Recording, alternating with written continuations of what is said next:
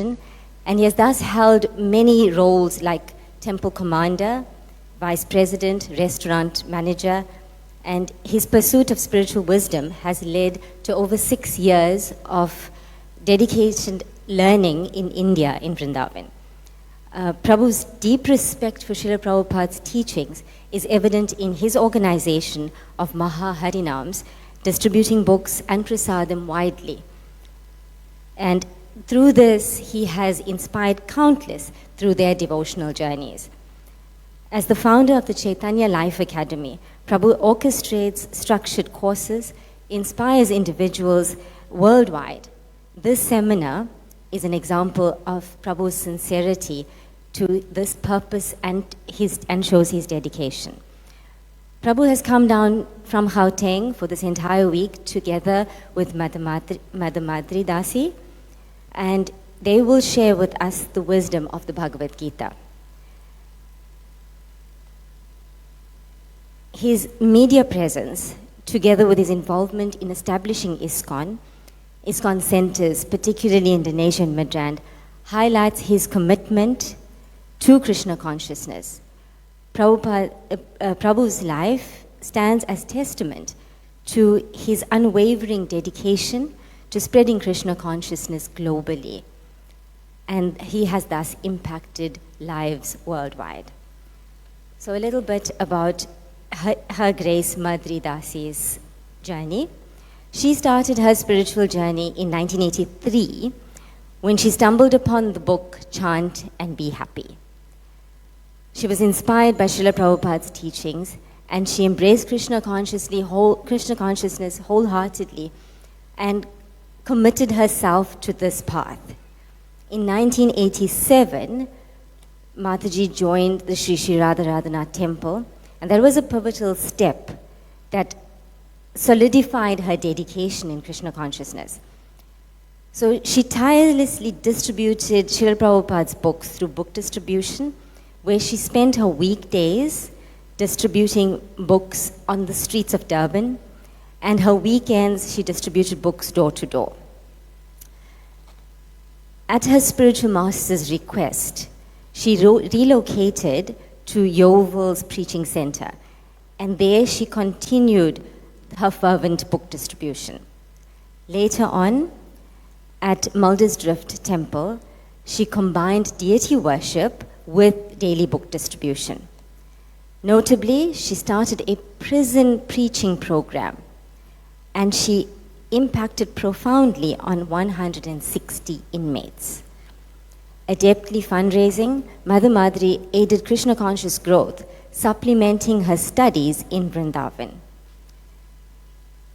With her husband, His Grace Nrsimhananda, she founded ISKCON Lenasia and Midrand, and she's in managerial roles in Hillbrow and Midrand, and these showcased her Mataji's skills. On TV and radio, Mother Madri has amplified Krishna conscious teachings. She has shared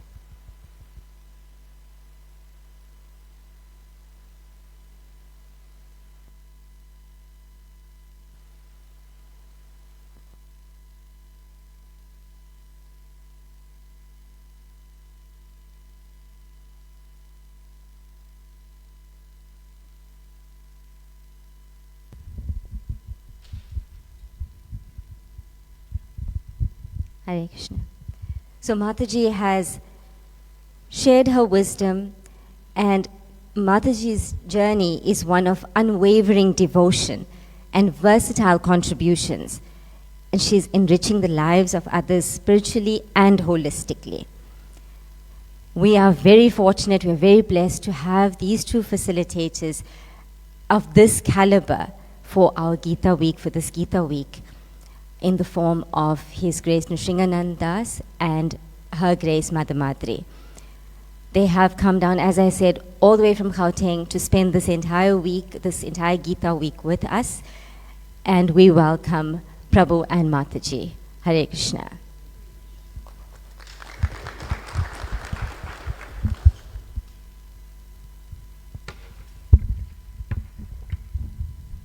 Just a show of hands. How many of you are here for the first time? That means it's your first exposure to Bhagavad Gita and you're very new to the philosophy of Bhagavad Gita. Show your hands. All right, so we have a few. Good. Thank you for coming. Generally, with these sessions, we create a higher spiritual and auspicious atmosphere.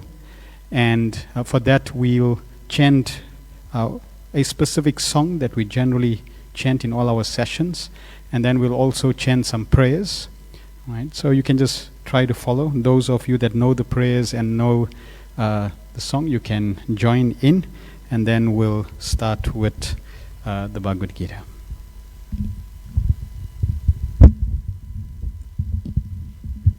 Hare Krishna. Thank you. Thank you. And anyone good at playing mridanga? Okay, so you can offer your services.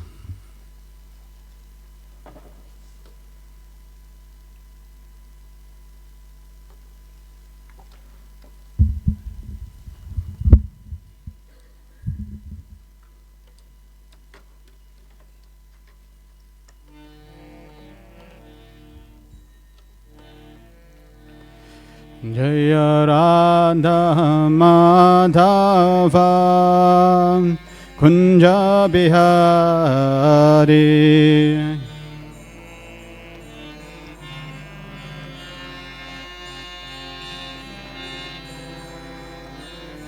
Jaya Radha Madhava Kunja Bihari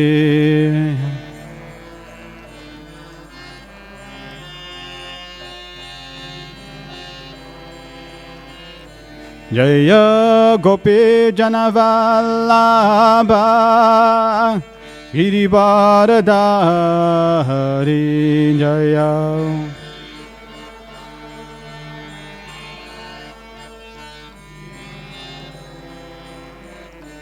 Jaya Gopi Janavallabha Girivaradhari Jaya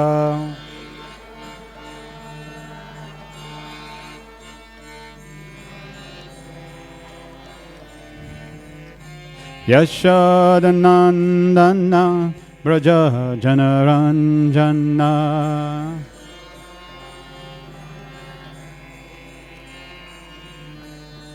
Yashodanandana Braja Janaranjana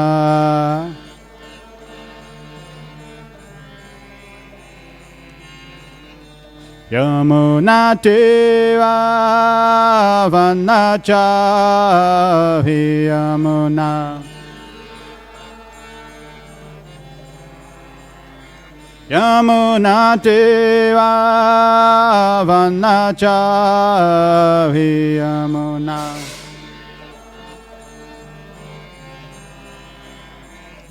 Jaya Radha Madhava Kunja Bihari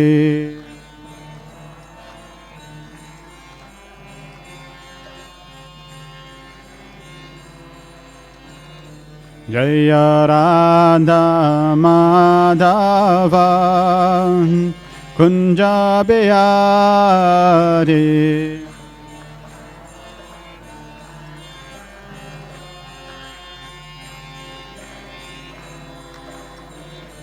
Hare Krishna, Hare Krishna, Krishna Krishna, Hare Hare, Hare Rama, Hare Rama, Rama Rama, Hare Hare.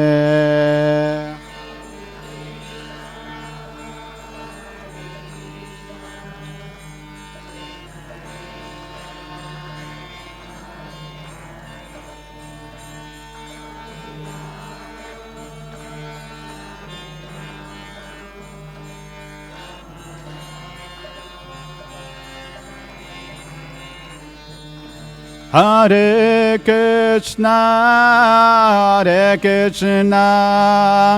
Krishna Krishna, Hare Hare, Hare Rama, Rama Rama, Hare Hare.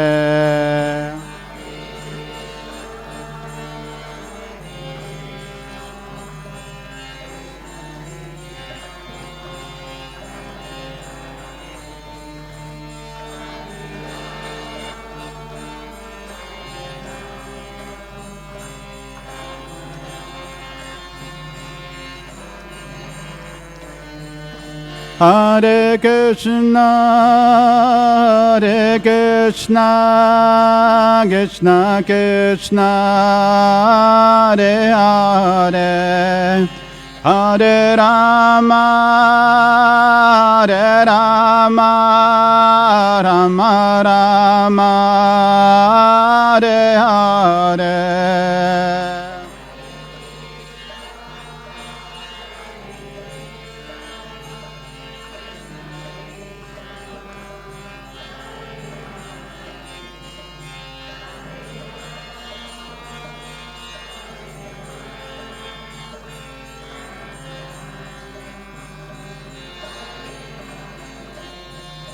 Jaya Radha Radha Nata Radha Radha Nata Radha.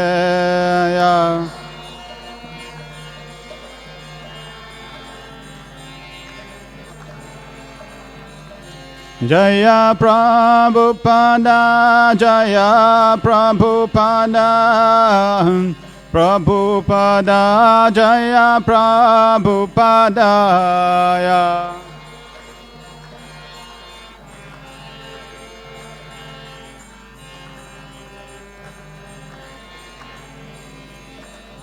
Nitai Gaura Hare Ba,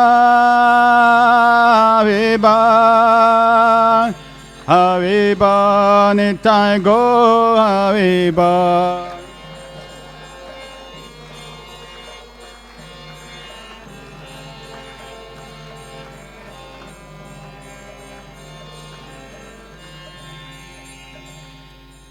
Jai Shri Shri Radhanath Ki Jai, Shri Bhagavad Gita Ki Jai, Srila Prabhupada Ki Jai, Nitai Gaur Premanande.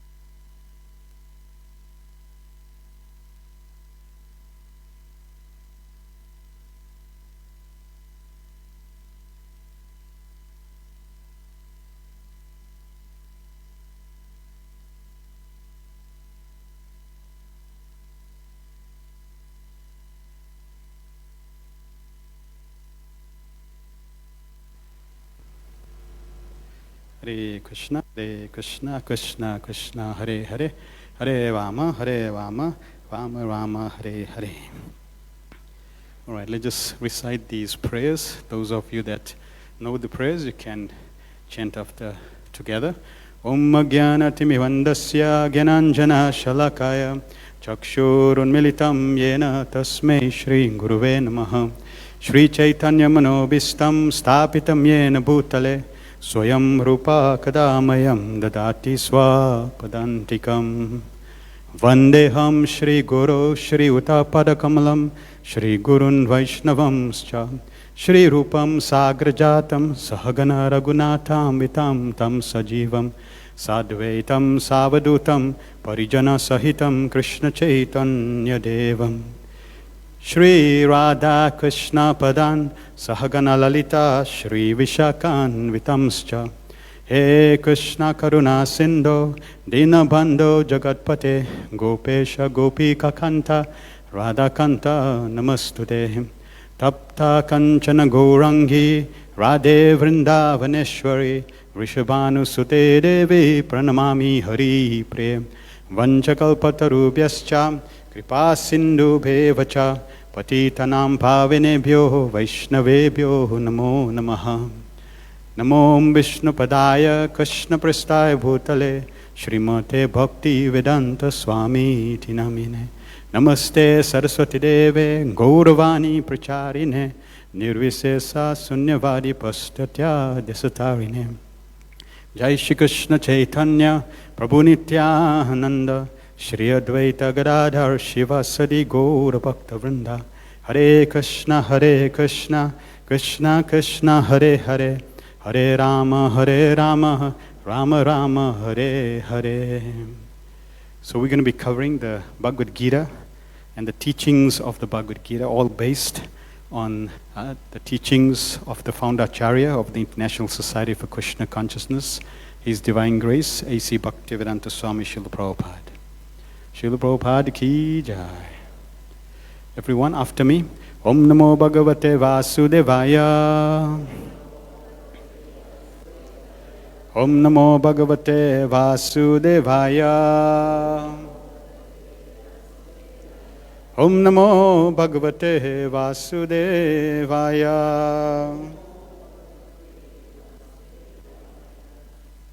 So today we're going to be covering the introduction and preface of Bhagavad Gita as it is. And we'll also share a little about why Srila Prabhupada titled, he could have just said Bhagavad Gita, but he insisted as it is. And we'll share a little on the fourth lesson also when we cover why this is important. So the first point we would like to emphasize is why study or read Bhagavad Gita. The more we are convinced of the why, the more dedicated we will be to the process in any aspect of our life. Why should I be working? Why should I be practicing spiritual life? The more reasons you have for the why, you will never give up the practice. You'll never give up the process. You'll never give up the goal. Most people's whys is like, why you want to, practice spiritual life? Just is not an answer. It's not good enough. Because as soon as an obstacle appears, it'll take you away. But if you are convinced why, and I have a whole list of, whys, then 1,000,000 obstacles can come in your way. And you will not be deterred. No obstacle will be strong enough or big enough to obstruct your path in achieving the goal. We see Srila Prabhupada as a perfect example.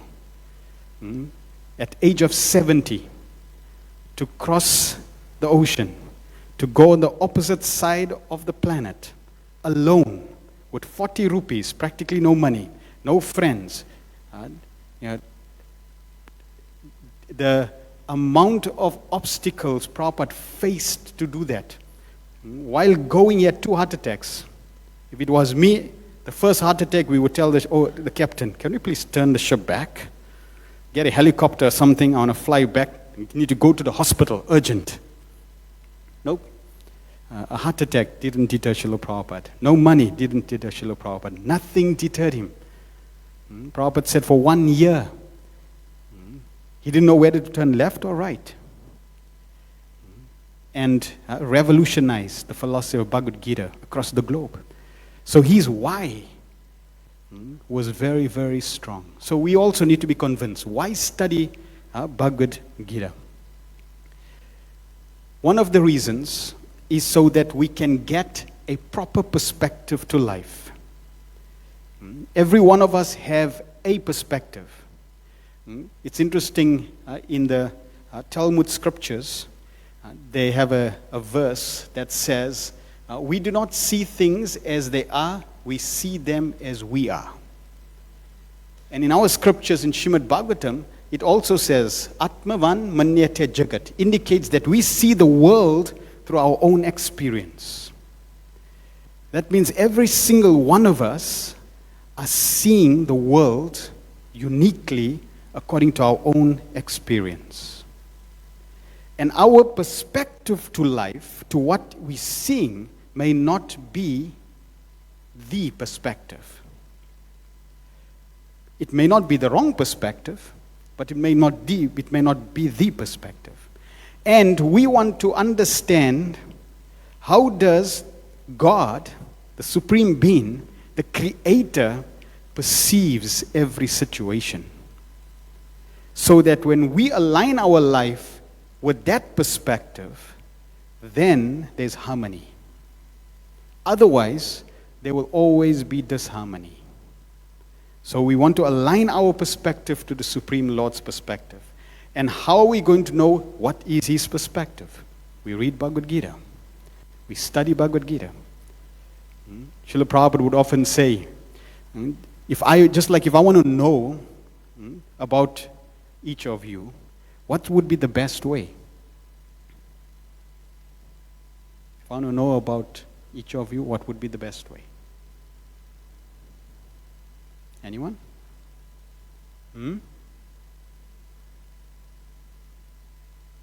Ask the person.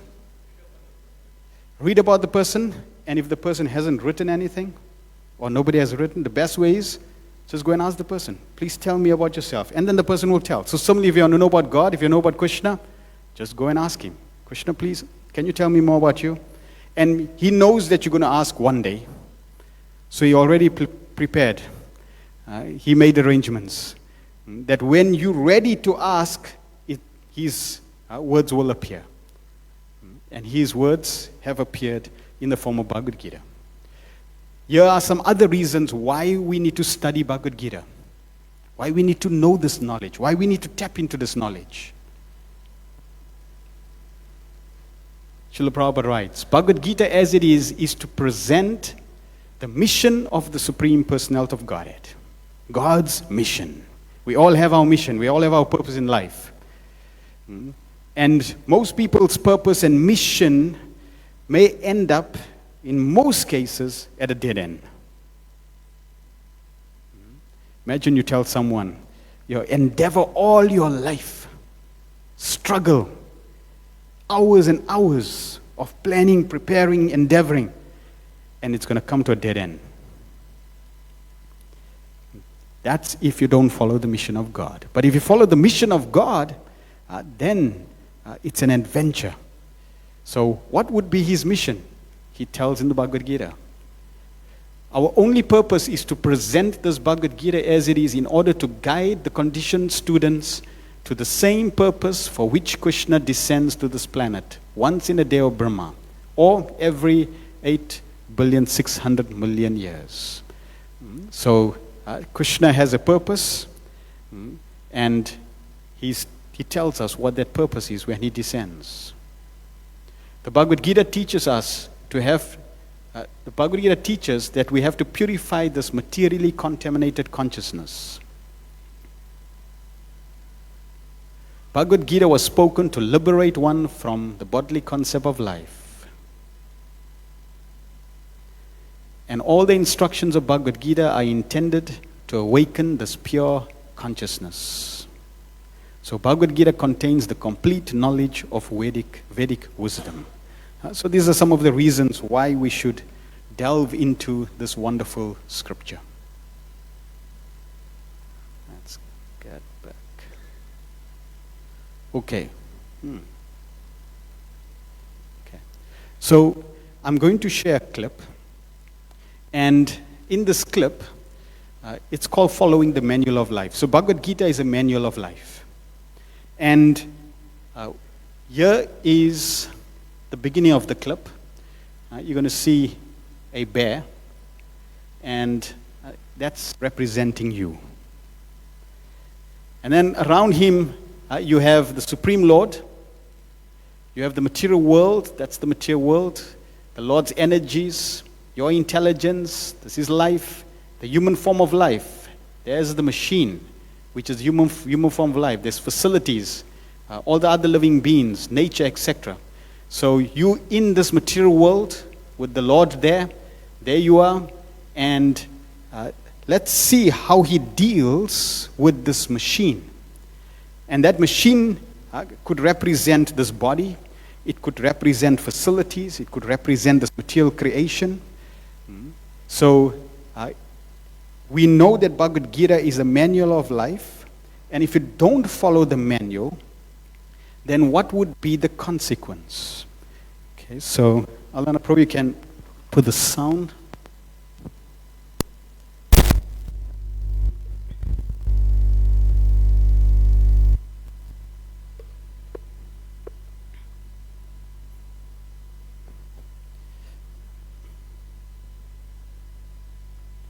So he's going to come from the side, and okay. We have the conch shell for his entrance. Let us first get a glimpse of the Supreme Lord. The Lord is reminding us, when the conch shell blows, it's victory, right? And if you don't heed the conch shell, we don't want to follow the example of our bear. So let's first greet the Lord. Curtains are going to open.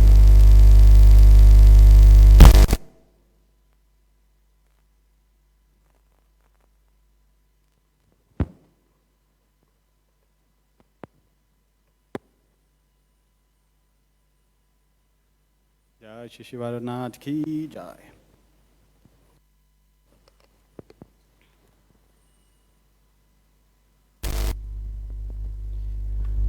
All right, so let's play the clip.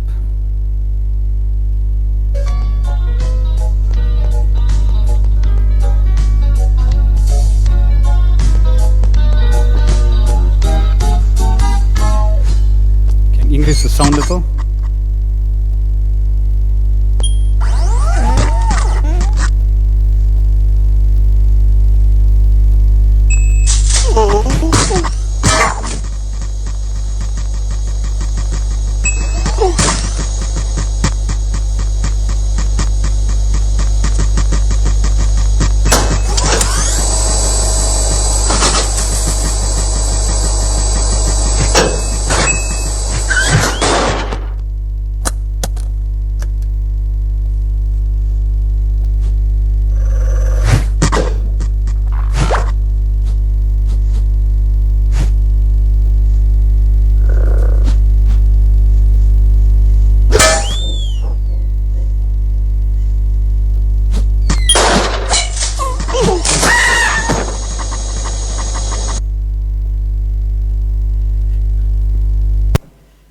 So, what did he not do? Was it painful? Definitely. And what did he want to do? He wanted to do? Right, he wanted to use the treadmill, right? But what did he not do? Follow the manual. Yeah, he didn't read the manual in the first place. He was playing around and testing. Right? So we also don't want to test life. We don't want to just press buttons in life. We don't want to play around with life because it can become dangerous and very painful. And you notice he didn't read the manual, so whose fault was it? His fault. And then when he starts playing with the manual and the machine doesn't behave the way he wants it to behave, what happens? He gets frustrated. He gets angry. See? And that's generally what happens. When things don't go our way, we become upset. We become angry. And who we blame? Everyone, including God, besides me. There's no fault. I didn't do anything wrong. See? But no. First step is read the manual. Now, let's look at the manual. And in Bhagavad Gita, we're going to cover the Vedic scriptures of the manual, And the essence of the manual is Bhagavad Gita. Now, Bhagavad Gita is interesting that it has two conversations.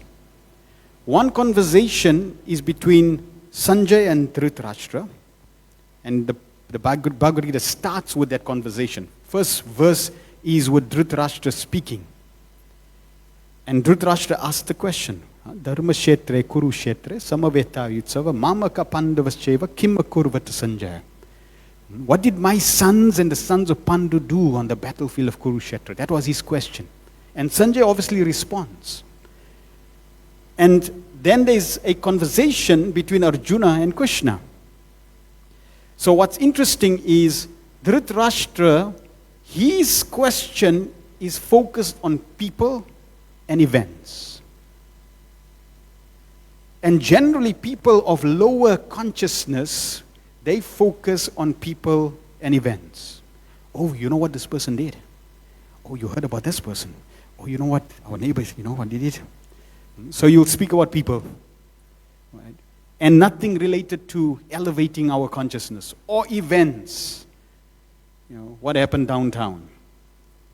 But our goal is to elevate our consciousness so that our subject also gets elevated.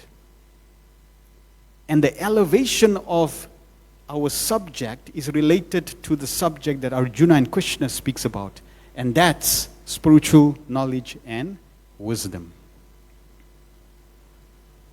Srila Prabhupada in a lecture in Johannesburg said, there are instructions in the Bhagavad Gita. These are the instructions in the Bhagavad Gita.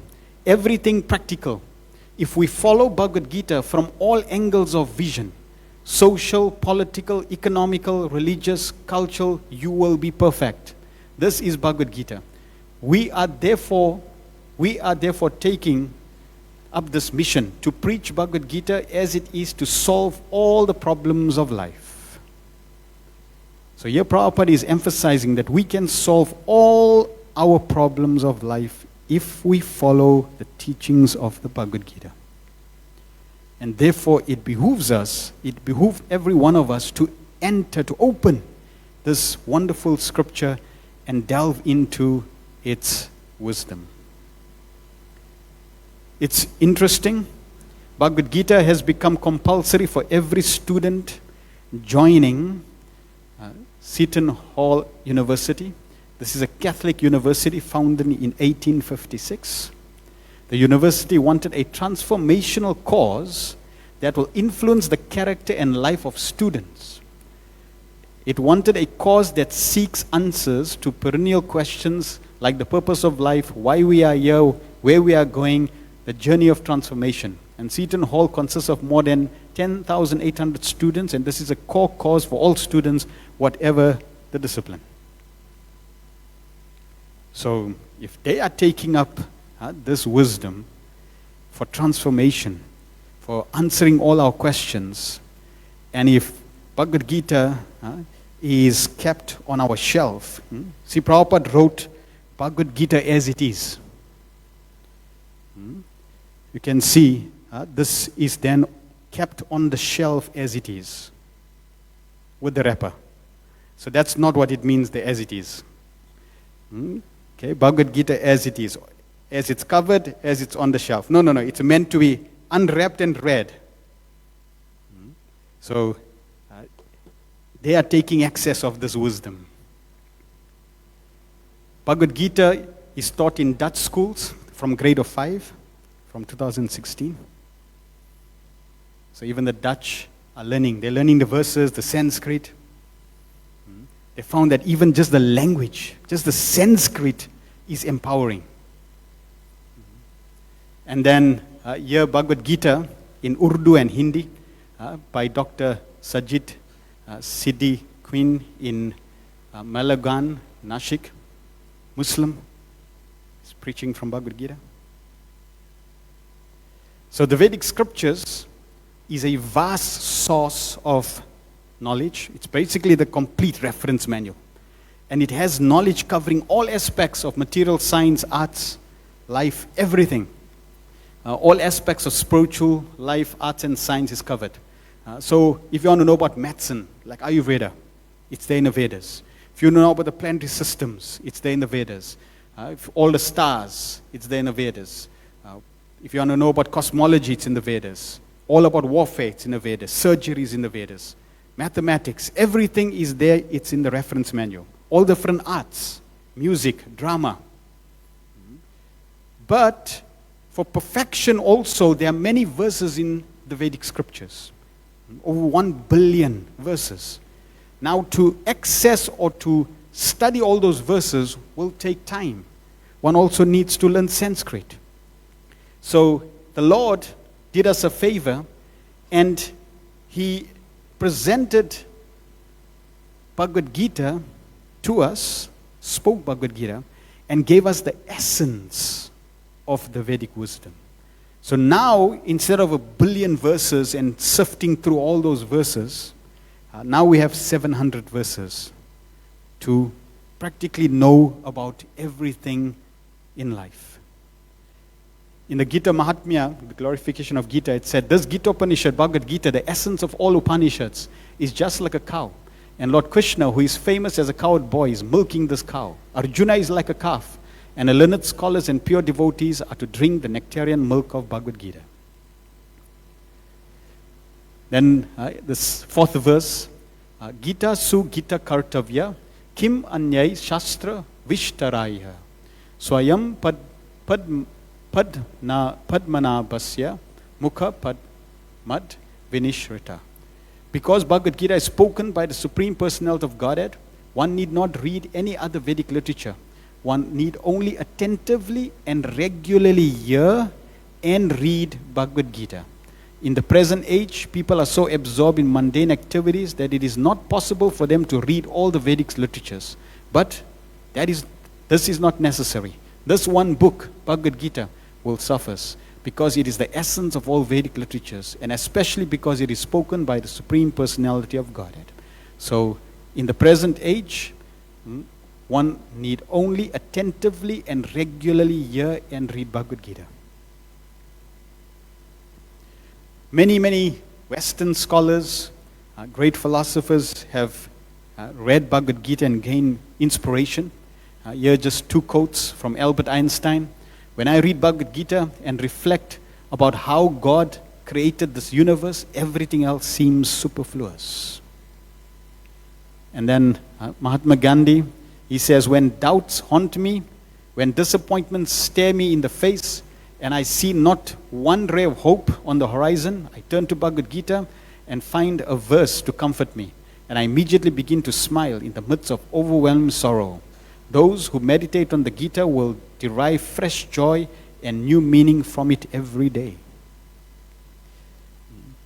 Srila Prabhupada says, if you study, not read, if you study every single chapter, if you study the whole Bhagavad Gita, all 18 chapters, every single day,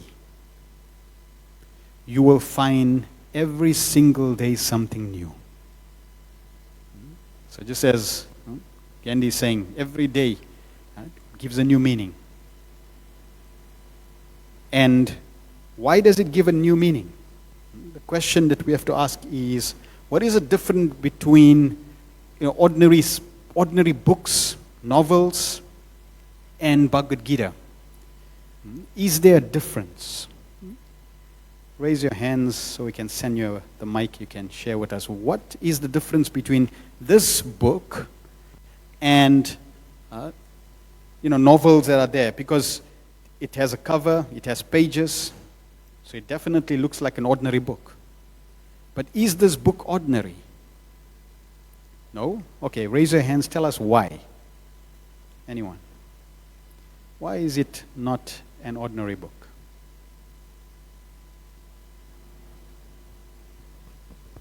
Because the Bhagavad Gita was spoken by the Supreme Personality of Godhead.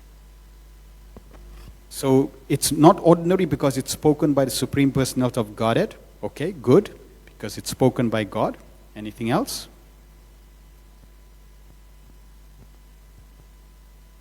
Bhagavad Gita tells us a purpose of our life. So possibly many motivational books also tell you the purpose of life. Like if you go to many of the motivational speakers, they also have a spiritual connection. So they accept, God. So they may also tell you, go to God. This is for God realization. Okay. I'm looking for a very unique difference. The Bhagavad Gita explains Krishna to Arjuna about what happens after death and how to deal with it and how to easily let go and know where you're going. All right, so about death is described in Bhagavad Gita. All right, one more.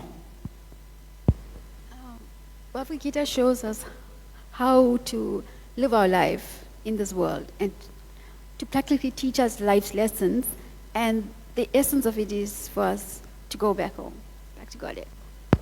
All right, so it's teaching us the essence of life. This book, believe it or not, is fully conscious. It's alive. It looks like a book. It has pages like a book, but it knows you better than you know yourself. It is living. It is fully conscious. It is non-different from the Supreme Lord Himself. And the more you study it, the more you associate with it, the more you will realize that it is fully conscious, like non-different from the Supreme Personality of Godhead. As conscious as God is, that's how conscious this book is. It's a deity. It's not different from God. Okay, so you can speak to Bhagavad Gita, and Bhagavad Gita will hear you very well. So scribe, if you have a issue, just turn to any page and read, and you'll find your answer. So yes, contemplate on that. It's fully conscious. So that's the biggest difference. Many books have wisdom, but they may not be conscious.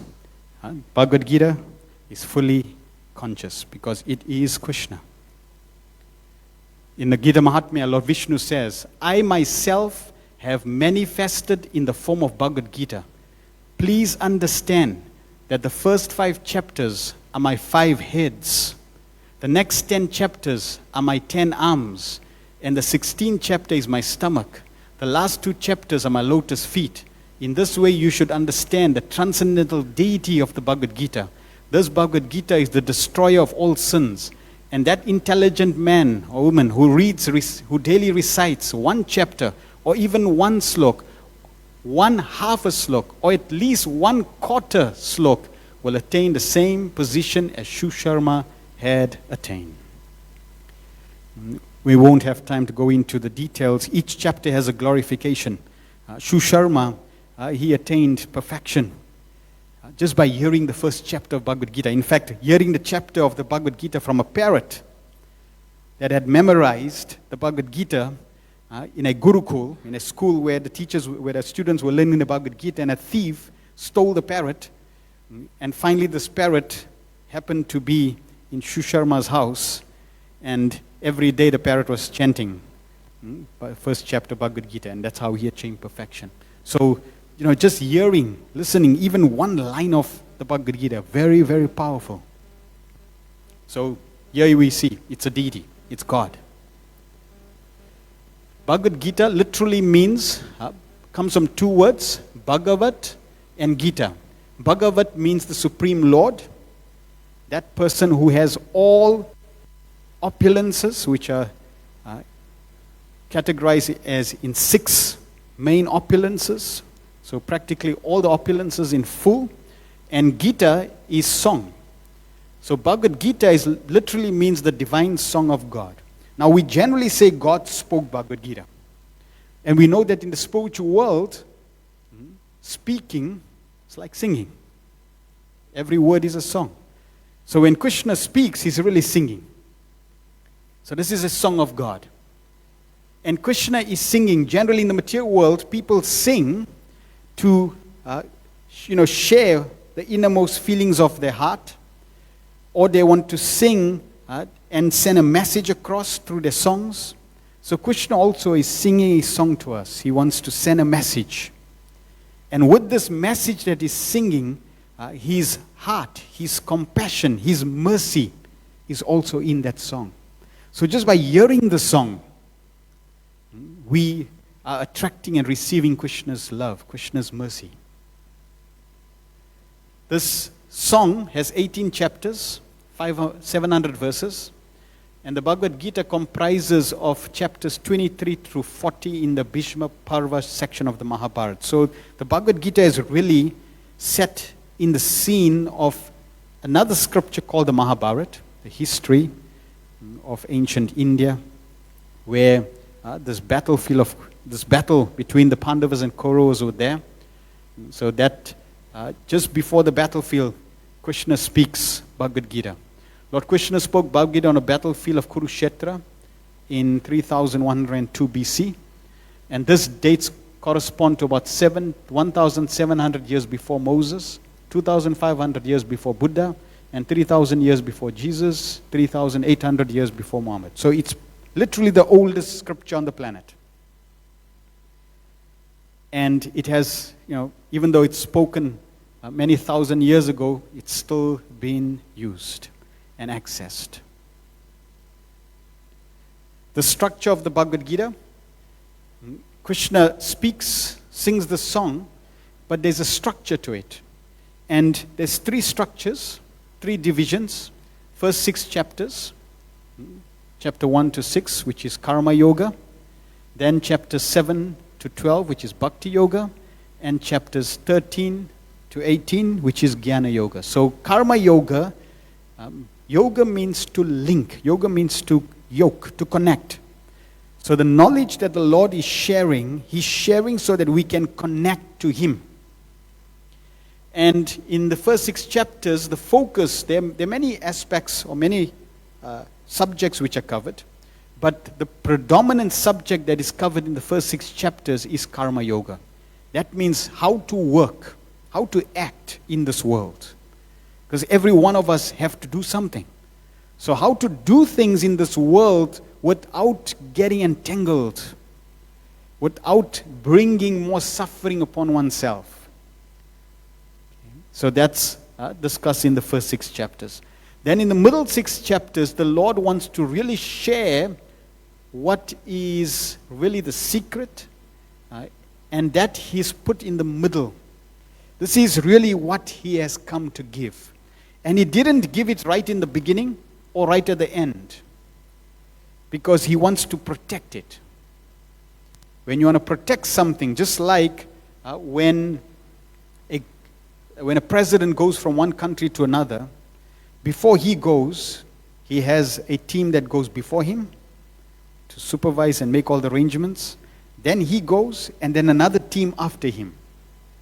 So similarly, when Krishna is giving the essence and the secret, which is devotion, how to connect with Him with love and devotion, He puts that in the middle. So it's because it's a secret. It also gives life to how to work and knowledge. Jnana Yoga means knowledge. So we want to work with devotion, and we also want to cultivate knowledge with devotion. It's also very important and most confidential. So devotion to God, love of God, is the secret, is the most confidential, and is the most important. We find every tradition shares this as the essence.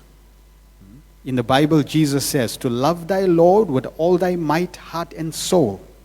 That is the goal of life. Muhammad says, O Allah, give me love for you and love for those that love you. Lord Chaitanya Mahaprabhu says, Prema Pumarta Mahan, the greatest goal of life is to love God. So devotion to God, love of God, is the most important secret and confidential aspect of life. If we can master and perfect the art of loving God, that is the perfection of human form of life. So what I'm going to do now is I'm going to go through the preface of Bhagavad Gita. Srila Prabhupada actually wrote wrote a preface to Bhagavad Gita. It's 30 pages long. We're not going to go into the details, but there's a structure. And it's interesting that Srila Prabhupada wrote a preface with the understanding that somebody may open the Bhagavad Gita and he may not complete it.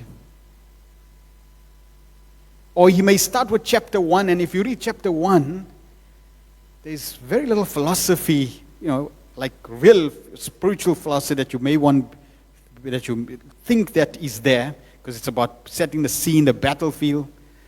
If you tap into it, yes, there's amazing wisdom even in the first chapter. We won't have time to go into each of the verses, because we only have, it's like one and a half hours. So basically we have like 20 minutes to cover each chapter. So we're going to have a thematic approach. We're going to cover a topic from each chapter. We generally cover the verse by verse over 2 years. 2 hours every week. So that way, systematically, we go into each of the verses. But for this seminar, we're going to go into specific topics from each chapter. But Srila Prabhupada gives us the essence and the most important instructions in his preface, which means that if we read the preface and understand the points mentioned in the preface, you have understood the essence of the Bhagavad Gita. Now, it doesn't mean you only read the first 30 pages and then you can pack it away again. No. That is just there for Prabhupada to give us the whole picture, so that at least if something happens, unfortunate event happens, and we cannot continue, at least we know exactly what we need to do. So we're going to cover that. So the first section Prabhupada talks about is the spirit of approaching the Bhagavad Gita. And we mentioned it's important, you have to have the proper spirit, because it is fully conscious. It is Krishna, it is God. And Prabhupada writes, the spirit of Bhagavad Gita is mentioned in the Bhagavad Gita itself. It is just like this. If we want to take a particular medicine, then we have to follow the directions written on the label. We cannot take the medicine according to our own whim or direction of a friend. It must be taken according to the direction of the label or the directions given by the physician. Similarly, Bhagavad Gita should be taken or accepted as it is directed by the speaker himself. So Krishna is the speaker. We need to take the instructions directly from the speaker. Just like a physician giving you the medication. Take it as it is. And the beauty is that Bhagavad Gita is not written in coded form. It's not like you have to now take each Sanskrit verse and turn the words in a certain way, switch them, so that because there's a specific code in the way it's written, right? And then you have to decode it, and then use another encryption to then get what it means. No, it's written, it's spoken by the Lord in very simple, straightforward language, to the point. Krishna doesn't beat around the bush, right? He gives it as it is. Like you'll find many scriptures, like even if there are many, Upanishads are like that, specific Upanishads, right? Even if you look at certain statements in the Bible, it's like you have to put things together to get a certain picture. But the Bhagavad Gita is very straightforward, because Krishna wants to deliver the message straightforward as it is. Even with that, people will still, because they have a motive, they'll want to change it. So the first important spirit that we need to imbibe is, if Krishna says that you are not this body, then that is very straightforward. You're not this body. There's no interpretation. You don't need an interpretation. We may not appreciate, we may not accept it, or we may not understand it, That's a different point. Okay, so this spirit is very, very important. Prabhupada continues, therefore, Bhagavad Gita should be taken up in the spirit of devotion. One should not think that he is equal to Krishna, nor should he think that Krishna is an ordinary personality or even a very great personality. Lord Shri Krishna is the supreme personality of Godhead. So, according to the statements of Bhagavad Gita or statements of Arjuna, the person who is trying to understand the Bhagavad Gita, we should at least theoretically accept Shri Krishna as the supreme personality of Godhead. And with that submissive spirit, we can understand Bhagavad Gita. Unless one reads the Bhagavad Gita in a submissive spirit, it is very difficult to understand Bhagavad Gita because it is a great mystery. So, Krishna is the supreme personality of Godhead. And in every tradition you'll see, in Christianity, they talk about Christ. In Islam, they talk about Allah. So we talk about Krishna. There is only one supreme personality of Godhead. And here Prabhupada is making the point that at least theoretically accept, okay, so this person who's speaking the Bhagavad Gita, that is God. We may not realize that Krishna is God, and we may not be completely convinced and accept that he's God. Okay, but to access this wisdom, at least theoretically. So with the theory that, okay, when I'm reading the statements, at least theoretically I should understand who's speaking, that is God, the Creator, the Supreme Lord, source of everything. That is the person who's speaking. And then with that spirit, read and accept the instructions. If we don't do that, Prabhupada says, you can be a Sanskrit scholar, you can be an English scholar, and you can be a philosopher, and you can read this book every single day, and you will not know what is going on. It'll just go above your head. Because it cannot be understood just with the intellect. It requires the spirit of devotion. That, okay, God is speaking. If God is speaking, then and God is the most important person. If the most important person is speaking, then there must be a very important reason for that. So with that submission, with that submissive spirit, let me understand, what does the Supreme Lord want me to know? And then it will reveal that wisdom to you, and you'll be able to understand. And we also said, because it's conscious, just like if somebody comes to me, and let's say I know this person, and this person has a hidden agenda. So the person asks me, can you tell me what's your computer password? And I know the person has a hidden agenda. What am I going to do? Am I going to share the computer password? Definitely not. But then, my wife comes and says, what's a computer password? Am I going to share the password? Yes, because I know there's no hidden agenda. So, if someone comes with a hidden agenda, is Krishna going to reveal himself through the Bhagavad Gita? No. And there was one of my friends, he bought the Bhagavad Gita, and he decided to read it. So he read the Bhagavad Gita, cover to cover. He's a teacher. Read the Bhagavad Gita, and then came to me, he says, I don't understand a thing. So I said, no problem. Put the Bhagavad Gita on the shelf and just chant the holy names of God for 6 months. So then he chanted for 6 months, and then he picked up the Bhagavad Gita, and then he started reading, and now he could understand. So it does require a certain spirit. And here Prabhupada is saying, okay, you don't need to chant for 6 months. All you need to do is at least theoretically accept that Shri Krishna is the Supreme Personality of Godhead. Just in theory. You're not going to lose anything. It's not going to cost you anything. Just in theory. And then see what comes through.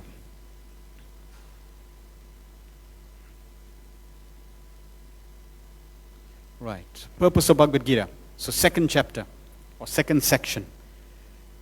Just what is Bhagavad Gita? Prabhupada is asking a question.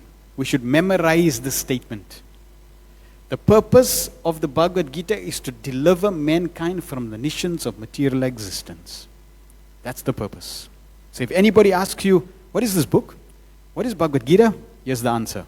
You simply tell them, the purpose of Bhagavad Gita is to deliver mankind from the nations of material existence. Basically, to deliver you from suffering. We all are suffering. So how to deliver ourselves from suffering? Very simple. Every man,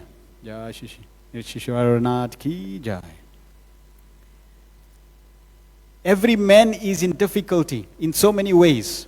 As Arjuna also was in difficulty in having to fight the battle of Kurukshetra.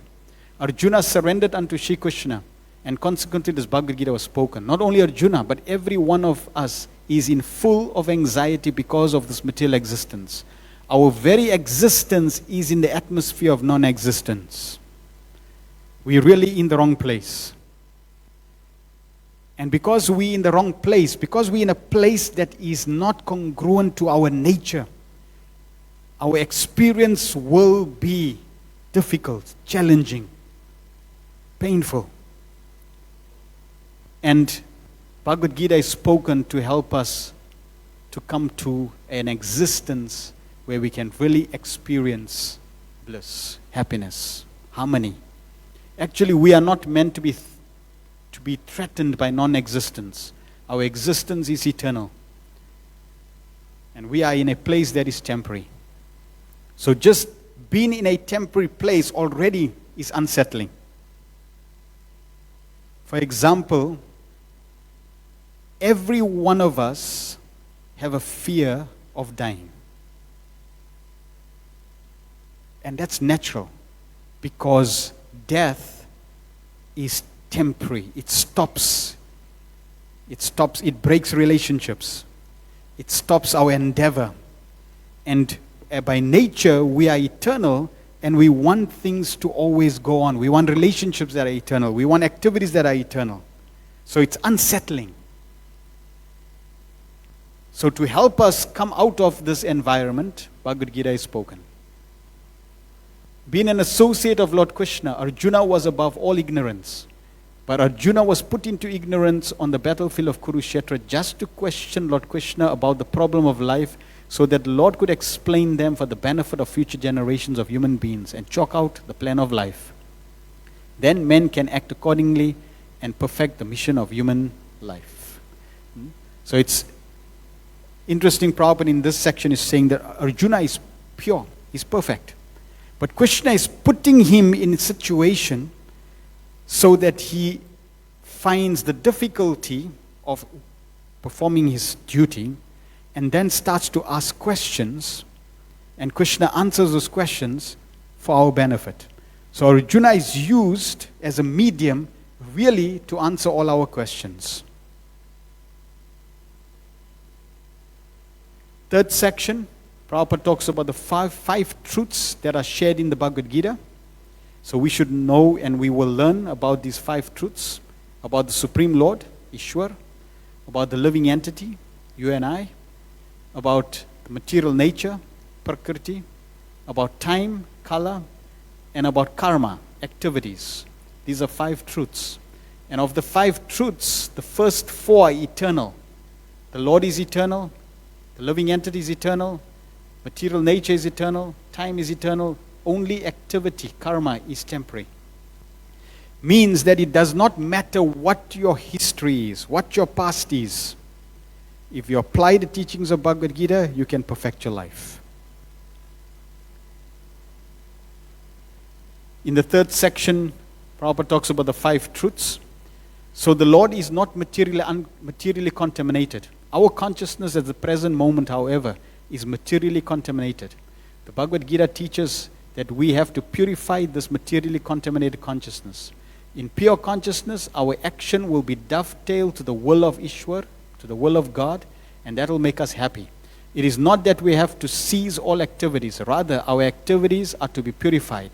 And purified activities are called bhakti. Activities in bhakti appear to be ordinary activities, but they are not contaminated. An ignorant person may see that a devotee is acting or working like an ordinary man. But such a person with a poor fund of knowledge does not know that activities of a devotee or the Lord are not contaminated by impure consciousness or matter. They are transcendental to the three modes of nature. We should know, however, that at this point our consciousness is contaminated. Then the fourth section, Prabhupada talks about the Vedic wisdom being infallible, and he uses the example of cow dung. All Vedic knowledge is infallible. The Hindus accept Vedic knowledge to be complete and infallible. For example, a cow dung is stool of an animal. And according to Smriti of Vedic injunction, if one touches the stool of an animal, he has to take bath to purify himself. But in the Vedic scriptures, cow dung is considered to be a purifying agent. One might consider this to be contradictory, but it is accepted because it is Vedic injunction. And indeed, by accepting this, one will not commit a mistake. Subsequently, it has been proven by modern scientists that cow dung contains all antiseptic properties. So Vedic knowledge is complete because it is above all doubts and mistakes. And Bhagavad Gita is the essence of all Vedic wisdom. So nobody goes around testing different stool to see which stool is pure. Let me try cow dung stool, horse stool, different stool. No. But in India, people use cow dung. Why? Because the Vedic scripture says cow dung is pure. So Prabhupada is using this point just to show that the Vedic knowledge is infallible. There's no mistakes. So when you're reading Bhagavad Gita, it's not like there will be any mistakes in the philosophy. No, the philosophy is infallible.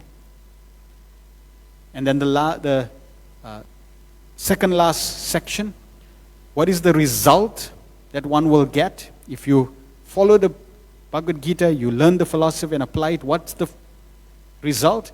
If we properly utilize the instruction of Bhagavad Gita, then our whole life will become purified, and ultimately we will be able to reach the destination which is beyond this material sky. That destination is called the Sanatan sky, the eternal sky, spiritual sky. The English word religion is a little different from Sanatan Dharma. Religion conveys the idea of faith, and faith may change. One may have faith in a particular process, and he may change his faith and adopt another. But Sanatan Dharma refers to that activity which cannot be changed. And then finally, in conclusion, Srila Prabhupada then talks about the process to achieve the result. And what is the process? He quotes this verse from the 8th chapter of Bhagavad Gita, 5th verse. Ante kale chamam eva smaran muktava kalevaram ya prayati samadbhavam yati nastya atra samshaya. And whoever at the end of his life quits his body, remembering me, Krishna, attains immediately to my nature, and there is no doubt of this. One who thinks of Krishna at the time of his death goes to Krishna. One must remember the form of Krishna. If he quits his body thinking of this form, he surely approaches the spiritual kingdom. So in the preface, Prabhupada basically gives us the spirit that's required, accepting that this knowledge is infallible. If we perfect this knowledge, we will go back to the kingdom of God. And the process of perfection is simply to remember God. And how to do that, all the doubts that may arise, all the questions that may arise, they all will be asked by Arjuna in the Bhagavad Gita and answered by Krishna. And we will not have time to go through all the verses. There are 700 verses, 574 spoken by Krishna, 84 spoken by Arjuna, 41 by Sanjaya, and 1 by Dhritarashtra. So we're not going to be able to go through all the verses. Today I just presented an introduction, and I covered the preface, just so that at least we can set the scene for the next 5 days. And what we're going to do for the next 5 days, tomorrow from 2 to 5, then Sunday 2 to 5, Monday 6:30 to 8:30, Tuesday and Wednesday. And what we're going to do is we're going to go through each chapter, and the format will be different. Right? So we're going to cover a theme from that specific chapter and share the theme and the knowledge related to theme. So for example, tomorrow we're going to cover understanding the battle within, real knowledge, and 3 forms of action, chapter 1, 2, and 3. And then we'll cover the wisdom through disciplic succession, the key to inner peace, and mastering your mind and senses, 4, 5, and 6. And that's what we'll do tomorrow, and then we'll cover the rest of the different topics over the next 5 days. For each session, there'll be prasadam before each session, so please try to come in time so you can take the prasadam, and also you can take prasadam on time and be on time for the sessions. There's homework for you to do, and the homework is not too difficult. Right, where's our sound engineer? So I'm going to play a clip which resembles your homework.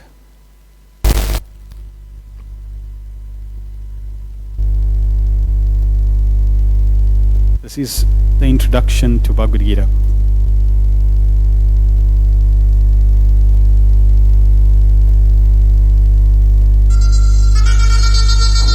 Volume.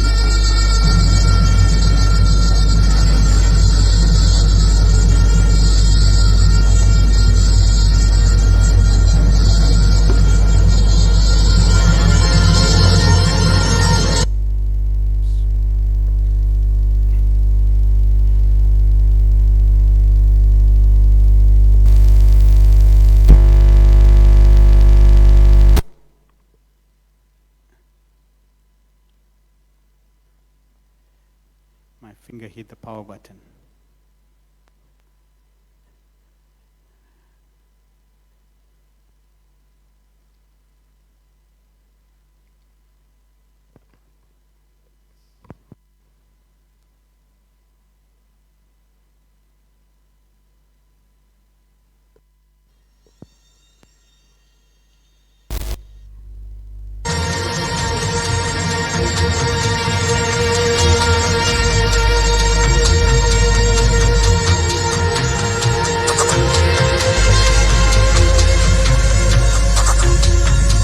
You are about to hear the most important conversation that has ever taken place.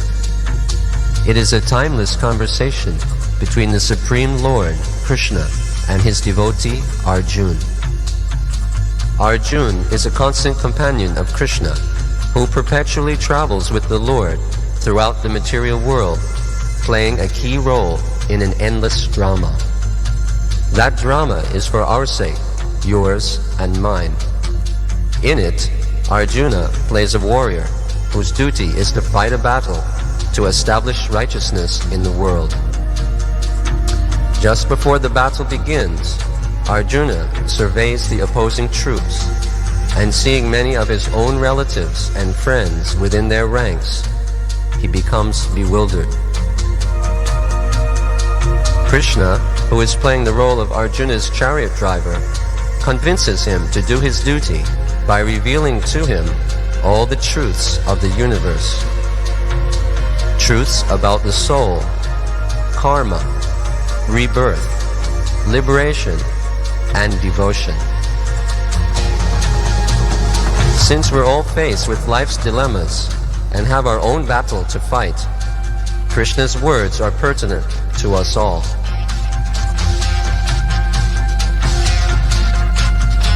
This drama is performed again and again, not only on this earth, but on other planets and other universes as well. In each performance, there are slight variations in the dialogue, but the theme remains unchanged. Great self-realized souls can hear these conversations by their mystic power, and some have written them down for our benefit.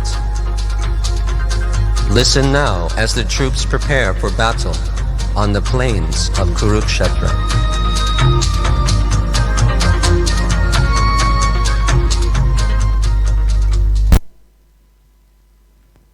So, if you have access to the internet, you can go to that URL, o-trim.co-pg narrations. We can also send that on the email. As Balaram Prabhu, you can send that on email tomorrow. You can just send it to everyone. And when you go to that link, you'll see there are 18 chapters narrated very wonderfully. The narration, like the small excerpt we heard.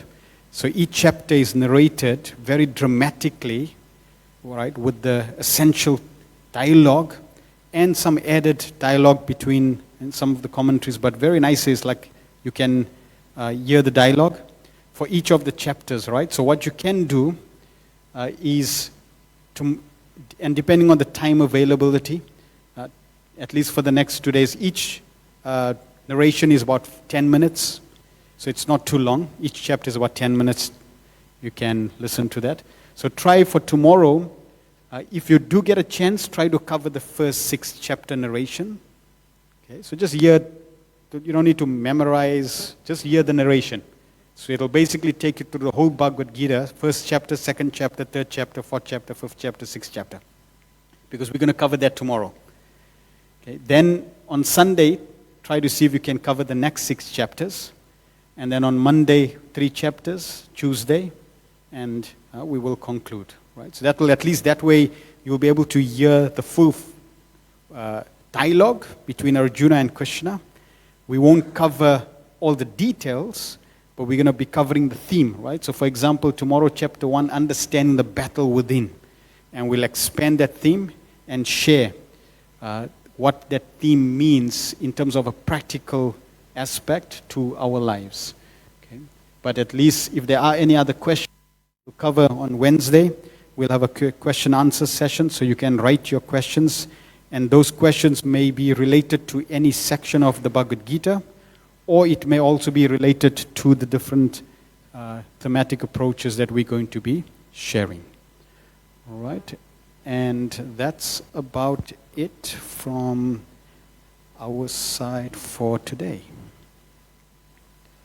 All right, are there any questions anyone has on today's topic that we covered? Or related to Bhagavad Gita?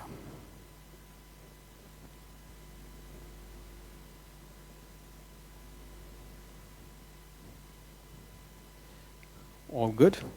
All right, so please, okay, just those of you that are here for the first time, this is your first exposure to this amazing, fully conscious book, just raise your hands.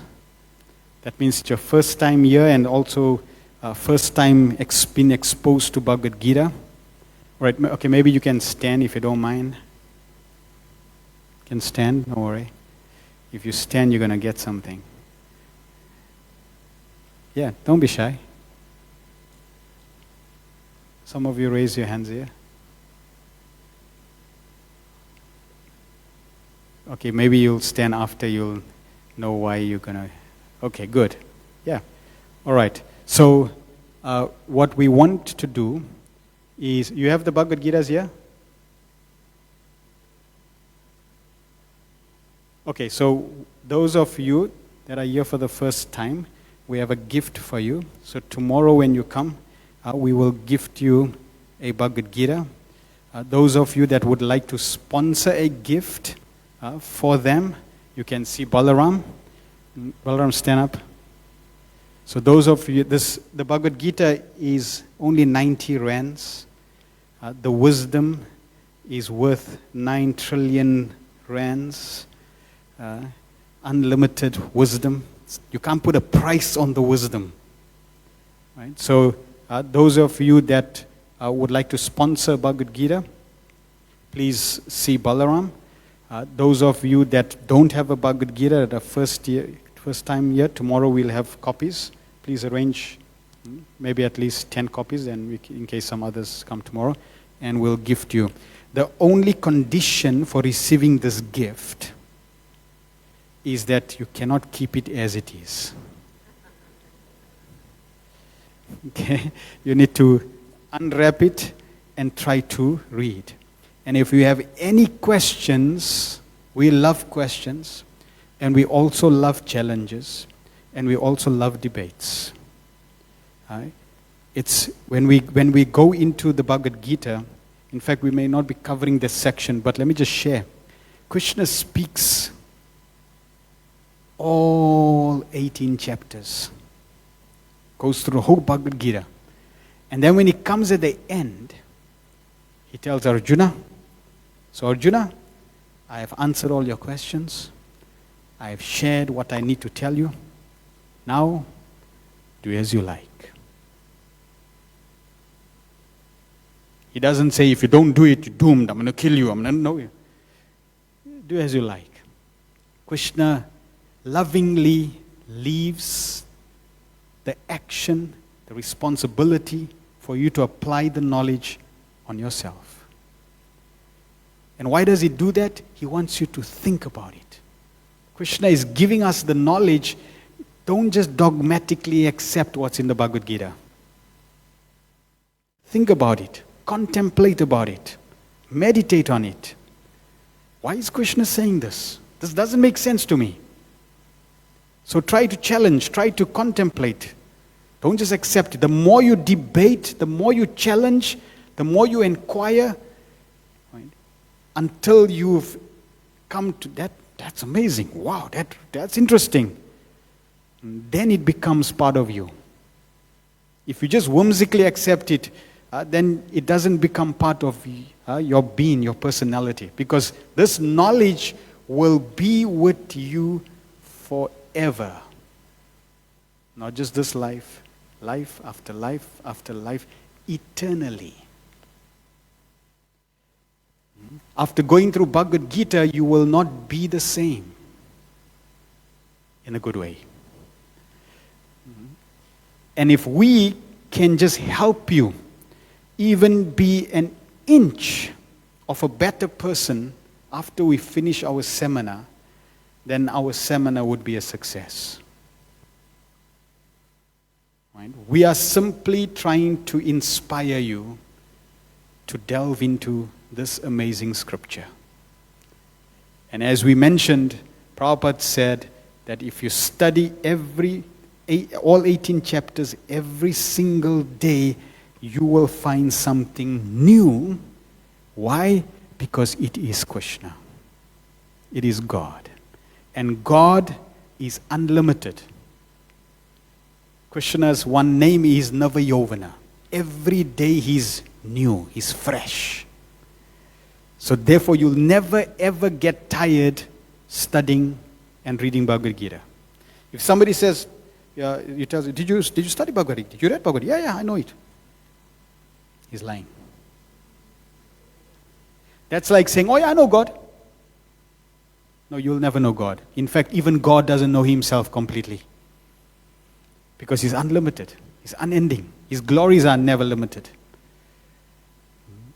So, if God himself is unlimited, we can never know Bhagavad Gita completely.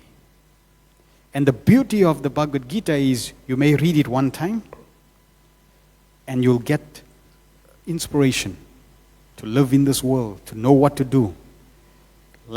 Not like our friend, the bear, the polar bear. Right? You'll get a proper perspective to life, a better perspective to life. And then you read it again, and it will reinforce your previous perspective and give you more perspectives, give you more inspiration. And in this way, it keeps evolving and growing, becoming better and better and better. And one day, Bhagavad Gita will manifest to you alive. It may even speak to you alive. Like have a conversation, Hare Krishna, and you'll have a conversation with Bhagavad Gita. Because it's God. It's non-different. So it's very esoterical, but at the same time, Krishna has appeared in the form of a book. Isn't that amazing? God appearing as a book. Why? Because the book can go from one place to another.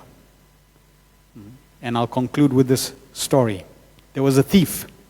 And this thief decided, I need to, it's occupation time. Time starts, night, sun is down, okay, time to do some work. So he decides which building he's going to, climb up to and steal. So he finds one building, and he finds a window that's half open, perfect opportunity. The owners leave their place, and he climbs up the building, gets through the window into the apartment. And it's dark, so he starts to, find his way. But it so happened that the owner must have forgotten something. So the owner came very quickly back and started opening his door. And this thief was thinking, damn. So now he's wondering, I climbed all this way up, so much effort, I can't leave empty-handed. I have to grab something. So in a haste, trying to escape and trying to see what he can grab on, he just tried to, check what's on the table, and his hand landed on something, put it in his bag, got through the window, came down, and was saved. That was close. Came home and said, okay, let's see what I stole. So he opened his bag and picked up what he stole, and guess what it was? A Bhagavad Gita. And I was thinking, gee, man, all the way, so much effort. If I don't read this, it'll be a waste. So he opened the Bhagavad Gita and he read it. And he became a devotee. Prabhupada had, when Prabhupada went to America, there were over 500 translations of Bhagavad Gita. And one old lady came to Srila Prabhupada and said, Swamiji, which version should I read? And Prabhupada started to cry. Because there was no version that was authentic that he could say, you read this Bhagavad Gita. And therefore Prabhupada felt the need to help humanity by giving Bhagavad Gita as it is. And why as it is? Because Prabhupada writes in the preface, in the introduction, that Krishna is coming to give us himself in the form of Bhagavad Gita. And there are those who are presenting Bhagavad Gita minus Krishna. God wants to give himself to us, and there are people who are trying to take him out. And then they present Bhagavad Gita. The object of this book is Krishna. And yet they taking that object out and then presenting. See? So Prabhupada felt the need. No, I have to give Bhagavad Gita as it is. This is how God wants us to accept this knowledge. Not any other way. And after Prabhupada presented his Bhagavad Gita, millions. In fact, I asked the devotee to share how many Bhagavad Gitas, and I think he sent 150 million Bhagavad Gitas have been distributed since 1965. Yeah. 150 million.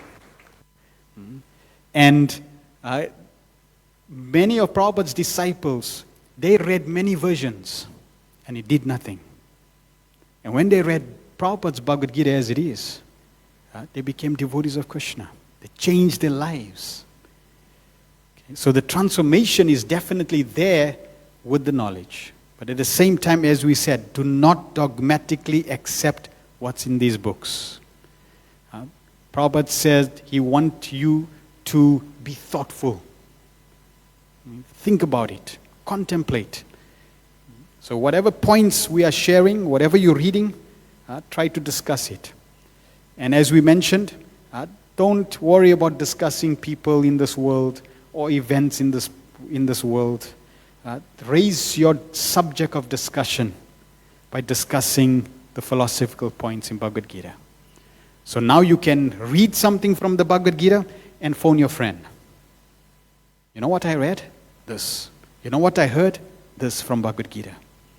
This is what we should be doing. And this will elevate the subject, it will elevate your consciousness, and will give us a greater destination, a more blissful destination. So thank you very much for your attendance. Tomorrow, you have a question? Sure. Or comment? Hare Krishna. We just mentioned that the purpose of the Bhagavad Gita is to deliver mankind from the nescience of material existence.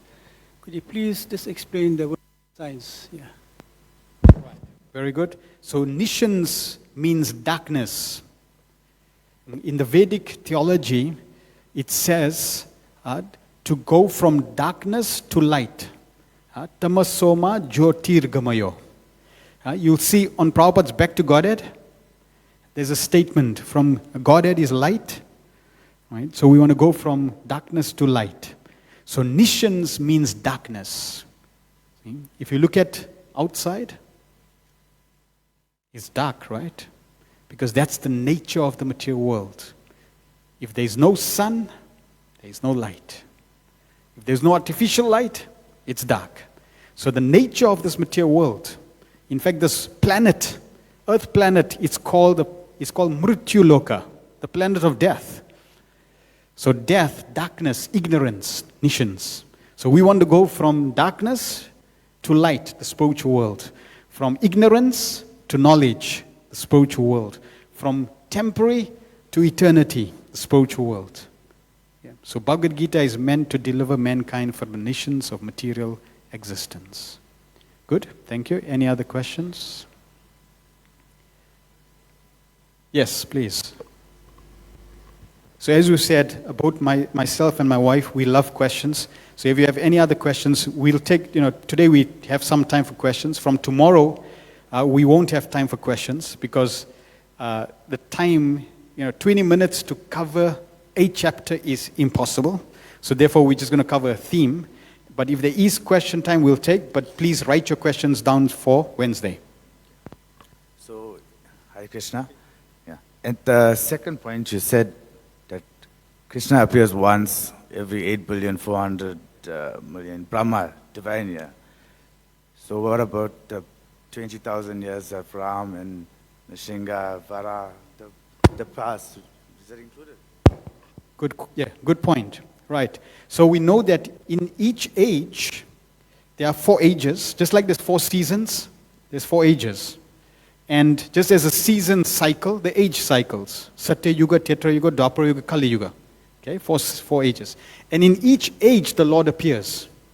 But it's interesting that, and now we're obviously going into higher theology. So those of you that are new, don't be too concerned.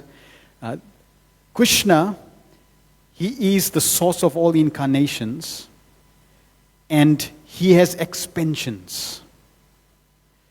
Krishna, it's described that he has 64 principal qualities, and all the other expansions have up to 60. There's 4 specific qualities that only Krishna has, unique to him, that makes him the supreme source of everything. He appears only once in the day of Brahma, which is the 8.6 billion years. All the other incarnations appear regularly. But the Supreme Lord, Krishna, the original personality, only appears once in the day of Brahma. Which, in fact, during Janmashtami, we will be speaking about this point also. There's Krishna and there's expansions that look like Krishna. Like in the where's the picture of Krishna expanding in the form of the cowherd boys? Is that here? Or even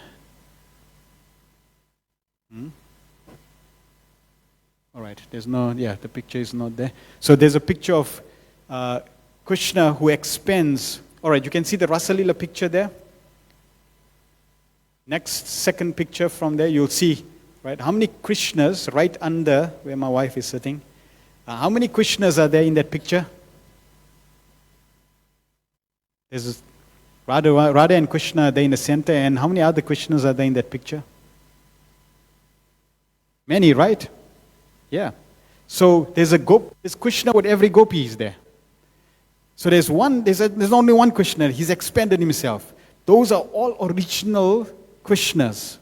But Krishna can also expand himself in the form of a Vishnu expansion that looks like Krishna. And that Krishna appears in other yugas and not in this specific yuga. So it's explained that the current period we're in, the Krishna that appeared 5,000 years ago, that Krishna is the supreme original personality that comes. He only comes once. In all the other, let's say the previous Kali Yuga cycle or Dwapara Yuga cycle and the future of the future cycles, it's only a Vishnu expansion of Krishna, not the original personality of Godhead. Yeah. And, we can obviously discuss the more esoteric reason of why that is the case, but that's why that statement is we currently in a very special time or period where Krishna comes once and he's coming from the spiritual world and he's sharing the knowledge from that realm, from the highest realm, the highest relationships and the highest realm. So we are having access to knowledge that's practically covering the material sphere, the spiritual sphere, and the highest level in the spiritual atmosphere, which is not shared in other ages. Yeah. So that's the reason. All right. Okay, good. Thank you very much. Please have a safe trip home, and we will see you tomorrow. There's an announcement. All right, sorry. We will see you tomorrow. Hare Krishna. Hare Krishna, dear devotees. Thank you, Nrsimhananda Prabhu, for such an inspiring start and inspiring introduction to the seminar. I'm sure we are all looking forward to the rest of the seminar. So the course overview of the Bhagavad Gita, all students of this course will receive a certificate. And significant attendance at this wonderful seminar will contribute towards you getting that certificate as well. So please remember, when you come in every day for this seminar, please sign in quickly at the book table at the front. It won't take you long. You just sign in, and it will contribute towards your certificate. Then, as Prabhu mentioned about the Bhagavad Gitas, if you do not have a copy, please leave your name and your details with Balaram Prabhu at the table in the front. And another reminder, last reminder, prasadam. Every day when you come for the seminar, please remember to take prasadam before you come in. So come early before the seminar. Thank you. Safe journey home, and we look forward to seeing you again tomorrow. Hare Krishna.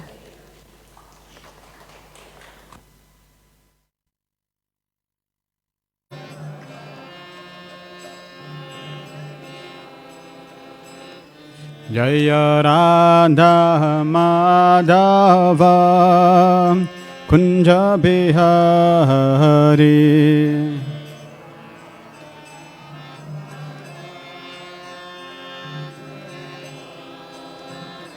Jaya Gopi Janna Vallabha Girivardhari Jaya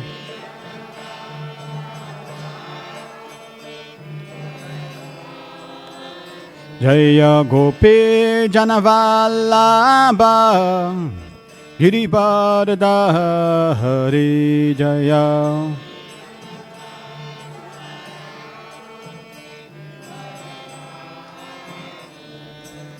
Yashodanandana Braja Janaranjana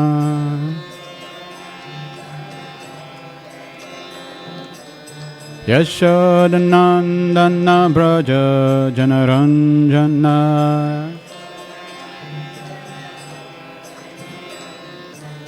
Yamuna Teva Vanachavi Yamuna Yamuna Deva Vanachahi Yamuna Jaya Radha Madhava Kunja Bihari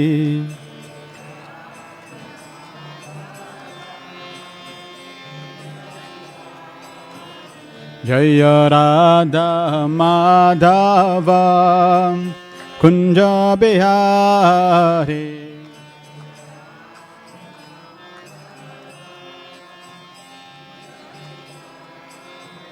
Hare Krishna, Hare Krishna, Krishna Krishna, Hare Hare, Hare Rama, Hare Rama, Rama Rama, Hare Hare.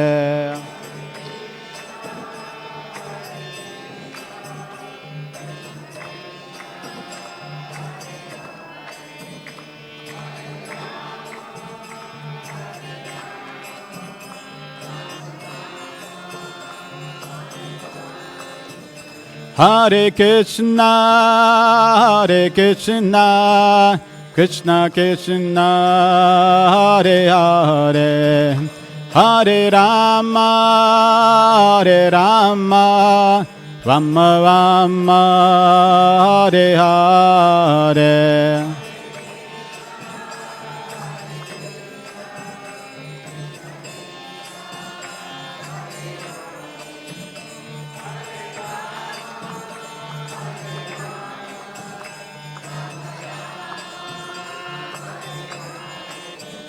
Hare Krishna, Hare Krishna, Krishna Krishna, Hare Hare, Hare Rama, Hare Rama, Rama Rama, Hare Hare.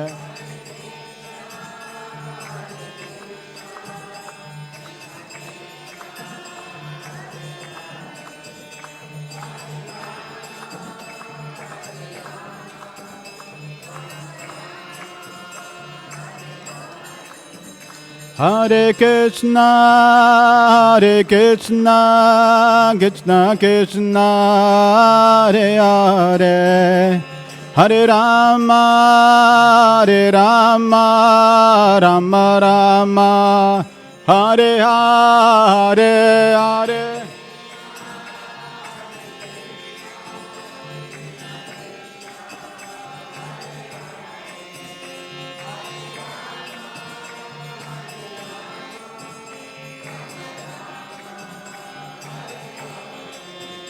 Hare Krishna, Hare Krishna, Krishna Krishna, Hare Hare, Hare Rama, Hare Rama, Rama Rama, Hare Hare.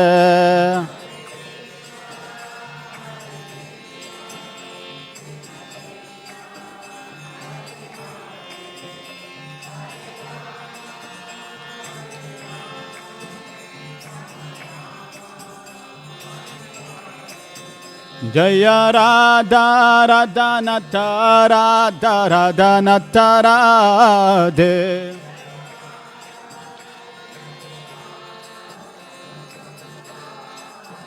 Jaya Gora Hare Jaya Gora Hare Gora Hare Jaya Gora Hare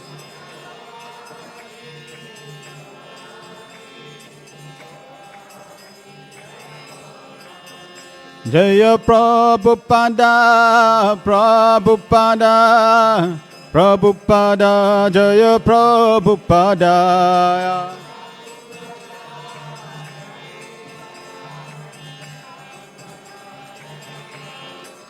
Nitai Gaur Hariba, Hariba, Hariba, Nitai Gaur Hariba.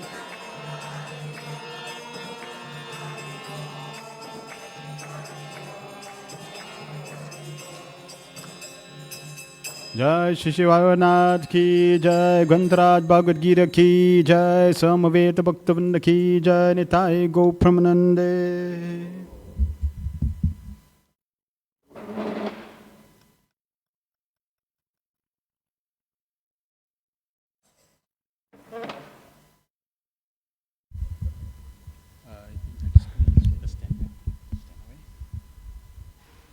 Just unclip that bottom.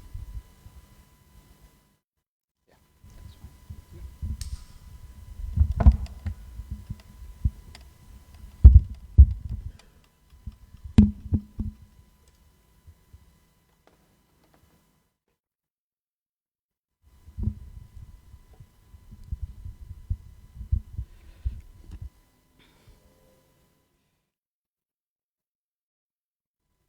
All right, let us chant the prayers.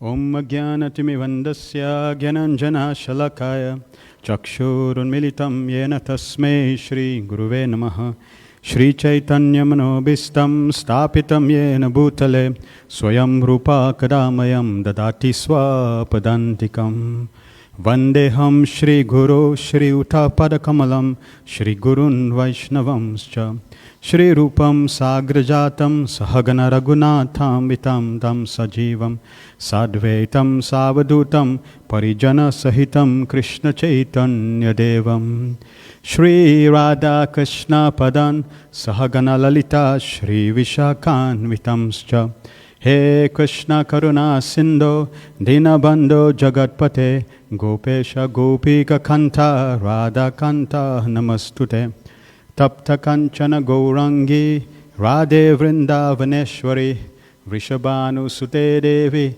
Pranamami Hari Priye Vanchakalpatarubhyascha Kripa Sindhubevacha Patitanam Pavinebhyo Vaishnavebhyo Namo Namaha Namo Vishnupadaya Krishna Pristaya Bhutale Srimate Bhakti Vedanta Swami Niti Namine Namaste Saraswati Deve Gauravani Pracharine Nirvishesa Sunyavadi Pastatya Desatarine Jai Shri Krishna Chaitanya Prabhu Nityananda Shri Advaita Gadadhar Shivasari Gaura Bhakta Vrinda Hare Krishna Krishna Krishna Hare Hare Hare Rama Rama Rama Hare Hare Om Namo Bhagavate Vasudevaya Om Namo Bhagavate Vasudevaya Om Namo Bhagavate Vasudevaya.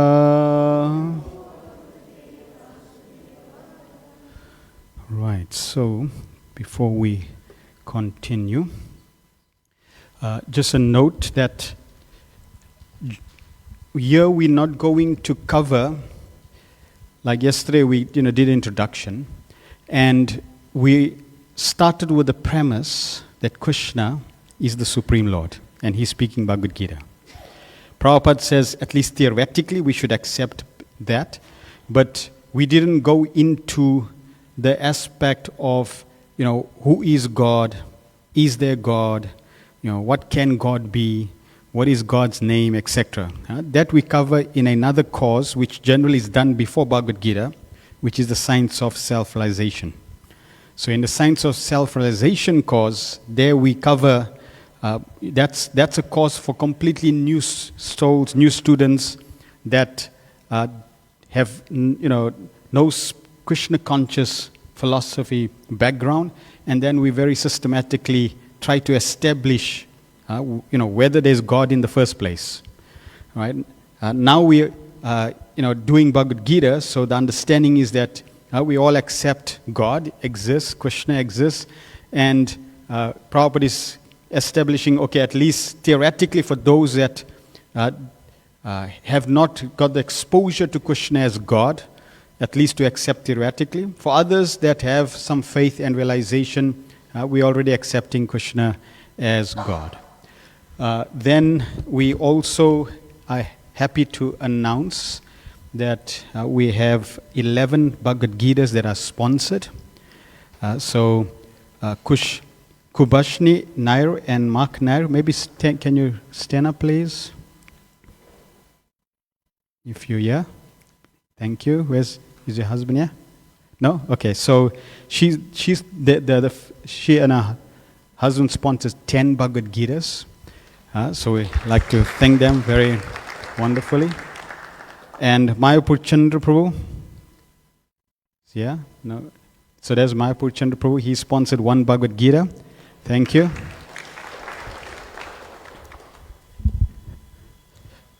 So this is also one way. Remember, in spiritual life, and we'll be speaking about this, the goal is to serve God, but God is not alone. God is never alone. Prabhupada said every picture, if you look at every picture here, every single picture of Krishna, every one, you'll go to each one, you'll never see Krishna alone in the picture. You just go one by one, take your tour, and you'll see Krishna is never ever alone. He's got devotees with him. Either his father, either his mother, either his brother, either the cowherd boys, or the cowherd girls, or the cows. Krishna is never standing alone. So when we talk about service to God, then service to devotees, even service to new souls, is also very, very pleasing to Krishna. In fact, Krishna becomes more pleased when you serve others who are connected to him than if you serve him. So those of you that sponsored, thank you very much. Krishna is most definitely pleased because that is also service to Bhagavad Gita. All right, so those of you that are new, yesterday those of you that stood up, and those of you that are new here, that means you don't have any exposure to Bhagavad Gita, or this is your first exposure, and you also don't have a copy of Bhagavad Gita, please stand so we can gift you a Bhagavad Gita. Don't be shy.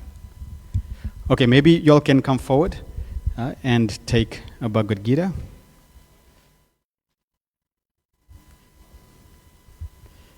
And as we mentioned yesterday, the only condition is that it shouldn't stay as it is like this. It needs to be open, and we thank you. Come.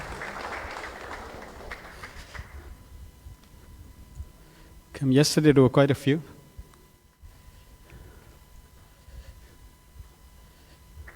Thank you.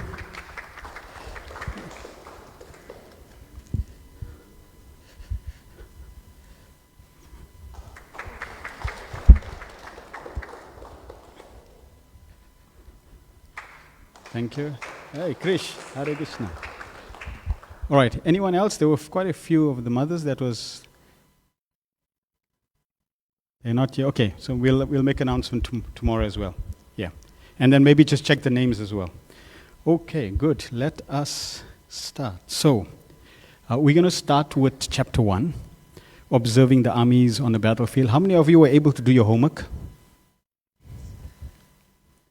Okay, a few of you. All right, so try. It's amazing audio, to listen and to not only now but ongoing, just to recap the dialogue between Krishna and Arjuna. So we're going to be discussing inner conflict, self-awareness, and cultivating emotional resilience. So in this chapter, and all the chapters, Krishna discusses many different topics. In this chapter, Krishna discusses the aspect of protect Dharma, and Dharma protects you. If you follow true religion will protect you. Shri Krishna always protects his devotees, and Bhagavad Gita is a life manual. And there are many topics that are discussed. And sometimes Krishna will just use 1 or 2 verses to share a point, or 1 verse to share a point, right? Because remember, he's giving the essence of the Vedic theology, Vedic scriptures, in 700 verses. So he doesn't go too much into detail. The detail can be expanded in other scriptures. Then setting the scene. These are the different chapter divisions. So 1 to 11, setting the scene. 12 to 20, all auspicious Krishna. The Lord loves his devotees. And then finally, the miseries of life. Krishna concludes in this chapter in relation to Arjuna. So the verse that emphasizes this aspect of understanding, being self-aware of our emotions. Nacha shoknyoma avastatum brahma tiva chame mana nimitani chapashyani viparitani keshava. Arjuna is saying, I am now unable to stand here any longer. I am forgetting myself and my mind is reeling. I see only causes of misfortune, O Krishna, killer of the Kesi demon. So Arjuna is ready. All the Pandavas, all the Kauravas are ready on the battlefield of Kurukshetra. They are ready to fight. The conch shells are blown. There's a tumultuous sound. And Arjuna is ready to fight. In fact, it's described that Arjuna picks up the bow and is ready to shoot the bow. Because they've been waiting for this battle. It wasn't, just all of a sudden. They knew it's coming.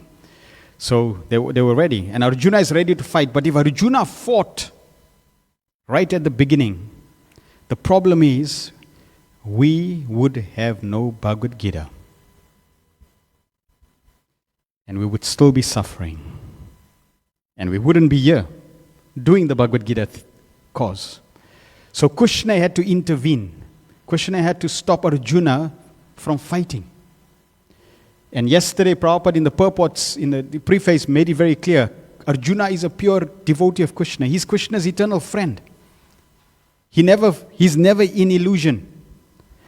And he travels wherever Krishna goes in every universe. Arjuna goes with him and does this drama. Is put into illusion by Krishna and asks all the questions on our behalf. Prabhupada gives the example when the mother wants to teach the daughter-in-law, she will chastise the daughter. You're not supposed to make the rotis like that, don't you? How many times I told you? So in this way, the daughter-in-law gets the message. Oh yeah, mustn't do the rotis like that. See? So Krishna also, he is happy to chastise Arjuna. Because if he chastises us, we'll say, who are you? Don't you know who I am? Why are you chastising me? So Krishna chastises Arjuna and uses Arjuna to teach us. So before Arjuna picks up the bow, Krishna places Arjuna into illusion. And Arjuna says, Krishna, can you take me in the middle of the battle? I want to see who's here to fight. And then Krishna starts to tell Arjuna, why you want to see who's here to fight? We know who's on the other side. It's not like new. You know all the Kauravas. It's not new. And then Krishna takes him right in front of Dronacharya, his spiritual master, his uncles, all the family members right in front. And Arjuna becomes bewildered. How can I kill my family members? And he becomes so bewildered that now I'm unable to stand here any longer. And here we're not talking about someone, who's just an ordinary person. Arjuna is in a class, a very high-class, powerful warrior. He's said to be an Aryan, first-class human being and a powerful warrior. He fought many, many battles. So he's no ordinary person. And he is now in this situation that he cannot even stand any longer. He's breaking down. I'm forgetting myself. He's losing his identity. My mind is reeling. It's getting dizzy. And I see only causes of misfortune. He's thinking, what am I doing here? I can't fight. I need to leave. So this is Arjuna's situation. So consider an expert captain in a wild ocean. The captain is steering a ship which is in the wild ocean. It's the duty of that skilled captain to maneuver that ship to safety. And the captain needs to appreciate, he needs to understand the weather patterns. He needs to understand the dynamics of the ocean, the waves. He needs to understand his ship and what the ship can tolerate and how the sails need to be adjusted so that the ship can be steered. So he needs to have the proper skills and the proper understanding. But the most important aspect is that he cannot control the ocean. It's not like when Prabhupada had his second heart attack while going to America. It's described that after Krishna appeared in his dream, in Prabhupada's dream, and massaged his heart, and the next day, the ocean was flat and smooth. And the captain, they were surprised. The captain was surprised. I've traveled this route many times, and I've never seen the ocean so calm. And he told Prabhupada, can we go back? Because after he docked in America, he said, can we go back? Because then when you're with me, it's going to be smooth sailing. Because it's rough. The Atlantic is very, very rough. So the captain needs to understand the ocean, and he cannot control the ocean. If he cannot control the ocean, there's only one thing he can control, and that is his own emotions. He needs to have resilience within himself. He needs to have strong emotions to keep focus. Because if he loses focus, then his crew loses focus. And if his crew loses focus, the ship loses focus. And in this way, there can be danger. So he needs to keep sober during the storm. In some cases, he needs, even though he may be fearful, he cannot show that. He needs to, you see in the Battle of Kurukshetra like that, so many situations, the commander has to be brave, even though he may be very scared. Because if he starts to think, hey, I think I'm going to run away, then all the warriors that are under him, they're also going to run away. So in this way, this analogy is important, that the captain needs to be resilient and he needs to be skilled to maneuver. He also has very clear understanding that I cannot control the environment around me, but I can definitely control my emotions. Okay? So it's interesting that the first chapter is where Arjuna is put into turmoil. Arjuna is put into difficulty. And such difficulty that he cannot fight. So why is Lord Krishna introducing this chapter like this? We need to understand the environment we in. Where are we? And the environment that we in is the material world. And the material world equals problems. The material world equals suffering. The material world equals the place of death. So this is the nature of the material world. If you're in the ocean, you're going to get wet. So if you're in the material world, you're going to suffer. And there may be different causes of suffering. Like here in this case, Arjuna, his cause of suffering is excessive attachment to his family members. Because he was so attached to his family members, and he's the one that needs to kill them. And he's thinking, gee, I don't want them to die, and I'm meant to kill them? No, Krishna, you do your thing. I'm out of here. I'm going to the forest. And Krishna says, not so easy. You cannot escape. So, we are suffering. This material world is like a rose. It's nice. It's got some nice elements to it. But there are many thorns. And very often more thorns than beauty that attracts us. So are we convinced that the material world is a place of suffering? let's consider an example of your thumb. So we, in this body, we have a body. This body is here.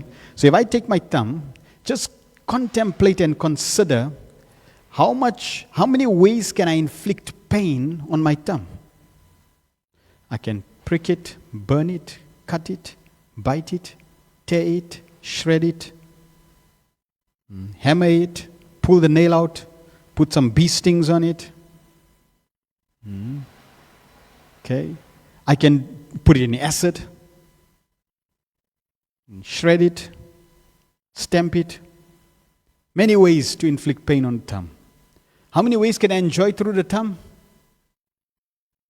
Someone say maybe suck it. Okay, if that's some type of enjoyment, right?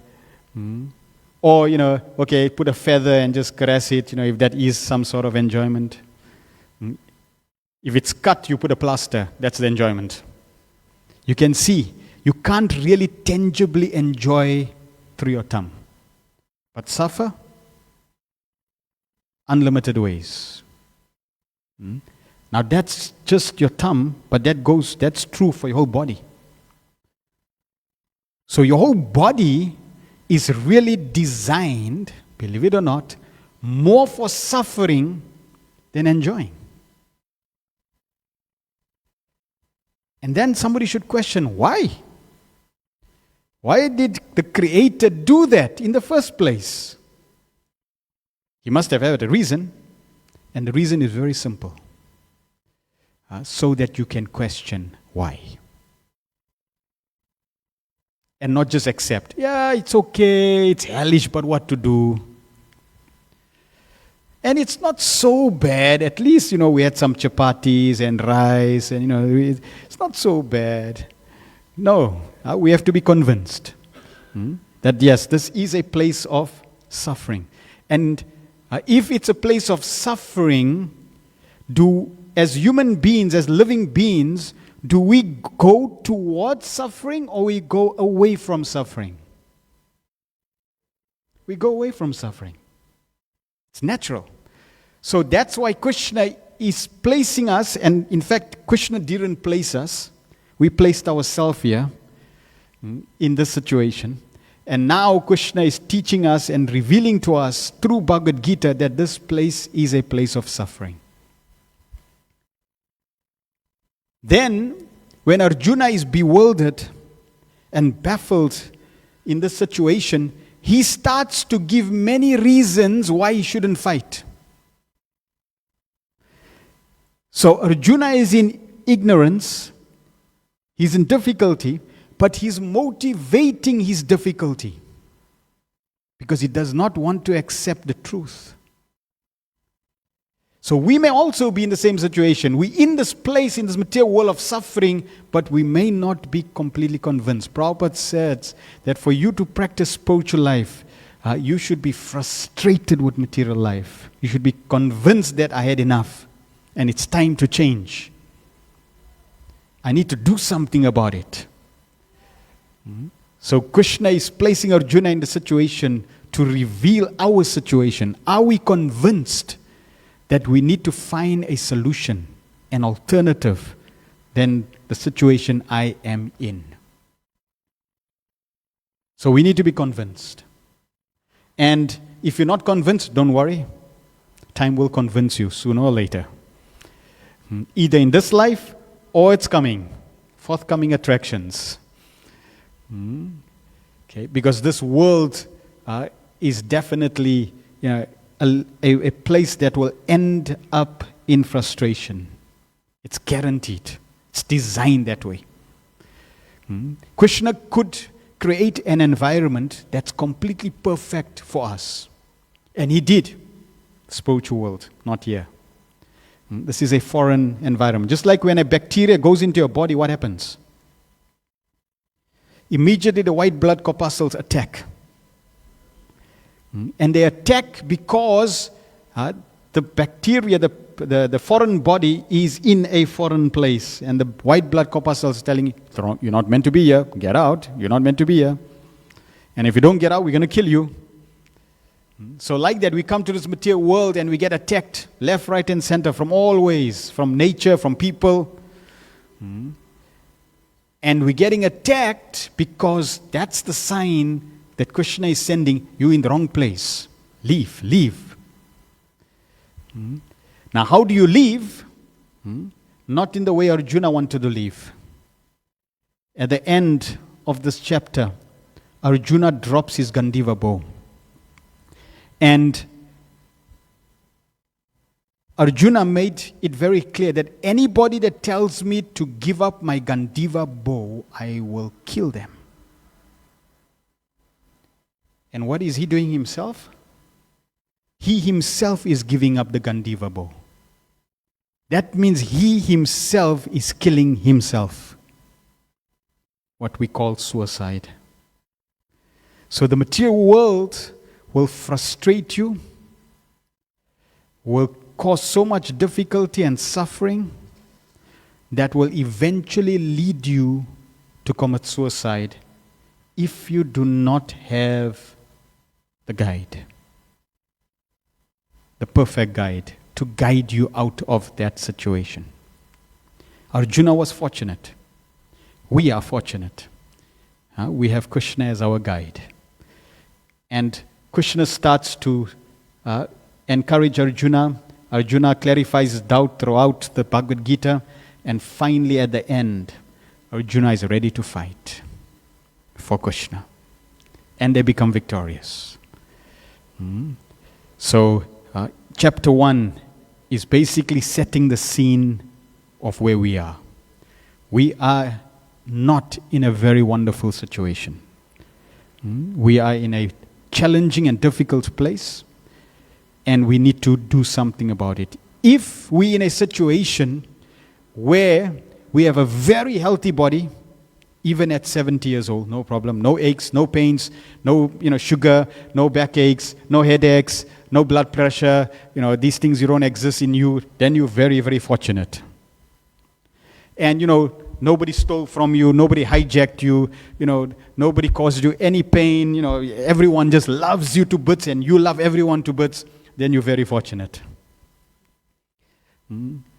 But that's very, very rare.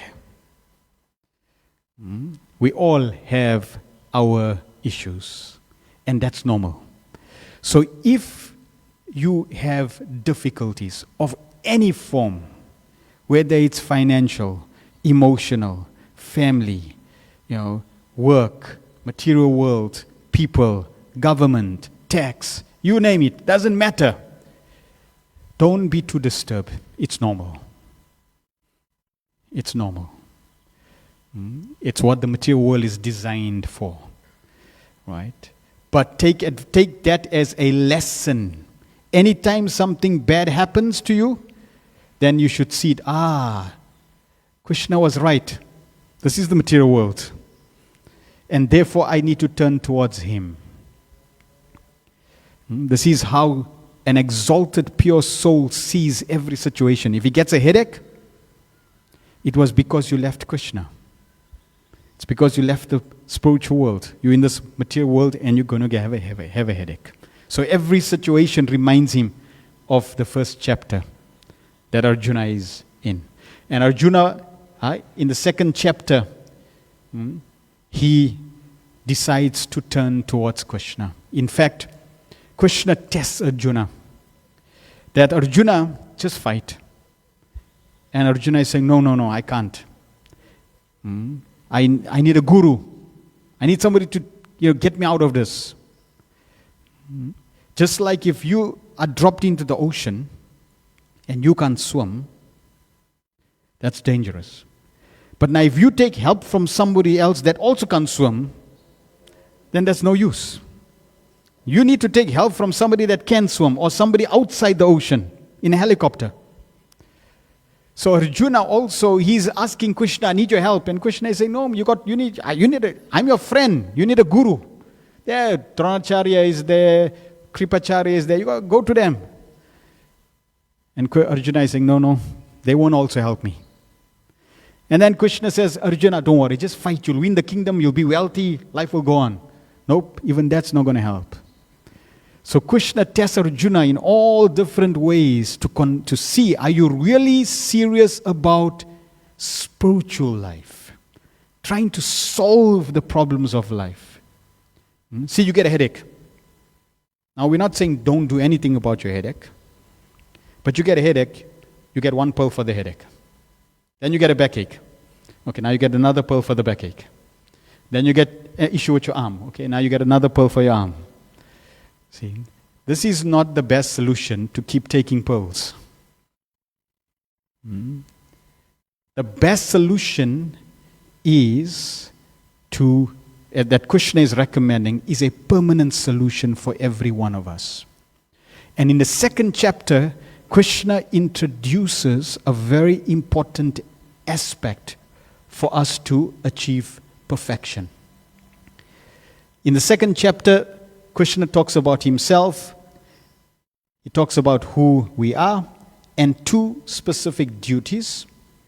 These are just the different divisions of the chapters: crisis management, true identity, two duties, and then sustained happiness. So Arjuna surrenders. Karpanya dosopahata swabhava prachami tvam dharma samuda cheta yet shreyasha nishyam bruhitan me shishyas teham sadimam tvam parpanam. Now I'm confused about my duty and have lost all composure because of my weakness. In this condition, I am asking you to tell me for certain what is best for me. Now I am your soul and surrender, and now I'm your disciple and a soul surrendered unto you. Please instruct me. So Arjuna recognizes, I need help. Krishna, I surrender to you. I want you to be my guide. Please teach me, guide me. And he says, you tell me what's best for me. He doesn't say, Krishna, can you tell me about yoga? Can you tell me about the world? Can you tell me the planets? Can you tell me about this? No. He's telling Krishna, you the teacher, you tell me what's best for me. Why? Because every one of us are unique. And we have our own unique past. We have our own unique experiences. And we're not identical. Therefore, what may be good for you may not be good for somebody else. It may not be the perfect instruction for somebody else at that point in time. So Arjuna, he's asking Krishna, you tell me what's best for me now. What should I do? And similarly, when you start reading Bhagavad Gita, even though every one of you may have the same copy of the Bhagavad Gita, and if you all read the Bhagavad Gita, you will get totally different instructions that are emphasized for you. It's like you read the same page. If everyone reads the same page, the Bhagavad Gita, because yesterday we said the Bhagavad Gita is fully conscious, the Bhagavad Gita will emphasize to you specific lines that's meant for you. Those lines will resonate far more than all the other lines. So different individuals will find different parts of the Bhagavad Gita resonating more and more according to that situation. And in different circumstances, different situations, different purports and verses will resonate. Okay? It's a living guide, not static. So Arjuna, he recognizes that I need to surrender, and now he surrenders. And in fact, it's described in Bhagavad Gita, Krishna was his friend. Krishna is his friend. And then Krishna smiles. Prahasan iva bharata. Krishna smiles. It could be like a mild smile, because now he's happy. And he's going from being a friend to being a guru, more serious now. Serious topics. No more joking now. Now it's serious business. Because it's about life, it's about us. So the analogy that I like to share, the analogy I like to share is that of an eagle. The eagle has brilliant sight. Its eyes, its power of eyes, it's amazing. From a high distance, it can see opportunities and challenges. It's got a very keen eyesight. And even though it's a high distance from the ground, it's able to see very wonderfully. Similarly, Krishna in this chapter is giving us a very important perspective to life. He's giving us very important knowledge that we need to imbibe to change our perspective, our way of seeing this world. And just as the eagle can soar very high and still catch its prey or find difficulties, similarly, if we imbibe what Krishna is going to tell us in this chapter, which I'm going to highlight next, we will have a totally different view of life. And Krishna tells us many things. In fact, this chapter is entitled Contents of the Gita Summarized. Krishna summarizes the whole Bhagavad Gita in this chapter. One verse at a time. Cover everything. But he spends about 20 verses on one specific topic. And that is you. Just think of it. Krishna also mentions about you in Bhagavad Gita. And the question that we have to ask, is that you? Is this me? When you look in the mirror, it's like in the morning you look at the mirror. Okay, let me ask you a question. How many of you brushed your teeth this morning? Logan, did you brush your teeth? Just checking. Now, what if I told you you're all wrong? None of you brushed your teeth. And that's what Krishna is going to educate us on. This is not you. You are not made of water, proteins, lipids, carbohydrates, minerals, vitamins, etc. This is not you. This is the body. It's interesting, during a funeral, when somebody dies, right? Then, some neighbors or the friends phone and they don't say, when is Mr. Joe coming to the house? What they say? When is the body coming to the house? Now it's interesting, it's only when somebody dies you realize that the person is not the body. Otherwise, throughout his life, oh, how's it, Mr. Joe? And same thing with yourself, right? You know the body is coming. Okay, if the body is coming, where's Mr. Joe? Mr. Joe's gone. Gone where? And if Mr. Joe is gone, then who is that's gone? And what is the body then? And what was the body then? See? So at the time of death, we need to inquire, we need to question. So we're not this body. Prabhupada makes it very simple. There's a difference between a living body and a dead body. And it's not just the chemicals, the chemistry, the bones, the muscles, no. What has left that dead body? The soul. Krishna says consciousness. And the Lord emphasizes this right from verse 12. Krishna emphasizes that never was a time when you did not exist, never was a time when I did not exist. We exist and we will exist. We are eternal. So this is the first thing that Krishna tells Arjuna. The ABC of spiritual life. We have to realize the ABC of spiritual life. Before you can, communicate, make words, you have to know the alphabets. And the beginning of spiritual life, ABC of spiritual life is, I'm not this body. If you look in the mirror, naturally people look in the mirrors, sometimes the false ego will change what you want to see.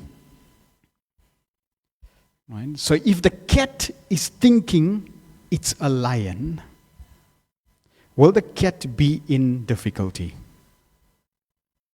If the cat thinks it's a lion, will the cat be in difficulty?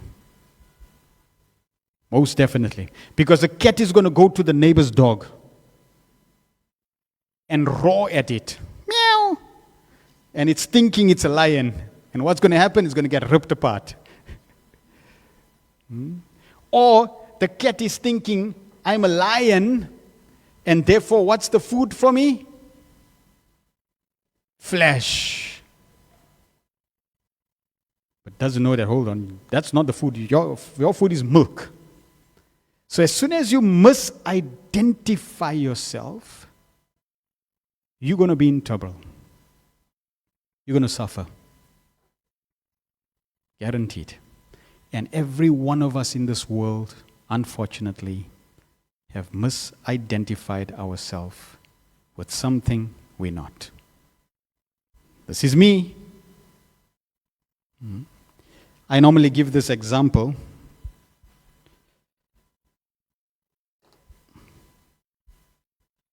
All right, so here's my handkerchief. So it's my hanky. I use the word my. Right? My means possession. The hanky belongs to me. I don't say I handkerchief. Nope. My hanky. It belongs to me. That means the hanky and me are two different objects.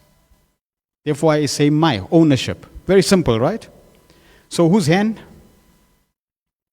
My hand. Whose head? My head. Whose body? My body. So if this is my body, then who am I that owns the body? I don't say I handkerchief. I don't say I body. I head feeling pain today. I head got headache. No, you don't say that. You say my head got a headache. Sometimes people say I got a headache.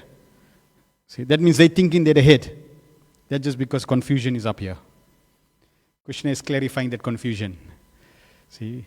And because you misidentify yourself, you lose your true identity, and somebody who does not know who they truly are, we call them. Like when you go to an asylum, a med hospital, and somebody comes and says, who are you? Oh, I'm Mr. Mandela. Oh, I'm the president of the country. Oh, see. So anyone that misidentifies and do not know who they truly are, we call them crazy. Yeah, mad, insane. And mad, crazy, insane people are suffering.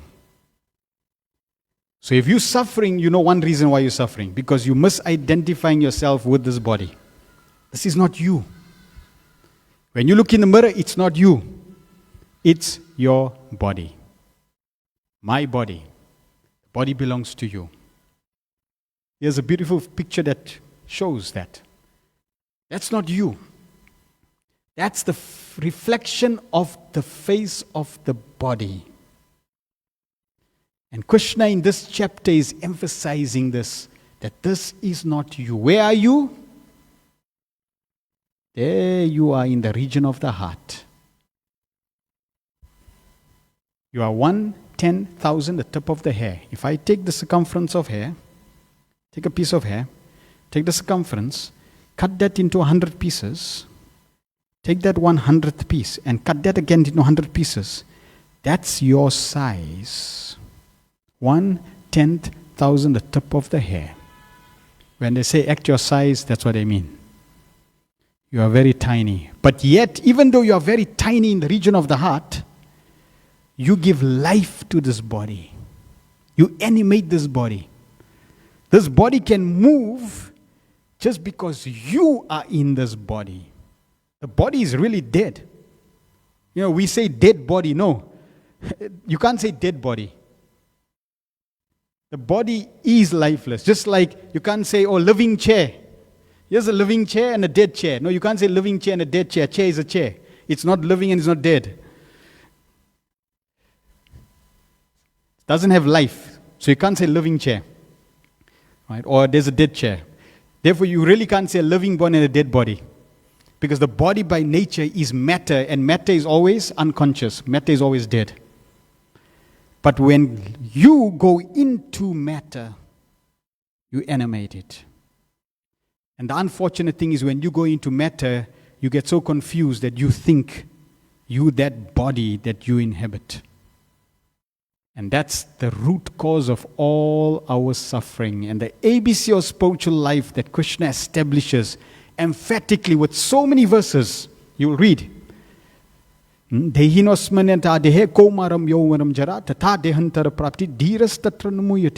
is making very clear. As the embodied soul passes in this body from boyhood to youth to old age, the soul similarly passes into another body at a time of death. So when death comes, you leave the body and go into another body. This body is on lease. You have rented it. And when the lease expires, you have to vacate. But before you vacate, you're already making plans for the next place to stay. Okay, so this is Krishna establishing, and this point that you're not this body, you're a spiritual being, you have nothing to do with matter. In your heart, there's two personalities. There's you, and behind you is what we call the super soul. It's described that the super soul size in your body is about that size. So that's how big the super soul is. And the super soul is waiting for you to turn to him. But you're so caught up thinking, that's me. I have such a beautiful place, beautiful nose, nice eyebrows, nice eyes, I'm so beautiful, nice hair. And you get caught up in the material world. Right? So as we practice spiritual life, as we chant, slowly this will be revealed. Right now we are covered. There's a lot of covering. It's like if I take a white light bulb and I paint it red, what color is going to come out now? Red. Then I take green, and I take black, and I take all different colors, and I keep layering one color after another. That white light practically will never be emitted. Even though it's emitting white light, but because of all the layers that are there, of different colors of paint, it inhibits that brilliance of white light.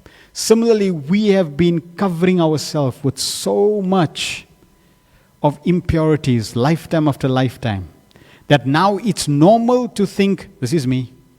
I'm male, I'm female, I'm black, I'm white, I'm Indian, I'm colored, I'm Christian, I'm Hindu. But these are all identifications related to the body.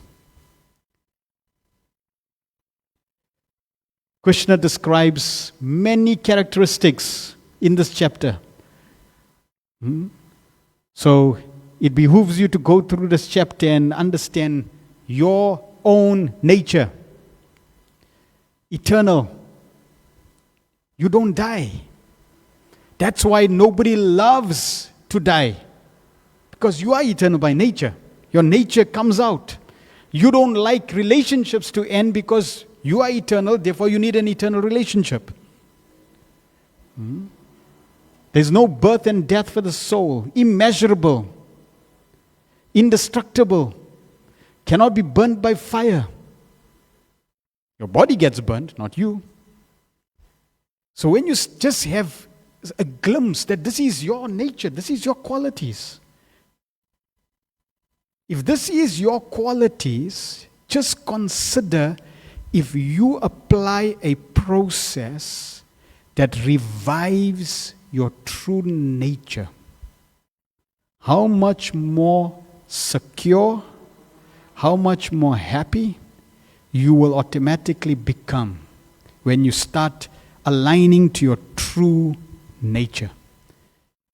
And that's what Krishna is emphasizing to Arjuna as the basis, as the foundation. And on this basis, that you're not this body, all the other chapters are going to be established. And what's amazing, Lord Krishna never ever comes to this point again ever in the Bhagavad Gita. He never repeats this again. He establishes in his second chapter, you're not this body, you're a spirit soul. He gives many qualities of the soul, and he never ever comes back to Arjuna. He doesn't come to Arjuna and say, Arjuna, I told you not your body. But if you look at Srila Prabhupada's lectures, practically in every lecture and in so many of the purports, what is he telling us?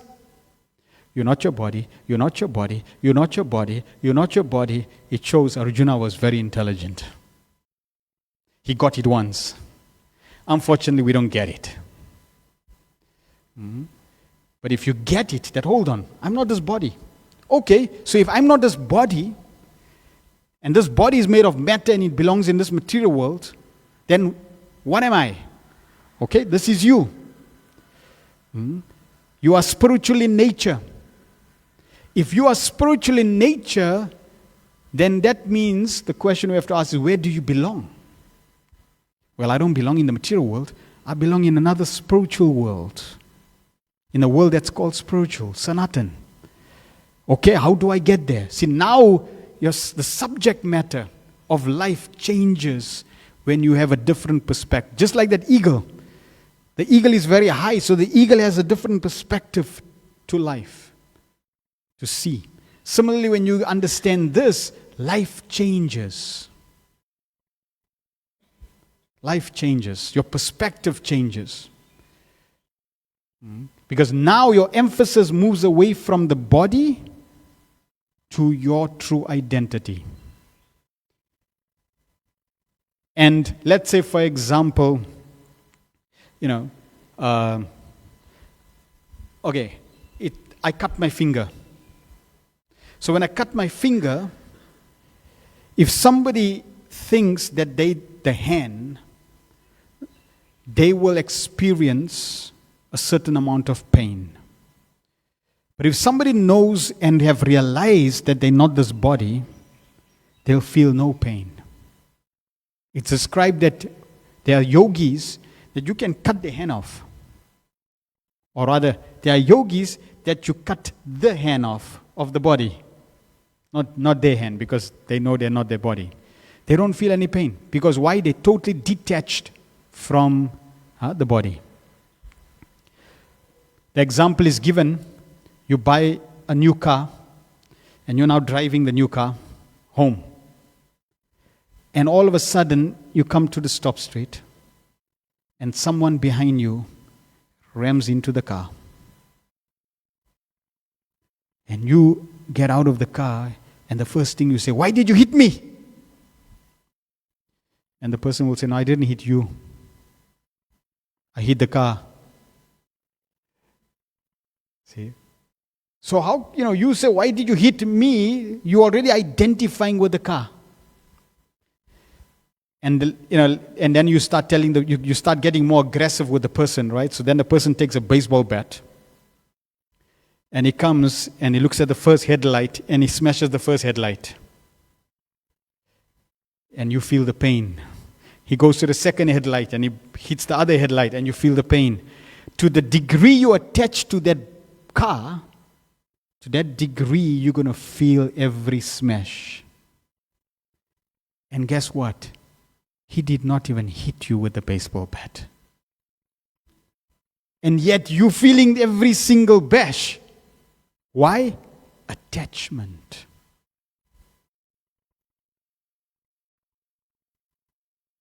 If this ceiling collapses, guess what we're all going to do? Run. Hide for cover. The first thing you're going to do is going to do this, right? Why? Because you think you're the body. Let me protect myself. But hold on. Indestructible. Cannot be cut to pieces. Unbreakable. So if you know that you're a spiritual being, and even if the ceiling collapses, you'll be standing strong, with no fear at all. Because it cannot destroy you. See, so just, having theory is good because it gives us a focus when things happen in life, right? Somebody says, yeah, you got such an ugly nose. Hey, you look ugly, ugly nose you got. No problem. You can say I got an ugly nose because I know what? I don't have an ugly nose. It's not me. That's the body. That body is going to go old anyway. And even though you may have the most beautiful nose, just add 80 years to it and you will see.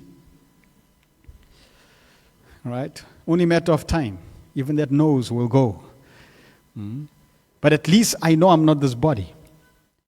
When you truly realize this, it's revelation. It's powerful. And that's the process of Krishna consciousness. We want to realize it. Now, there are many evidences of reincarnation.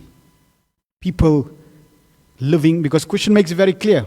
When this body is broken down, it cannot be inhabited anymore, what's going to happen to you? You're going to have to go to another body.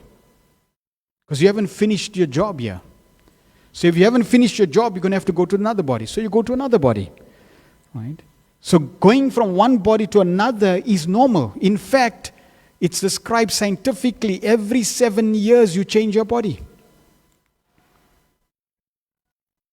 Every 7 years you change. Every single cell in your body is changed every 7 years. That means you're reincarnating every 7 years. While even in this body you're reincarnating.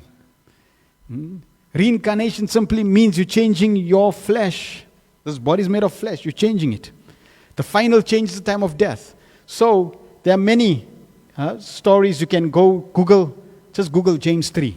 It's a very beautiful documentary on reincarnation. There's so many true life stories of reincarnation. And Ian Stevenson, he's researched over 5,000 different cases for children. Because adults, there'll be a lot of controversy. Well, yeah, he's an adult, he learned, he concocted things, etc. But children, it's very difficult to, brainwash children because they, especially smaller kids, they're very difficult. But if they can start narrating things from the past, like James 3, as a small kid, he knew everything about the planes. World War III planes. World War II planes. So when his parents would take him to a museum, and the parents would say, yeah, that's the wings and that's the bomb tank or whatever, he would say, no, mommy, he would start educating the parents about the planes. He could identify every model of the plane. And they're wondering, where did he get this from? We didn't educate him, but he learned it's coming from his past. So it's an amazing documentary. You can check. And now, obviously, he's a big kid now, but it's a beautiful documentary you can go see. And there's many others. Now, there are many. Any of you here had a near-death experience? That means out-of-body experience?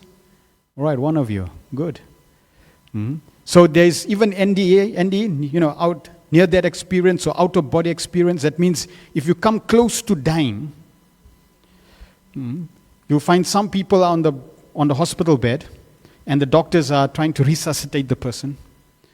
And while they're busy doing it, or there's an operation and you clinically die, the soul can come out of the body and hover around the body. It's called a near-death experience. I know many devotees that have near-death experience. And you'll be able to see everything. You can see your body, the doctors are doing, you can hear everything. And then after a while you come back in your body. See? So that's called near-death experience. So there are people that have that experience. Near-death experience. So, there's evidence to prove that life exists beyond this body. For us, we don't need evidence. Our evidence is Bhagavad Gita. It should be good enough. But when you get evidence like this, see, it's true. And we just need one example to motivate Krishna's point. And we know we're changing. If I take a small picture, if you have a child, and you take a small picture, you take a picture when the child is 5 years old, and now the child is 50 years old, and you take a picture, and then you take these two pictures, and you go to the mother, and you say, who's this? What she's going to say? That's my child. That's the same person. Now you look at the body of the 5-year-old and you look at the body of the 50-year-old. It's like vast difference. How can you say the same person? No, it's the same person. It's my child. No, the same means just like this chair and this chair is the same. So you can't say this 5-year-old and the 50-year-old is the same. Because the body is totally different. One small, one big. Features are totally different. So when she says same, she's really right. Because it's the same conscious person, same soul in the 5-year-old and the same soul in the 50-year-old. Soul is the same. The body is totally different. Right. So, Arjuna was placed into difficulty.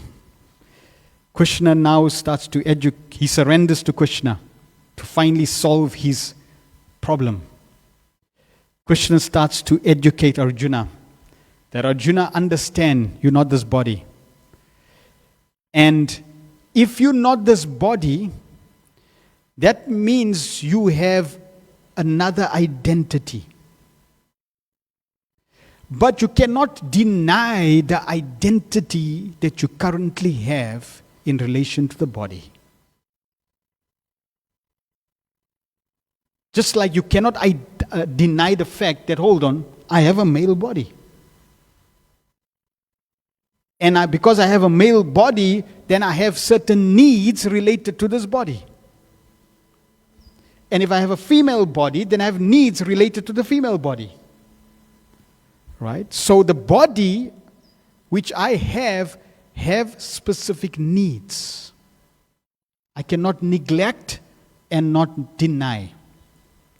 The example is also given, practically I think all of you came in a car, in a vehicle.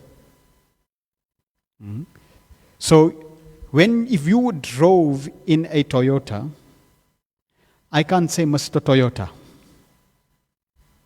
I can't identify you with your car. Okay, you're different. You're the driver of a Toyota vehicle. You're not Toyota. Now, which is more important? You, the driver, or the vehicle? Which is more important? The driver or the vehicle? The car? No, the driver. Yeah. If you meet if there's an accident and the police phones the family members, sorry to tell you, ma'am, that your husband has just met in an accident. Are you going to say, how's the car? Yeah. Thank God. How's the car? If the world is, it's a place of suffering, right? So maybe, thank God, it's gone. Hey, it's like, but it is a good husband. The first thing you're going to ask, you're going to say, oh, how easy? The car we can insure, car is insured, it can get replaced. I can't replace my husband, right? It's one, you can't replace you. You unique. You come, you go. When you go, nobody else is going to replace you. Every single one of us are unique. So, the soul is more important, but that does not mean that the body or the vehicle is not important. Because if it's not important, then you leave your keys here. We'll look after your car, don't worry. But your car is important, and you, the driver, is also important. Both are important. But more important than the car is the driver. And that's also true with this body. This body is important. It's what Krishna has given to you to perfect your life. So it's important. But you, the spirit soul, are also more important than this body. Of the two, the soul is more important. Now, someone who is driving a car, if they completely confused and think that the car is most important, how many hours do you think they'll spend with the car? Far more than themselves, that they're going to spend on themselves. So you polish the car, wash the car, make puja for the car, everything for the car.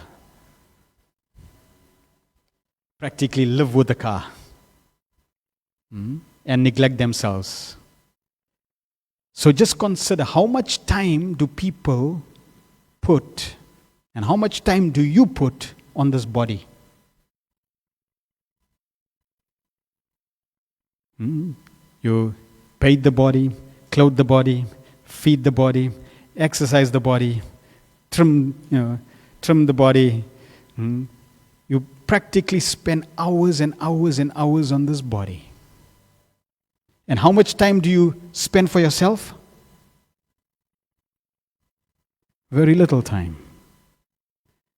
That means you're all very selfless. You don't worry about yourself. You give all your time to the body. That's going to go dust to dust, ashes to ashes, going to go into the graveyard or get burnt. That's called foolish. So we don't want you to be that selfless. We want you to be a little more selfish. So from today, we want you to start becoming selfish. Selfish means I'm interested in me. I want to do things for me. The real me. It's time for me. It's time to direct energy to the real person. And when you start doing that, now you automatically will be more empowered.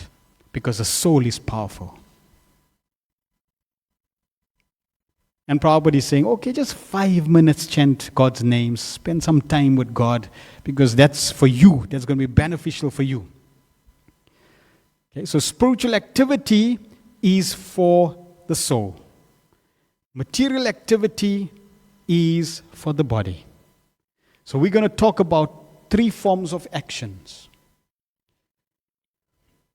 In the 3rd chapter, Krishna is the different themes that are there. Is my current situation conducive to my spiritual life? Because you have material duties, you have material work, material responsibilities, but you also have spiritual duties, spiritual responsibilities. Just like how many of you here genuinely feel that family members, parents, are important and we should, look after them and be considerate about them? Any of you feel that's important? Yes. Okay, so if family is important, then what about your spiritual family? Do you think it's important to also find out about the welfare of your spiritual family? Because your father and mother may be also crying. See? So when we get spiritual knowledge, it gives us a different perspective. Bhakti yoga, karma-free, sinless. What is the biggest challenge in Bhakti yoga? So these are some of the topics discussed in chapter 3. In terms of the divisions, reincarnation, Krishna talks about the yoga ladder. The first 6 chapters builds the yoga ladder, exemplary lifestyle, and then the biggest challenge of spiritual life, which is discussed in this chapter. That's the biggest obstacle. So, the verse, Na karmanam anarambhan naishkarmya purusham snute na cha sanya sanad eva siddhim samadhi gacchati. Not by merely abstaining from work can one achieve freedom from reaction, nor by renunciation alone can one attain perfection. So, in this chapter, Lord Krishna is discussing, in the 2nd chapter, Krishna basically gave the whole content of the Gita, and Arjuna was a little confused. So Arjuna wanted clarity. Do you want me to renounce completely? cultivate knowledge, or do you want me to work? And here Krishna is saying, not just by abstaining from work. Okay, I'm not my body. Okay, good, I'm not this body. I'm not going to work. No. That doesn't work like that. Right?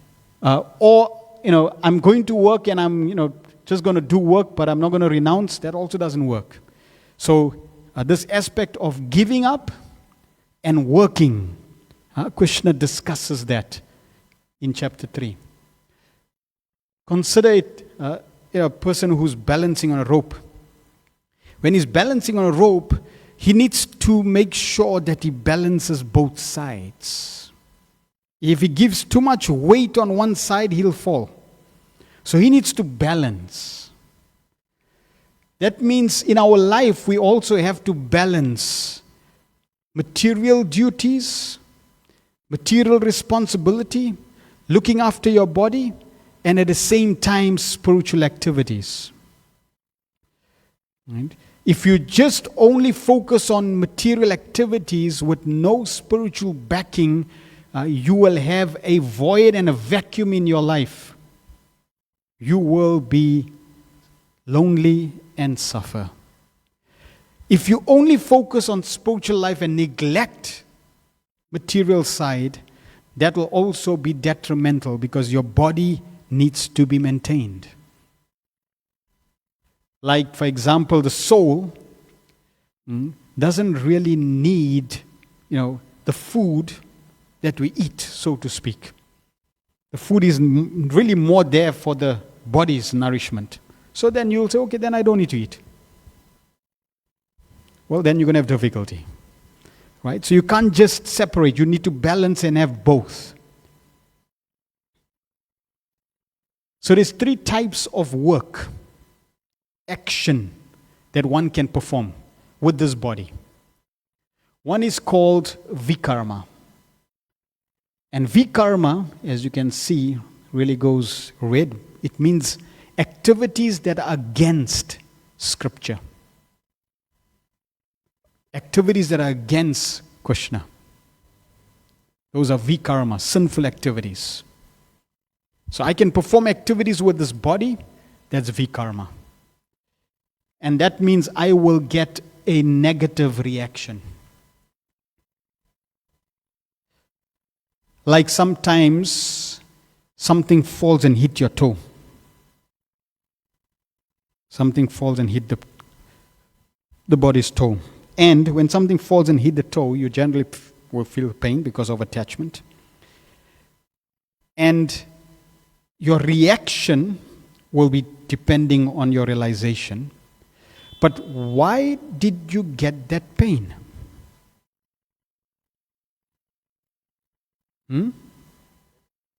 Lesson. What lesson? But let's say for example, say I got a pair of cattails here, and the pair of cattails falls and hits my toe and cracks my toe. Now, I didn't do anything to the pair of cattails.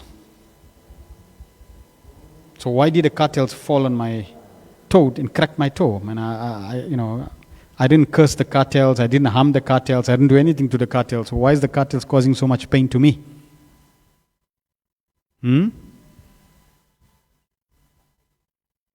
Yeah, the question is, why did it happen?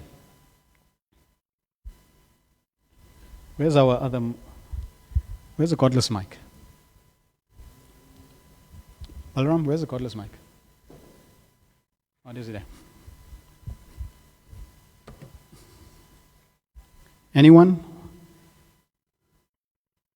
Hare Krishna. Can raise your hands. Why did the cattails fall and cause pain, break my toe?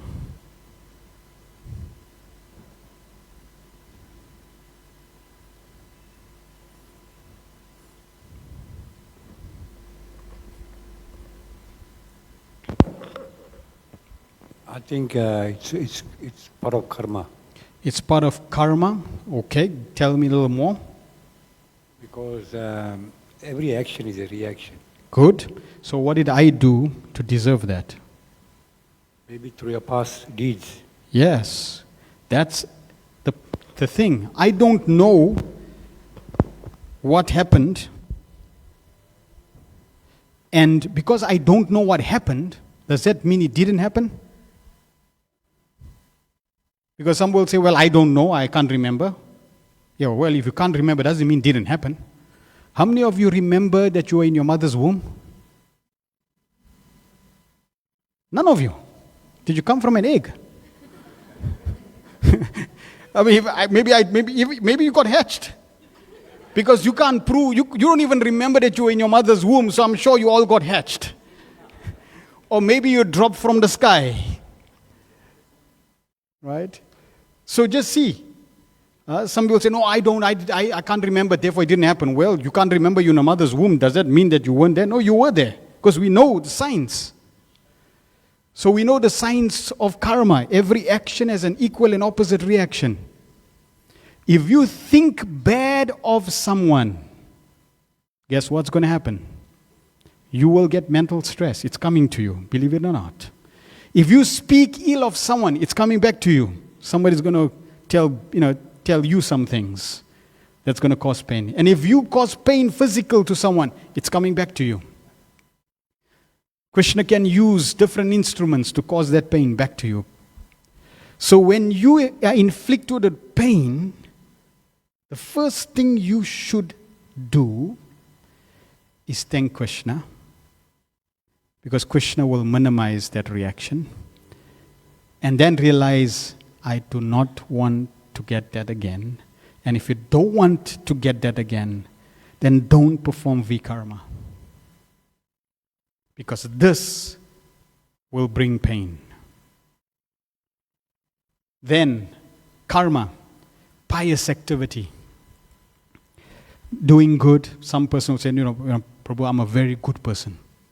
I do good. I be good. I don't, harm anybody. I don't say bad things about anybody. I'm just a good person. Is that good? No, that's not good. It's better than being bad, but it's definitely not good. Why? Because if you're good, then what's going to happen? You're going to get good reactions. And if you're going to have good reactions, that means you have to come back to enjoy the good reactions. And when you come back to this material world to enjoy good reactions, your neighbor who's bad, he's not going to worry that you're good. He's going to do his thing. So you will not be able to stop suffering even as a good person. That's why in Bhagavad Gita, Krishna tells Arjuna, transcend good and bad actions. Transcend sinful and pious actions, because both will give you another body. And everyone, it doesn't mean that if you're very good, you just flew into this world without any suffering. No, you were born also in the womb. And if you read the Srimad Bhagavatam in the womb, there are worms that are biting you. You are squished up. It's not a comfortable position. So whether you're sinful or whether you're pious, you come in the same environment. It's not wonderful. So yes, it's better to be good, but not the best. The best is akarma. So this is like halfway. You can see it's still below the line. We want to start moving up now. So akarma is what we want to do. What is akarma? That activity that gives you no material reaction. Here, it's an activity that gives you bad reactions. Here, it's an activity that gives you good reactions. This is activity that gives you no good, no bad action. No material good, no material bad. It gives you a spiritual benefit. And Krishna gives example in the 3rd chapter, 13th verse. The devotees of the Lord are released from all kinds of sins because they eat food which is offered first for sacrifice. Others who prepare food for personal sense enjoyment verily eat only sin. So we have to eat. Activity. I need to eat. Right? We said this body is a machine. It needs to be looked after. So I need to feed it. So it has the energy. So I have to eat. And Krishna is not saying you mustn't eat. Okay, yeah, you have to eat. But if you eat the wrong thing, if you eat meat, for example, then there is sinful reaction related to that meat.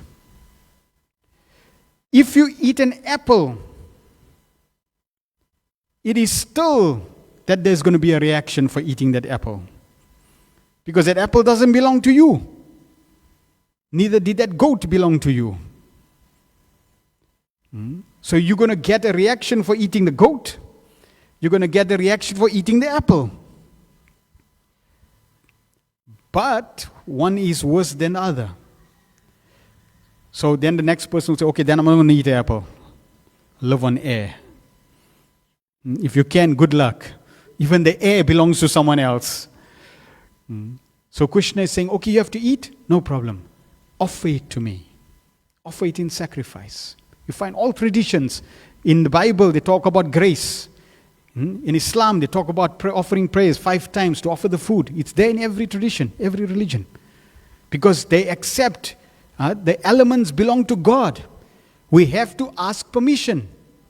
Imagine after the program, so we finish the program, and somebody, just comes, Logan comes and says, okay, nice projector. Okay, let's just put it in my bag and goes out with the projector. As soon as he takes the project, puts in his bag and walks out, what are we going to say? Hey, he's a thief. Stop him. And he'll say, no, it's Krishna's. I'm taking it.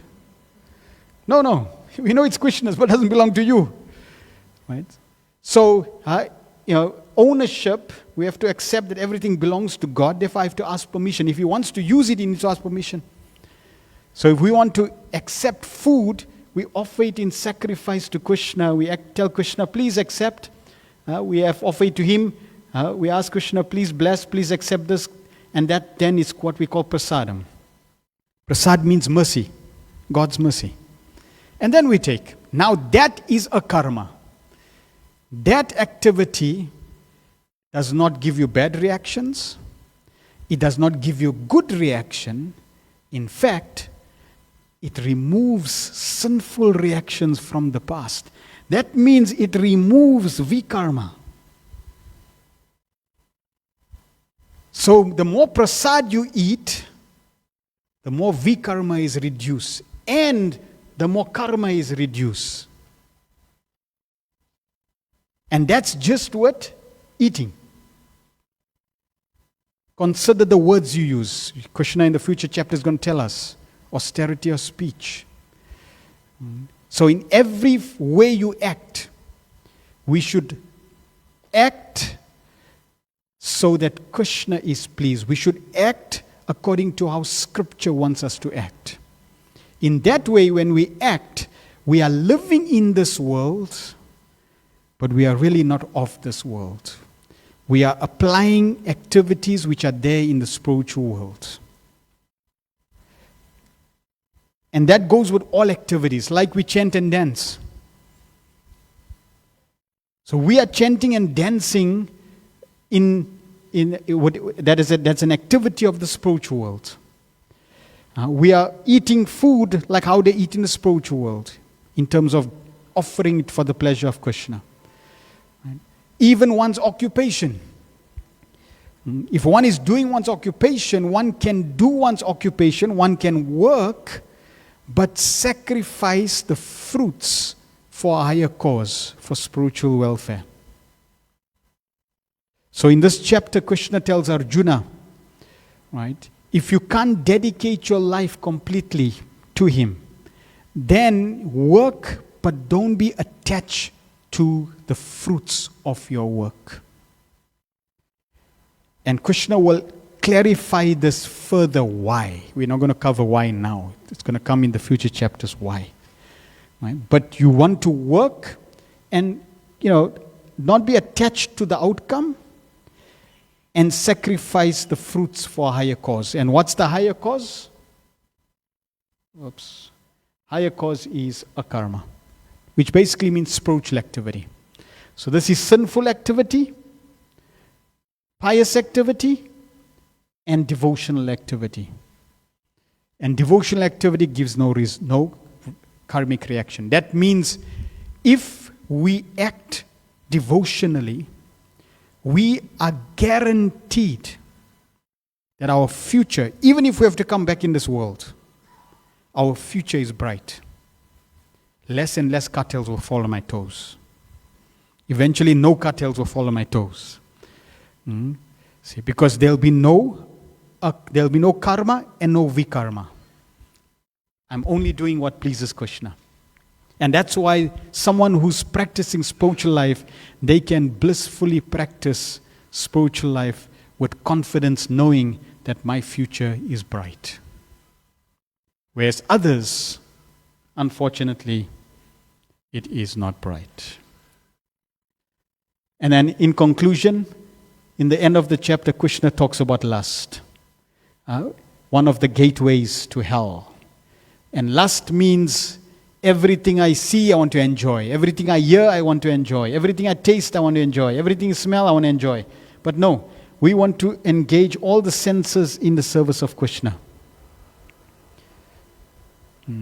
So use your eyes to see the beautiful Lord on the altar.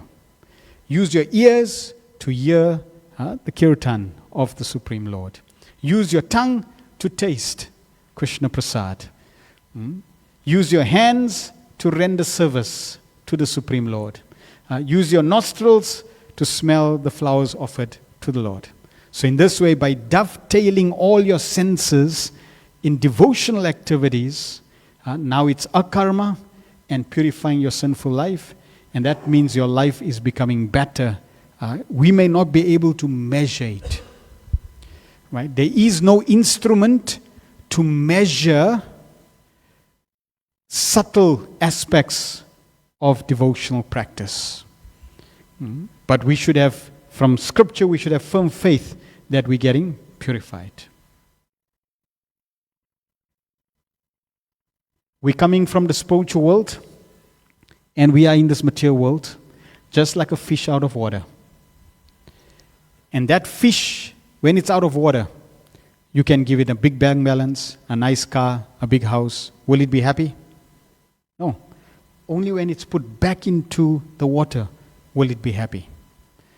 So, like that fish out of water, we spiritual beings have left the spiritual world and we're in the material world. No matter what arrangements you make here, you will never ever be completely happy until you put back into the spiritual environment. That environment is all about love. In the material world, it's all about lust. In the spiritual world, it's all about God in the center. In the material world, it's all about you in the center. So we need to learn through our activities, through the teachings of Bhagavad Gita, how to transform our life. All right, and that brings us to the end of the first 3 chapters. We're going to take a 5-minute break, so you can, if you want to go to the bathroom or stretch your legs, and we will adjourn in 5 minutes with the next 3 chapters that Madri will do. Srila Prabhupada ki jai. So please come back in 5 minutes.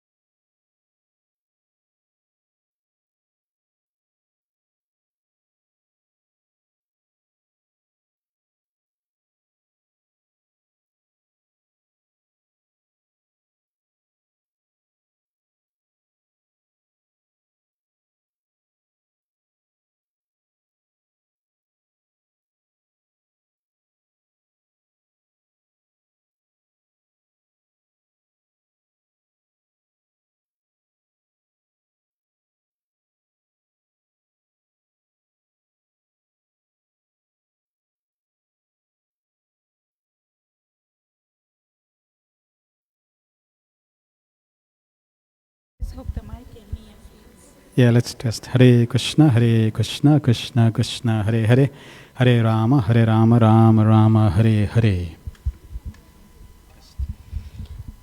Hare Krishna, everybody. I'll be so heartbroken if those chairs don't fill up after this break. But anyhow, detachment was the subject.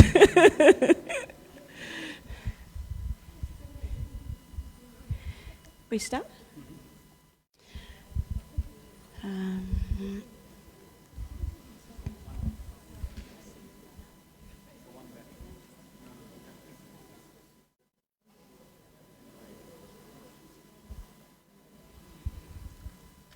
Hare Krishna.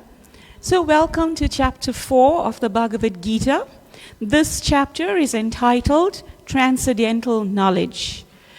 So we're living in a material world, and this knowledge is transcendental to this world. Now how is that so? How it's going to benefit us? How to apply it in our life? Krishna would guide us, and Srila Prabhupada's points in the purport that we would cover would also do so. So here we go. Wisdom through the disciplic succession. In other words, learning from the experiences accelerates our growth and learning. So naturally, if somebody went around, I'll tell you a quick joke. It's always nice to break the ice with a joke. I saw the devotee walk there, and that's how the joke came to my mind. I have a friend called Frank Falconetti, and he used to come to this temple. And at the very onset of his Krishna consciousness, because he's white-bodied, he would come and he would sit here together with his wife. And those windows are mirrored. So his wife, who was not into Krishna consciousness, but was simply accompanying him to the temple, said, "This is a fascinating place. People go there and they disappear because there's a door." And the devotees, were going down. And she was thinking that, what a mystical place. What's happening here? She was, but if you know there's a door there and there's a staircase, you can benefit from the experience of the person knowing that it's not mystical. It's simply part of the architecture, that there's a door there.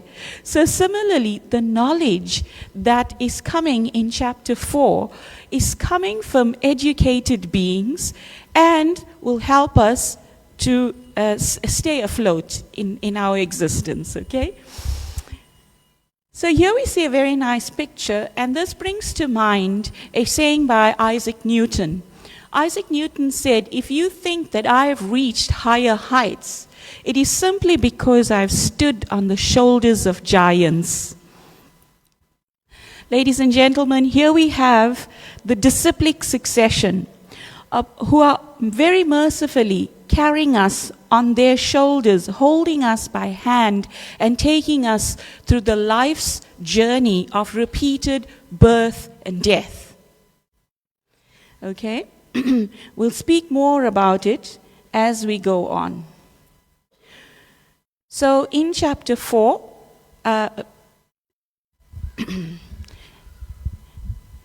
these three subject matters are covered. First of all, the spiritual pedagogy, or the spiritual method of learning. Pedagogy means the method of education.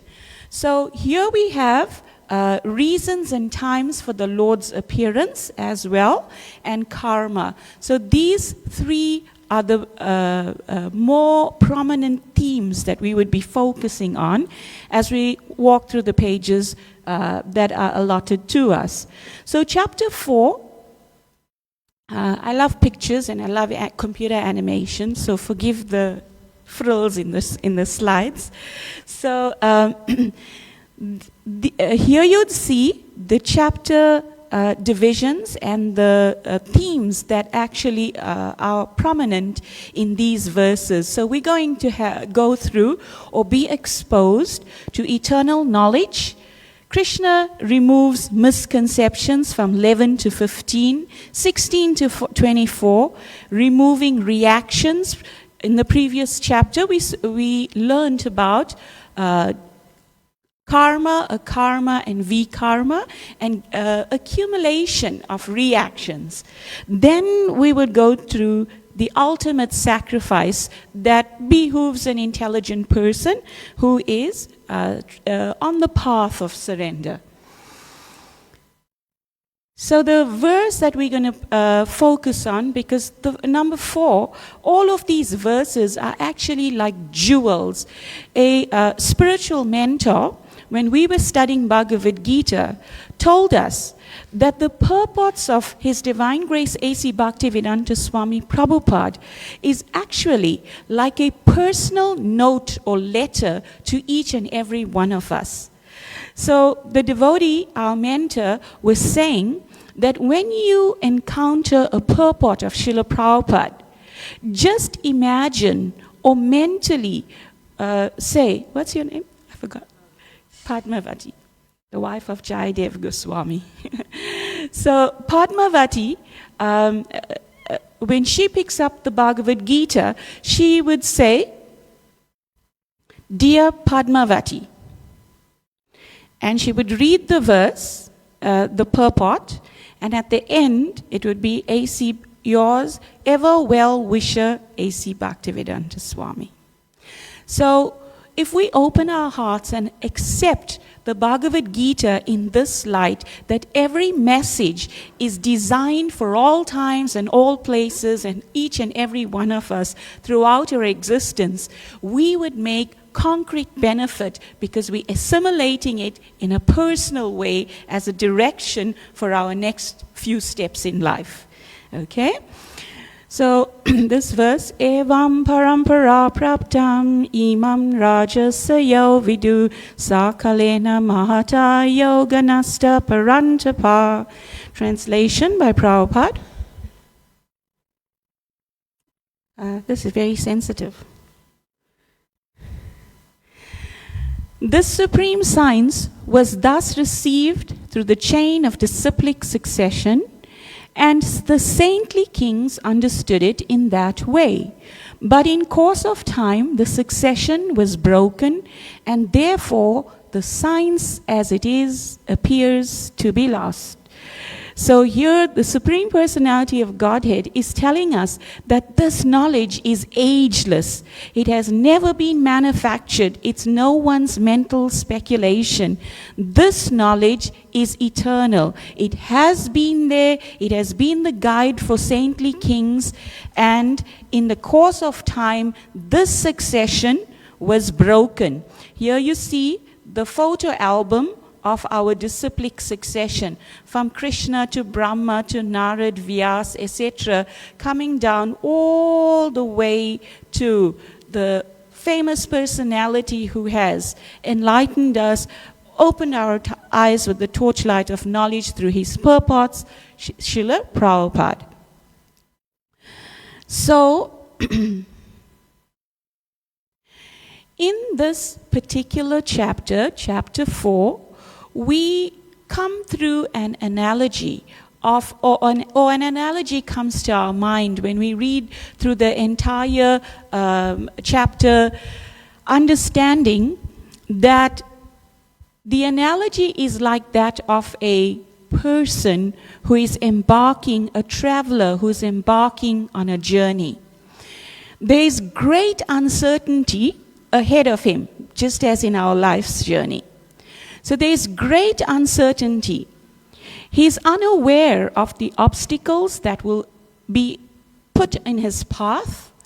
He is unaware of how to overcome them.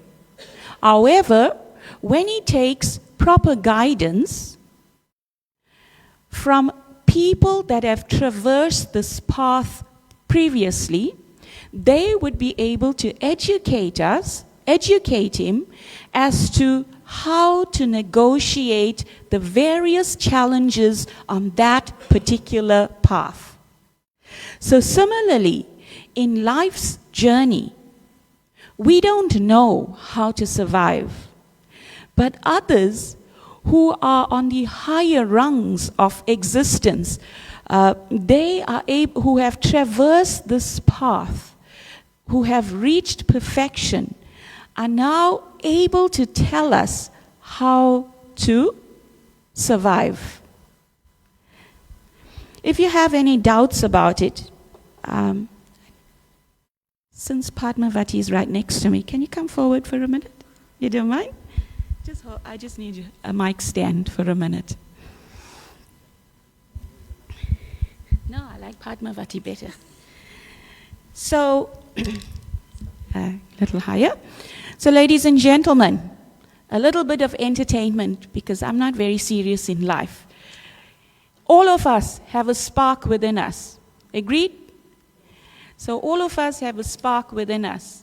And that spark is our natural position of Satchit Ananda Vigraha.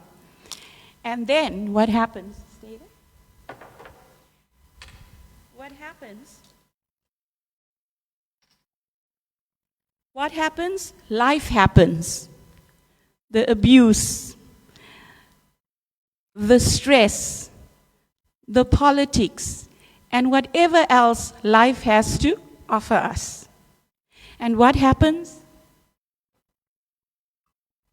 Normally, the spark is off.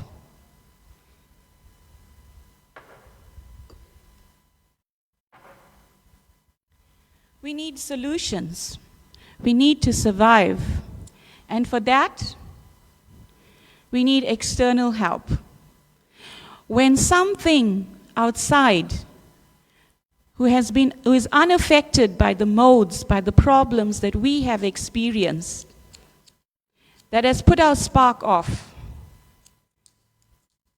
if we accept that, what happens? We come back to life. Thank you, Padmavati. So that is synonymous of us drowning in our problems, drowning in the material world. Dukalayama Shashvatam. This place is a place of birth and death, a place of suffering. We need some external help. Problems that we encounter are material problems. They have come into existence by a material mindset. And problems cannot be rectified by the same mentality that we have created them. Thereby, we need a higher source, a heightened divine intervention to actually enlighten us and thereby help us to be pulled out. You had a question? So as we go through the chapter, it would become more and more clear how Krishna, our ever well-wisher, has given us this lineage of parampara, of giants upon whose shoulders we can reach higher heights. In other words, we don't ignore these leaders and what they have to say. We open our hearts and our ears and allow the Shravanadi Jal of transcendental knowledge to enter.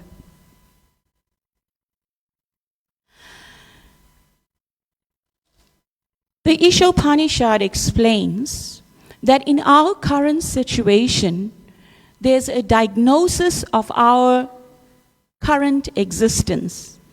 What is the diagnosis? The diagnosis is that we have 4 defects. We come into this material existence with 4 defects. And what are they? We have imperfect senses. We have the tendency to commit mistakes. The senses are limited. We are easily illusioned. Cheating. The cheating propensity is inherent within us. With these 4 defects, it's like taking a defective sunglasses and trying to look or perceive something as it is. will have defective vision. Isn't that so? So similarly, in our quest for knowledge, we have to be certain that it's coming from a proper source. If someone comes to you and tries to theorize that life as it is or as it should be according to me is like this: we can eat, drink, and be merry, for tomorrow we die. Right? Why? Because that's how majority of the people in the world think. This thing that you speak about austerity and following different principles and rising early and following a discipline is not really going to bring you enjoyment. Will you believe it? No, because that knowledge is coming from imperfect senses, right? The propensity to cheat is in the forefront before that knowledge is coming out. So therefore, the Ishopanishad explains that there are different methods of acquiring knowledge. Pratyaksha, or direct perception, is not normally the route that an intelligent person would like to take, because we've just ascertained that the senses are imperfect. So, Prabhupada gives the example of these blind men that encountered an elephant, and they were told to say what their senses perceived it to be. Some said the elephant is like a big snake because all they touched was the trunk. Someone else said, actually no, it's a big tree stump because he only encountered, his knowledge was partial and limited to just the legs of the elephant. Someone else said, what are you saying? It is like a sheath of leather, because all he perceived was the skin, the leathery skin of the elephant. And the last man, he said, you are all wrong. It's actually like a big furry mouse, because all he perceived was the fluffy tail of the elephant. But in actual fact, when we with eyes look at it, we get a complete picture. So direct perception can give you a small picture of life. Then the second type of knowledge that's prominent, acquiring knowledge, is anuman, or inference or logic. Man is mortal, I'm a man and therefore I am mortal, right? Or hypotheses also. And then the best way is shabda, or spiritual sound or Vedic authority, knowledge that is not coming from imperfect senses, knowledge that has a source so perfect, just as you saw in yesterday's class. Life comes with a manual. If you ignore the manual, the result is not so good, not so desirable. But if you follow the manual, you would be able to ascertain and benefit from the real purpose as to why you are created. So, in this chapter, Raja Vidya, Raja Guyam, Pavitram Udam Itamam, Pratyaksamam Vam Kartam, Shushukam Kartam Avyayam. Forgive me if I'm wrong. But that's, Krishna is speaking about the king of knowledge, or perfect knowledge. And to receive this knowledge, first of all, we have to open up our hearts. The door or the handle is on the inside. Nobody else can do this for you. You have to be the one to open your hearts, open the process of surrender has to come from you alone. No one else can do it for you. How often it is in life that we say, my Lord, if you're out there, please speak to me. Give me a sign. Krishna has already given you the sign. He's given you the Bhagavad Gita. He's speaking it to you right now. And we do not have the senses, our hearts are locked, and we are expecting to get the answers.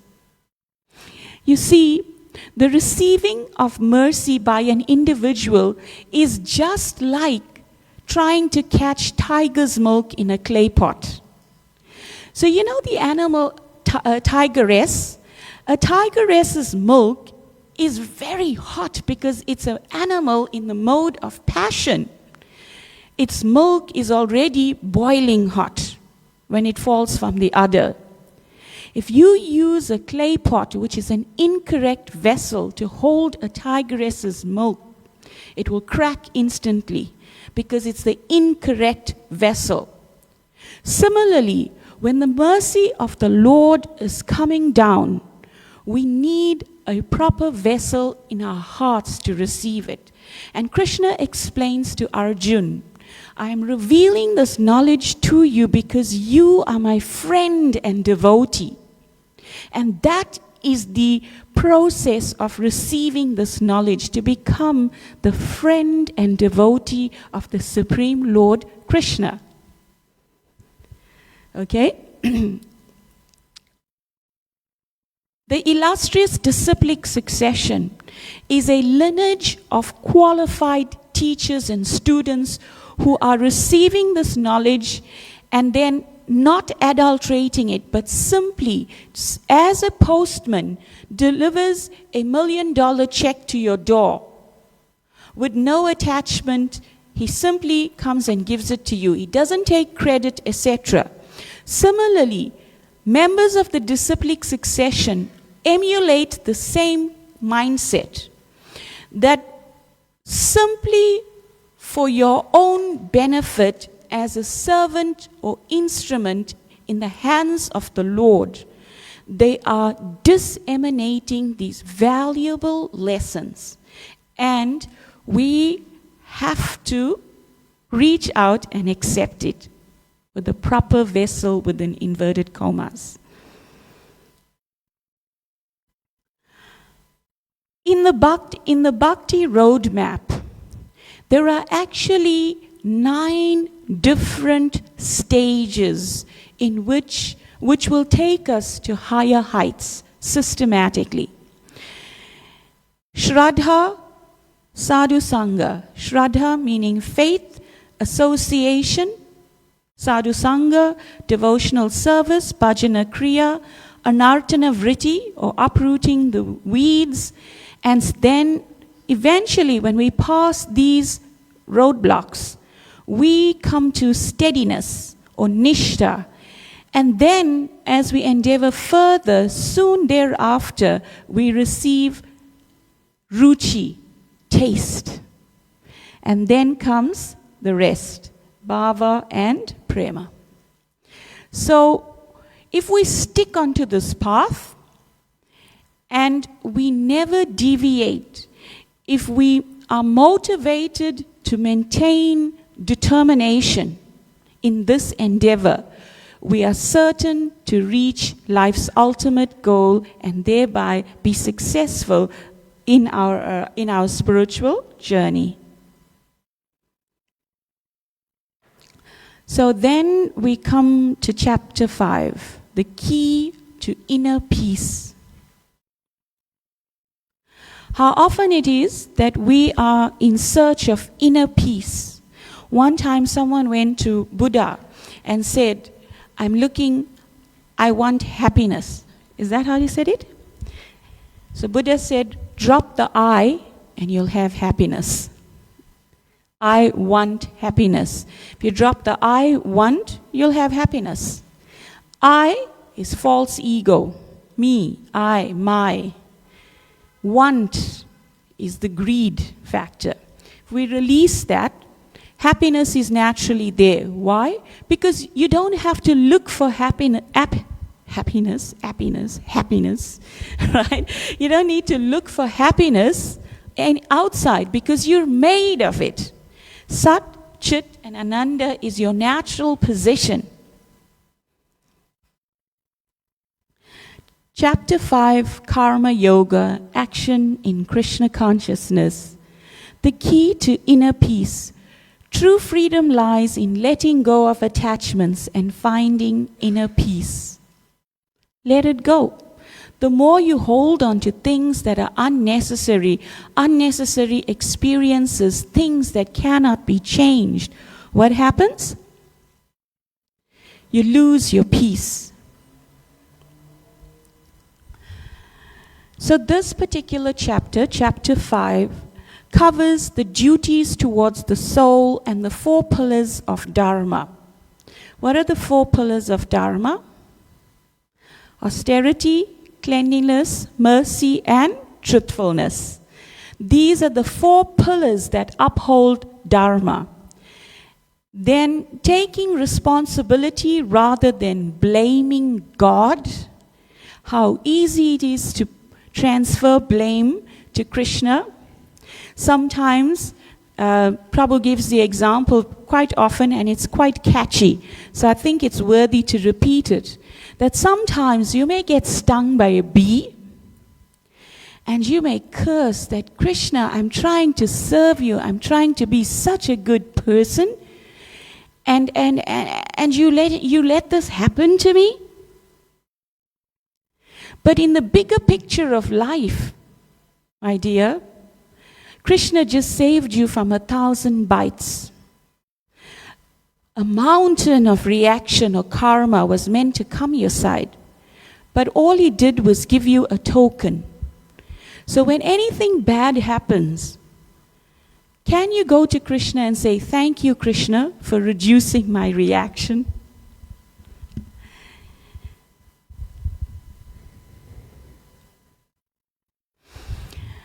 This chapter is divided into 4 different divisions. From 1 to 12, be like a lotus leaf. Then the 3 doers, equal vision, introduction to Astanga Yoga, and the peace formula. Be like a lotus leaf.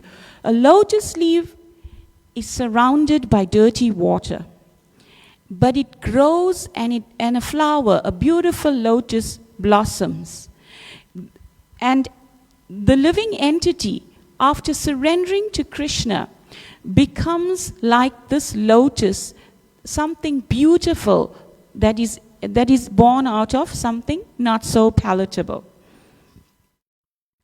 So the verse of choice in this chapter for today's lesson is Brahman yajye karmani sangam tyaktva karoti ya lipyate nasa papena Padma Patram Ivam Bashya. One who, translation by Srila Prabhupada, one who performs his duty without attachment, surrendering the results unto the Supreme Lord, is unaffected by sinful action, as a lotus leaf is untouched by water. So when one performs one's duty without attachment, this is the step on the yoga rung that is of Nishkam Karma Yoga. Not stopping actions like we heard in the last chapter, but acting. Yet acting for Krishna's pleasure. Prabhupada was so expert when he started this movement that he introduced all of us into dovetailing. Whatever ability we have, he taught us how to dovetail it in Krishna's service. If you can bake, like this devotee is a professional baker, so Krishna taught him how to now bake for Krishna, rather than bake for sense gratification. So similarly, all through our existence, whatever we do, whatever we eat, we can use it as a means of linking, of yoga, of linking to the Supreme Personality of Godhead. And thus, that action will be free of any karma or reaction. This chapter brings to mind an analogy of a butterfly. So the Shri Shri Radha Radhanath ki.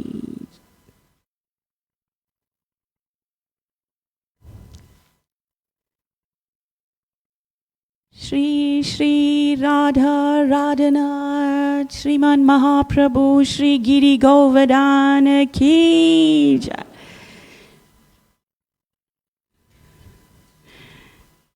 Jai Namah.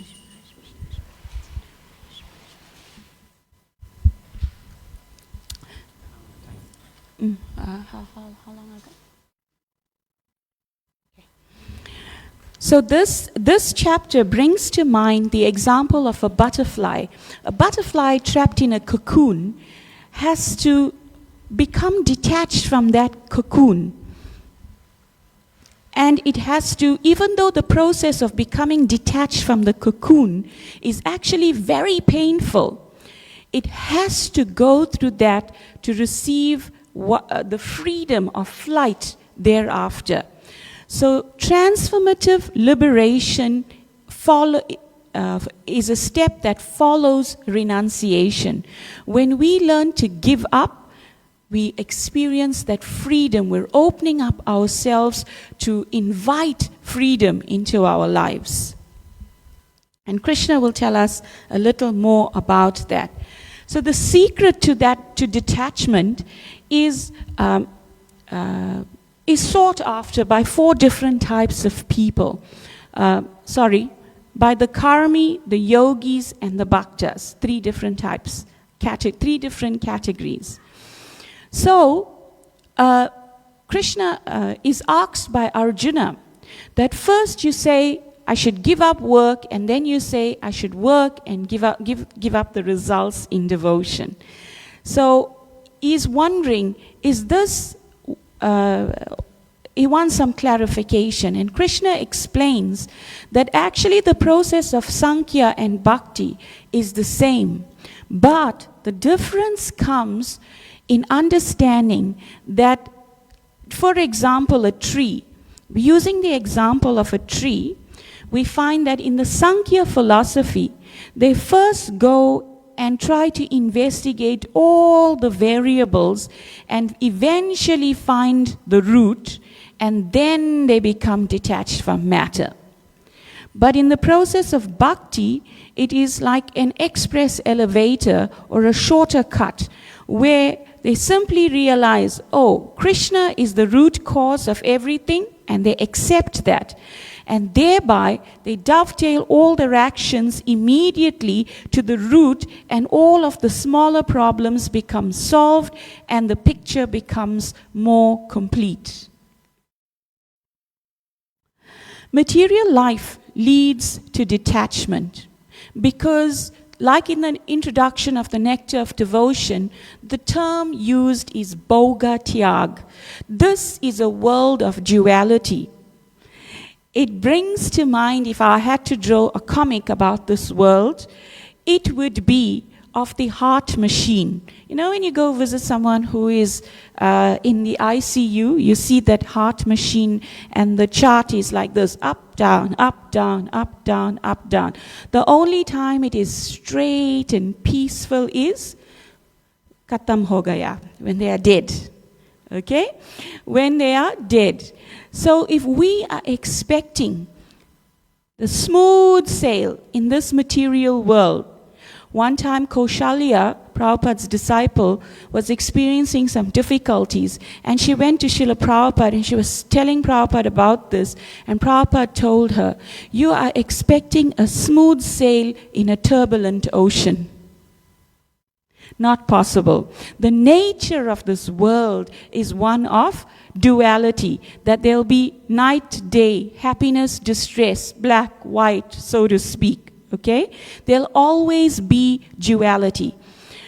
So, Bhoga Tyag, that, you know, there's enjoyment and there's renunciation. Love is like a rose. It looks beautiful on the outside, but there's always pain hidden somewhere. Why? Because this is Krishna's love note to us that we don't belong here. This is but a reflection of happiness. It's not real happiness. Real happiness will come when we become the fish that goes back into the water, as was explained in the previous session. Then Material happiness is also described as chapalasuka, flickering happiness. Actually, it is explained that in the sentence of happiness in this material, happiness is like the punctuation in the sentence of life in this world. Life is like a sentence, like in death sentence. So we have a time limit in this material world. And the happiness that we experience is but just the punctuations in that sentence. It is actually a place of misery. And we need to find the method of understanding this and thereby accept Krishna's instructions from the Bhagavad Gita, surrender, and then allow ourselves to be pulled out. Then life is like a coin. Pleasure and pain are like two sides. Krishna explains attraction and aversion are like different sides of the same coin. Okay? So it's better to become dhira. Don't become too attached or too renounced, but rather offer everything to Krishna and keep our mental equilibrium stable. The fish out of water was explained by Prabhu in the last section, so I won't repeat that. So there are three doers in life, the three modes of material nature. So, but if we take, so we are like puppets on a string, and we are allowing ourselves to be controlled by these modes. And the goal of our existence that Krishna is making us understand is actually that we must rise above these modes. When we rise above these modes, what happens is that we will reach the platform of Suddha Sattva. Which are the three modes? Goodness, passion, and ignorance. The Bhagavatam explains there are 91, thank you, there are 91 different permutations of the mixtures of the modes. 91? 81. 81 mixtures of these three modes. So you could bake a cake in goodness, passion, or ignorance. You could bake a cake mixed with some passion, little bit of ignorance. So in different mixtures of the modes, you can clean this temple room in 81 different ways. It will still be below the platform of Suddha Sattva. The goal is to rise above passion, rise above ignorance, rise above goodness, and reach the platform or exist or act on the platform of Suddha Sattva or pure goodness. This little boy reminds us of our situation in our journey in life. We may attempt big things and we may not get the perfect result. And it's frustrating, it brings misery, it brings tears to the eyes, it cracks the heart. However, when this little boy's endeavors are noticed by his father, like a silent being from behind, will help him pick it up. And he will become happy thinking he did it.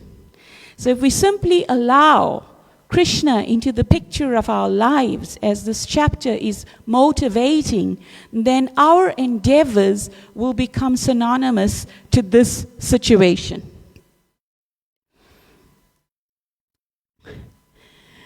In conclusion, this chapter 5, has a peace formula. Bhoktaram yagya tapasam sarva loka maheshwaram suridam sarva bhutanam gnatva mam shantim richati. A person in full consciousness of me, knowing me to be the ultimate beneficiary of all sacrifices and austerities, and the supreme lord of all planets and demigods, and the benefactor and well-wisher of all living entities, attains peace from the pangs of material miseries. In other words, all that we do should be done for the pleasure of the Lord, and that will give us happiness. You're trying to be a good mother, a good wife, a good son, a good husband, etc. You're meeting with frustration. If you add Krishna to the equation of your life, then you will cook for Krishna with more love and devotion. You will perform your activities with a purer consciousness and thereby attain greater results, greater satisfaction. Why? Because you understand that Krishna is the benefactor of everything I do. And if I dedicate my activities to pouring the water on the root, all of the leaves of my life will become nourished. All of my 10 Rand problems will become solved if I receive a 200 Rand note.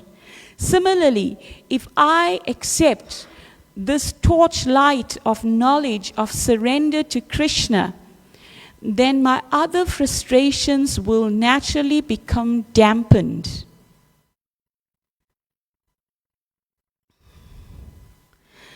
So, chapter 6, Mastering Your Mind and Senses. This chapter is Dhyana Yoga, mastering your mind and senses, discovering techniques for mastering your mind and the senses, enabling you to make conscious choices and overcome distractions to achieve your goals. How often do you find anyone in life running a race by looking backwards? How successful will I be if I embark on a journey in a motor vehicle, not looking through the windshield, but only focusing on the rearview mirror, which is the smaller part? In our journey in life, if we try to move forward by looking backwards all of the time, we will not reach the goal successfully.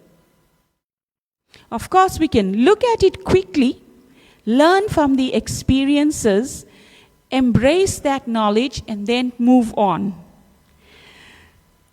So this chapter is then going to explore mind control, failure, and the best yoga. This chapter is now taking us to the middle section of the Bhagavad Gita. The most relishable verses that Krishna speaks are kept as gupta or secret, just as the filling in a sandwich gives value to everything else. So this chapter is now going to bring us to that. It's preparing our heart, preparing our consciousness to receive the divine wisdom or jewel-like instructions that Krishna is going to impart in the next few chapters. The chapter is divided into these particular sections. 1 to 9 in chapter 6 is about the mind. Is your mind your friend? Is your mind your enemy? Then it takes us to 10 to 36, the process of Ashtanga Yoga. And Krishna then goes on in 37 to 45, speaking about the destination of an unsuccessful yogi. How easy it is to embark on a journey and fall to the side. What happens to us? Is it a fruitless endeavor if we fail on this path? Krishna will speak words of hope, explaining what happens to one who falls from this path. Topmost yogi. And the verse of choice for this session, Udharet Atmanam Atmanam Natmanam Avasadyayet Atmaiva Yatmao Bandur Atmaiva Ripuratmanaha. 6:5. Translation by Prabhupada. One must deliver himself with the help of his mind and not degrade himself. The mind is the friend of the conditioned soul and his enemy as well. The choice is ours. This theme brings to mind the analogy of a person who is an expert rider and he gets a wild horse. So he has to first tame the horse before he can sit on it comfortably and attain some progress in moving forth. Similarly, Krishna speaks in this chapter verses that explain to us how an uncontrolled mind is an enemy. The mind indeed, he explains to Arjuna, is more difficult to control than the wind. Yesterday was a very windy day, but when I came to the temple room, the wind was controlled because the windows were closed. I was not experiencing the ill effects of the wind because I was within a contained, protected environment. So similarly, the mind has to be protected by the process that Krishna is giving to Arjuna for our benefit. And he explains how a controlled mind is a friend. You see, the mind is there and it has so many thoughts, etc. However, higher than the mind is intelligence. When a bad thought starts to sprout in the mind, it behooves an intelligent person to check it immediately. You nip it in the bud. Using your intelligence, you have to recognize that this process or this thought is coming from the mind. Just yesterday I was listening how Brahmananda Prabhu, he once asked Srila Prabhupada, sometimes so many thoughts come, negative thoughts, unbecoming thoughts enter into my mind. And I know this is not me. This is not the direction I want to be propelled in. Is it possible that something else is taking over? And then Prabhupada was explaining to him how yes, because of sometimes unclean habits, subtle bodies start to affect our mind, right? So by practicing the process of regulated devotional service, that embodies the 4 pillars of religion that we just mentioned, one being cleanliness externally and cleanliness internally via the chanting of the holy name, Cheto Darpana Marjanam, cleansing of the heart, then we will insulate ourselves or protect ourselves against the ill effects of such negativity. And that, who can do for us? Only us. Understanding that the mind is like our acharyas explain this analogy, that your mind can be like a very fertile and beautiful garden. Therein, however, the natural process is that there will be weeds. We have to use the torchlight of knowledge imparted to us so compassionately and magnanimously by our illustrious parampara on behalf of Sri Krishna. Recognize these weeds and recognize the process that is delineated towards us, to uproot them. And then we will be left with a fertile brain, with fertile, heart eventually, for the Bhakti Lata beach to sprout into a beautiful creeper that's eventually reaches the lotus feet of Krishna, the soft lotus feet of Krishna, and curls itself once and for all in that sublime situation. Your worst enemy cannot harm you as much as your own unguarded thoughts, the Buddha once said.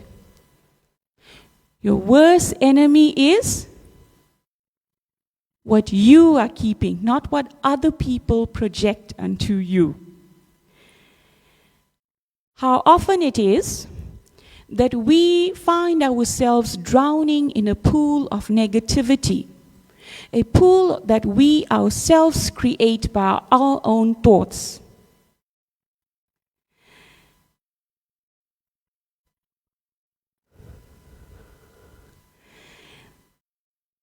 Krishna explains to Arjuna, the mind is restless, turbulent, obstinate, and very strong. Arjuna is telling Krishna, the mind is restless, turbulent, obstinate, and very strong, O Krishna, and to subdue it, I think, is more difficult than controlling the wind. Text 34. And Krishna responds, Lord Krishna said, O mighty armed son of Kunti, it is undoubtedly very difficult to curb the restless mind, but it is possible by suitable practice and by detachment. There is hope. Krishna is telling us that yes, it is difficult. Yes, it will be difficult. But there's hope. He's telling us it is possible. If Krishna says it's possible, Krishna is that person who made the sun rise when everybody thought the sun set in the Mahabharata. He said, look, Arjuna, Jayadrat is there. The sun is there. Shoot. Lift up your Gandiva bow. So similarly, Krishna is telling us there's hope by suitable practice and by detachment. And that's what our acharyas are giving us, that suitable practice that we are not to take lightly. And in conclusion, the mind is anchored by these two things. The mind is set free by detachment and by suitable practice, And in 635, Krishna explains, hearing of transcendental activities of Lord Krishna is therefore expert treatment for the mad mind, and eating foodstuffs offered to Krishna is the appropriate diet for the suffering patient in 635. So there's the medication. He's diagnosed our problem, and now he's giving us the medication. I can give you the best medication when you're sick. But if you say no, like Prabhupada explains, when you're jaundiced, sugar candy tastes bitter. But you've got to take the sugar candy because that's the solution for that particular illness, even though it's bitter. So similarly, here he's saying, hearing the transcendental activities of the Lord. Our spiritual mentor, who taught us Bhagavad Gita at the VIHE, was expressing that between the ear and the heart, there is a channel, and the Shravanadi Jal, the process of hearing transcendental sound vibration, enters the ear, and there's a direct channel that connects it to the heart. So for the cleansing of the heart to take place, we have to lend our ears, make our ears the proper vessels to accept the sound. Like the cows in Vrindavan, their beautiful flappy ears are like vessels, the acharyas explain in their poetry. And it opens up, and the flute sound of Krishna enters it and mesmerizes them when it enters into their hearts. Similarly, if we accept these instructions in the mood of a devotee and friend like Arjuna did, then what happens? Transformation of heart, the elevation of consciousness, the raising of consciousness above the modes can happen. And he's saying that the expert treatment is hearing and eating foods that are offered to Krishna is the appropriate diet. One time, Srila Prabhupada, he was given some karmi grains. And he was explaining that these karmi grains, they make the heart, they make the mind wicked when you consume food that is cooked in the wrong consciousness. So if one, when pilots are meant to fly a plane, they're given a precise diet. I don't think mung dal or beans would be part of it. For their particular purpose, they have enough gas, they just need to stay on duty. Their stomach must not be affected by anything, so to speak. So they need the proper diet to execute that particular duty. So similarly, if we want to stay on the path of Krishna consciousness, not want our minds to go hither and thither like the wild winds, raging winds, then we have to embrace this particular instruction of 635, where Krishna is explaining food that is first offered for sacrifice, is the recommendation. So that brings us to the conclusion of this particular chapter. However, Prabhu, would you like to add anything? We can take some questions. Anybody has any questions? Any corrections? Anything that they are not, or any clarifications? Please feel free. Don't feel that my question is not appropriate. Our teacher told us, if you have a stupid question, you better ask it, because you might as well be stupid for 1 minute then retain the stupidity for the rest of your life. He was a good teacher.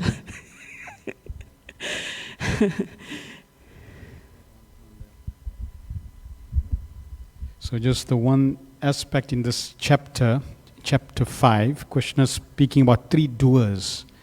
And you saw that picture also of that little boy.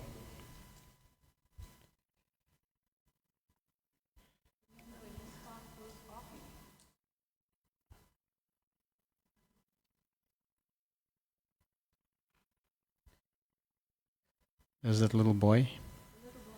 Yeah, so the 3 doers that Krishna mentions, which is also very interesting.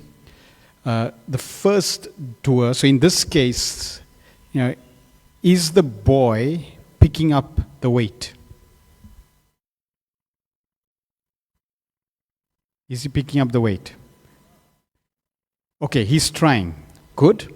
So let's say the father comes and the father helps him and picks up the weight. Who picked up the weight? The father. What does the boy think? He did it, right? So the problem that we have, and I'll give you an example.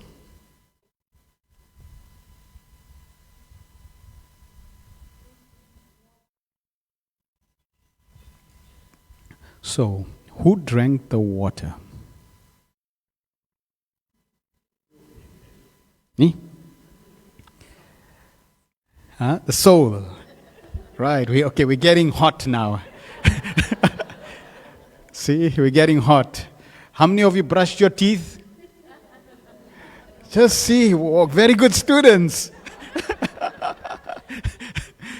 Okay, so I did not drink the water. So she's right. The soul, but the soul also drink the water. Because did the water touch the soul? Where's the soul? In the region of the heart. Where did the water go? In the stomach. Didn't touch. So that means the soul didn't drink the water.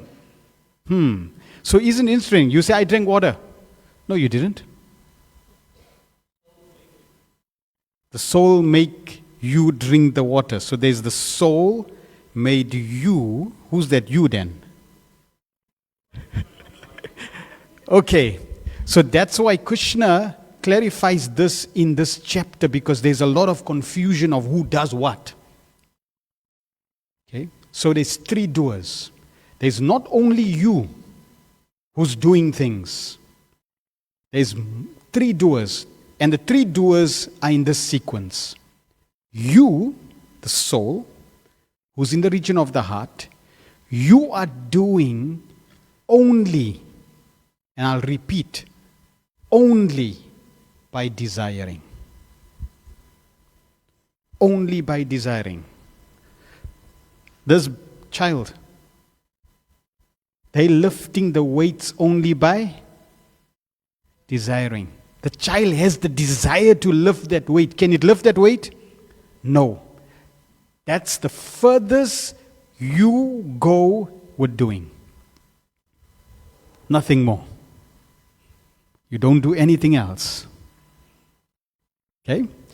I, the soul, feeling thirsty, and I'm only feeling thirsty because I'm attached to this body and identify with this body, and I'm thinking I am thirsty. Is the soul really thirsty? No. But because of misidentification, I feel thirsty, right? So, okay, I desire to drink water.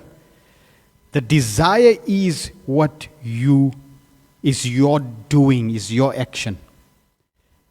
Then, what happens? The next doer is the super soul.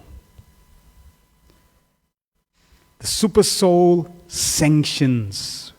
The super soul is witnessing, oh, you want to drink water? Okay. I bless you. I sanction. You can drink water. So what happens? I desire to drink water. The super soul says yes. As soon as the super soul says yes, then the three modes of material nature, like puppeteers, start to do everything. All of a sudden, my hand can move, my legs can go to the bottle, and I can drink the water. That's the beauty. So, I desire, super soul sanctions, and the modes start to use or manipulate or do the action in terms of the body doing everything. Consider this. I desire to drink, but Krishna looks at my past, super soul looks at your past and say, no, you're meant to be paralyzed. So someone who's paralyzed, they desire to drink water, but they can't move their hands because the sanction has been taken away. Therefore, their hands don't move. See? The only reason you can move your hands is because you've given the sanction of the super soul to act. So those are the three doers. We desire, modes the super soul sanctions, and the modes allow the facilitation and the action. Yeah. And Krishna mentions this just so that we don't become baffled or bewildered that I'm doing everything. So that's an interesting point in that. I think that was, okay, so just a question. So are there any questions anyone has before I ask you a question? It may be easier if you ask the question. Press the button. The red, yeah. Okay, let me ask you a question. Where is the mind? So we heard chapter 6 was about the mind and is the controlling mind the in mind. my hand? Is the mind in this hand? Is it in my head? Is it in my heart? Is it in my mouth? Is it in my throat? Where is the mind? Huh? Everywhere. Everywhere meaning like everywhere where? He means that the mind is pervasive. That's why he's saying that the mind is everywhere. Like air everywhere? Okay, where is your mind? Where is It's your your mind? mind. There and everywhere, he says.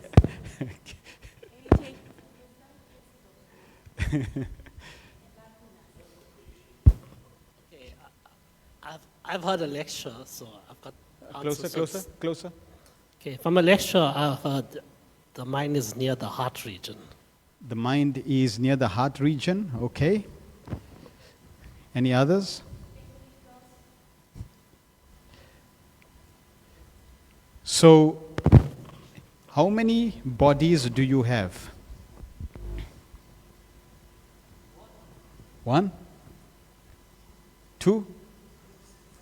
Right, gross and subtle. So you have two bodies, not just one. Like you have an outer garment and an inner garment. So you got two bodies. Gross, physical body that you can see. When you look in the mirror, that's what you're seeing, that's the gross. And then within this gross body, you have a subtle body. A subtle body is made up of mind, intelligence, and false ego.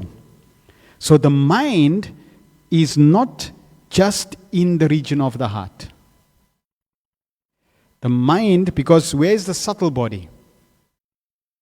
Is the subtle body just in the region of the heart?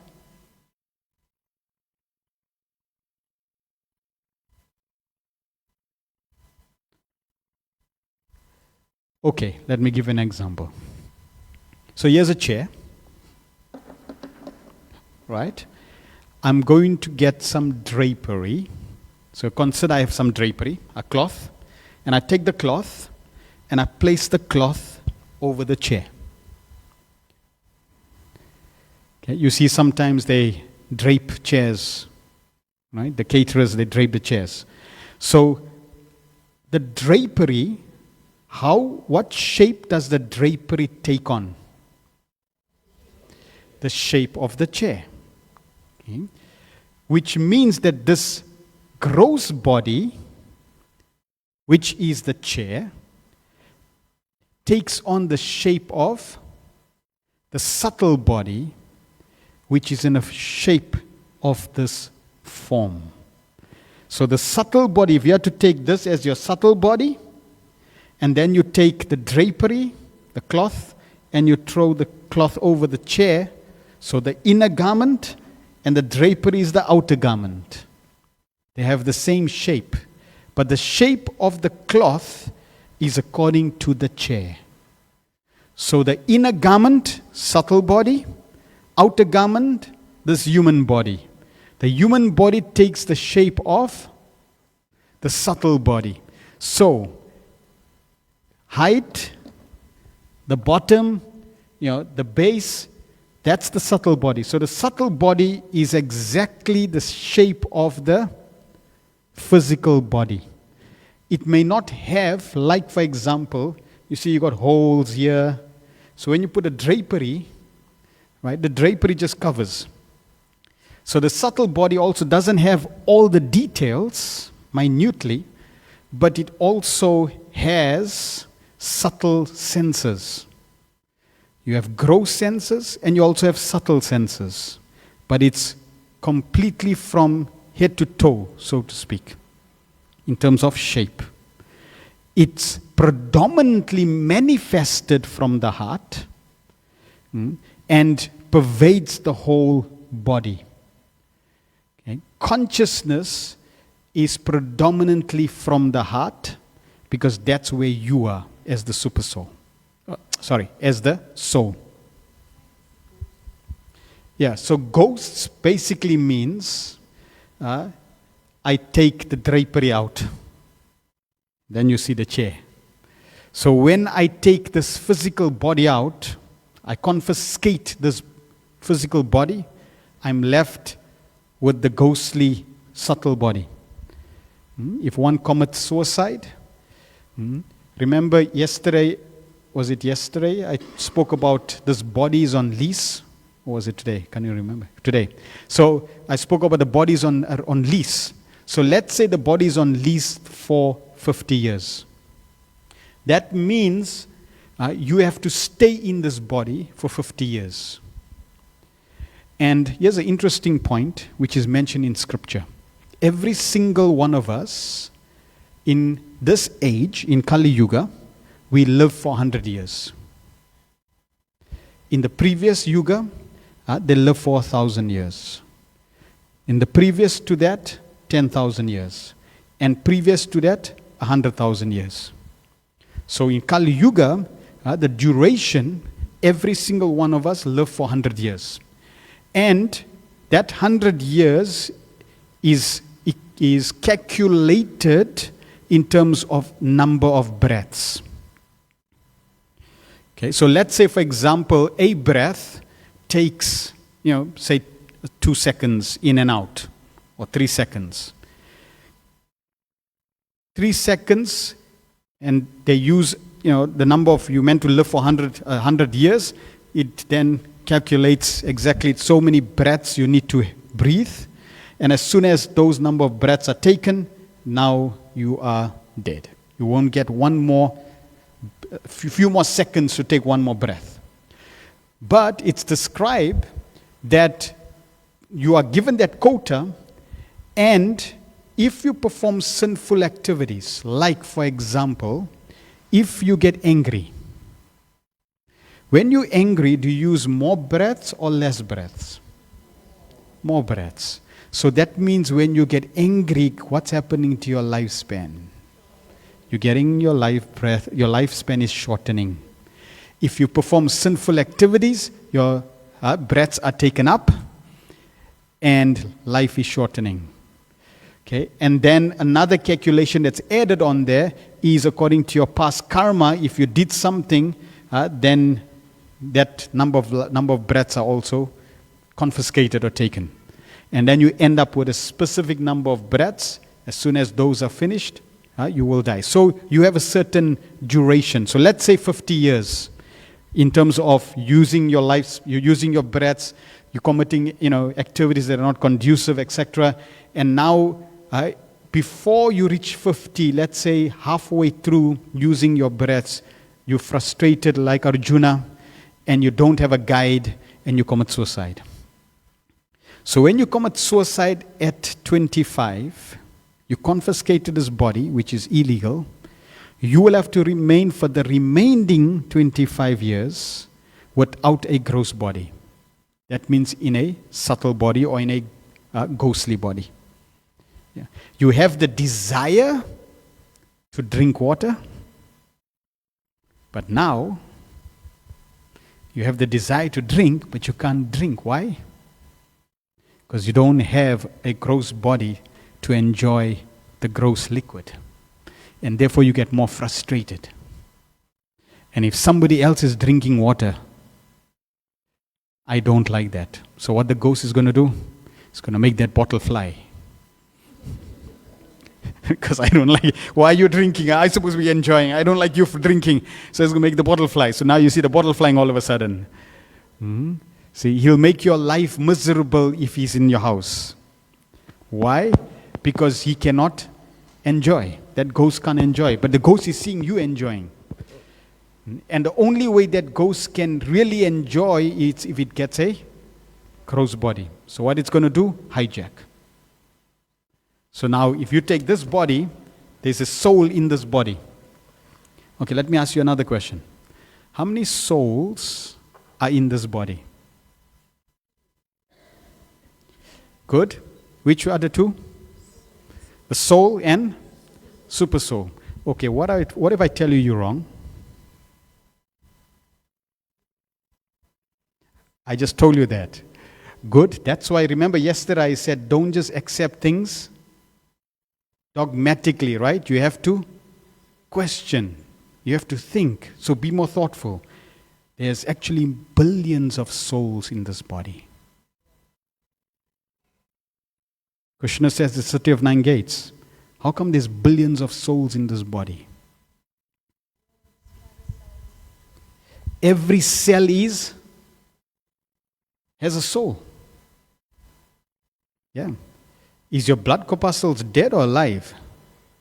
Did the bacteria move? Or, yeah, they're conscious. So cells, every cell is living. That means there's a soul there. And one of the qualities of the soul is that it's all pervading. So there's unlimited number of souls in your body. Billions, right? But there's the predominant driver. You are the predominant driver. So when the ghost jumps in, he's basically got a gun, like a gun point, like a hijacker. you the main driver, and you have a gunpoint, and he's telling you go left, okay, go right, okay, right? You're not driving according to your desire. The hijacker, the ghost, he's overpowering you and you then steering. That's why a person who's possessed really becomes uncontrolled. Right. Okay, so that was just to tell you about that you have a subtle body and you have a gross body. Any other questions?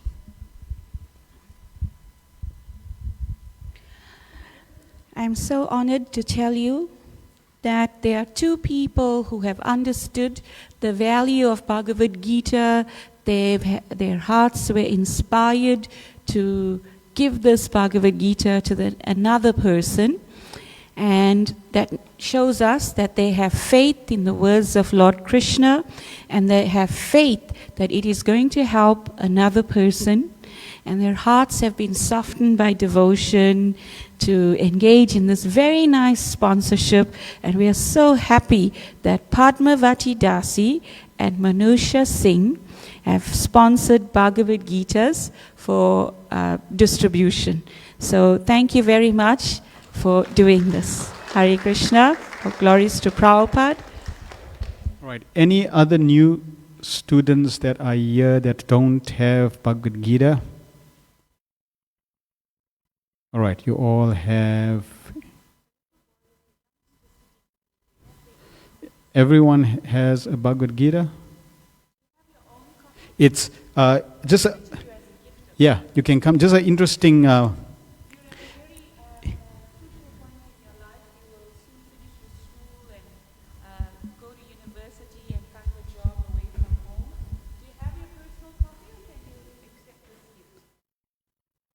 You have a, yeah. It's good, okay, you can come forward, yeah. It's good to have a copy, your own copy of Bhagavad Gita. Okay, thank you. All right. Okay, so, yes. Question? Mike, wisdom. I just wanted to ask a question. So coming back to the subtle bodies, and my question is, how does he or she claws his way back into the mix in terms of completing his cycle of life? Okay, he's obviously prematurely ended his life, okay? And how does he claw his way back to making, his life? So there's someone who commits suicide at the age of 25. Now they have to linger around, right, for the next 25 years. How do they now transition? So firstly, if nothing else happens and there is no devotees around to know that, then he's going to hang around for the next 25, possessing the house, possessing the furniture, frustrated, hanging around, and in frustration. If we know that that person has committed suicide, then you can do few things. One is you can blow the conch shell. And when you blow the conch shell, that soul then gets released. You can recite Bhagavad Gita, and the soul gets released.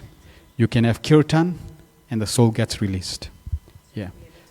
To that, so then now that, Krishna then, because of Krishna's mercy, that soul can now be liberated or forgiven for that, and then take on a body and then move on. So does he then go back into the lowest side? So tomorrow we're going to be covering that. In the 8th chapter, we're going to be talking about that. Yes, where's the hand mic?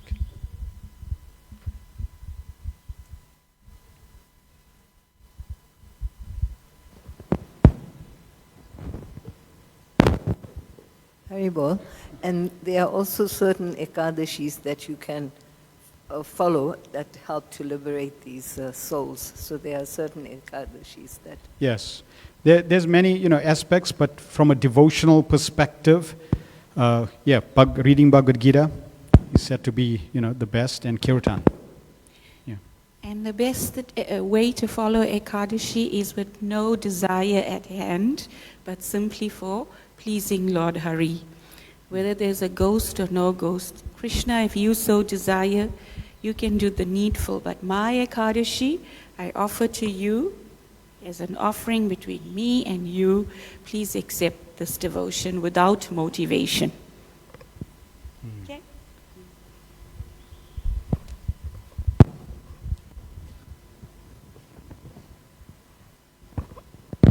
Hare Krishna. What is the remedy to reduce wasting breaths? Reduce wasting breaths. wasting breaths. Simply dedicate every breath to the service of Krishna. Yeah. So Prabhupada gives the example, like the what they call this goldsmith. He has he uses they call it the bellow, I think, right? And it's pumping air, breathing. So what's the use of so many bellows, right? Or even the trees, they live for hundreds of years. So what's the use of so long or so many number of breaths if it's not used in the service of Krishna? So in order not to waste, we want to read Bhagavad Gita, understand what Krishna is directing us to do, and then simply try to follow those instructions. And if we try to do that, then our breathing is actually facilitating our service to Krishna. Yeah. So in that way, you will not waste any breaths. Yeah, if you in kirtan, when like when you dance in kirtan using more breaths, no problem. That's all in the service of Krishna. Yeah. Okay. But if if I go to a karmi disco, for sense gratification, then that breathing is not conducive. Yeah, it's binding. Okay. So as Krishna is instructing Arjuna how to use everything for his pleasure. And if we try to meditate, and it may be a gradual process, right? As long as we try to bring Krishna in our life somehow or other. Prabhupada says all our activities, my family, it's like a zero. My business, it's like a zero. My social responsibility is like zeros. My friends, zeros. My hobbies, zeros. They're all zeros. But as soon as you put Krishna in front, now it becomes valuable.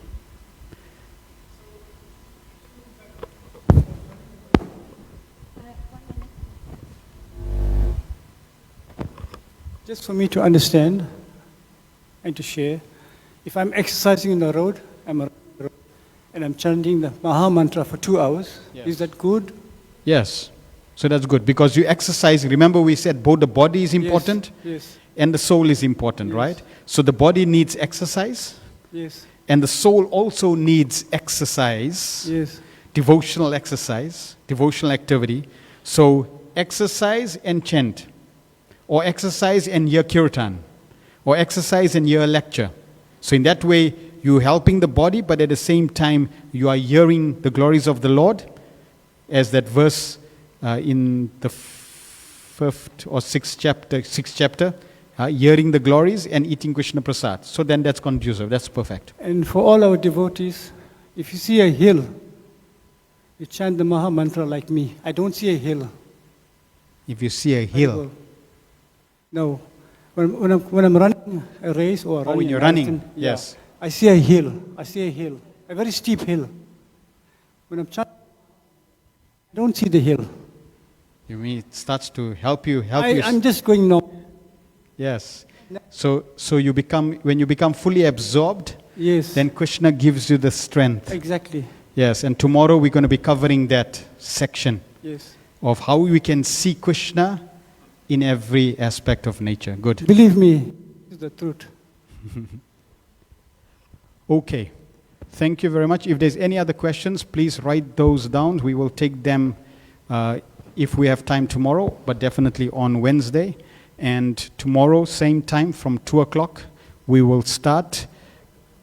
No, the homework is obviously to still go through the narration if you need to catch up. But you'll need to catch up for the next chapters. And tomorrow we will cover from the middle 6 chapters, right, which are very, very, very powerful chapters. This is the knowledge that Krishna actually wants to share and tell us. First 6 chapters was simply like the yoga ladder, and covering essential philosophical grounding, but middle 6 chapters is really what Krishna wants to tell us. Thank you. Srila Prabhupada ki jai.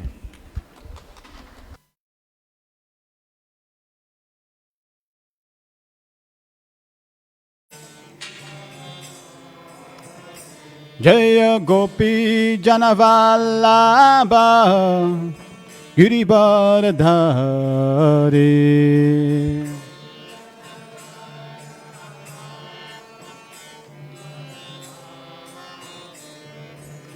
Yashodanandana Braja Janaranjana Yashodanandana Braja Janaranjana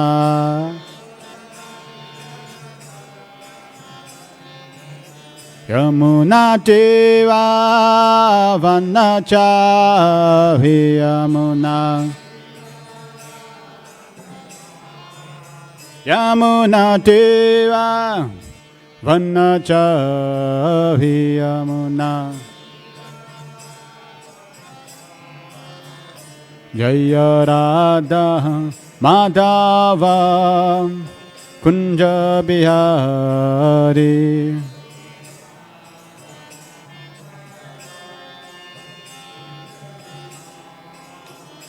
Jaya Radha Madhava Kunja Bihari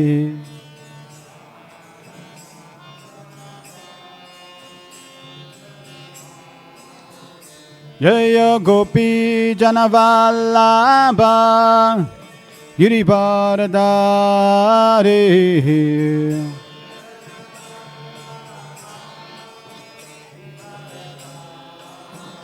Jaya Gopi Janavallabha Girivardhari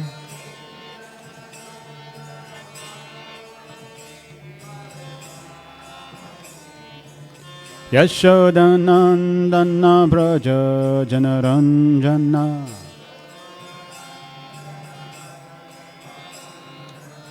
Yashodanandana Braja Janaranjana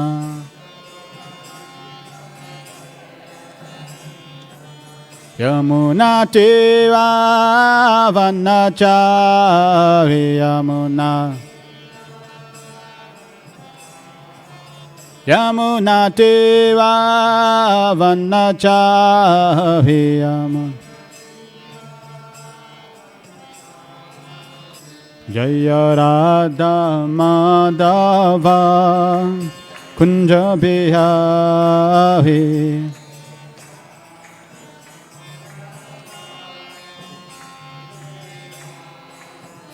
Jaya Radha Madhava Kunja Bihari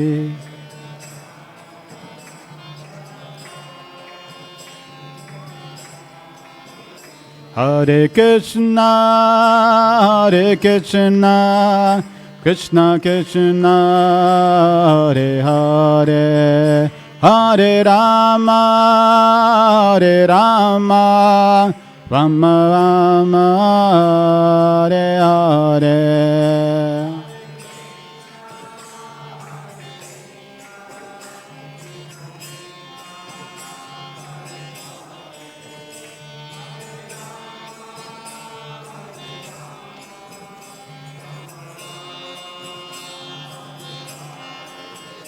Hare Krishna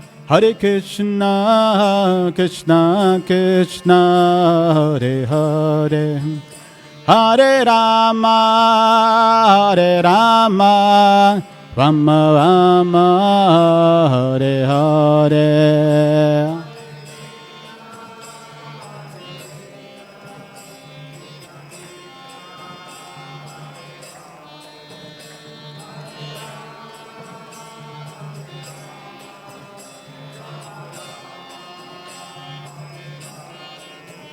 Hare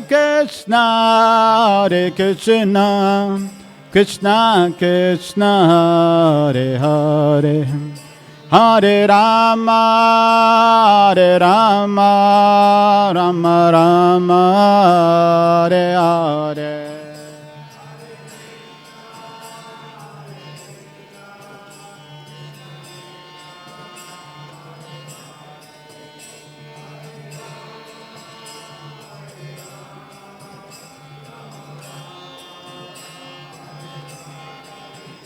Hare Krishna, Hare Krishna, Krishna Krishna, Hare Hare. Hare Rama, Hare Rama, Rama Rama, Hare Hare, Hare.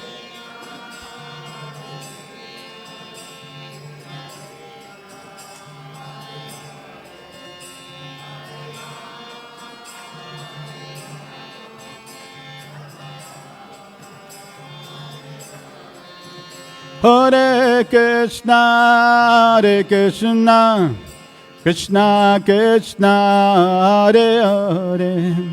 Hare Rama, Hare Rama, Rama Rama, Hare Hare, Hare.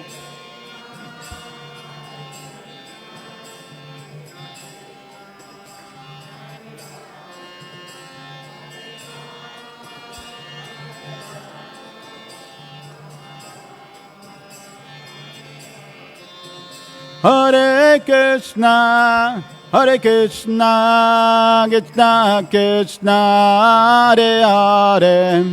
Hare Rama, Hare Rama, Rama Rama, Hare Hare.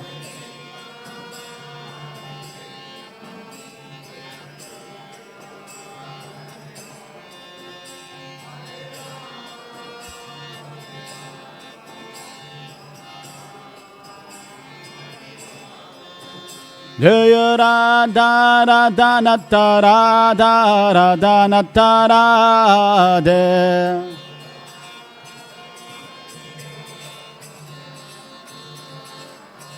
Jaya Gora Hare, Jaya Gora Hare, Gora Hare, Jaya Gora Hare.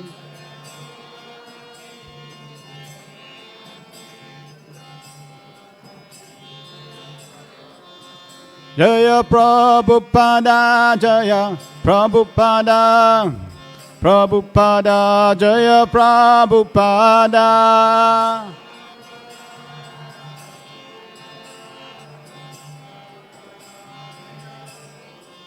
Jaya Jaya Prabhupada, Prabhupada, Prabhupada, Jaya Jaya Prabhupada.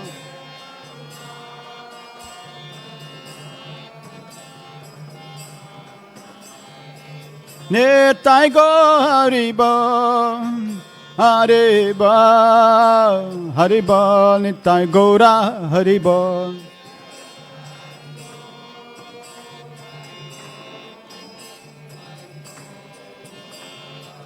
Nitai go Haribo, Haribo, Haribo, Nitai Gora Haribo.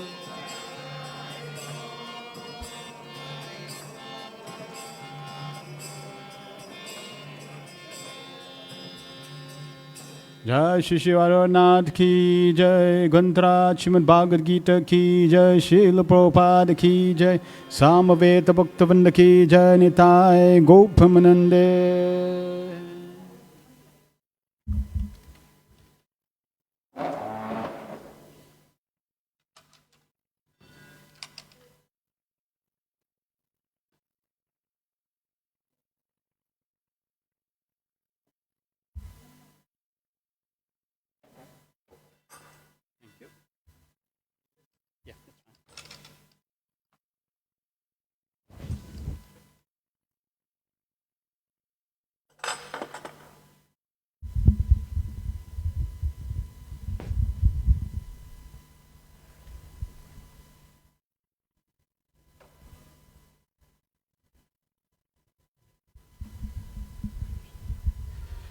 Hare Krishna, Krishna Krishna, Hare Hare, Hare Rama, Rama Rama, Hare Hare. All right, let us start with the invocation. Those of you that know the prayers, we can chant. Om Jnana Timivandasya Gyananjana Shalakaya Chakshurunmilitam Yena Tasmai Shri Guruve Namaha.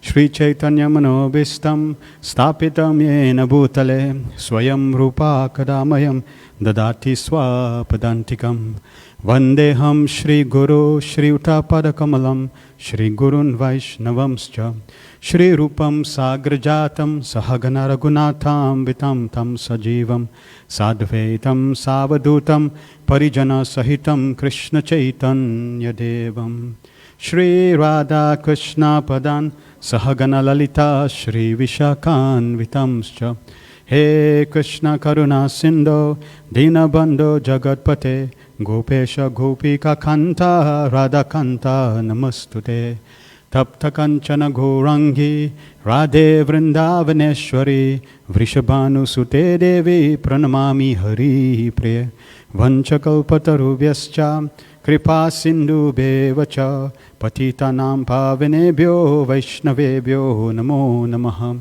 Namo Vishnupadaya Krishna Prestaya Bhutale Srimate Bhakti Vedanta Swami Niti Namine Namaste Saraswati Deve Gauravani Pracharine Nirvisesa Sunyavadi Pastatya Desatarine Jai Shri Krishna Chaitanya Prabhu Nityananda Shri Advaita Gadadhar Shivasadi Gaura Bhakta Vrinda Hare Krishna Krishna Krishna Hare Hare Hare Rama Rama Rama Hare Hare Om Namo Bhagavate Vasudevaya Om Namo Bhagavate Vasudevaya Om Namo Bhagavate Vasudevaya.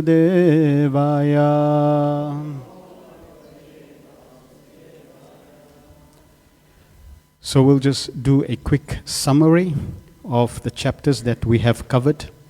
So we covered chapter 1, and in chapter 1 we discussed the fact that Krishna is presenting to us the situation we are in. And sometimes people say, the Hare Krishnas, they're very pessimistic.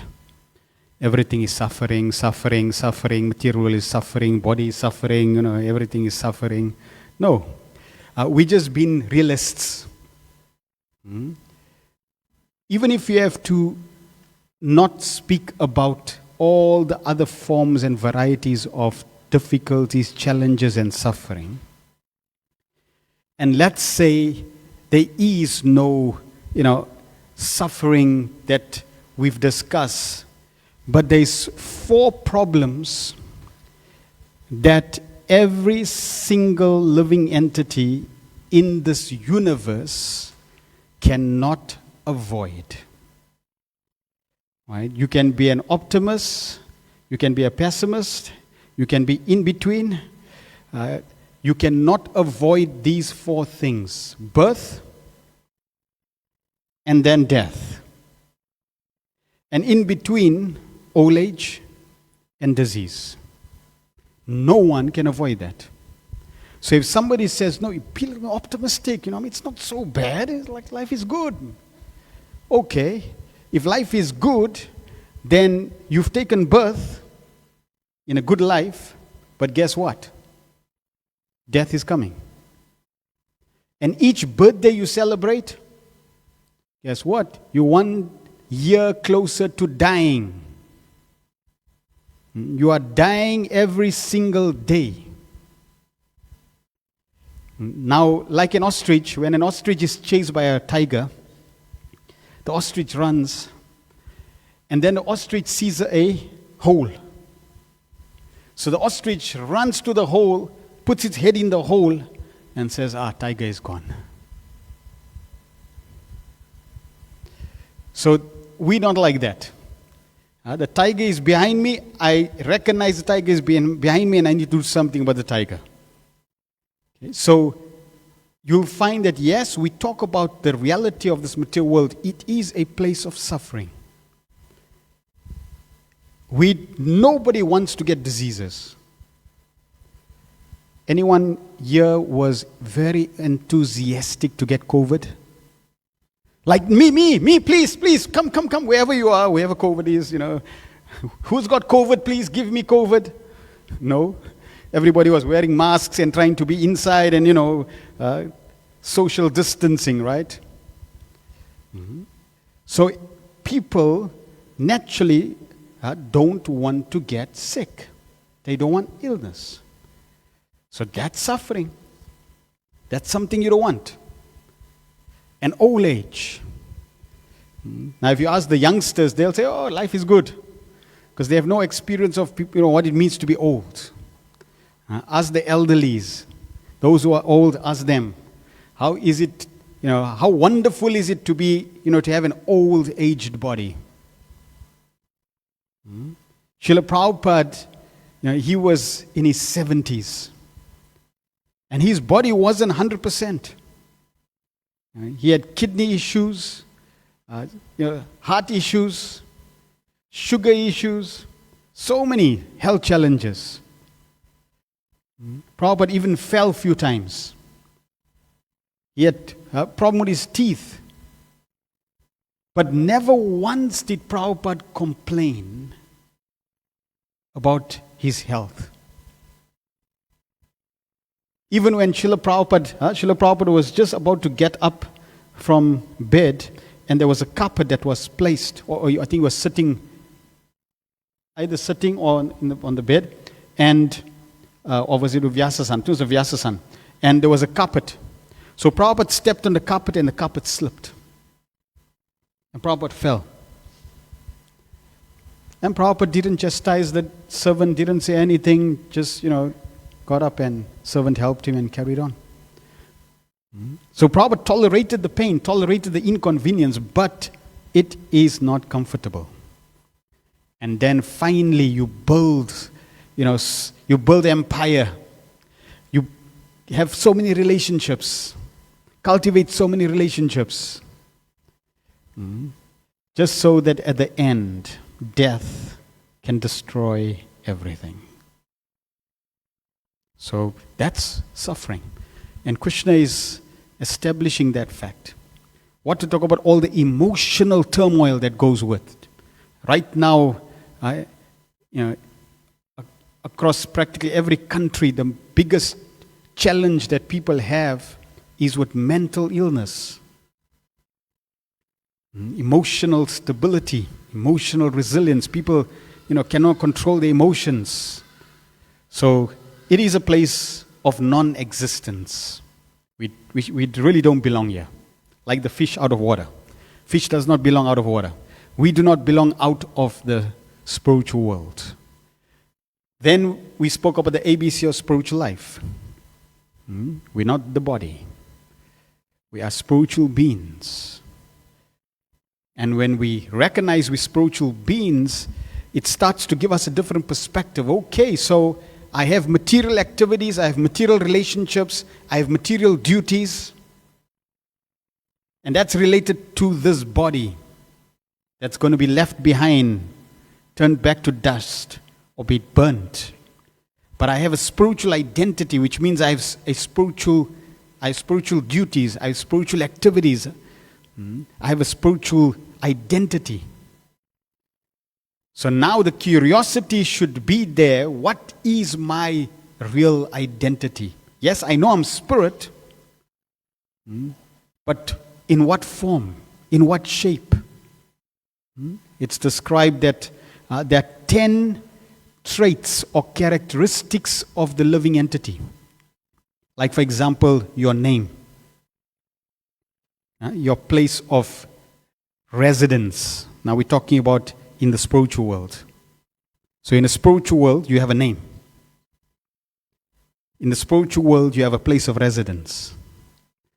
In the spiritual world, you have parents. You have a certain service, duty in relation to your parents, just like you may be a cowherd, or you may be making chariots, or you may be a jewelry maker or garland maker, or whatever. So you have a certain occupation. Then you also have a certain relationship with Krishna. You have a certain nature. So above, you have a certain nature, certain mindset.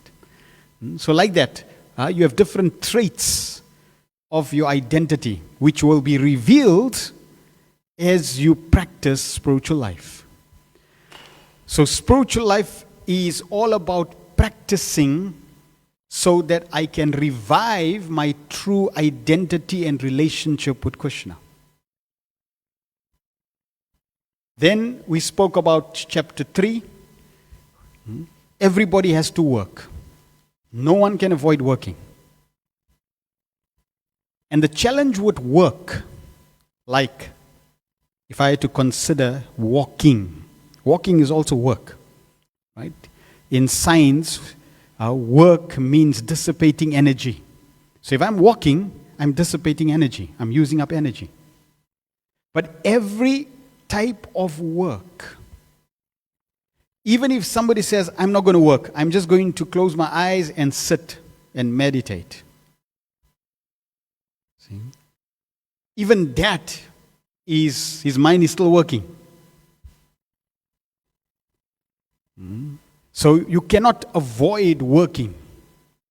The challenge with working in this world is any action that one performs, it's going to lead to more karma.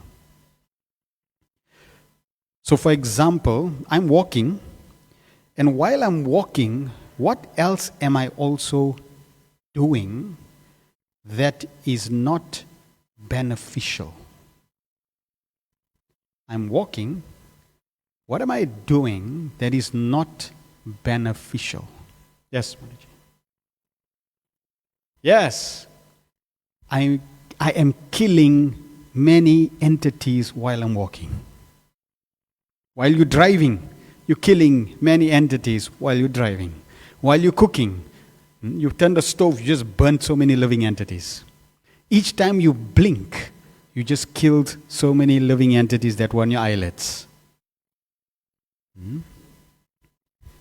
Bacteria, viruses, that's so microscopic you can't see, but you're killing them.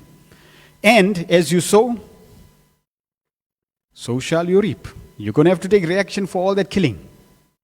Now the beauty is, we're in the temple. So if I'm killing living entities in the service of Krishna because I have to walk, so while I'm serving Krishna and I'm walking, then the entities that are been killed in the service of Krishna, they're going back to Godhead. So now, instead of a sinful reaction, I'm getting a benefit. I have to cook prasad for Krishna. So I have to switch the stove on. As soon as I switch the stove on, I'm killing, but because I'm cooking for Krishna, those living entities that I'm killing, they get benefited spiritually.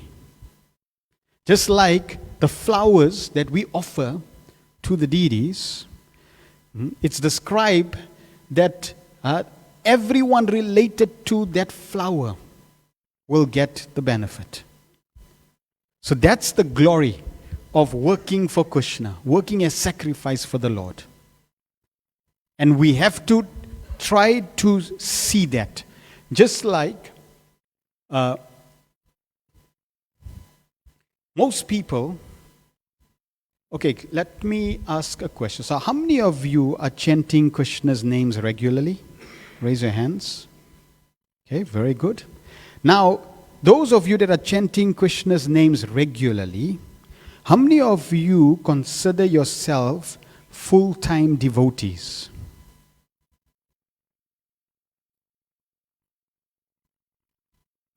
So many of you have been chanting Hare Krishna, but none of you consider yourself full-time devotees. So if you're not a full-time devotee, then what else are you? Like a full-time karmi, a full-time materialist, a full-time non-devotee? See, okay, let me now turn the table, right?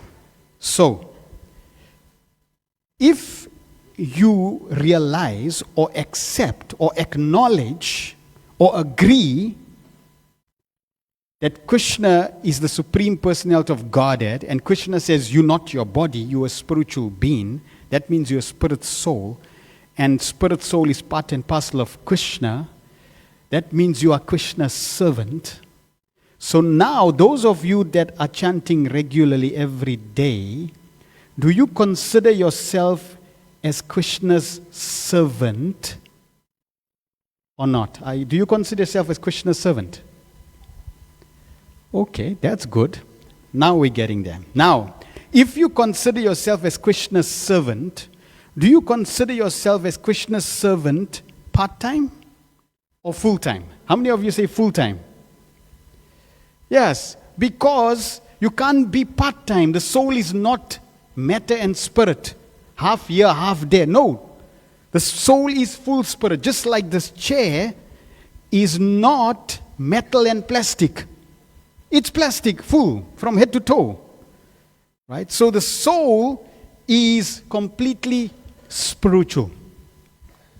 Right? Not part-time. So we should consider ourselves as full-time spiritual practitioners, full-time servants of Krishna.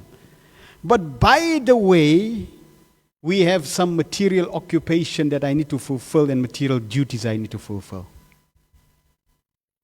We should develop that consciousness. It doesn't mean I'm only in the temple full-time, then I'm a full-time devotee. And when I'm outside, I'm something else. No. See? The temple's just giving you the practicality of how you can live even at home. You make your home a temple. So we need to work as sacrifice for the Lord. Then we spoke about disciplic succession. This knowledge is coming in disciplic succession, and therefore it is authoritative, very important. That's descending form of knowledge. That's how we receive knowledge. And it's not that we don't use ascending, but ascending is not perfect. I cannot get perfect knowledge from ascending. For example, who can tell me how many bricks were used in building this temple? Only the person that built it. Right? Only the architect that built this temple can tell me. So that's descending. So there's knowledge that you can't get from ascending process, from speculating, from calculation. No. Descending is best. Then chapter 5, accepting Krishna's position. Krishna is the Supreme Personality of Godhead. He is the supreme enjoyer. As servants, just as a servant's duty is simply to please the master. So our duty is simply to please Krishna. Now consider, if you have a servant, and right now there's no duty for the servant, then what does the servant do? So I have my master, I have a servant, and right now there's no duty for the servant. What will the servant do?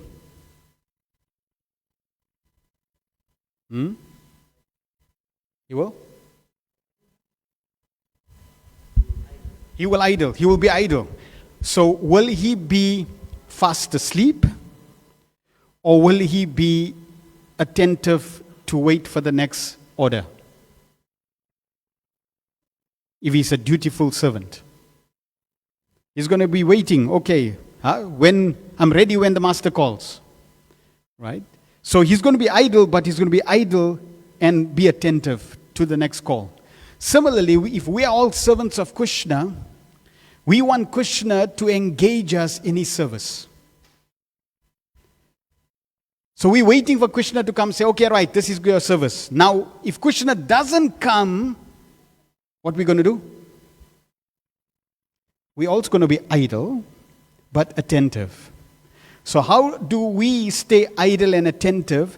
We just wait and chant Hare Krishna, Krishna Krishna, Hare Hare, Hare Rama, Rama Rama, Hare Hare. Prabhupada said, what does chanting Hare Krishna mean? Oh Lord, please engage me in service. So you're waiting. I'm waiting for service. I'm waiting for service. I'm waiting for service. And you're chanting his names, and you're waiting for service, and you're chanting his names, and you're waiting for service. And as soon as Krishna says, okay, Ramdas, I got service, and then you run for service.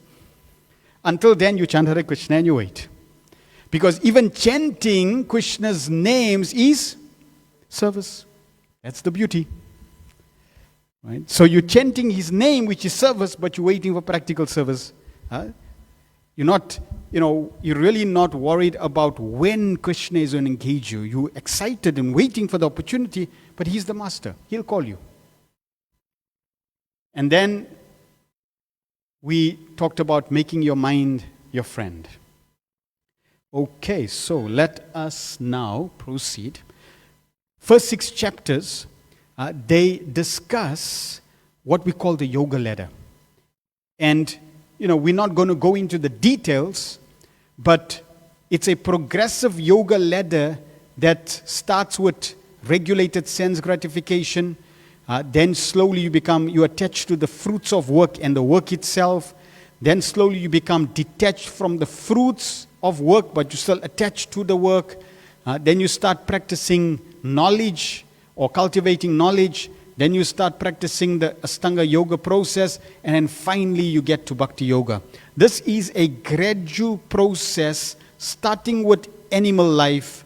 The living entity transmigrates from one body to another, and slowly, like going to school, elevates himself gradually with guidance, which may take him billions and billions of lifetimes to progressively move.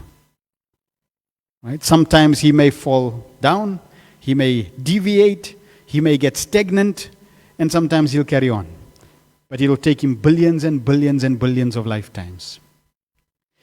Now, what Krishna consciousness will help us is, instead of going from here and gradually progressing, we take what we call an express elevator and immediately we go to Bhakti Yoga.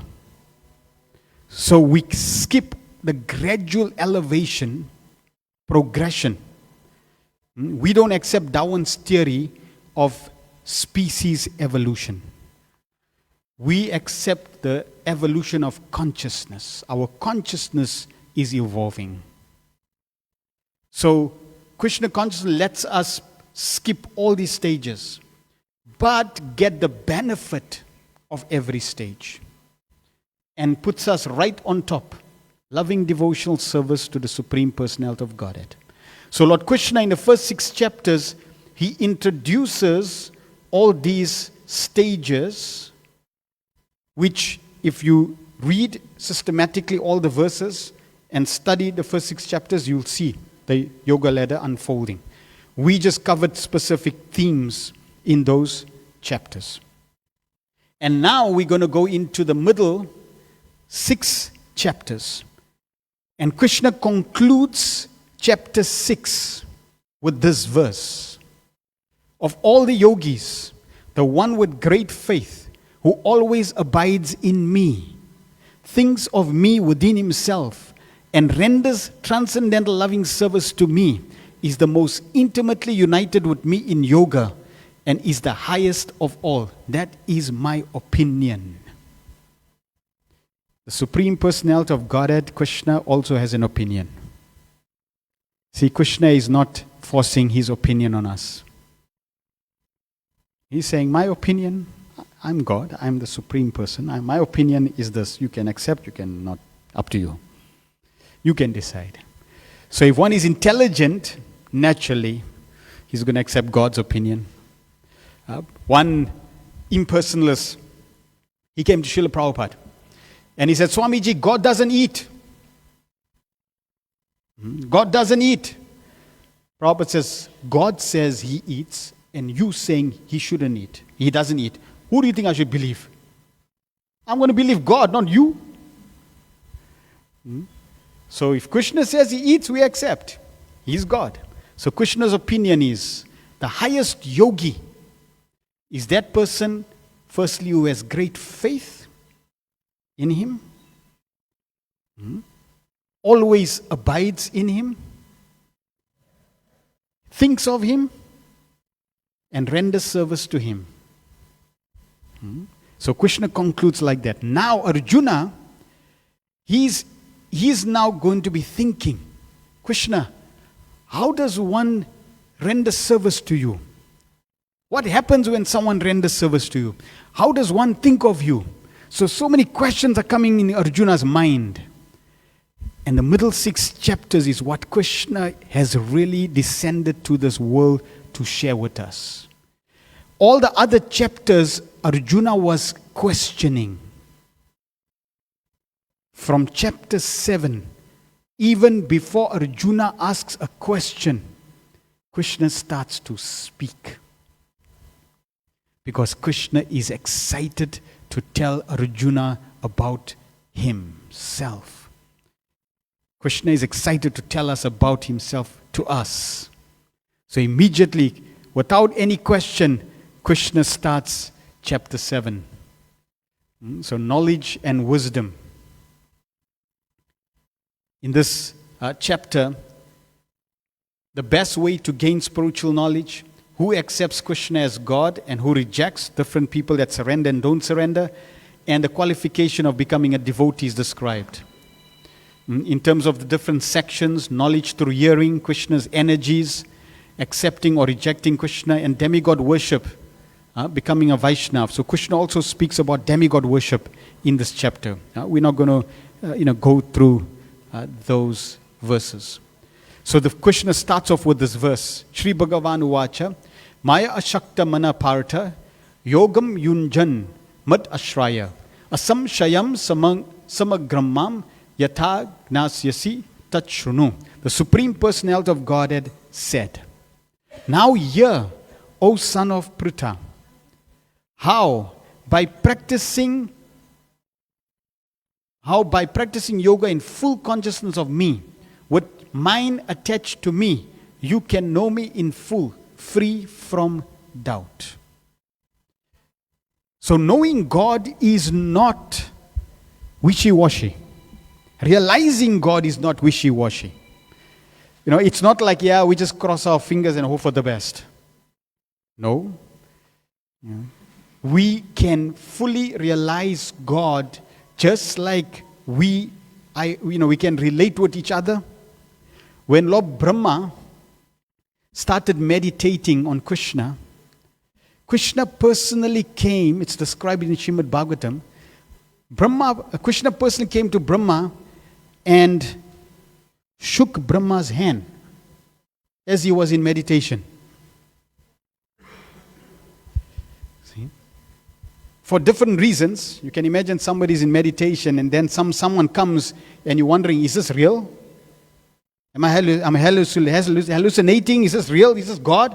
So Krishna shakes your hand. Now when somebody shakes your hand, it's like, oh yeah, it's real. Oh, hey, how are you? So Krishna actually shook his hand.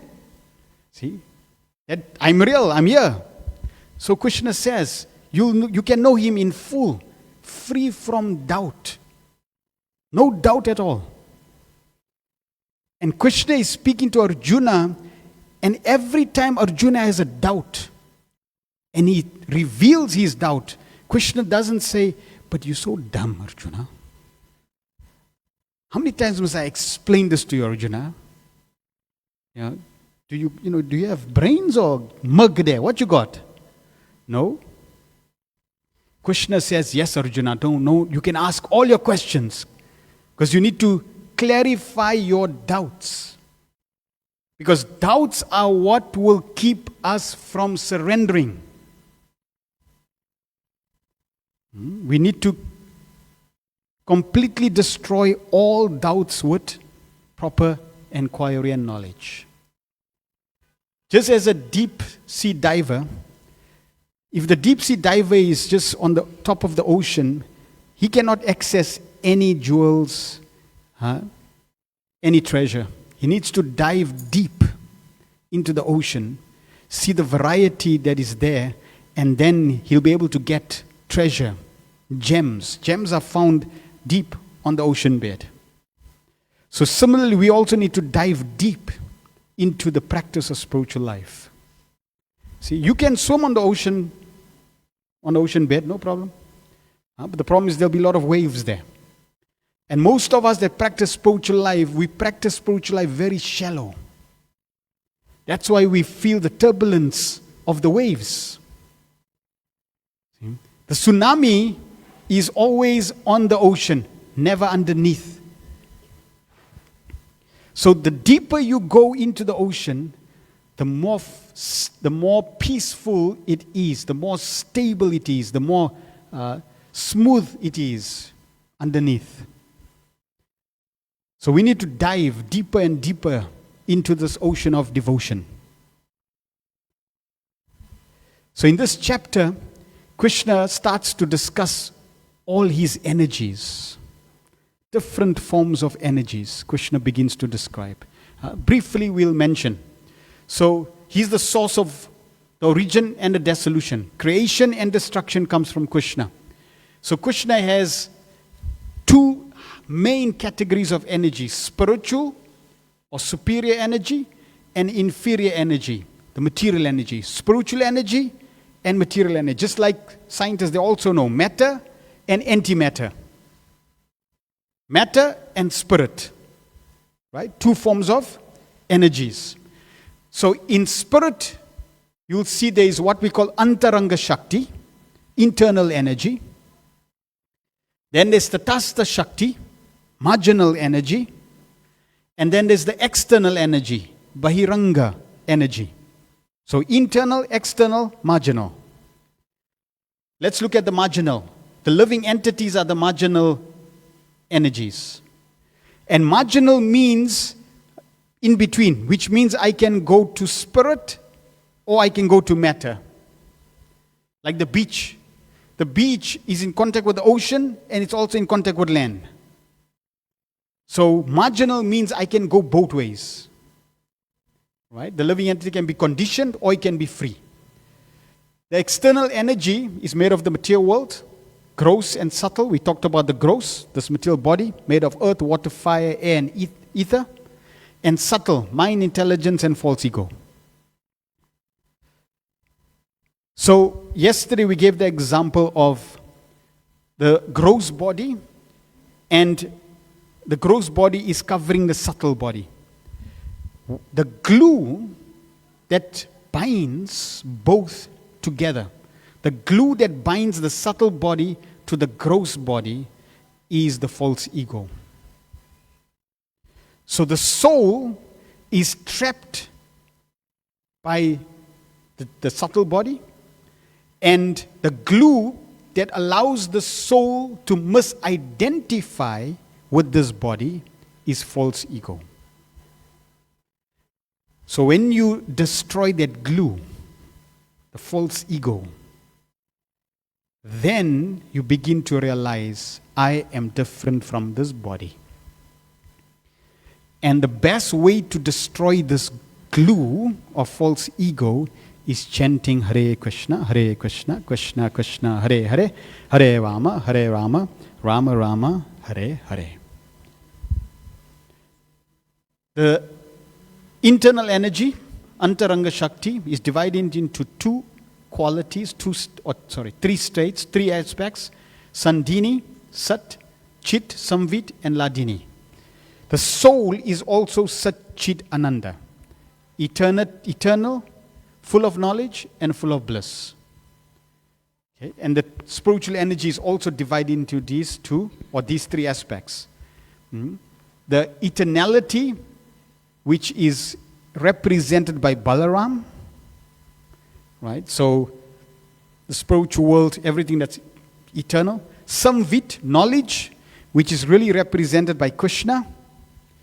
And Ladini, pleasure potency, represented by Srimati Radhavani.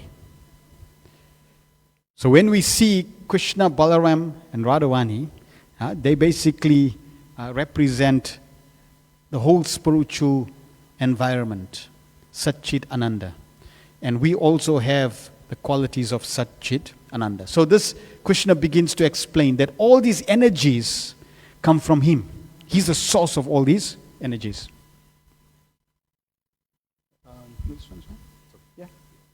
Yeah, 100%. Krishna gives a beautiful verse. O conqueror of wealth, there is no truth superior to me. Everything rests upon me as pearls are strung on a thread. There is no truth superior to Krishna. Krishna means the Supreme Personality of Godhead, no equal and no greater. That is Krishna. And in these 6 chapters, Krishna is emphasizing this point again and again and again. And what is most amazing is that it's not what you know that will allow you to achieve success. Perfect, the highest form of success. It's who you know. So if you know that Krishna is the Supreme Personality of Godhead, just knowing that and then meditating on His qualities, His potencies, His powers, it will help you tremendously. Especially when you have faith. Because if you have faith that Krishna is in control, then you'll never have any fear. If you have faith that Krishna is all powerful and He can do anything, you'll never have any fear. So the more we meditate and contemplate on these middle 6 chapters with faith, we will become more and more fearless. So Krishna is making the point here that just like a pearl necklace, you don't see the string that's holding the pearls together. So similarly, you don't see Krishna holding this whole material creation together. But He is actually the string that's holding everything together. Krishna also discusses 4 types of people that don't surrender and 4 types of people that do surrender to Him. The 4 types of people that do surrender is those who are distressed, those who desire wealth, those who are inquisitive, and those who are seeking knowledge. And Krishna says they're all pious. So even if you approach Krishna, you're suffering and you don't have money and you crying and you come to Krishna and say, Krishna, please, I'm financially, I'm in difficulty, and you're crying to Krishna, that is good. And you distress, you have a hard time. So now you come to Krishna and say, Krishna, I'm really distressed. That's good. Or you're inquisitive. Who are you? Or you really want to know, you want knowledge. So of all of them, Krishna says, those who come to Him, for whatever reason, that's glorious. Right? That's glorious. But of all 4, out of the 4, which one is the best? Krishna says, the one who's seeking knowledge. Why? Because one who has knowledge of Krishna will never leave Krishna. See, if you're financially distraught, and you come to Krishna, and you say, Krishna, please, financially I'm in difficulty, I need help. And let's say Krishna blesses you and now you get a new job that pays you double. All of a sudden. Right? You will not see Krishna until you're retrenched. Because you got a new, that's why you came because you wanted money. Now Krishna gave you money. So, okay, Krishna, thank you very much. I'll see you next time. So now you're out of the door. And then now when you're retrenched after 5 years, now you're going to come back to Krishna. Same thing with somebody distressed. That's why Krishna says that if somebody wants money, somebody is distressed, somebody is inquisitive, when they come, they should very quickly learn about Him. So even though money or wealth or distress or inquisitiveness brought you, but when you educate yourself, and now you know who Krishna is, whether He gives you money or not, you'll still stay with Krishna. Okay, so that's why knowledge of Krishna is very, very important.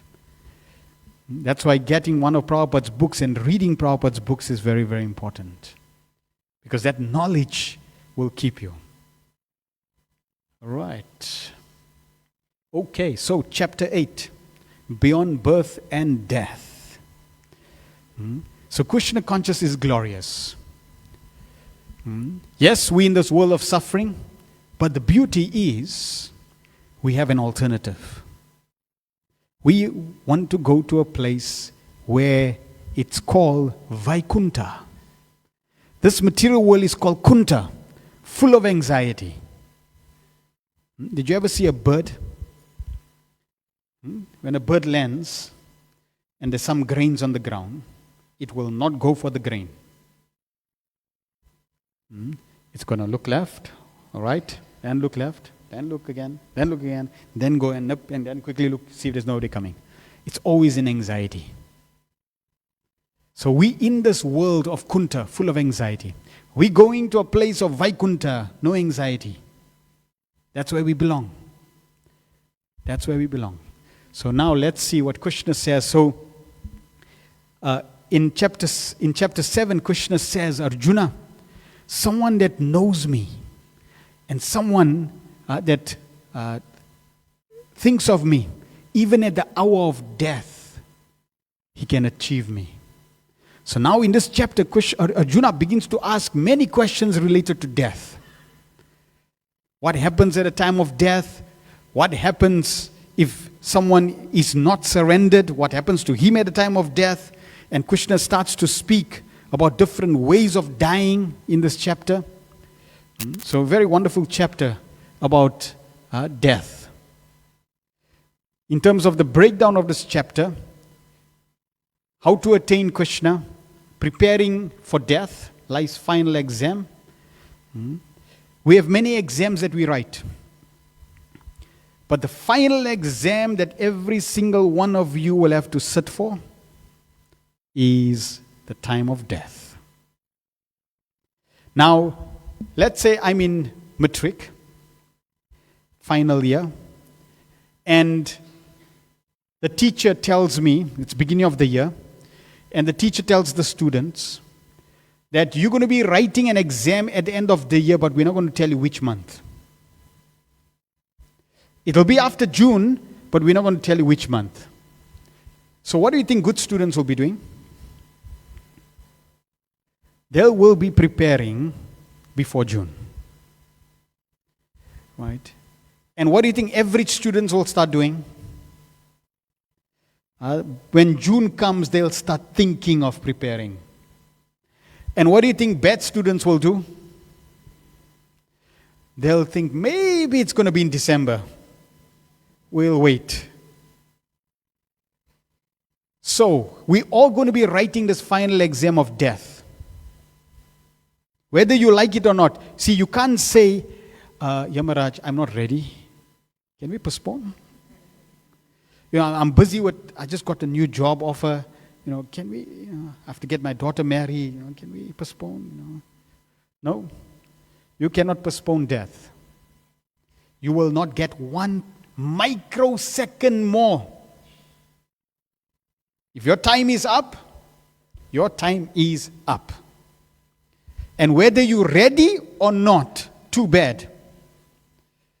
You will have to write the exam and you'll be marked right there on the spot and you're going to get your result. Either up, either down, or you're staying. Okay, so you can't say, well, I didn't know. No, the teacher already told you when the exam is going to be. See, so you can't say, I didn't know. When you read this chapter, you can't say, Krishna didn't tell us. So we have to be prepared. And Krishna is going to tell us, what is the pass mark? And what is the fail? What is, what's the mark for failing? Then the practicals of Bhakti Yoga. So Arjuna obviously asks questions. Krishna talks about the final exam, how to attain him, and pure devotion, which is the best. So Krishna says in 8.5, Ante anta kale chamam eva smaran muktva kalevaram ya prayati sarmad bhavam yati nastya astra samshaya. And whoever at the end of his life quits his body remembering me alone at once attains my nature. Of this there is no doubt. So that's the pass mark. If you remember Krishna at the time of death, you will go to Krishna.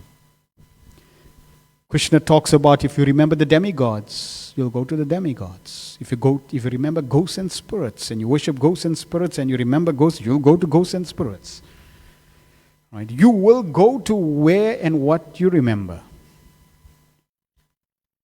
So now someone say, okay, brilliant, now I know the pass mark. So I'm prepared. Now I can do anything and everything, and don't worry about, what I think or what I do, because at the time of death, when death comes, I'll think of Krishna. Well, not so easy. And this is one reason.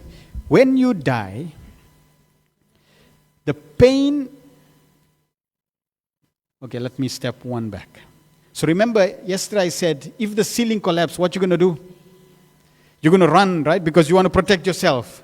So you are very attached. And when I say you, I don't mean the body. I mean you, the true you. The soul, you are very attached to this body. So attached that you think it's you. So therefore, you thinking, oh, this is going to fall on me, I'm going to get hurt, I'm going to run for shelter. Now, when Yamaraj comes, he's got assistants called Yamadutas, messengers of death. You can see the pictures in the Bhagavatam of the Yamadutas. So the Yamadutas have a nice rope, very subtle rope. So they take the subtle rope and they wrap the rope around the subtle body, not the gross body. The gross body stays here. It wrapped the rope around the subtle body and they yank the subtle body out. Like, we talked about the ghost hijacking you, right? So if you're driving a car and somebody is going to try to hijack you, you want to try to drive away and get him out. So like that, when somebody is going to try to yank you out, you go in to resist. No, I don't want to go. Don't pull me out. I love it here. This is me. What you doing? But you are helpless against them. So they will yank you out. And that yanking is very painful. While that's happening, your body is going into a mess. Your life hairs, you have 10 life hairs in your body. And your life hairs all go haywire. Right? Your mind is going everywhere. And it's explaining that situation, the amount of pain you feel is equivalent to 10,000 scorpions biting you at the same time. A bee sting is painful. A scorpion sting is much more painful. 10,000 is very, very, very painful. And in that pain, you try to think of Krishna, good luck. If you haven't practiced. Right? Bless you. So, you'll not be able to just say, I'll think of Krishna if I haven't practiced. Not possible. So that's the pain everyone feels at the time of death. Therefore, you have to practice, make the mind your friend, and regularly train your mind to think of Krishna so that you become conditioned naturally to think of Krishna. I give the example. If someone is, thinking of, let's say someone is attached to red roses. They just love red roses.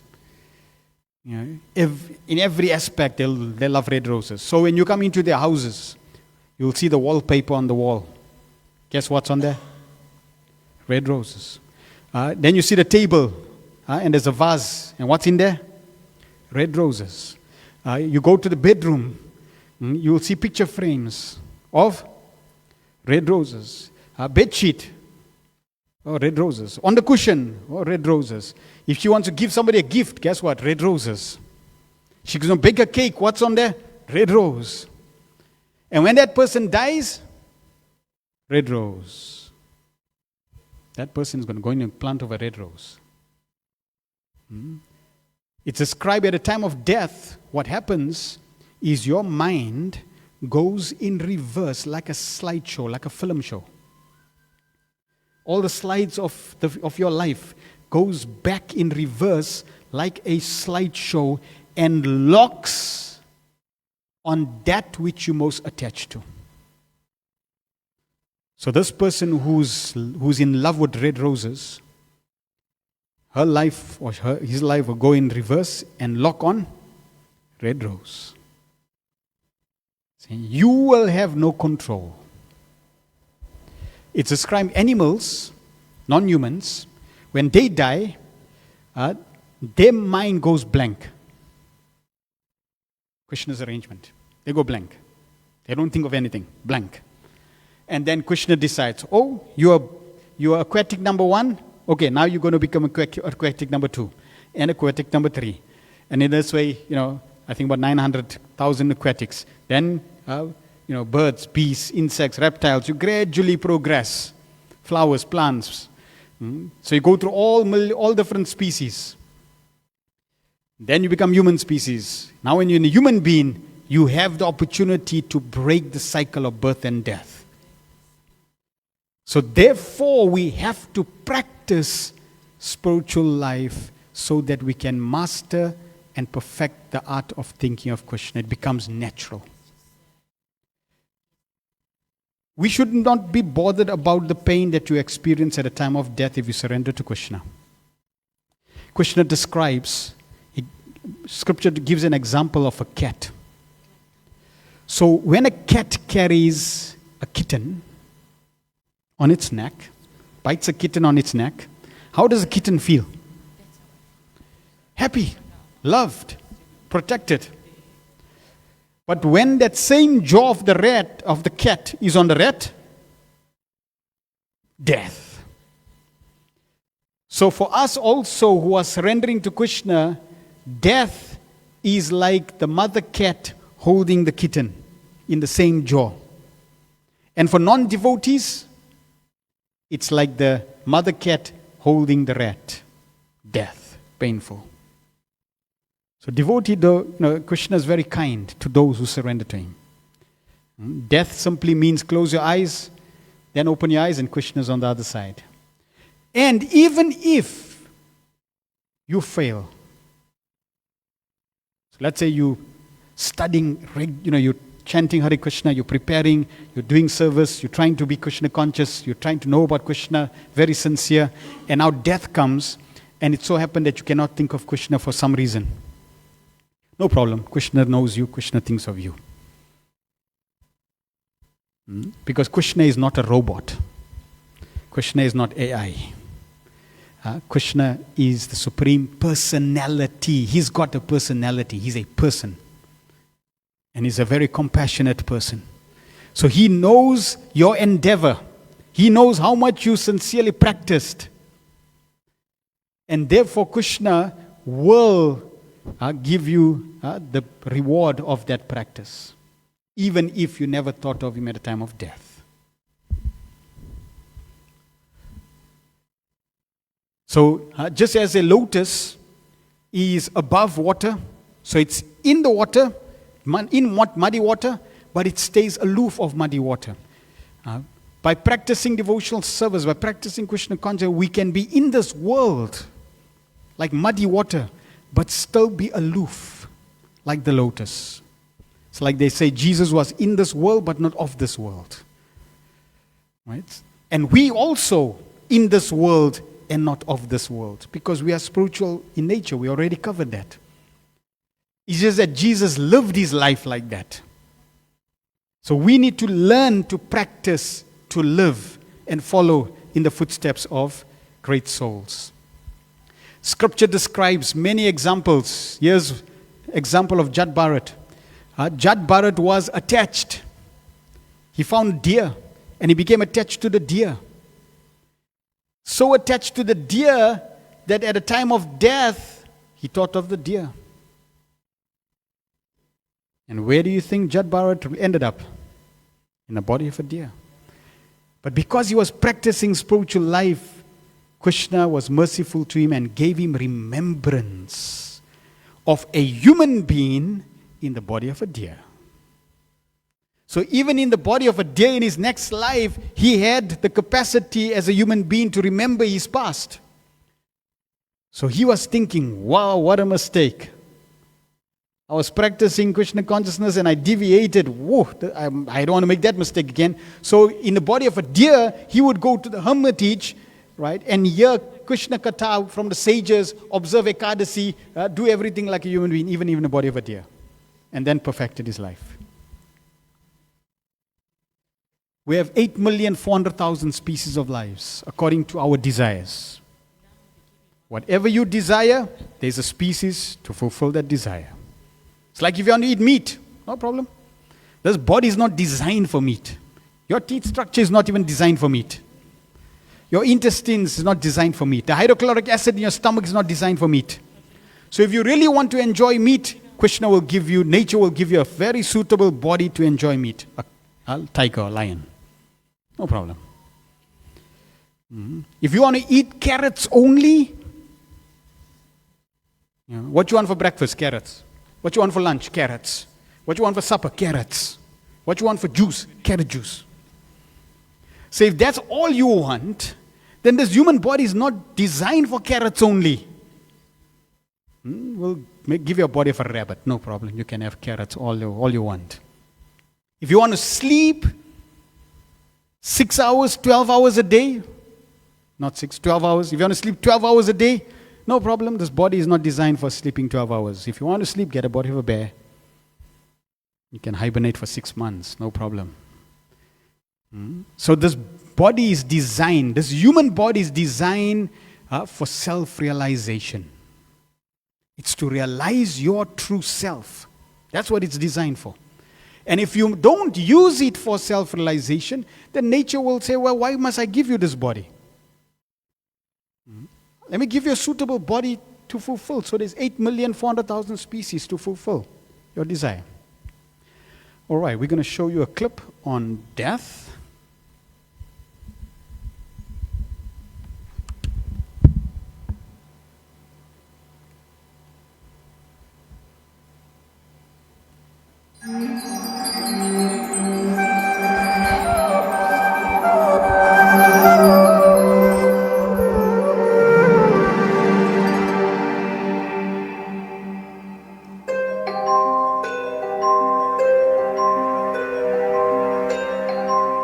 What happens to us when we die? All of us have faced this question at one time or another. Many shrug it off, considering the question unanswerable. The Vedic literature answers this profound question by outlining broad principles that shape the soul's journey after the body dies. It consists of 3 successive stages. 1. The soul leaves the present body. 2. It travels to the location of its next body. And 3. It enters the next body. 1. The soul's exit from the body. Vedic wisdom explains that death actually occurs when the soul permanently leaves the gross material body. At the time of death, the soul normally exits from one of the 9 holes in the body, which the Vedas refer to as the 9 gates: the 2 eyes, the 2 ears, the 2 nostrils, the mouth, and the 2 excretory organs. The Brihadaranyika Upanishad 4.4.1-2 describes the soul's departure. At the time of death, the area of his heart becomes lit, and by that light, the soul departs either through the eye, the head, or through other apertures of the body. And when he departs, the pranas, or life heirs, follow him to his next destination. His knowledge and his deeds follow him, as does his previous wisdom, if not specific details of his former life. Souls that are spiritually evolved generally depart from one of the 7 holes in the head, whereas souls that have yet to sufficiently evolve depart from one of the 2 other holes. The point through which a soul departs indicates its next destination. The souls who depart through the holes in the head will continue on towards the higher, more evolved realms of the universe, whereas the souls who depart through the other holes are headed toward lower, less evolved realms. 2. The soul's journey to the next body. When the soul sets off on its journey to the next body, it is given a transitional body that is grosser than the subtle body and subtler than the gross body. Equipped with this body that the Vedic literature calls preta, the soul is taken by nature's arrangement to its next destination. The soul often finds this journey painful because in its present condition it is highly susceptible to pain. To help ease the soul's pain, the Vedic literatures, like the Garuda Purana, recommend that the relatives of the deceased person perform certain activities whose merit cushions the soul's onward journey. 3. The soul's entry into the next body. Srimad Bhagavatam 3.31.1, a classic of the Vedic library, outlines one of the typical pathways by which the soul enters the body. The soul is made to enter into the womb of a woman through the particle of male semen to assume a particular type of body. What determines our next body? Which body a particular soul gets is determined by the broad principles that underlie the mechanism of reincarnation. This soul, after having thrown away the old and useless body, makes unto himself newer and hopefully better bodies according to his previous actions, ability, and desires. The Bhagavad Gita 15.8 offers another metaphor to explain how the soul finds its next destination. Just as the air carries aromas, the soul carries its different conceptions of life from one body to another.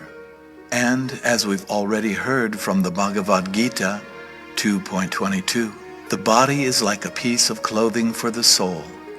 Reincarnation is therefore something like taking off an old suit and putting on a new one. Just as what suit we wear is usually determined by our taste and our budget, the soul's new suit is determined by its desires, its attachments, and the karma it has acquired.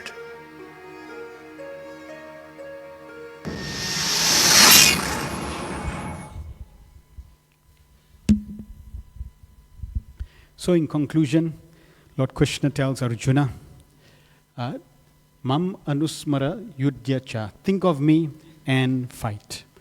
So the mind is crucial in dictating our future destination. And therefore, we want to try to think of Krishna. Krishna is encouraging Arjuna, think of me and fight. So now, going on to Chapter 9, the Yoga of the Most Confidential Knowledge. This is the middle of the Bhagavad Gita. So it's the apex of the Bhagavad Gita. Chapter 9. Krishna is going to tell Arjuna, I'm going to tell you the most confidential knowledge. Krishna is now going to open up his heart and tell us about himself. About devotion, about loving reciprocation with him. Krishna is going to reveal very, very wonderful chapter, wonderful verses Krishna describes in this chapter.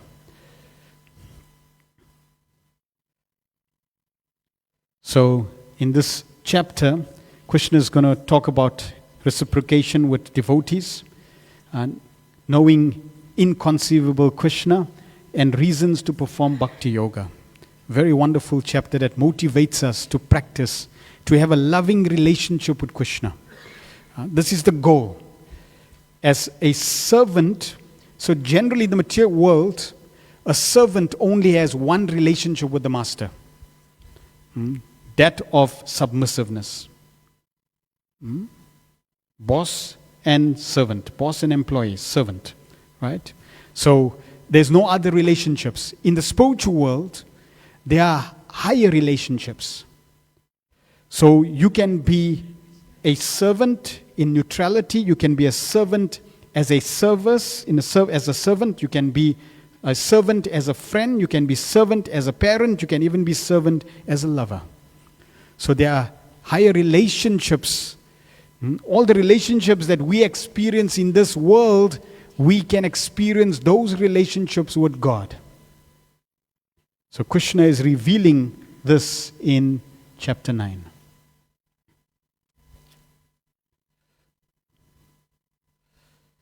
So the different divisions, Krishna is going to tell us about himself, inconceivable Krishna, who neglects bhakti and the glories of devotional service. Shri Bhagavan Uvacha, idam tu te guyatamam pratyakshva syam anusuyave gnanam vignanam sahitam yaj gnatva mokshase subhat. The Supreme Personality of God had said, my dear Arjuna, because you are never envious of me, I shall impart to you this most confidential knowledge and realization, knowing which you shall be relieved of all miseries of material existence. If we know about Krishna and the knowledge that he's going to impart to us, but if we know it and we are not envious of him. Envy means, why must Krishna get the glory? Why must everybody worship him? They should be worshipping me. They should be calling my name. See? So envy of Krishna. Envy is what brought us here. And Srila Prabhupada, brilliantly, for someone who wants to now rectify themselves, he has created a very practical process from beginning to end. So for example, as soon as we come into the temple, what's the first thing we do? We ring the bell. Okay, that means we're telling Krishna we're entering, and then we bow down. See, if you're envious of Krishna, are you going to bow down? No. Why must I bow down to him? Who's he? Where does he come from? Does he know who I am? See, you're not going to bow down. But when you recognize that's God, you bow down, see? So even though we are envious, we've come to this world, and that's because we're envious. Now by bowing down, we are nullifying and removing that envy. Then we're chanting his names. Then we're serving. It's all undoing that envy. Now someone might say, but Prabhu, I've been chanting Hare Krishna for many years, now I'm not envious. No. As long as you have the material body, you're envious. The day you don't have a material body, now you can say you are free from envy. Okay? So it goes very deep, both gross and subtle form of envy. So just as a person finds a treasure map, and that treasure map now guides him to where all the treasure is, similarly, Krishna is going to give us a treasure map to get all the jewels of loving service. He's going to inspire us. Why should we serve him and nobody else? What's so special about serving Krishna and everyone else? So first Krishna tells us about this knowledge. Raja Vidya Raja Guyam Pavitram Idam Uttamam Pratyaksha Swagamam Vedadarmyam Susukam Kartumavayam. This knowledge is the king of education and the most secret of all secrets. It is the purest knowledge, and because it gives direct perception of the self by realization, it is the perfection of religion. It is everlasting and it is joyfully performed. Such amazing adjectives describing this knowledge that Krishna is sharing. And the most important is that it gives direct perception of the self by realization. See, it is not dogmatic. It is not just, have faith and just hope for the best. No. Just like a recipe. If I give you a donut recipe, you don't take my word, that you're going to get donuts. No. You can initially say, okay, so is this donut recipe? Yes. Now you can prove it. You follow the recipe as it is. You follow the method with the right ingredients, and you're going to get donuts. And when you get donuts, now you can prove or you validated that what I said was right. It is a donut recipe. Similarly, Krishna is giving us this knowledge. And he's saying it's the king of education. You're not going to find any education on this planet or in other planets or in the whole of material creation more glorious than what Krishna is going to share in this chapter. If you do find, please let us know. But we can guarantee you, you will not find. Then, it's a secret of all secrets. Not everyone knows it. And it's also a secret because guess where Krishna puts it? Right in the middle. You know, somebody picks up this book, right? Aish, it's like a thick book, huh? And they start reading the first few pages. Okay, next year. They didn't get through the middle six. What about the middle chapter? Didn't even get through the first few chapters. See? So, in middle chapter, Krishna is giving the nectar, the secret of all secrets. And the secret is that if you love Krishna, you control Krishna. See this picture? Mother Yashoda is binding Krishna. And when new people come during Kartik and we tell them there's God, first you tell there's God, there's a baby. How is God a baby? That already confuses them. But anyway, then you say, oh no, God is getting tied by Mother Yashoda. That's even more confusing now. God gets bound? See, because it's a secret. And not just a secret, but secret of all secrets. Because Krishna gets bound by love. Krishna is hungry for love, for devotion. Love means, what can I do for you to please you? Lust means, what can you do to please me?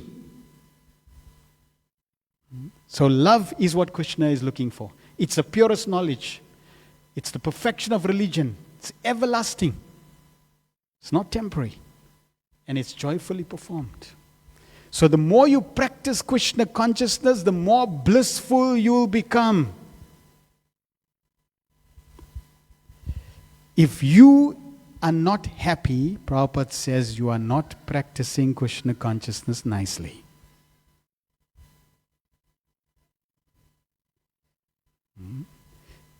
It's like you can't say, I'm a sad devotee. It's contradictory. It's like I'm saying I'm living dead. It's contradictory. Right? You're either living or you're dead. You can't be in between. So, yes, we may be coming from the material environment, but when we start practicing, you will see we'll become more and more happy. Because it's joyfully performed. But Krishna, even though he's giving us this knowledge, it requires faith. And what is faith? Faith, the definition of faith is trust in something sublime. You're trusting something sublime. And every single one of us have faith. So for example,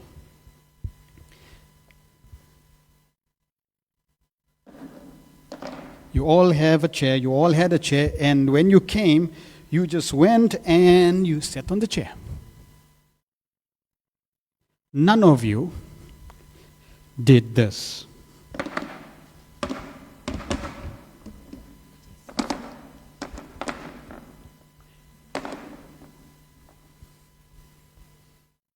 Nope. You just came in, you saw the chair, and you sat. That means you placed 100% of your faith on that chair. And then when we tell you put some faith into Krishna, why? Who's he? Well, he's better. He's definitely more glorious than the chair. And you put all the faith in the chair and you don't put faith in him. So, none of you, when you walk, you just walk. You don't test whether the ground is going to keep you up. It's okay, it's solid. It is solid here. Doing good. No, you just walk. That means you're putting 100% of your faith on every step on the floor. How many of you flew in a plane? So those of you that flew in a plane, when you sat, did you first go to the cockpit and ask the pilot, you got your license? Are you certified? No, you just go and sit, right? Fasten your seat belt, ready, go. You trust that the pilot's going to fly the plane. You put faith in so many people. You go to the doctor. Doctor, I got a flu. Yeah, turn behind. He picks up a injection. You don't ask him, are you going to kill me or what? No. See, you have firm faith in what he gives you. You go to the pharmacy, you buy the bottle. Do you first go investigate what's in that bottle? No, you just put it in your mouth. 100% faith. How many of you, when your mother told you that this is your father, you said, no, do DNA test? You had firm faith in your mother that this is your father, okay. Just see, you're putting faith in so many areas. And now Krishna is telling us, have faith in what I'm telling you. So if we have faith in what Krishna is saying, that faith will lead us further into the process of Krishna consciousness. Then you won't need proof. Because you already trust that Krishna is not going to cheat us. Just like Prabhupada. Why would Prabhupada, old man, 70 years old, what does he have, right, to gain at the age of 70 to go to America and cheat people? He would gain nothing. So the more we have faith in what Prabhupada has given us, what Krishna is giving us, the more we will embrace this philosophy and never, ever give it up. So faith is required. They say faith can move mountains.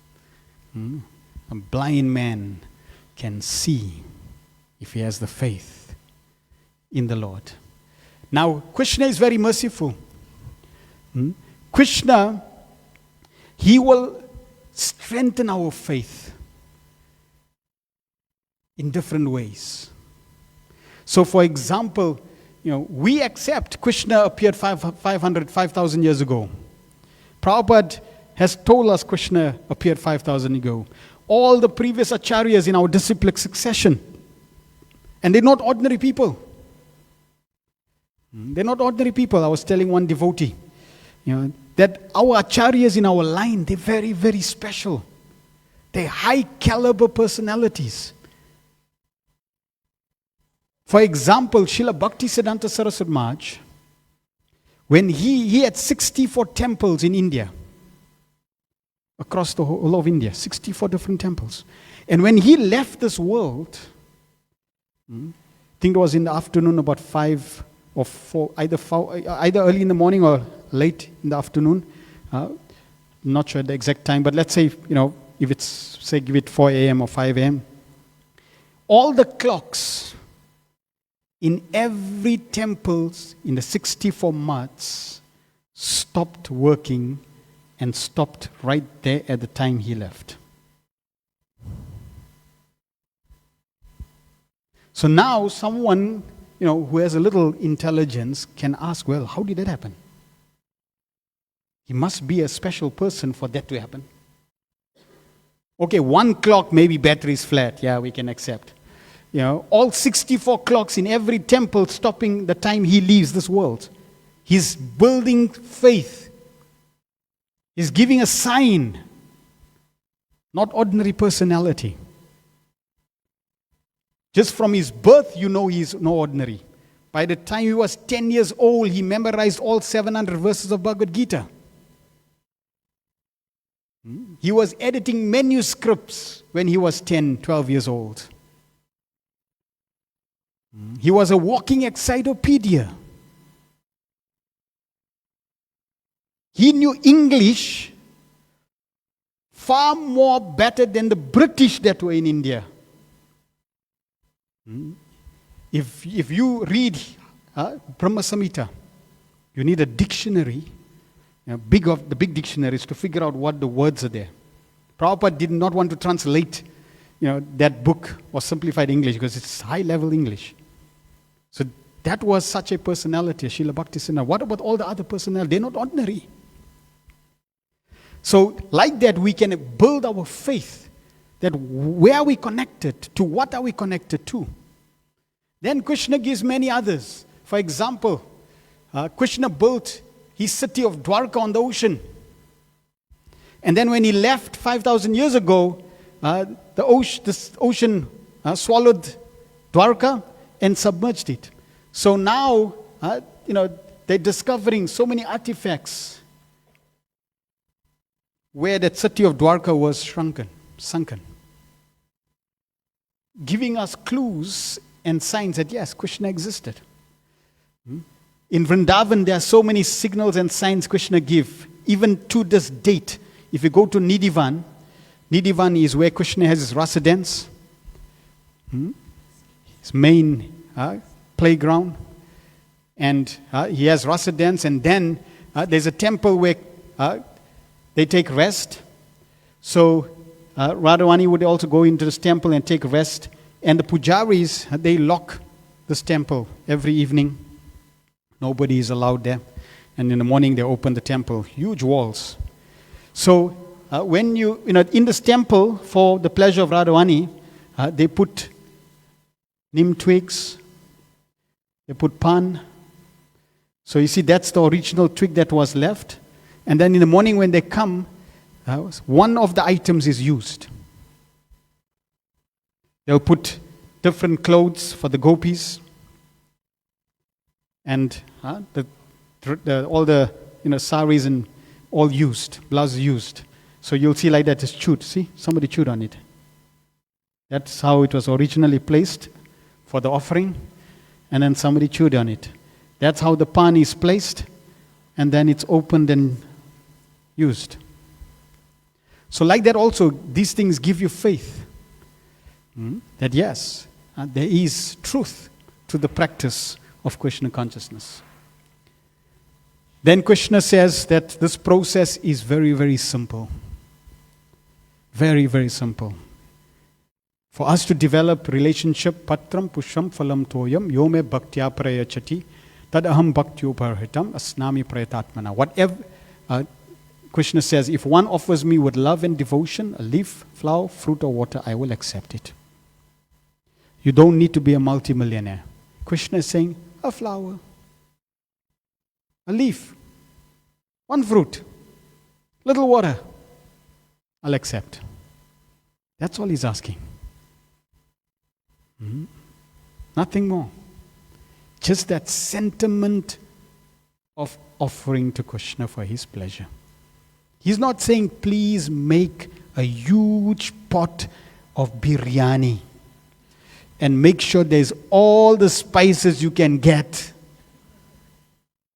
And make sure there's curd in there. No. Just a fruit is good enough. Okay, you don't have a fruit. A leaf. Tulsi leaf. Good enough. Some water. See, this is devotion. He's not worried about the ingredients. He's worried about the devotion, the sentiments behind the offering. Now, if you're a multi-millionaire, don't offer one fruit. Because Krishna also sees not what you give, but what you leave behind. Like someone has a wallet with R1,000,000, then he comes to the hundi box and he takes 10 rand and he puts 10 rand in there. Krishna will now see, but what about that R1,000,000 you got in your wallet? And you only giving me 10 rand. See? So you should also give according to your capacity. Because you will realize it's not your capacity. We just said Krishna owns all the energies. So everything that's in your pocket and out of your pocket belongs to Krishna. But Krishna doesn't say give everything. No, you still have to use, you have to still be practical to keep up this body fit for his service. But Krishna also notices the mood behind, right, and what you keep. Krishna says, whatever you do, whatever you eat, whatever you offer, give away, whatever austerity you perform, do that, O son of Kunti, as an offering to me. In this way, you will be freed from bondage to work and its auspicious and inauspicious results. Remember, we talked about transcending good and bad, auspicious and inauspicious. With your mind fixed on me in this principle of renunciation, you will be liberated and come to me. So Krishna is encouraging Arjuna, practice devotional service. Engage in rendering service. And if you engage in rendering service, which is very simple, the practice of devotional service, slowly you will realize yourself. Prabhupada says that it's not good enough to know you're not your body. But you should act like you're not your body. So it's not good enough to know that you are spirit soul. You should act like you the spirit soul. And the spirit soul is a servant of Krishna. So that means you should act like you're a servant of Krishna. And what does a servant do? He remembers the Lord. He remembers his master. He serves his master. He offers foodstuff to his master. He clothes his master. So in this way, by rendering service to the master, Krishna becomes pleased. Now Prabhupada says, when you do that, you are automatically liberated. Even though you are conditioned, but you are performing an activity of perfection. So even though right now you are bound thinking this is me, but as a soul you are rendering devotional service, which is the activity of a spiritual world, of the spirit, that means you are liberated, you are perfect. It's only a question of time. Or a question of maturity. That you'll become mature and now you'll actually return back to the spiritual world where you can render that service. All right, and that brings us to the end of these three chapters. So what we're going to do, we're going to take a 5-minute break, leg break. You can just take a break for 5 minutes. We will ring the bell in 5 minutes, and then we will do the next 3 chapters. Srila Prabhupada ki jai.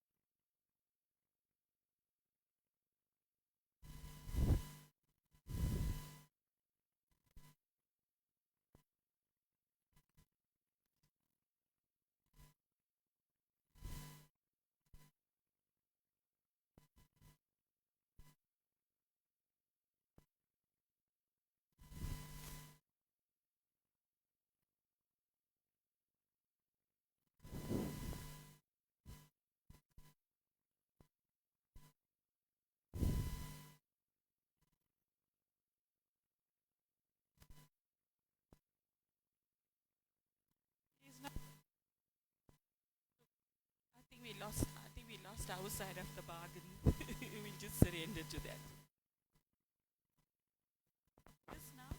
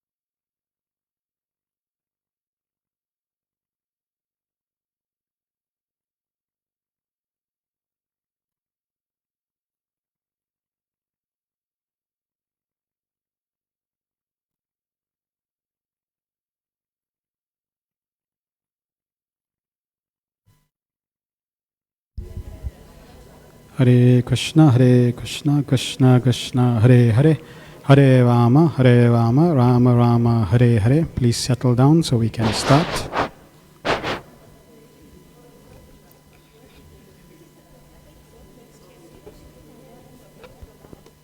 Hare Krishna? Nah. No? Hare Krishna, Hare Krishna, Hare Krishna, Hare Krishna, Hare Krishna. It's not loud. It's not loud.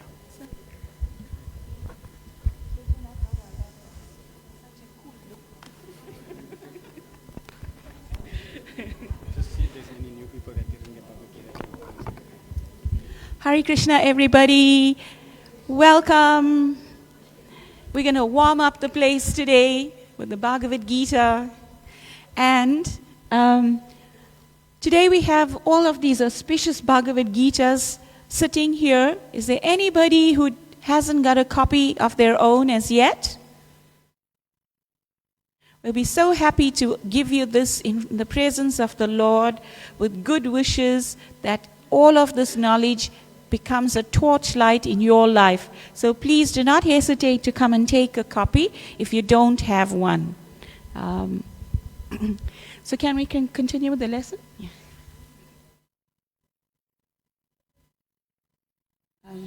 I meant to finish it. So thank you very much and congratulations to you. You've made it to the 11th chapter of the Bhagavad Gita. 10th chapter. Just now going 11th. I forgot which button. Oh. This one, and this one. So chapter 10. How many of us feel very lonely in life? How often it is that you feel all alone. Your family has deserted you, your social structure has sort of disintegrated. So many things make you feel very lonely in life. This chapter is going to actually show you how you're not actually all alone in life. There is someone who is with you all of the time. It's just that we haven't noticed. So this chapter opens our eyes to that fact in a very nice way. This chapter is called The Opulence of the Absolute, seeing the Lord everywhere.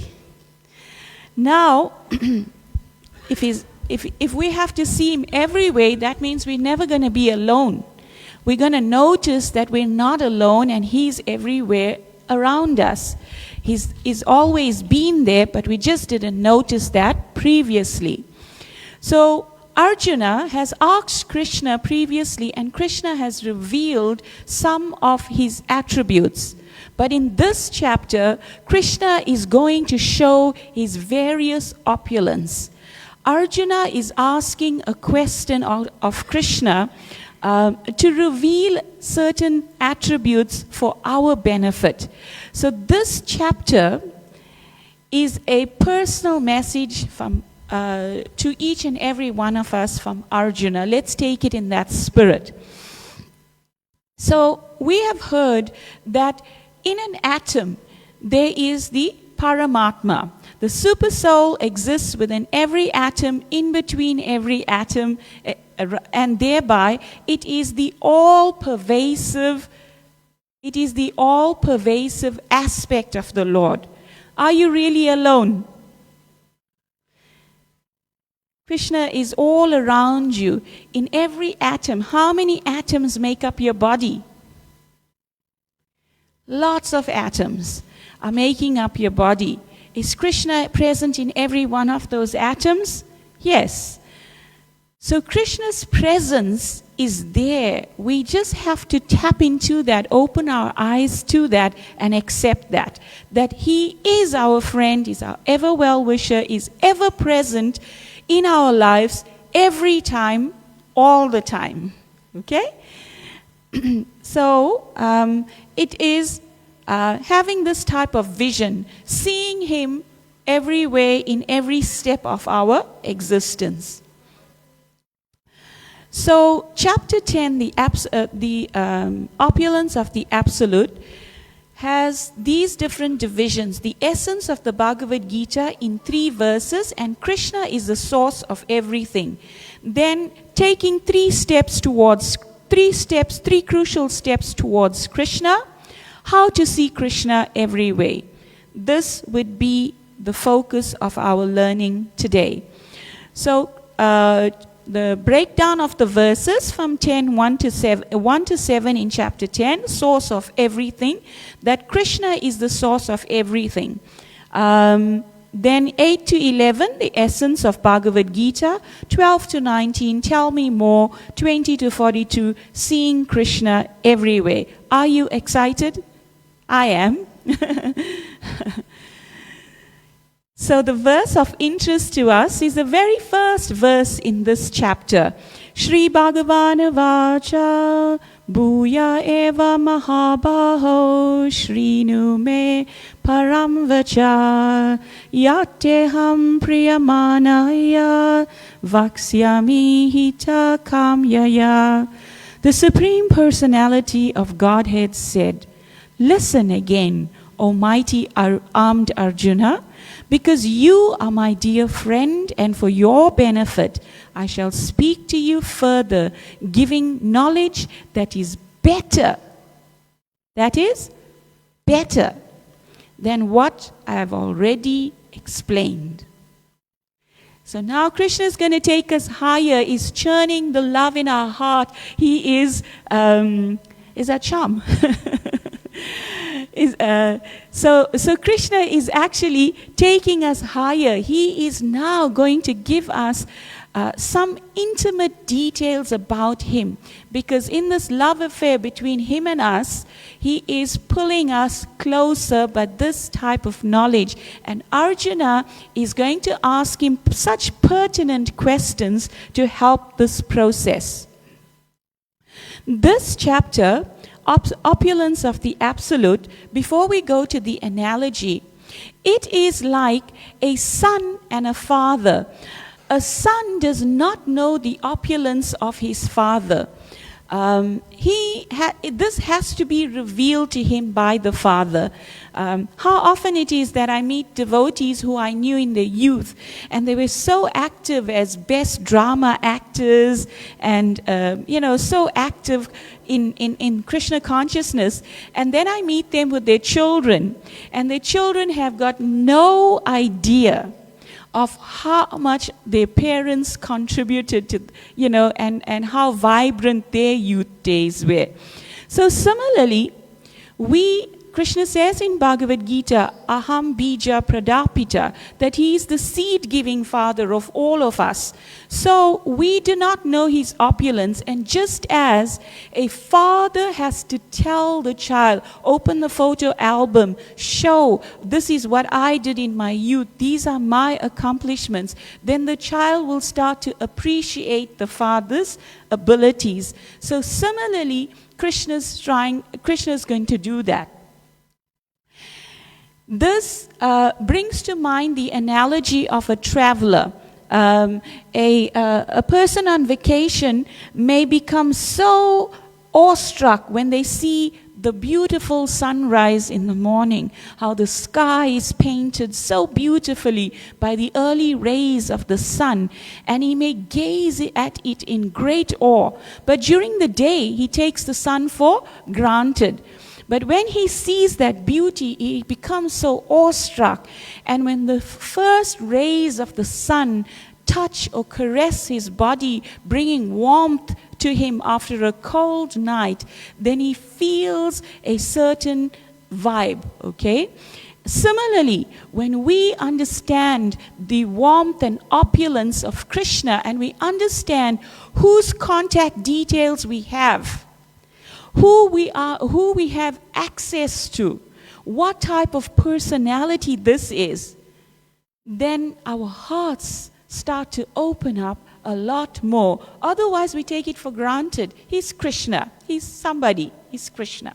Okay? So this chapter is all about that.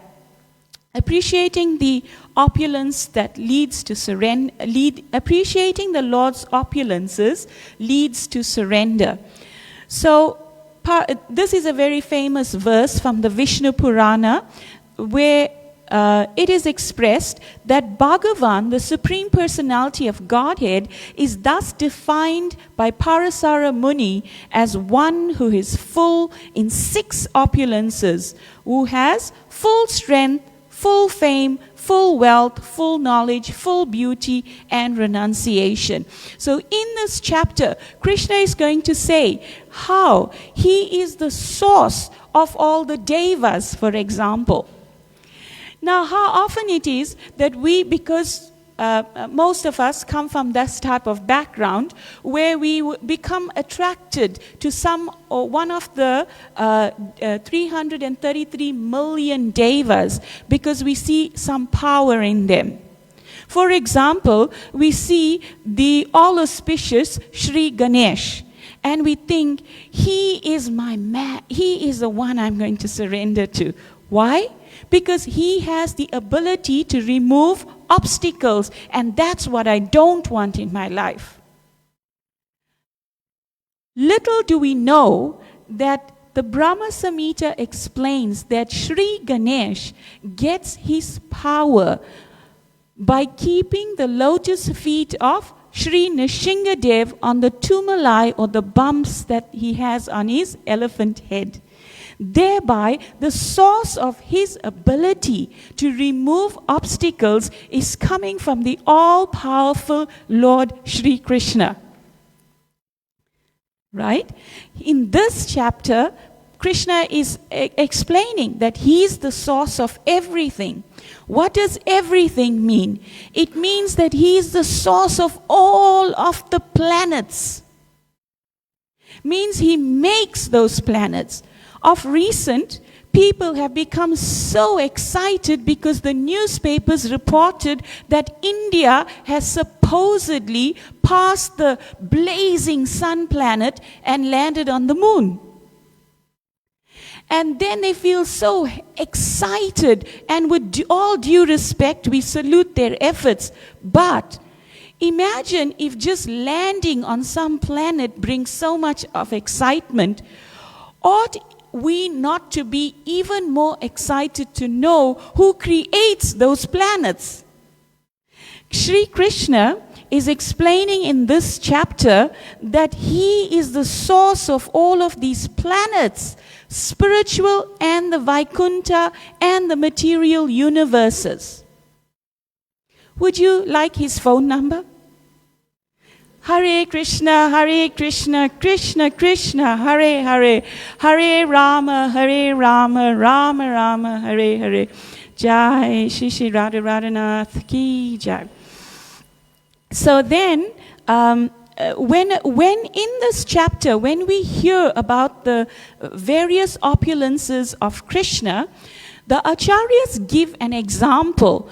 It is like discovering that your friend, whom you sat with on the same seat, whom you shared your cup of hot milk with, the person who you shared your apples with, for example, who you had great exchanges of familiarity with, you all of a sudden discover that that person is a multi-billionaire incognito. At the click of his or her fingers, they can do anything, so to speak. What type of feeling is that?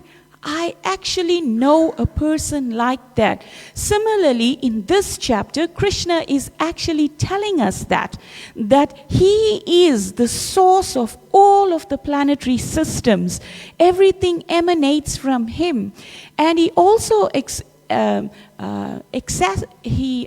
inspires a deep mood of surrender, because when a person hears about the opulence of such a great personality, they want to be affiliated with him.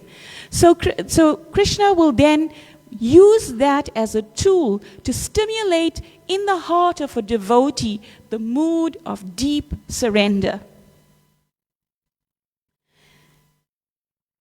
Then Arjuna asks some very pertinent questions to help the process of stimulation of love in the heart that Krishna is trying to accomplish by speaking about his opulence here for all of us. Arjuna understands, after he heard the glories of Lord Krishna in the previous 2 chapters, Arjuna has a feeling that what if, even though he understands that Krishna is the Supreme Personality of Godhead and is unmatched in his powers, Arjuna is wondering, what if in the future people think that Krishna is some ordinary person? So he's going to now ask Krishna to show some forms that will dissipate this ignorance for all times and establish the fact that Krishna is Swayam Bhagavan, an unmatched personality. So Arjuna says, how shall I constantly think of you? How shall I know you? And in what various forms are you to be remembered? And Krishna will then, Arjuna's thoughts are, please describe in detail the mystic power of your opulences. I'm never satiated in hearing about you, for the more I hear, the more I want to taste the nectar of your words. So Arjuna is feeling so stimulated to know more and more of Krishna's wondrous deeds, wondrous abilities, wondrous powers. He is,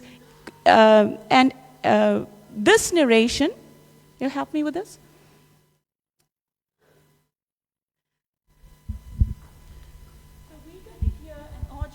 We're going to hear an audio clip now of Krishna's revelations to Arjuna, and then we'll speak a lot more and go through the further chapters.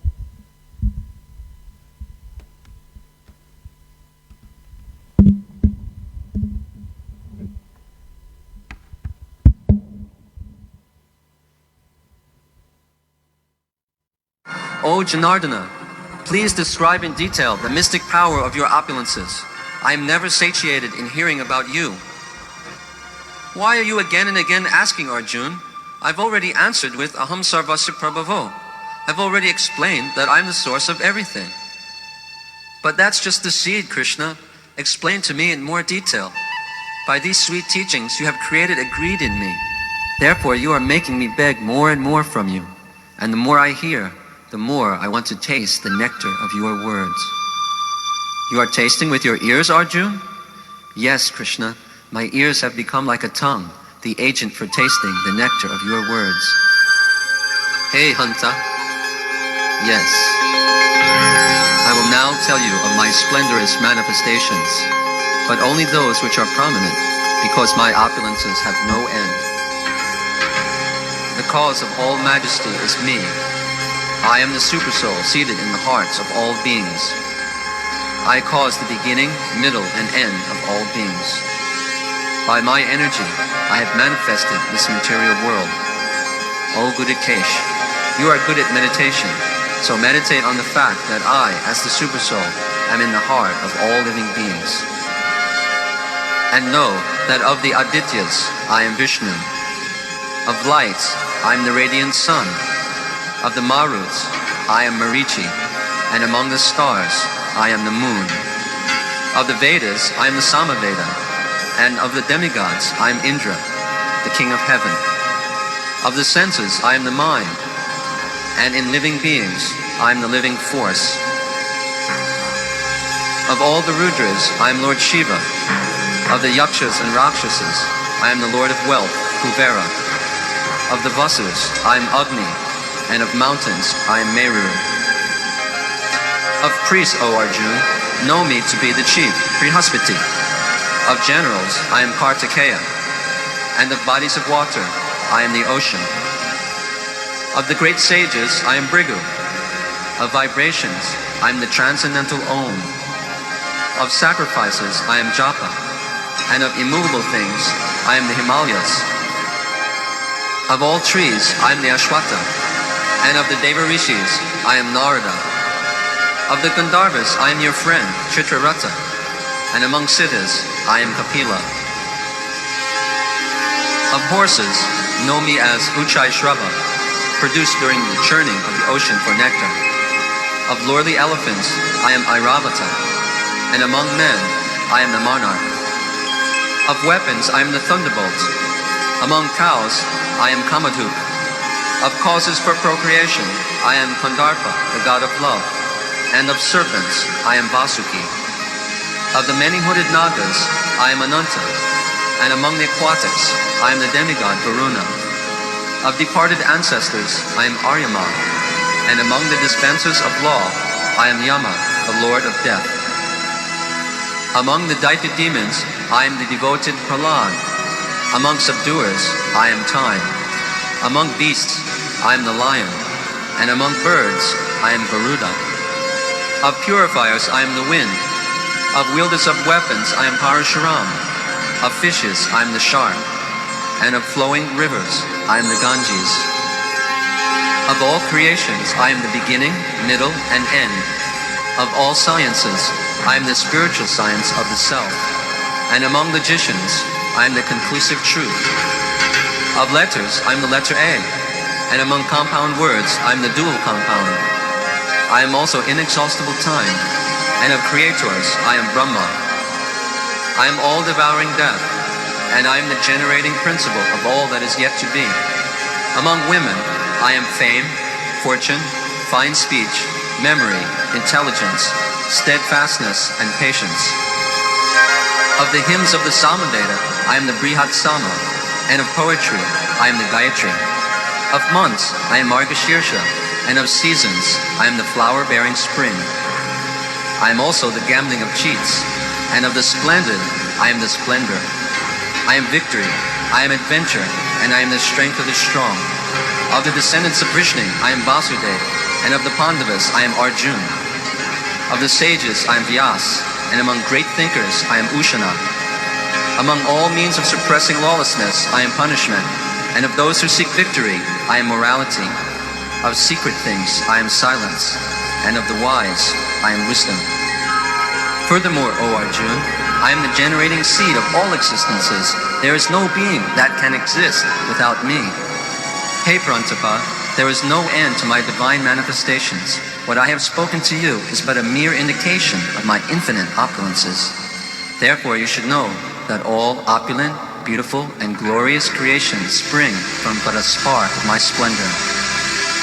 But what need is there for all this detailed knowledge? With a single fragment of myself, I pervade and support this entire universe.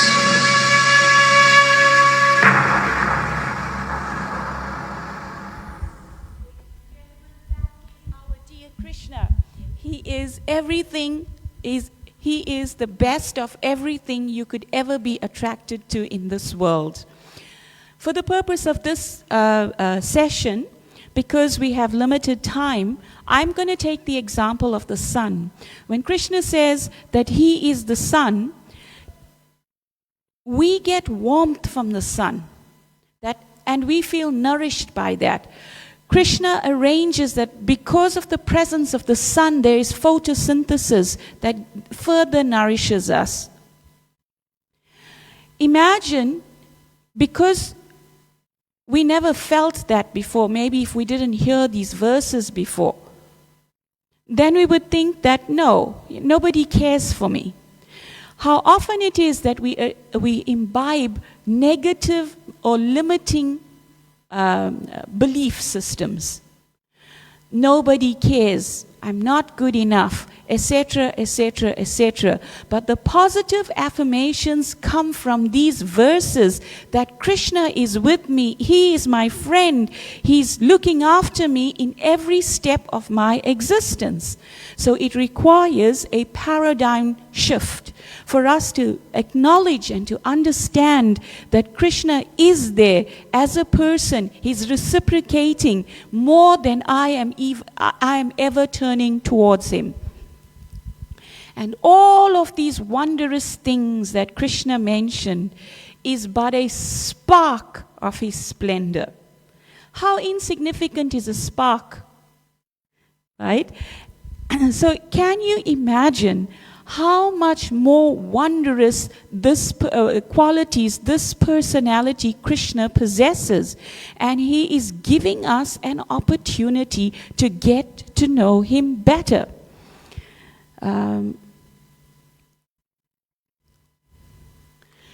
That brings us to chapter 11, the universal form. So in this chapter we said that Arjuna is going to ask on our behalf to establish that Krishna is the Supreme Personality of Godhead for all time, all places, and he is going to do it by asking him to do something rather extraordinary, something that cannot be imitated by anyone. Hence, he will establish that Krishna is the only Swayam Bhagavan. So we hear, chapter 11, the universal form, glimpsing the infinite majesty of the Supreme and realizing the unity of all creation. So how often we hear the statement that God is great, but how great is God? This chapter is now going to reveal to us. This picture, when I was 5 years old, I saw it in the Back to Godhead magazine. My father had some Farmers Weekly at his bedside, and he had a Back to Godhead magazine, some Back to Godheads. And this picture kept me very busy in my childhood, because if you go, you'll see the soldiers entering the mouth, different things are happening all over the picture. And it gave me a reason to always ask my mother, why is this happening? Who is this? So this is a very fascinating picture that displays the opulence of the Absolute also. In this chapter 11, the divisions are the universal form of Krishna, the change in relationship between Krishna and Arjuna, which form of Krishna is the best, because Krishna has many forms. So that we will understand. This chapter is divided into these sections from 1 to 4, a humble request from Arjuna. Then 5 to 14, the universal form. 15 to 45, experience and prayers of Arjuna. 46 to 55, the two-armed form of Krishna versus the universal form. Which of the two would fit on your altar? So the verse that we would like to read of interest to us is the first verse. Arjuna vacha mad anugrahaya paramam guyam adhyatma samjnitam yat prayoktam vachastena mohoyam vigato mama. Arjuna said, by my hearing the instructions you have kindly given me about these most confidential spiritual subjects, my illusion has now been dispelled. Arjuna has established in his heart that Krishna is no longer my friend. Krishna is the Supreme Personality of Godhead, is unmatched in his opulence, in his power, etc. This chapter brings to mind an analogy of an astronomer. Generally, we look up at the sky and we don't know what is there. But through the telescope of an astronomer, when we will become fascinated and awestruck when we notice the various planets, the formations of the star constellations, etc. So it's a whole new fascinating experience. Similarly, when we hear about the universal form of Krishna, we become greater awe-inspired to surrender to Krishna. So confidence in the Supreme Lord's control.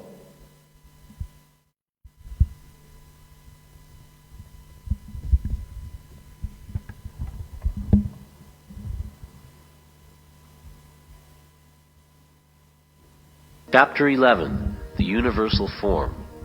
Arjuna said, "By my hearing the instructions you have kindly given me about these most confidential spiritual subjects, my illusion has now been dispelled.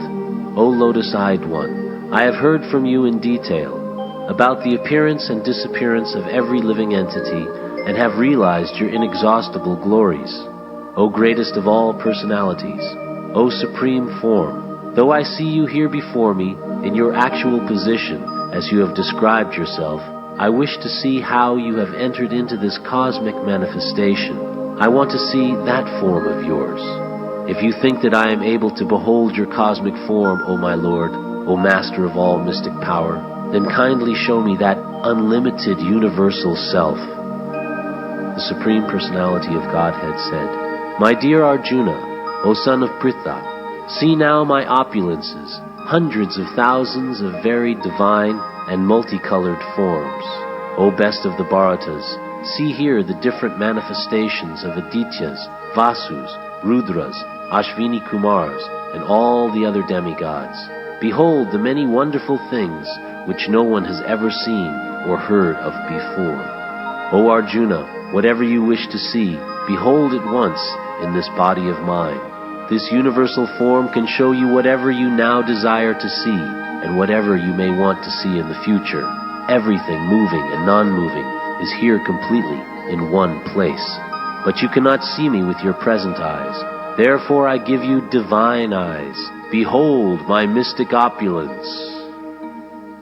Sanjaya said, "O king, having spoken thus, the Supreme Lord of all mystic power, the Personality of Godhead, displayed his universal form to Arjuna. Arjuna saw in that universal form unlimited mouths, unlimited eyes, unlimited wonderful visions. The form was decorated with many celestial ornaments and bore many divine upraised weapons. He wore celestial garlands and garments, and many divine scents were smeared all over his body. All was wondrous, brilliant, unlimited, all expanding. If hundreds of thousands of suns were to rise at once into the sky, their radiance might resemble the effulgence of the Supreme Person in that universal form. At that time, Arjuna could see in the universal form of the Lord the unlimited expansions of the universe situated in one place, although divided into many, many thousands. Then bewildered and astonished, his hair standing on end, Arjuna bowed his head to offer obeisances, and with folded hands began to pray to the Supreme Lord. Arjuna said, "My dear Lord Krishna, I see assembled in your body all the demigods and various other living entities. I see Brahma sitting on the lotus flower, as well as Lord Shiva and all the sages and divine serpents. O Lord of the universe, O universal form, I see in your body many, many arms, bellies, mouths, and eyes, expanded everywhere without limit. I see in you no end, no middle, and no beginning. Your form is difficult to see because of its glaring effulgence, spreading on all sides like blazing fire or the immeasurable radiance of the sun. Yet I see this glowing form everywhere, adorned with various crowns, clubs, and discs. You are the supreme primal objective. You are the ultimate resting place of all this universe. You are inexhaustible, and you are the oldest. You are the maintainer of the eternal religion, the personality of Godhead. This is my opinion. You are without origin, middle, or end. Your glory is unlimited. You have numberless arms, and the sun and moon are your eyes. I see you with blazing fire coming forth from your mouth, burning this entire universe by your own radiance. Although you are one, you spread throughout the sky and the planets and all space between. O Great One, seeing this wondrous and terrible form, all the planetary systems are perturbed. All the hosts of demigods are surrendering before you and entering into you. Some of them, very much afraid, are offering prayers with folded hands. Hosts of great sages and perfected beings crying, "All peace," are praying to you by singing the Vedic hymns. All the various manifestations of Lord Shiva, the Adityas, the Vasus, the Sadyas, the Vishvadevas, the two Ashvis, the Maruts, the forefathers, the Gandharvas, the Yakshas, the Asuras, and the perfected demigods are beholding you in wonder. O mighty armed one, All the planets with their demigods are disturbed at seeing your great form with its many faces, eyes, arms, thighs, legs, and bellies, and your many terrible teeth. As they are disturbed, so am I. O all-pervading Vishnu, seeing you with your many radiant colors touching the sky, your gaping mouths, and your great glowing eyes, my mind is perturbed by fear. I can no longer maintain my steadiness or equilibrium of mind. O Lord of Lords, O refuge of the worlds, please be gracious to me. I cannot keep my balance seeing your blazing death-like faces and awful teeth. In all directions I am bewildered. All the sons of Dhritarashtra, along with their allied kings, and Bhishma, Drona, Karna, and our chief soldiers also, are all rushing into your fearful mouths, and some I see trapped with heads smashed between your teeth. As the many waves of the river flow into the ocean, so do all these great warriors enter, blazing into your mouths. I see all people rushing full speed into your mouths, as moths dash to destruction in a blazing fire. O Vishnu, I see you devouring all people from all sides with your flaming mouths, covering all the universe with your effulgence. You are manifest with terrible scorching rays. O Lord of Lords, so fierce of form, please tell me who you are. I offer my obeisances unto you. Please be gracious to me. You are the primal Lord. I want to know about you, for I do not know what your mission is. The Supreme Personality of Godhead said, Time I am, the great destroyer of the worlds, and I have come here to destroy all people, with the exception of you, the Pandavas. All the soldiers here on both sides will be slain. Therefore get up, prepare to fight and win glory, conquer your enemies, and enjoy a flourishing kingdom. They are already put to death by my arrangement, and you, O Savyasachi, can be but an instrument in the fight. Drona, Bhishma, Jayadratha, Karna, and the other great warriors have already been destroyed by me. Therefore kill them and do not be disturbed. Simply fight, and you will vanquish your enemies in battle. Sanjaya said to Dhritarashtra, O king, after hearing these words from the Supreme Personality of Godhead, the trembling Arjuna offered obeisances with folded hands again and again. He fearfully spoke to Lord Krishna in a faltering voice as follows. Arjuna said, O master of the senses, the world becomes joyful upon hearing your name, and thus everyone becomes attached to you. Although the perfected beings offer you their respectful homage, the demons are afraid, and they flee here and there. All this is rightly done. O Great One, greater even than Brahma, you are the original creator. Why then should they not offer their respectful obeisances unto you? O Limitless One, God of gods, refuge of the universe, you are the invincible source, the cause of all causes, transcendental to this material manifestation. You are the original personality of Godhead, the oldest, the ultimate sanctuary of this manifested cosmic world. You are the knower of everything, and you are all that is knowable. You are the supreme refuge, above the material modes.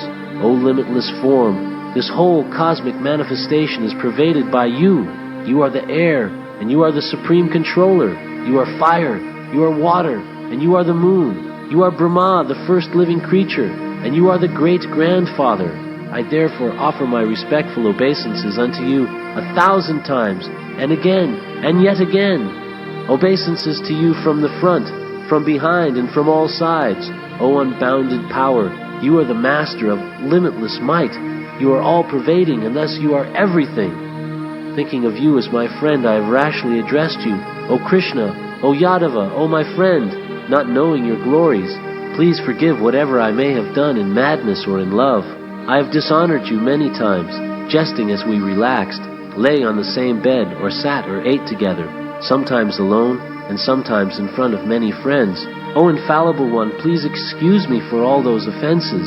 You are the Father of this complete cosmic manifestation, of the moving and the non-moving. You are its worshipable chief, the supreme spiritual master. No one is equal to you, nor can anyone be one with you. How then could there be anyone greater than you within the three worlds, O Lord of immeasurable power? You are the Supreme Lord, to be worshipped by every living being. Thus I fall down to offer you my respectful obeisances and ask your mercy.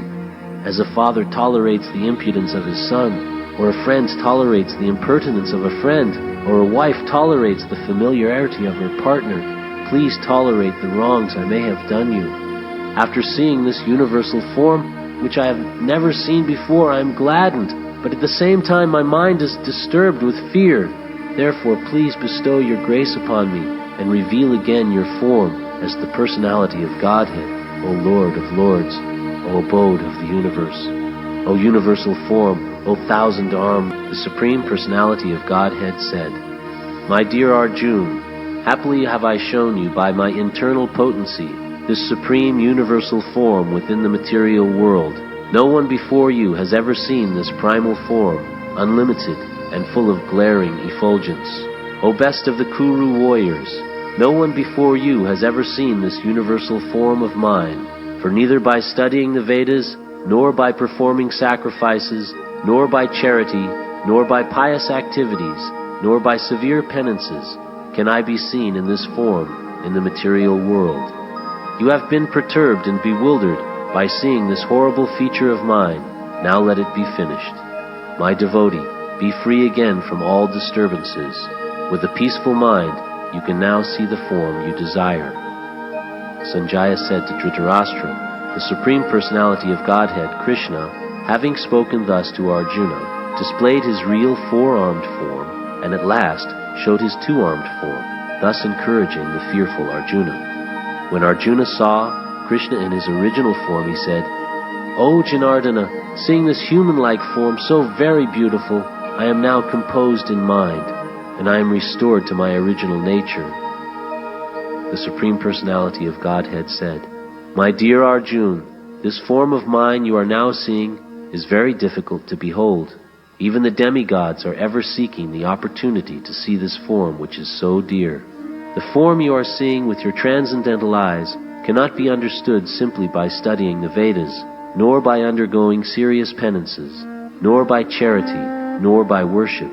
It is not by these means that one can see me as I am. My dear Arjuna, only by undivided devotional service can I be understood as I am, standing before you, and can thus be seen directly. Only in this way can you enter into the mysteries of my understanding. My dear Arjuna, he who engages in my pure devotional service, free from the contaminations of fruitive activities and mental speculation, he who works for me, who makes me the supreme goal of his life, and who is friendly to every living being, he certainly comes to me.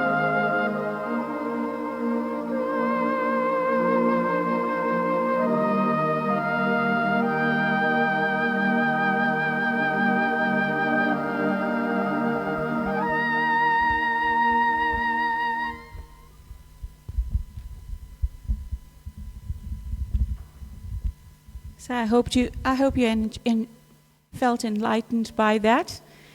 How glorious it is that even to behold such opulence of the Lord is not possible on our own. We're dependent on kripa or mercy of the Lord to even see this.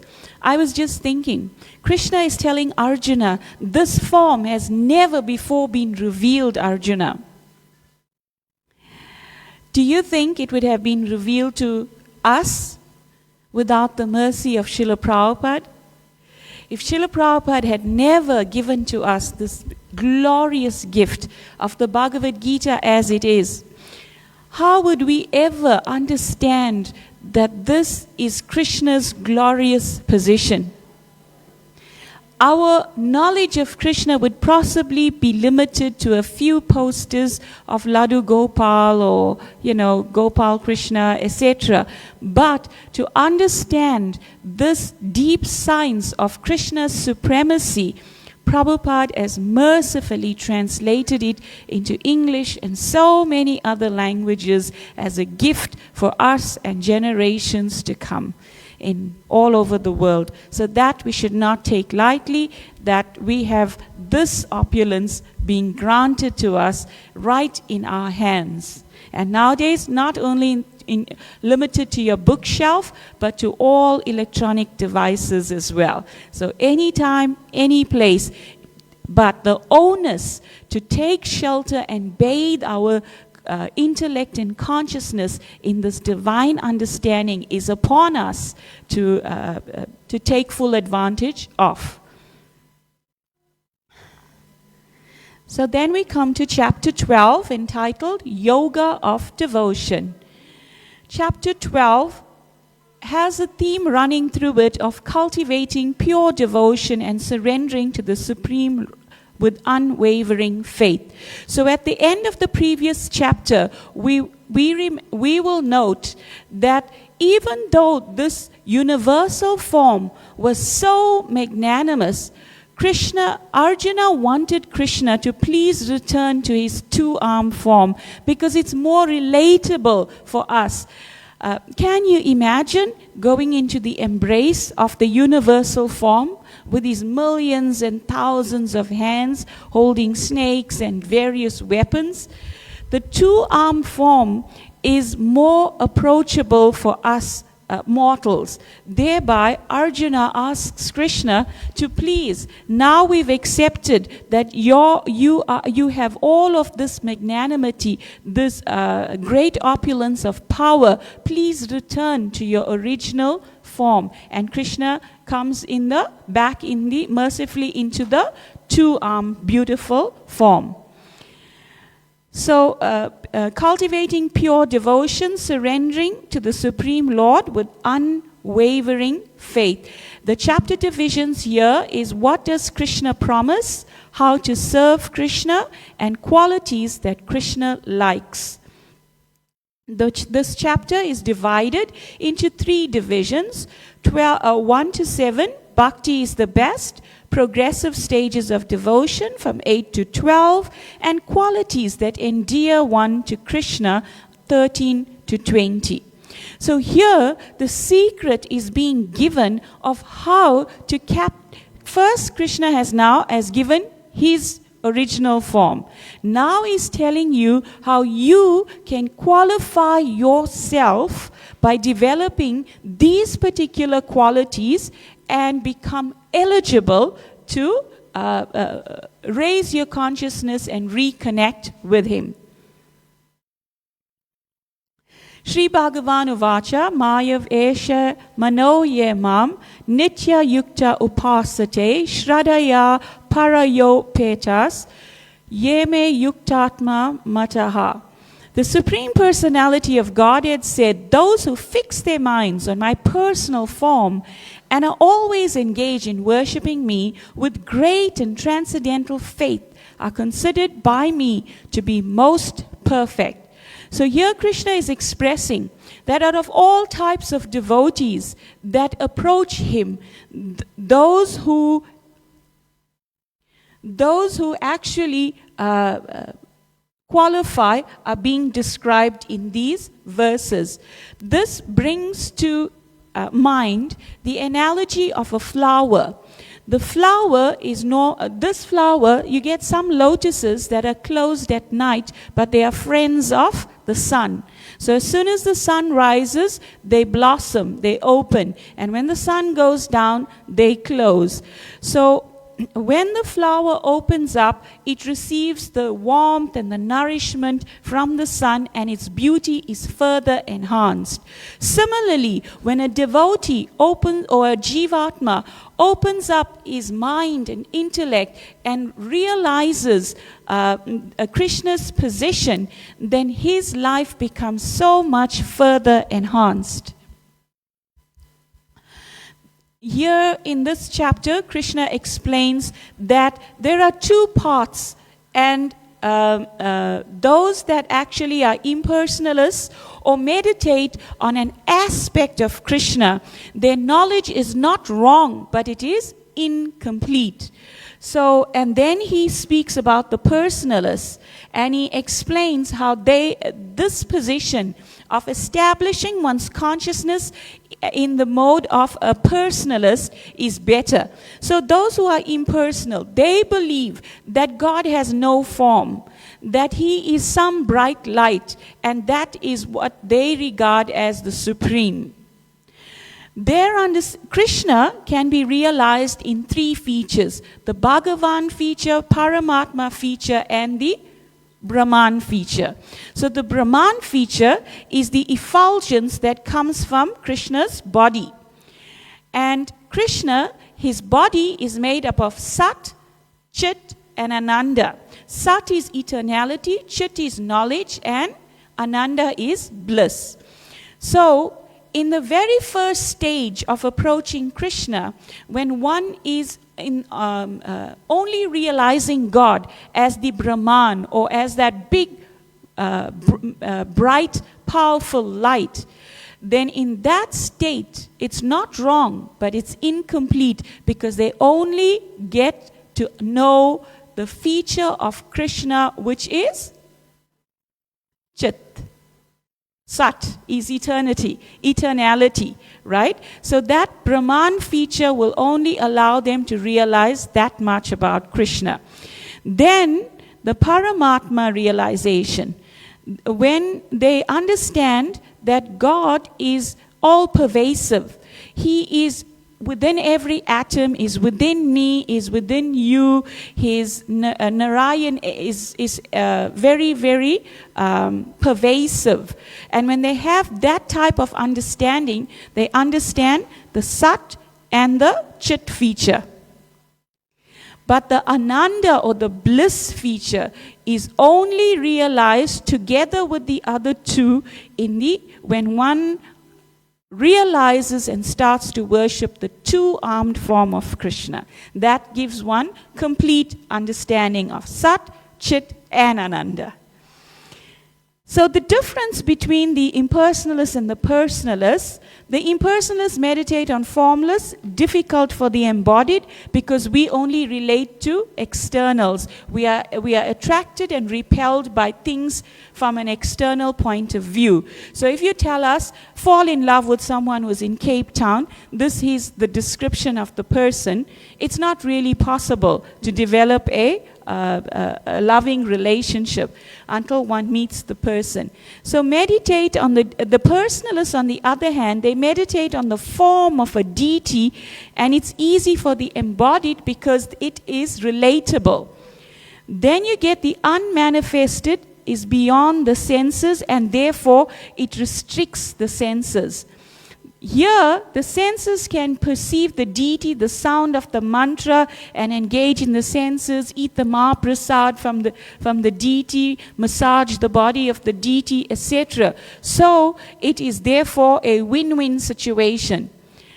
Must understand that the Brahman, through the Upanishads, etc., the impersonalists, they learn the language Sanskrit and they understand the non-perceptual feelings. Whereas the devotee understands Krishna through devotional service, simply chanting Hare Krishna, guidance of a bona fide spiritual master, offering regulative obeisances to the deity, hearing the glories of the Lord, etc. So can you ascertain the amount of mercy Prabhupada has laden before us in the process he has given us? If you read the Nectar of Devotion, simply by taking Charnamrita, one makes a tantamount benefit. If one simply circumambulates the temple, simply by paying obeisances, there are so many benefits that are enlisted in this scripture that if we do these activities towards the deity, then we progress at such a fast pace as opposed to what the impersonalists follow. Long practice makes it difficult to take up bhakti, because for years and years, what they strive to achieve for years and years is completely natural for the devout personalist. This process of impersonalism is very troublesome because there's no relationship with the Lord. To feel the Lord's reciprocation and to have that personal reciprocation is very, very difficult. But for the one who is a personalist, miseries becomes mitigated by the relationship with the Lord. Like earlier on, when I was speaking in the other tent, I was explaining to the seniors that how merciful is our Lord Krishna, that in his form as the deity Tota Gopinath, when Gadadhar Pandit's disciple was too old and could not offer that garland anymore, could not reach him because of his hunchback and aged body and ill health, the merciful Lord Krishna sat down, and he's still sitting up until today. How amazing is that? It's sad that the impersonalists, they can't experience some reciprocation as the personalists can in this light. The impersonalists' practice is dependent on their own endeavor. And from yesterday's discussion, we understood how limited we are with our defects, etc. So our endeavor to reach Krishna all alone is very, very difficult. But Krishna delivers the devotee from Maya. Why? Because Krishna himself recommends the process out of paternal love and by causeless mercy. If you take that, you've heard it time and time again, that if you take your one step towards Krishna, he takes many steps towards you. So the process of personalism is really much more joyful, quicker than the long route, even though they both ultimately achieve Krishna. In devotional service, it is very simple, easy, yet sublime. That simply by worshipping Krishna in a blissful form, bliss is experienced while practicing, bliss is experienced when we go back home, back to Godhead, when we meet Krishna. It is still the path of bliss. There is no dryness. And Krishna, from within, he actually delivers the devotee, right? You would have heard from the seed verses of Bhagavad Gita how from dwelling within the heart of the devotee, he helps one to come closer. Aham Sarvasya, Prabhavo verse. So, are there any comments, questions? Are you inspired by any aspect of Krishna that we heard today from the narrations, etc.? Please share with us and enliven us also. Thank you very much. Glories to Srila Prabhupada. Any questions? Comments? You can raise your hands and Prabhu will bring you the microphone.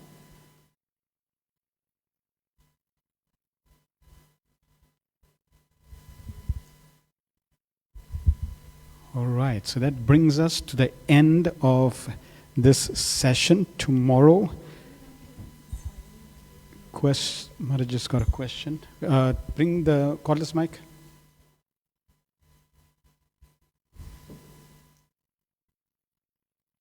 On the side. And there are still some copies, even those guests that have come. Any of you don't have your personal copy of Bhagavad Gita, you're most welcome to receive a gift. Those of you sitting on the far end, have you all got a copy of Bhagavad Gita? Any of you that don't have a copy? Please come. It's your blessed gift. But we told the devotees yesterday, Prabhupada has written Bhagavad Gita as it is. So that means the only condition for receiving this gift is that it shouldn't stay as it is. Okay, wrapped nicely on the shelf as it is. It has to be open and read. Thank you. Thanks. Anyone else? Come.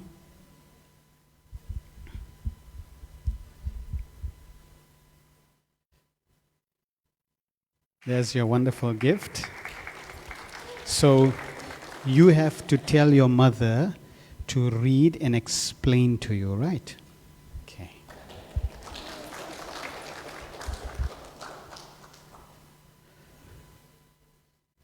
Come.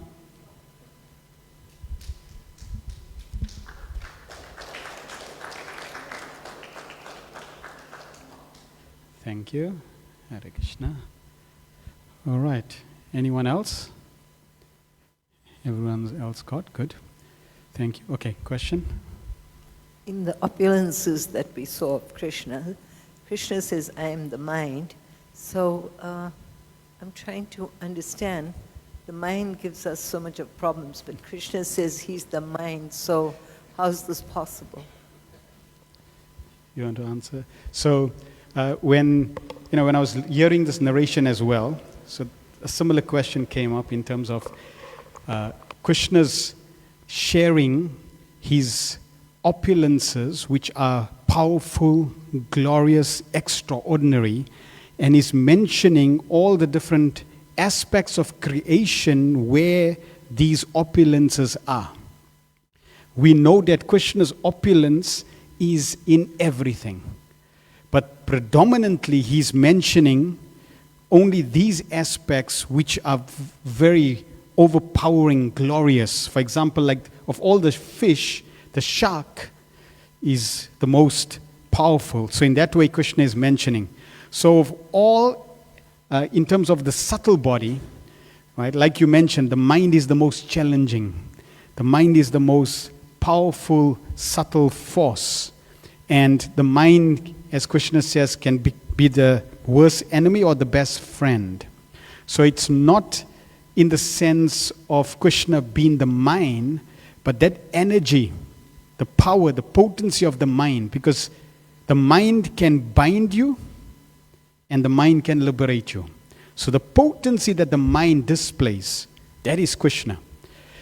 Prabhupada in these purports, he makes it very clear. When Krishna says, I am the shark, that doesn't mean you make a deity of the shark and you put it on the altar and you do arti. No, right? Because it's a shark. I remember just as I was practicing Krishna consciousness in Lanesia, there was I would say, so-called saintly person that came to one of the halls there and was doing a program.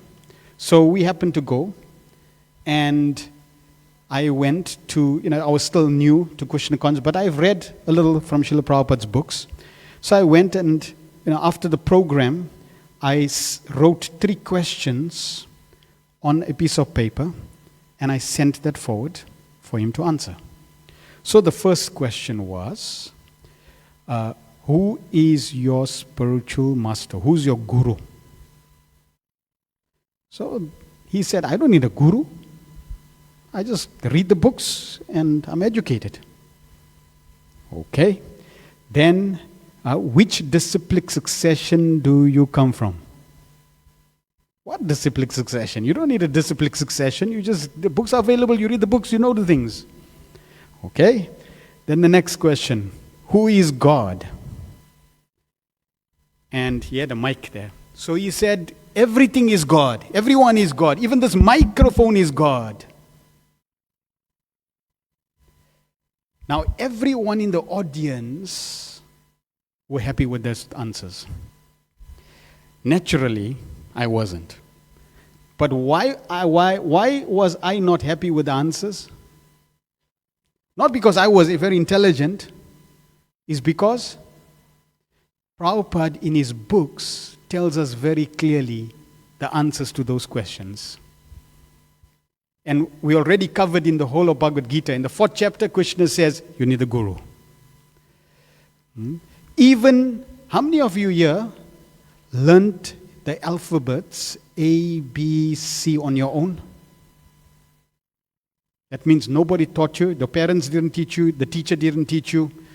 You just all of a sudden, know the alphabets.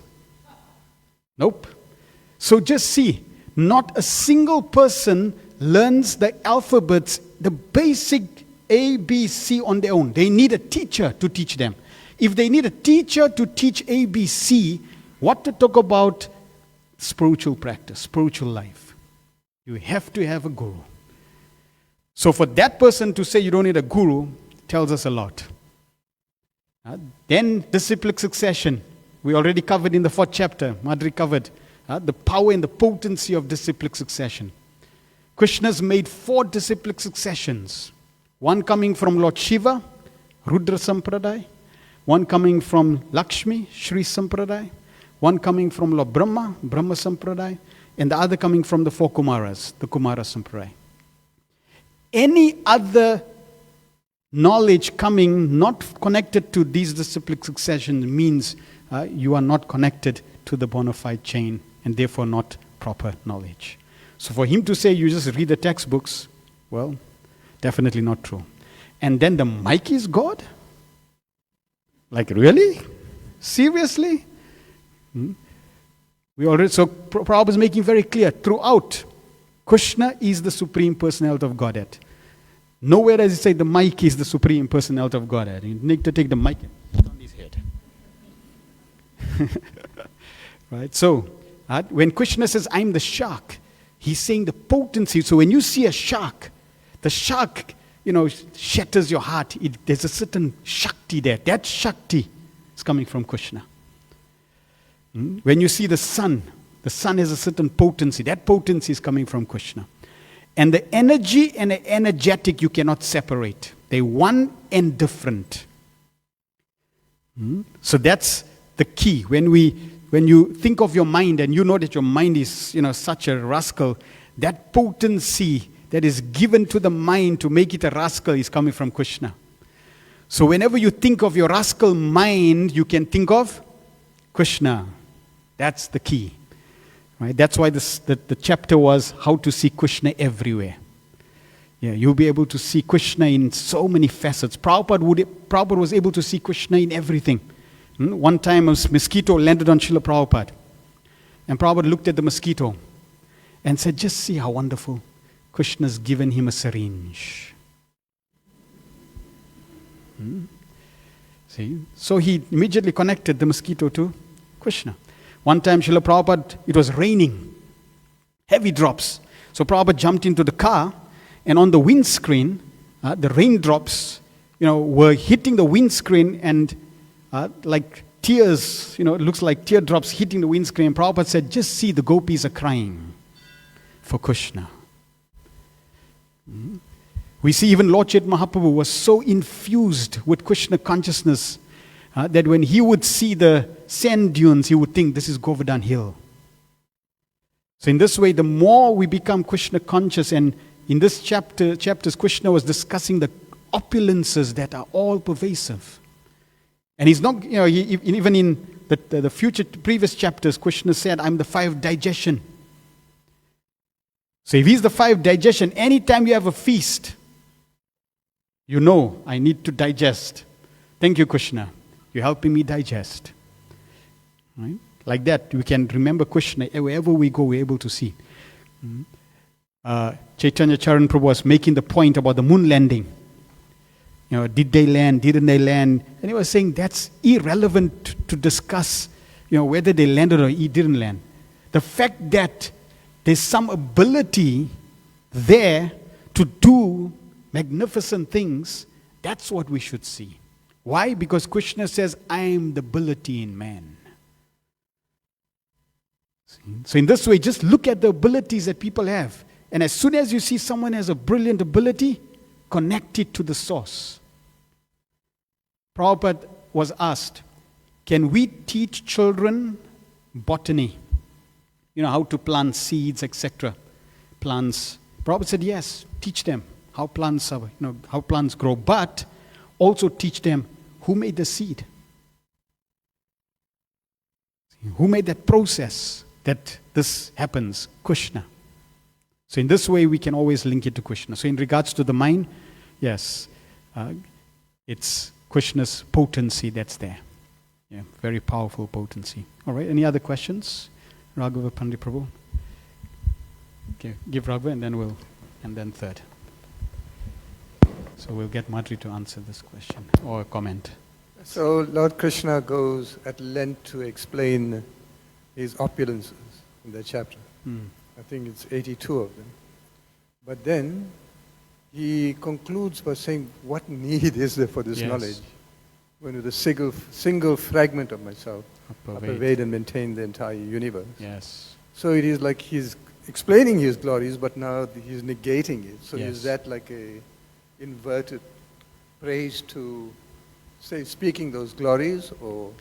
Yes, good, yeah. And it's not negating, but it's amplifying. That if all these opulences, wow, amazing, yes, oh yes, the amazing opulences Krishna has. And Krishna says, this is simply a spark of my splendor. If you are enamored by the spark, if you think the spark is powerful, wow, then just consider the inferno of Krishna.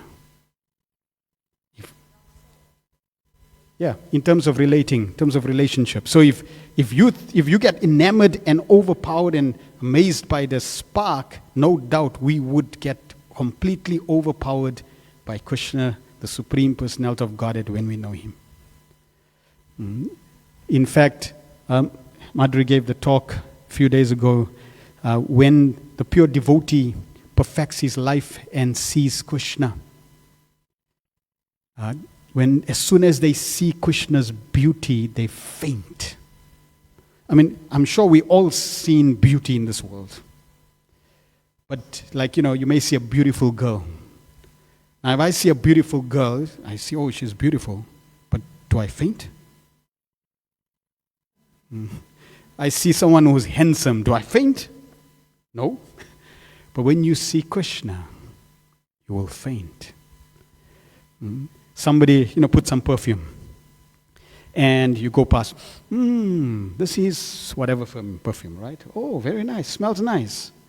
But you didn't faint.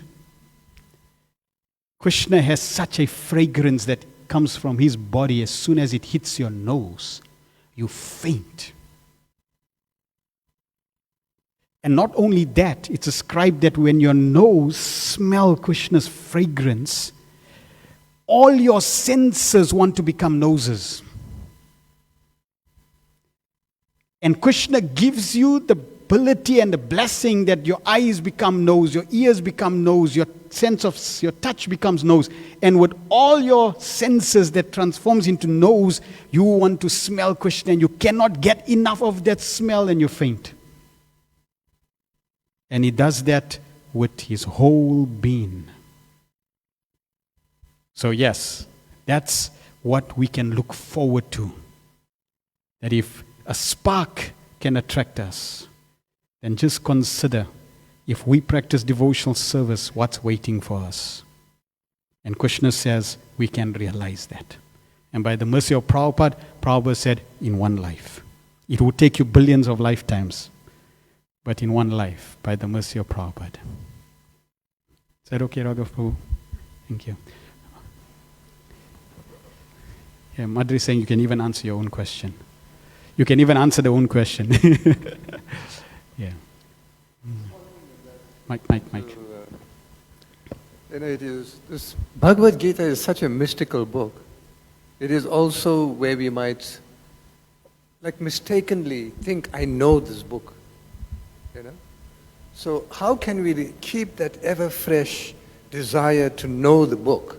I'll just give one story, right? Yeah, sure. Where the one boy approaches the guru and tells the guru, you know what, I've gone 3 times through the Gita. And the guru asks the boy, how many times has the Gita gone through you? Correct, yeah. So from your experience, we go back many years in our practice of Krishna consciousness. We constantly reading the book, trying to transform our characters and personalities by studying it. But how can we keep that ever-fresh desire to know more about the book so that it doesn't become hackneyed and stale that, I've gone through this? Yes, nice question. And 2 points. One is I made the point that Prabhupada said, if you study all 18 chapters, every single day, you will find something new.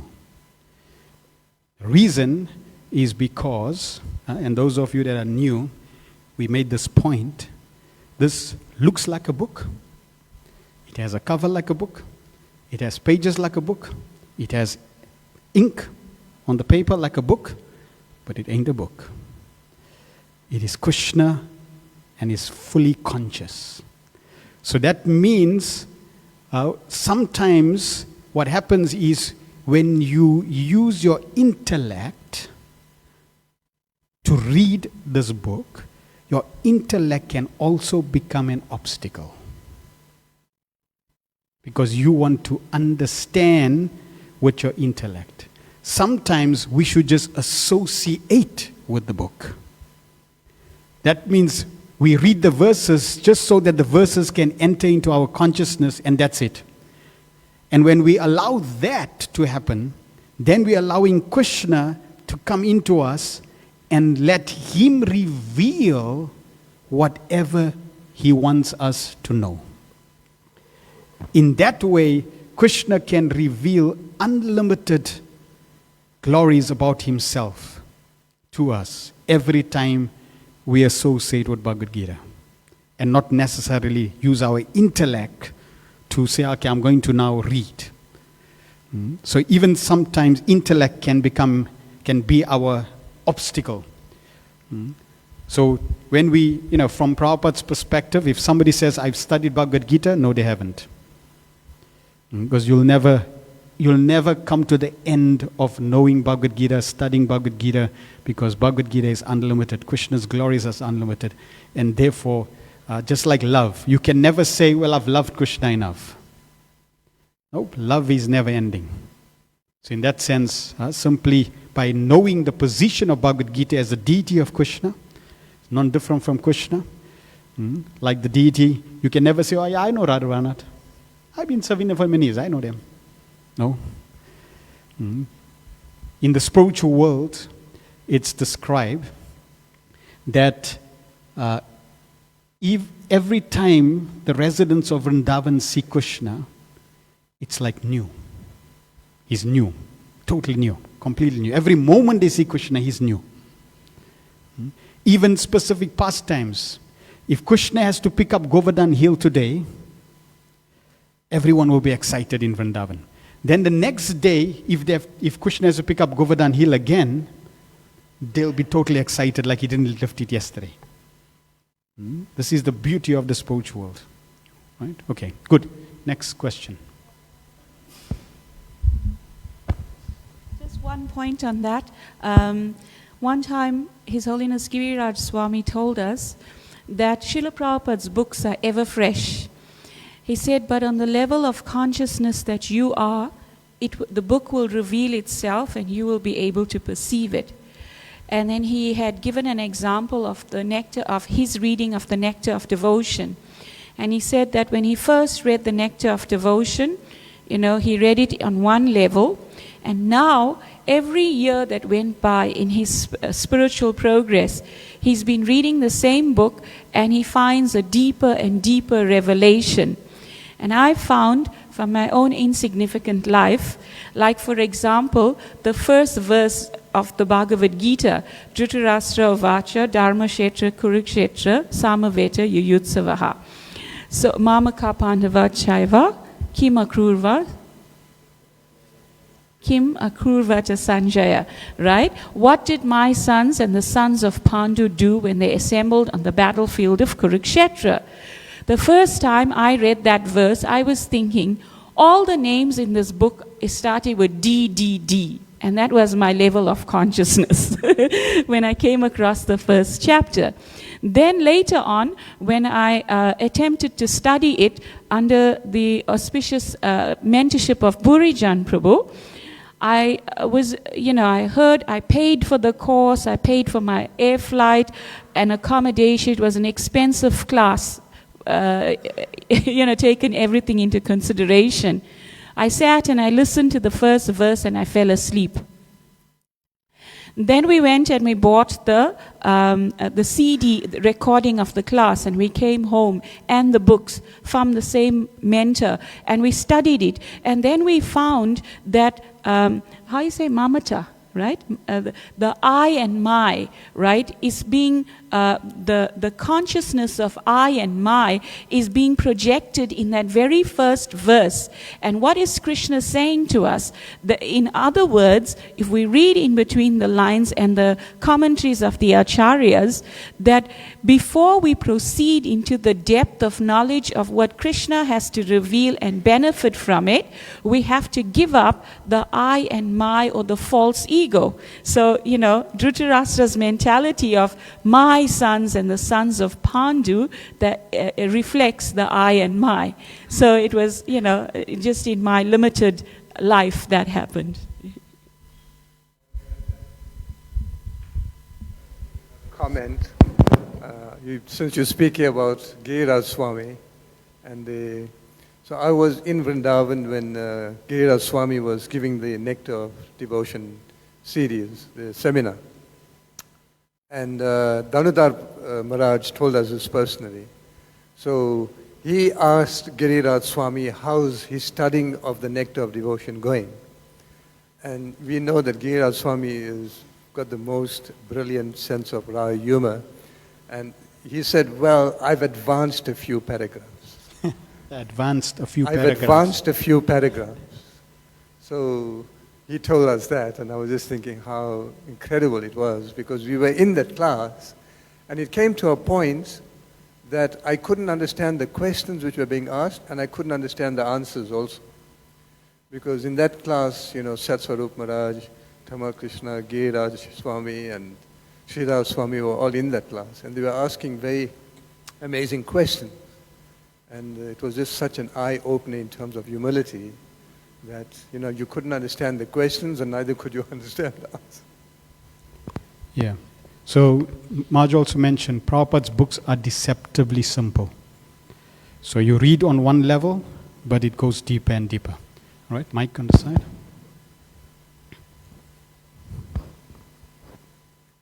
Hare Krishna Prabhu. Is the auric field the same as a subtle body? Is the auric field as the same as a subtle body? So the physical body has certain energies. So if you take your chakras, right? Your chakras are subtle energy centers. They emit a certain potency and energy around your body. That becomes your auric field.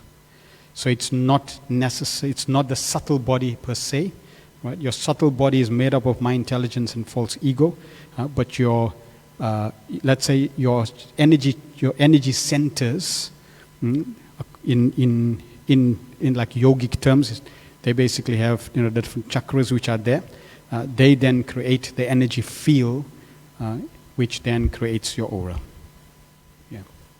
Is it true when some people that are depressed or in anxiety, stress, the auric field gets smaller? Yes. Okay. So you can perceive subtle energy. If one is psychic, they can perceive subtle energy. And energy, everything's made up of energy. Everything's vibrating in terms of energy.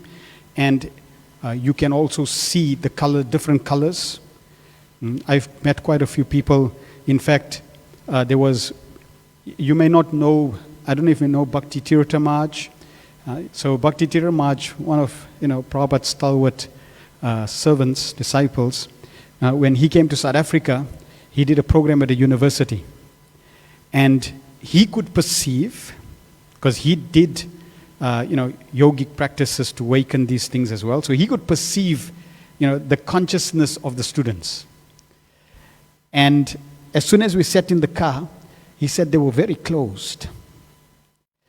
And then another lady, student, she ran to speak to Bhakti Tirtha Maharaj, and wanted to tell him about, she saw his aura and she could understand that this person is definitely special. Yeah. So there are people that can actually see. And, according to, let's say if one is lusty, your aura changes color. If one is Krishna conscious, your aura changes color, etc. Yeah. You want to tell us your machine? No. I could market myself on that note, but I'll tell you, apart from my Krishna conscious practice, I do some other things. And one of the things that I do is kinesiology. And in the kinesiology study, there is the Tom Hawkins map of consciousness. And as Prabhu was explaining, it correlates with our Vedic understanding as well, that when you vibrate at a lower frequency, if you're overly affected by lower qualities of envy, greed, lust, etc., your vibrations are on the lower rung. And in Krishna conscious terms, we would say you are overcome by the lower modes. Okay? So in Hawkins' chart, he then shows you how it is imperative for you to raise your consciousness and vibrate at a higher frequency for your own physical wellness as well. Because negative thought patterns, etc., they block the meridians. And when meridians are blocked, then healing of the body is not optimal. There's another thing, is that His Holiness Bhanu Swami is very woke in the field of this kind of understanding as well. And he correlates it with Vedic understanding in a very nice way. And because it's my field of interest, I like listening to some things he has to say.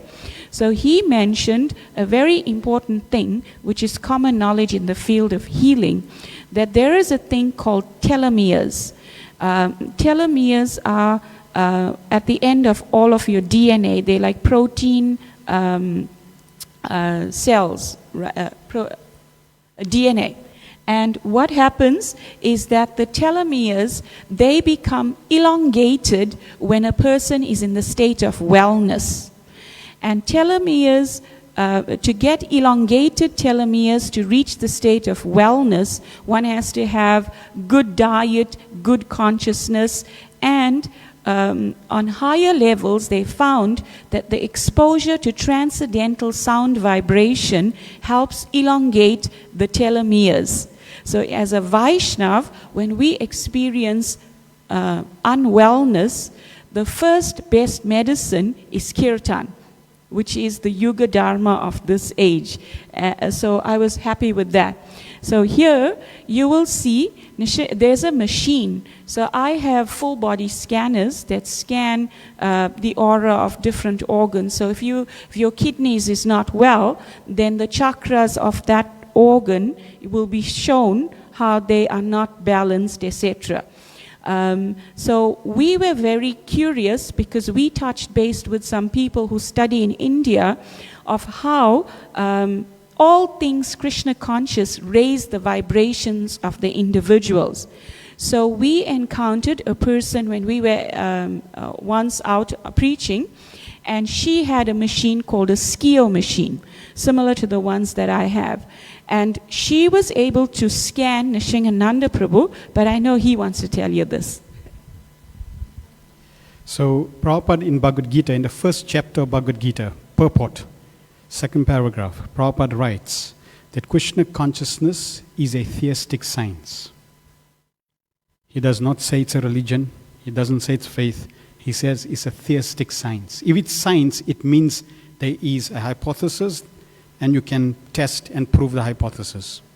So we read Krishna consciousness can increase vibrations, spiritually, it increases your spiritual vibrations, etc. So we wanted to test.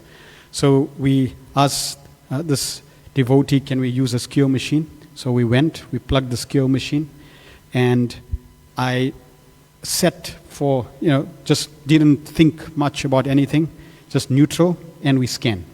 Then I clapped and had kirtan for 5 minutes. Right? And obviously I was really, hearing the holy names. I was chanting and hearing, but just clapping. Hare Krishna, Krishna Krishna, Hare Hare, Hare Rama, Rama Rama, Hare Hare. And then I told her scan. When she finished scanning, she nearly fell off the seat. Because, she does this as a practice, and she scanned thousands of people. And when she saw the stats coming from the scan, she was totally shocked. She said she never saw such a scan. Yeah, she was totally convinced. So these are two pictures of that scan. There are many other stats that we scan, but I'm not going to show you that. So here's the one scan of me before chanting Hare Krishna. And you can see the aura. You can see the subtle body. You can also see there's some bluish marks. Those bluish marks are negative energies. Then I chanted Hare Krishna for 5 minutes, and that's the impact. You see no negative. You see the subtle bodies. Even there's like another subtle body. It's extended further. You can look at the intensity and look at the color. 5 minutes of chanting. And that's not even congregational chanting. It's just me.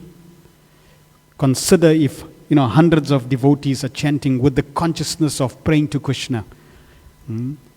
If the fact that you're coming for 6 days, hearing about Krishna's own words from Bhagavad Gita, that is improving your energy and it's attracting Krishna's mercy. So when you come for Janmashtami, Krishna's reciprocation will be explosive. Krishna will reciprocate. And this is just, on a physical plane. Here you will see the same before chanting. You can see all my chakras, they're all everywhere. Big, large, small, and they're all doing their own thing. If you look after 5 minutes of chanting, they're all same size and all aligned. This is when Prabhupada says that in Kirtan, you're performing all the 8 Ashtanga processes, he wasn't lying. He wasn't lying. Yeah. So like this, there's many. In fact, there was even another example. We did a program, and this was like with some Europeans, psychics and things like that. So we gave a small talk, and then I led a kirtan for a few minutes, and then we served prasad. So while serving prasad, the one gentleman, he comes to me, and he says, I was amazed. I said, amazed about what? He said, your lower chakras are all closed. I said, what does that mean? It's like because we're not in the chakras. And I said, no, your chakras all below your heart are all closed, and the ones above are all open. He says, yogis, they strive to close the lower chakras, especially the lower chakra, things called Muladhara chakra, because that's the chakra for sensuous pleasure. So they're trying to overcome that chakra. And he says it takes years and years and years, and yours was closed just by you chanting this thing. Well, this is amazing. Because he was able to see chakras. So, yeah, these things are there. When Prabhupada, whatever Prabhupada has written is absolute. Is that okay? Does that answer your question? Okay, good. All right, any last question? Otherwise, we are right. Okay, all good? I think that's... All right, so thank you. So we're going to end here. Tomorrow we're going to we're going to continue with the next 3 chapters, starting at 6:30. Prasad will be served at 5:30. So please come. 5:30, we'll start at 6:30 and then continue. Srila Prabhupada ki jai, Nitai Go Pramanande.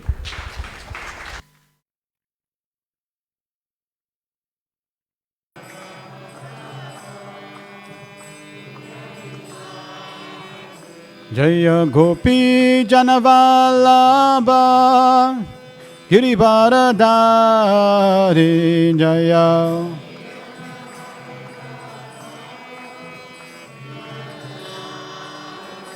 Jaya Gopi Janavallabha Girivaradari.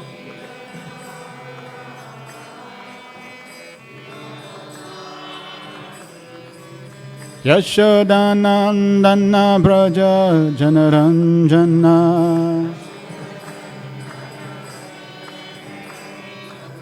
Yashodanandana Braja Janaranjana.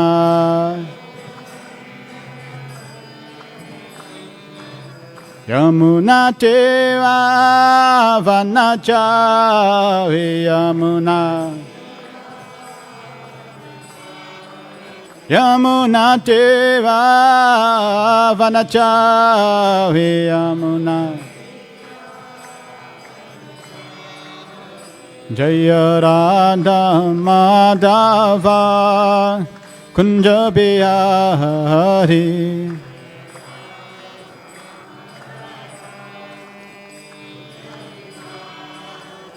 Jaya Radha Madhava Kunja Bihari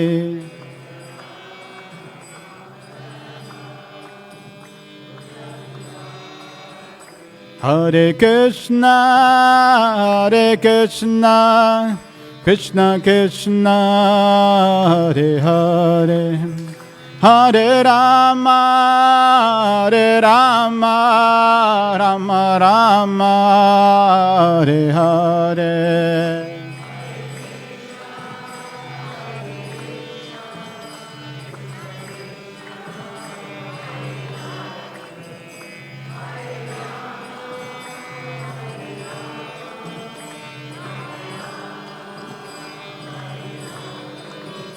Hare Krishna, Hare Krishna, Krishna Krishna, Hare Hare, Hare Rama, Hare Rama, Rama Rama, Hare Hare.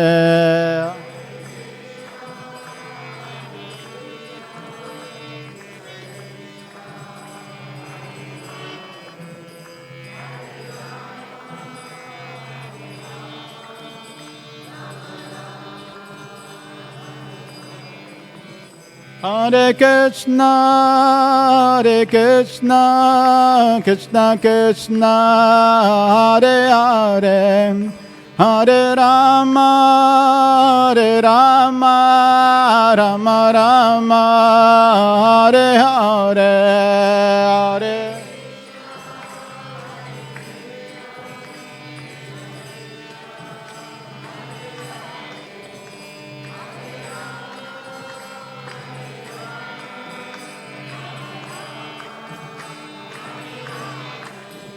Hare Krishna, Hare Krishna, Krishna Krishna, Hare Hare, Hare Rama, Hare Rama, Rama Rama, Hare Hare, Hare Krishna.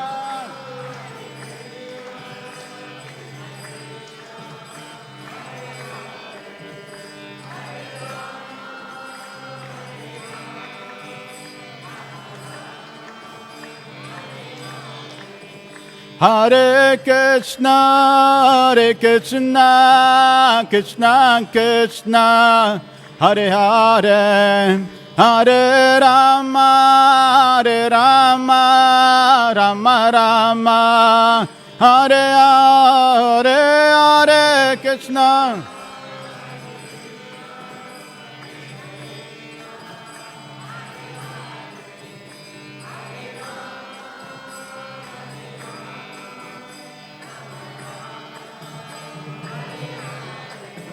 Jaya Radha Radha Nata Radha Radha Nata Radhe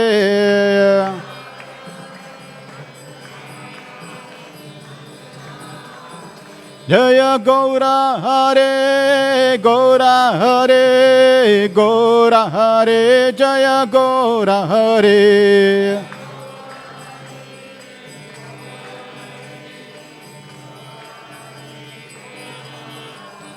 Jaya Prabhupada, Jaya Prabhupada, Prabhupada, Jaya Prabhupada.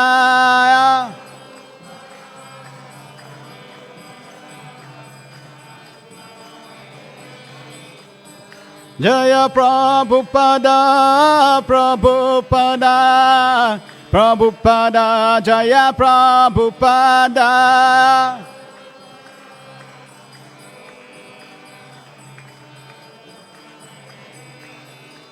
Nitai go Hariba, Hariba, Hariba, Hariba.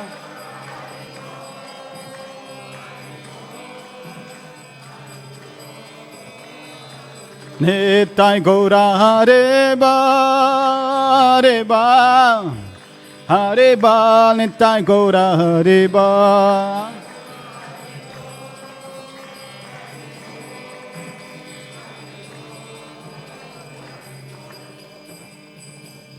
Jai Shri Varvanath ki jai, Gandharachivan Bhagavad Gita ki jai, Srila Prabhupada ki jai, Samaveta Bhaktavinda ki jai, Nitai Gopamanande.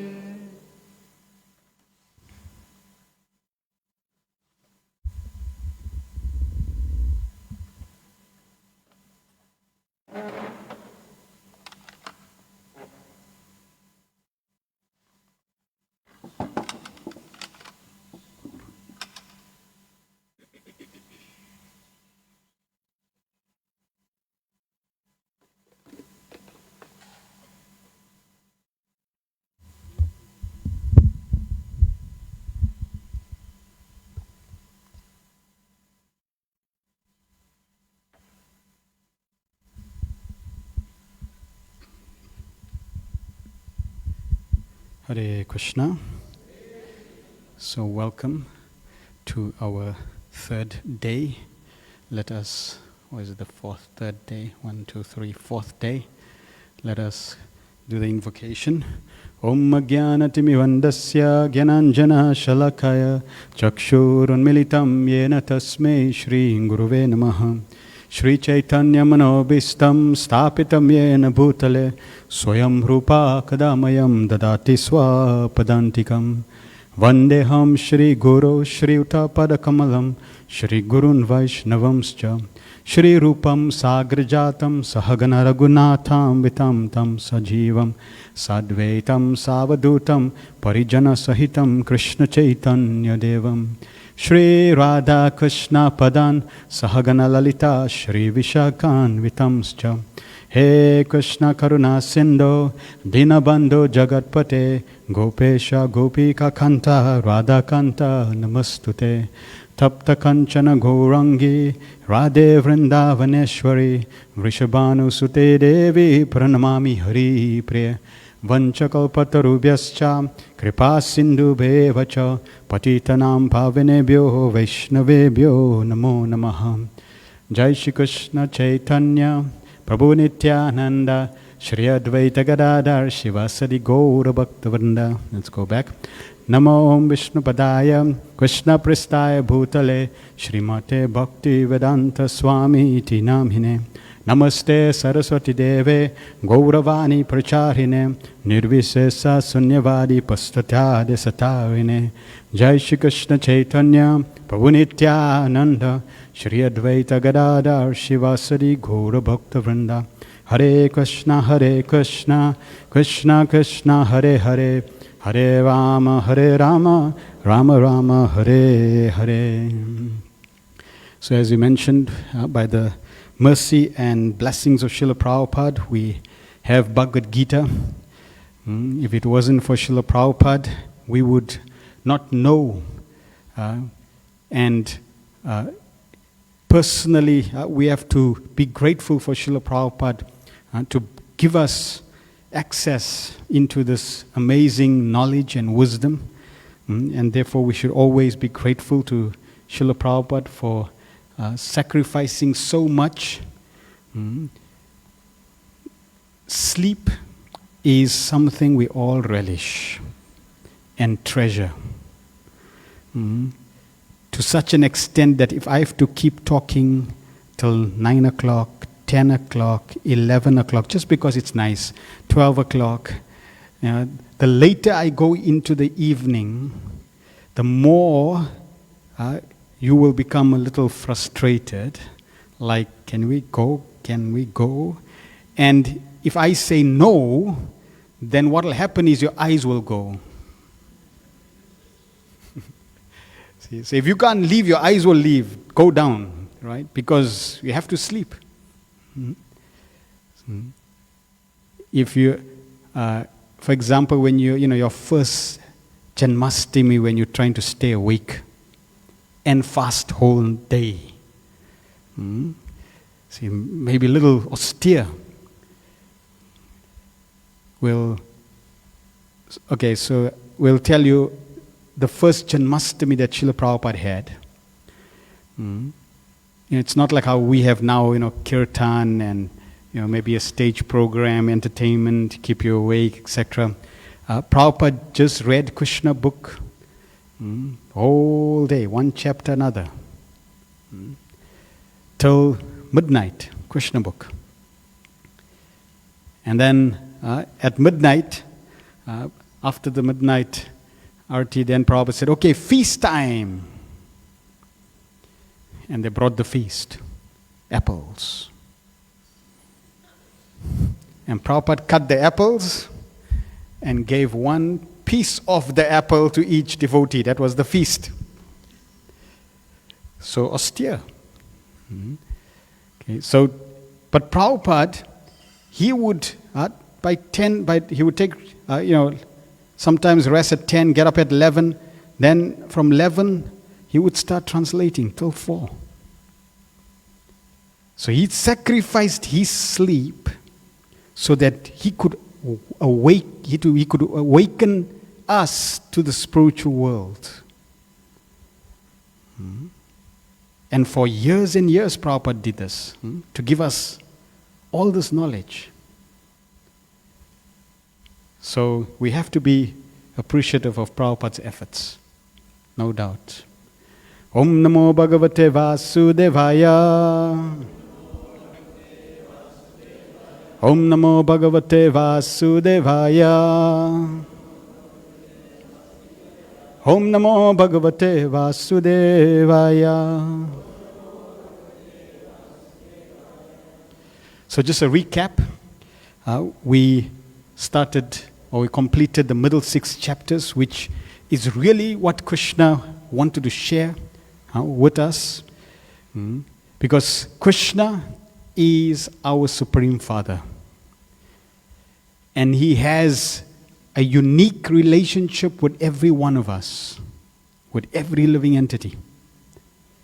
And Krishna wants us to come back home more than we want to go back home.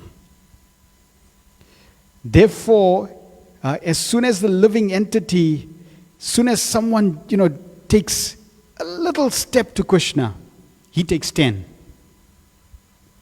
And he makes arrangements.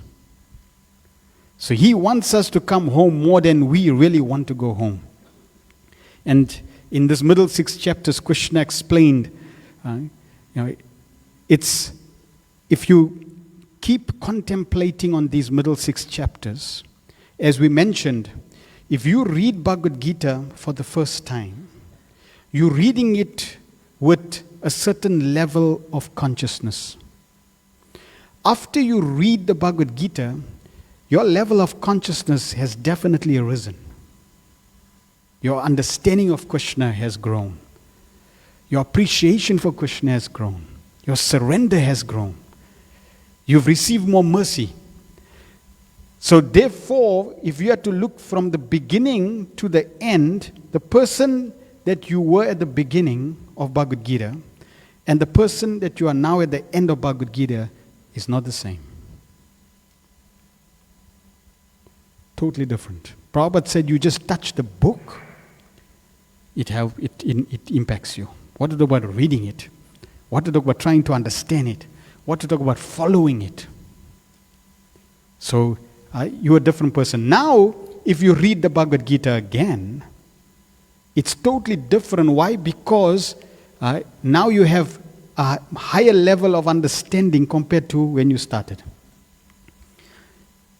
And same thing will happen. If you read it again, with your understanding, your purification, you'll be a different person. And in this way, it just keeps going. Therefore, every time you read the Bhagavad Gita, you'll see something else. We practically will be teaching Bhagavad Gita every single year to students. And then when we're reading the Bhagavad Gita, we'll read a certain place, but I didn't read this last year. Where did this come from? How come I missed this one? And this goes with every book of Srila Prabhupada, even the small one, even Science of Civilization. You can read it again and again and again, and you will find the wisdom is ever fresh and you just get new realizations. So Krishna wants to give us knowledge about himself. And he also explained about his energies in this chapter. So in this way, Krishna is attracting us. Consider, we all in this world, and we're struggling. Most people in this world struggle just to survive financially. That's like, a very critical part of everyone's existence, because you need money to buy things to survive. But just consider that our Father is not a millionaire. He's not a billionaire. He's not a trillionaire. He's not a zillionaire. He's not anything multiplied by, billions and trillions of money, of wealth. His wealth is infinite, unlimited. And here we are, struggling for survival. Something's wrong. Something doesn't tally. Something doesn't make sense. If my material father is a billionaire, do you think I got financial problems if, he loves me and I love him? There's no problem with money.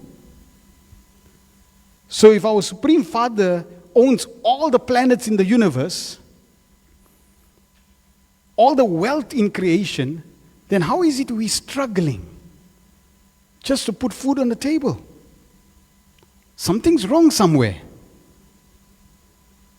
And the wrong is not from Krishna's perspective. It's not like Krishna said, I don't want to know you. Just get out.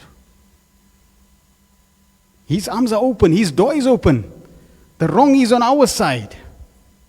We decided, Krishna, I'll check you later. I think I can enjoy in the material world. I'll check you later. Bye-bye. Let me go.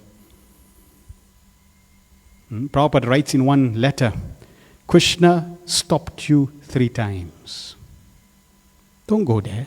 You're not going to be happy. No. I'll be okay. Don't go there. You're not going to be happy. No, I want to. Don't go there. You're not going to be happy. No, Krishna, I know better. Okay. Here we are. We know better. So now Krishna, through Bhagavad Gita, is trying to educate and inspire us who our Supreme Father is. What's his position? And for Krishna to provide for one living entity is insignificant. For every living entity is insignificant. It's not like he has to, work hard and slog to make money. No. Krishna just has to think. One of Krishna's names is Satya Sankalpa. He just has to think and wealth manifests. Because all the energies of Krishna, they're all servants of Krishna. Lakshmi, the goddess of fortune, is his servant. So when we surrender to Krishna, then we will have no difficulties. Now, we obviously are in a situation that's already a bad bargain. So we will have to tolerate the bad bargain and at the same time cultivate surrender so that our future becomes brighter and brighter. Krishna, even though Krishna can make a quick fix, Krishna won't do that. Because he's going to test your intention. He's going to, like in this, there's this film called It Is Life. It's by ITV also. So this one person sees this devotee worshipping and offering incense. And all of a sudden they get so much money. So they think, wow, just by offering incense, they're getting wealthy. I'm going to buy a whole truckload of incense and come and offer. Yeah. See? So people will come with wrong intention. And Krishna will test. Maya will also test. Maya is going to test. You really want to go there? Are you serious? Let's see how serious you are. Because she doesn't want you to go there and disturb Krishna. So she will prove that you are ready to surrender and accept Krishna. Then we talked about the final exam, death. And every single one of us are going to write this final exam. And every day is a preparation. Every day is a preparation. And if a student does not prepare for an exam, and the day for the exam comes, how do you think he's going to feel? He's going to be stressed. But if some student has prepared every single day for 8 months, and the day for the exam comes, how do you think he's going to feel? He's going to be excited. He cannot wait. He's happy. Yeah, bring it on. So when we prepare every single day for the final exam, when death comes, you're excited. There is no fear. You can't wait. So final exam. Then Krishna spoke about devotional service and how glorious and simple it is. The opulence of the Absolute. Krishna's opulences all over, so we can remember him. The universal form, which is also very, very important. Prabhupada says, Arjuna is telling Krishna, show me the universal form, because in Kali Yuga, there will be incarnations on every street corner. I'm God. Oh, really? Nice. So, Prabhupada says, if somebody says he's God, then you can ask him, can you show me your universal form? And if he says, no, you need eyes to see, just like Arjuna couldn't see, you need divine eyes, so you can't see, you need proper eyes. Then Prabhupada said, you should tell him, yeah, give me the eyes, just like Krishna gave Arjuna the eyes. So you can give me, you God, you give me the eyes so I can see you. See?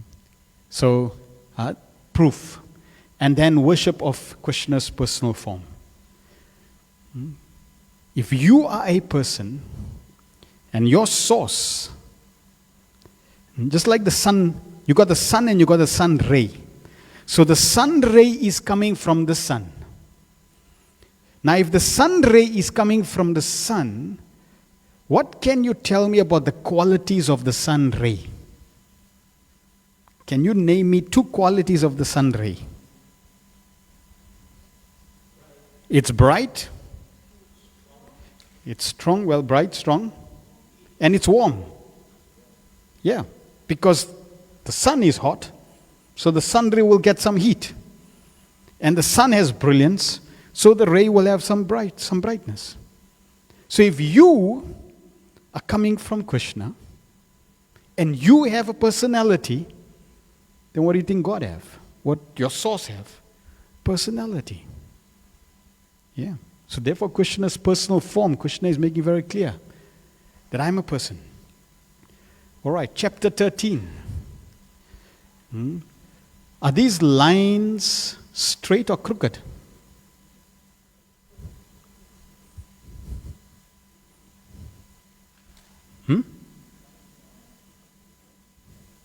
They're all straight, but they look like crooked lines. That's because the mind cannot perceive the truth perfectly. They call optical illusions. What the mind sees may not be the truth. So Krishna, in this last 6 chapters, he's going to also say the same thing that he has already repeated or said in the middle 6 chapters, but he's going to give it from the perspective of knowledge, of gyan, transcendental knowledge. So Krishna is just giving a different perspective. And it's interesting, in one purport, Srila Prabhupada says that you should study all the different points in Bhagavad Gita from all different angles. All different angles. Exhaustively try to understand. Because then it becomes, the philosophy becomes totally convinced for you. There's no doubt. Prabhupada even used the word, you can speculate from all different angles. As long as you speculate according to the Siddhanta, the truth. So Krishna is going to give us knowledge of the field and the know of the field, understanding nature of the self, and discerning the illusory nature of the material world. He's going to tell us about the material world. So from these 6 chapters onwards, it's a little more philosophical, but the philosophy is important to get the proper understanding of how to live in this world. When you understand the dynamics of how this world functions, because you're already in it, you are now able to take advantage of how to be in this world, practice the process of spiritual life, Krishna consciousness, and slowly start to transcend this world.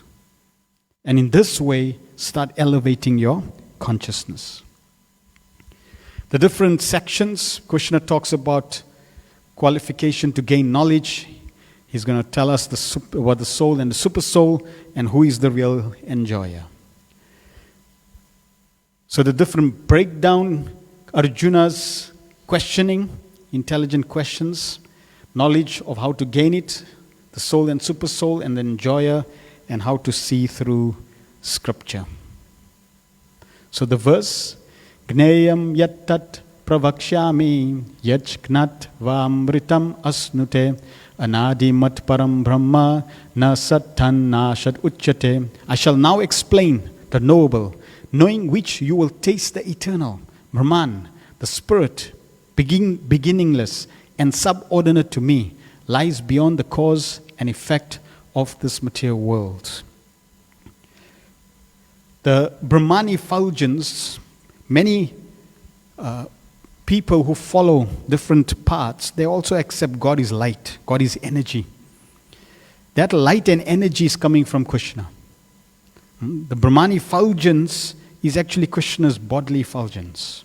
It's subordinate to Krishna. So, Krishna is going to speak about that in this chapter, and also Arjuna asks different questions, and Krishna presents the answers in relation to the field and the know of the field. Now, if you consider a botanist, they analyze different parts of the plant, and they also understand the different components of the plants. They also understand what the plant needs. So the more they understand about the plant, for example, in which season does this plant flourish? When should I sow the seed? When should I harvest flowers, etc.? So the more you understand about the plants that you want to grow, the more effectively you can grow them. Similarly, the more we understand the workings of this nature, the more we can take advantage to use them for our favor. So Arjuna asked 6 questions. We're not going to go into all the 6 questions. The questions he asks, Krishna answers them. Prakriti, what is material nature? Purusha, the enjoyer of matter. Kshetra, what is the field? Kshetragna, the knower of the field. Gnanam, knowledge and the process of knowledge. And Gneyam, the object of knowledge. So beginning of this chapter, Arjuna asked these questions. These are all related to this material world. And Krishna obviously spends this whole chapter answering the questions.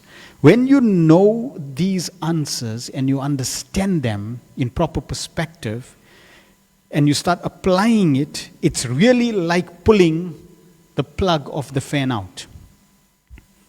When you pull the plug of the fan will still be moving, but it will slowly stop after a while.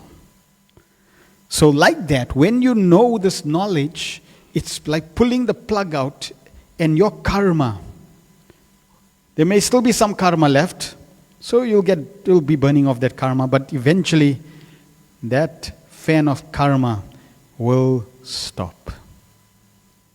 Okay? It's not going to stop abruptly. So you may still get some karma, but eventually stop if you apply this knowledge. So Krishna talks about the soul and the super soul. The living entity is called a Jivatma. We mentioned the size, is Anu, whereas the super soul is Vibhu. The soul is called Jivatma, and the super soul is called Paramatma, the maintainer and the maintained. The soul is the knower, Kshetragna, of his body. But super soul, Krishna, is the knower of everyone's body. And you may know your body, but even imperfectly. You don't know everything about your body. But Krishna knows everyone's body perfectly. So he's the complete knower. Then another quality is the soul is fallible, whereas the super soul is not fallible. For us, the senses control us. Krishna is the master of all the senses. The super soul is the master of the senses. We are subordinate. We are meant to be servitors. Krishna is the superior. He's the master. There are innumerable living entities. And even though there are unlimited super souls in everyone's heart, there's a super soul, but there's only one super soul that expands. That one super soul knows everything. The example is given when you go to a circus. I remember when I was a small kid, we went to a circus, and in the circus there's different booths, and you go into this one booth. As soon as you go in there, you see all these mirrors. And when you walk in, you'll see in one mirror you're thin and tall, and the other mirror you're big, and then the other mirror but when you walk in there, how many of you are there? One. But how many do you see? Many. All different shapes and sizes. So super soul is like that. One super soul, but he's reflected in every living entity's heart, and in every atom, and in between every atom. So that is the super soul. And the super soul's function is basically to witness and sanction. He witnesses all your activities and he sanctions. In this chapter, Krishna also discusses the process of knowledge. And we're not going to go into each one. You can read. Prabhupada gives a purport to each. Very, very wonderfully. Prabhupada expands each quality. There were one or two that I just like to mention. Krishna says the process of knowledge. You are knowledgeable when you perceive the evil of birth, death, old age, and disease. So when you understand, this is, this I don't want, it means you're knowledgeable.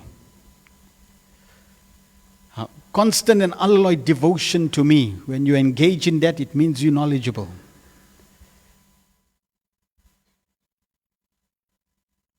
And then Krishna finally tells Arjuna, one who can see the super soul, living entities, and material nature in their proper perspective sees through the eyes of knowledge. So Krishna in this chapter answers these different questions, which you can go and read on your own. But the key that Krishna is mentioning is that there's the field, like a gardener has a field, and then there's the knower of the field, who's the gardener. And the gardener is able to use the field according to his desire. So if he wants to plant corn, Jai Shri Shri Bharwanath Ki Jai.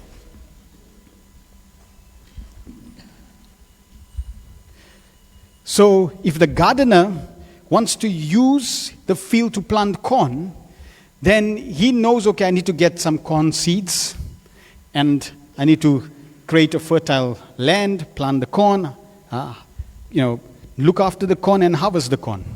So similarly, we have this field. This is our field. And in this field, you, the knower of the field, the living entity, can grow whatever you desire. So if you desire thorns, you can grow. If you desire to grow corn, you can grow. Whatever you want to grow, you have freedom. Krishna gives us the freedom to grow whatever we want. As you sow, so shall you reap. It doesn't say, as you sow, I reap. No. As you sow, you reap. Now, once you sow it, you're reaping. You can't say, Krishna made a mistake. Oh, no, I didn't want to sow that. Too bad. And how do you sow? You can sow just by thinking. You can sow by speaking. You can sow by force, physical energy. It's explained in the previous ages. Kali Yuga, we are a little blessed. In the previous ages, if you thought of smoking a cigarette, you got cancer. If you just thought of smoking, you immediately get the reaction of what you think in the previous ages. There's a beautiful girl going and, nice to have her, and you basically broke the principles. And you get the reaction instantly. In Kali Yuga, the Lord knew and very well the mentality, what's going on here in this rascal mind, who's our worst enemy. So he, blessed us. Okay, in Kali Yuga, if you think of negative thoughts, we will not give you the reaction for that immediately. If you keep contemplating on that, again and again and again, then it's going to manifest physically and you get a reaction. But Krishna also been very merciful. He said, but if you think of anything that's glorious, like devotional service, we will give you the credits of doing that immediately. Meaning, if you just think of chanting Hare Krishna, you actually get the result of chanting Hare Krishna just by thinking. If you think, so nice if I could do arati, you got the benefit of doing the arati. Just by thinking. Now that doesn't mean you just think and don't do anything. If you want to do that, then you have to start with prasadam first. You just think, okay, I had a nice feast. And if you can survive with that, then you can think, okay, I'll chant. I just think of chanting 16 rounds. I chanted my 16 rounds, Prabhu. Okay, so yes, we should think and we should also engage. Right? But this is Krishna's mercy. Sometimes people say, oh, God is not merciful. When you start seeing in how many ways Krishna is so compassionate. See, we don't recognize. If I have to tell everyone, okay, for 5 minutes, we just want you to stop breathing. And I'll say, good luck, no way. See? So, okay, if you can't stop for 5 minutes breathing, then that means you need oxygen. Yes. To survive. Yes. Even to do your nonsense. Yes. So just see, who's providing that? Krishna. So Krishna is so compassionate that he's even providing oxygen to someone who doesn't want to surrender to him. If Krishna is providing all the necessities even to someone who doesn't want to surrender, what will he not provide to those who surrender, want to love him? He'll go out of his way to do anything for that soul. So we have to understand that it's our field, and Krishna will not infringe. He will not destroy the free will that you have. He won't have a gun next to you. Better love me, otherwise I will blow your brains. No. Krishna will not force you. Oh, okay, you want to try? Okay. He'll keep, Krishna's door will always be there. I normally give the example, if you fall in love and you get married, and one of the partners, has another partner, then naturally, let's say, for example, the husband has another partner, the wife will be very heartbroken. That, you broke the trust and it's unfaithful. And she'll tell, the husband, you can go on your own. So he goes on his own. And now, he has a second and a third and a fourth partner. And then if he calls the first wife and he says, can I come back? She'll say, go fly a kite. I'm not interested. But consider Krishna. We left Krishna, broke the relationship, and have relationship with so many people in this world, life after life after life after life, and still Krishna is willing to accept us and not even keep a grudge. He will not even say, oh, you remember you were in love with that person, huh? He will not even bring it up. This is Krishna. So we have to appreciate, understand who is our loving Father and surrender to Him. Chapter 14. Krishna now talks about the three modes of material nature. These modes, they really are the doers. Everyone is bewildered, thinking they are doing.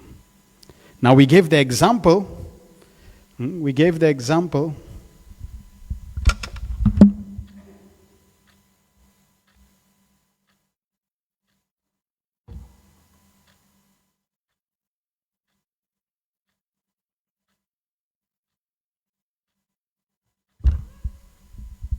Who drank the water?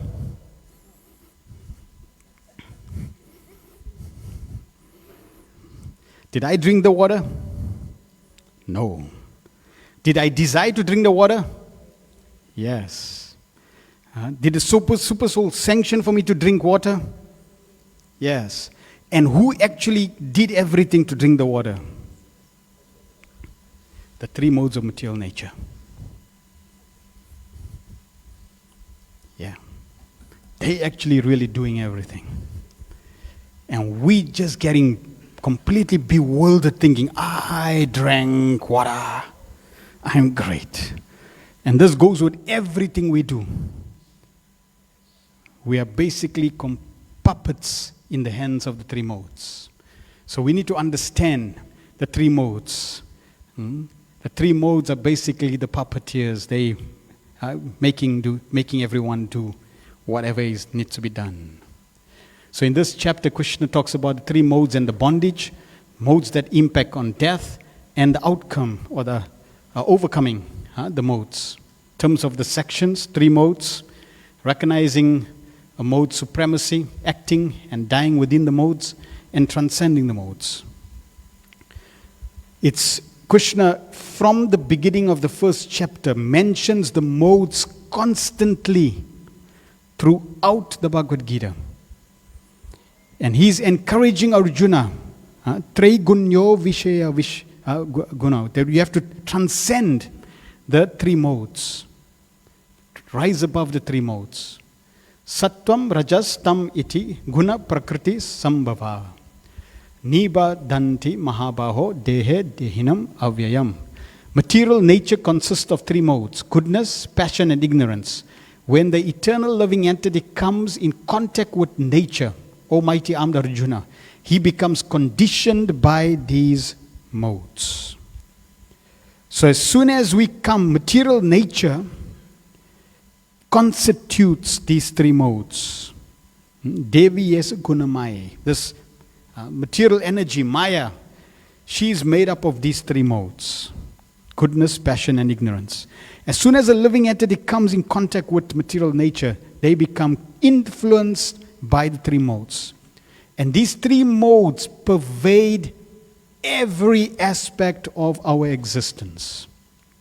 Every aspect. So just as a gardener recognizes the weeds, and he knows that these are the weeds, I don't want these weeds because they will destroy my plants.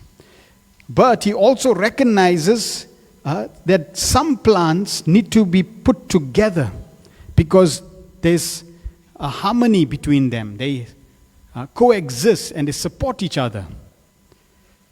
So in this way, he knows the combination of how to make sure that his garden flourishes. Similarly, when we know and recognize these modes, we will know how to use them or not use them appropriately. We will know the dangers of the modes. Okay, so in this chapter, Krishna speaks about these three modes so that we can understand. If I want to advance, what do I need to do in relation to the three modes? So Krishna says in 14.4 that, especially this last sentence, Aham bija pradapita. It should be understood that all the species of life, O son of Kunti, are made possible by birth in this material nature, and that I am the seed-giving father. So material nature impregnates all the living entities in this world. In fact, creation, you can read Brahma Samhita, how creation is manifested. It's a very wonderful subject. From the glance of Mahavishnu, Mahavishnu impregnates all the living entities into Durga. Durga then impregnates all the living entities in the creation, and we start. This is our playground.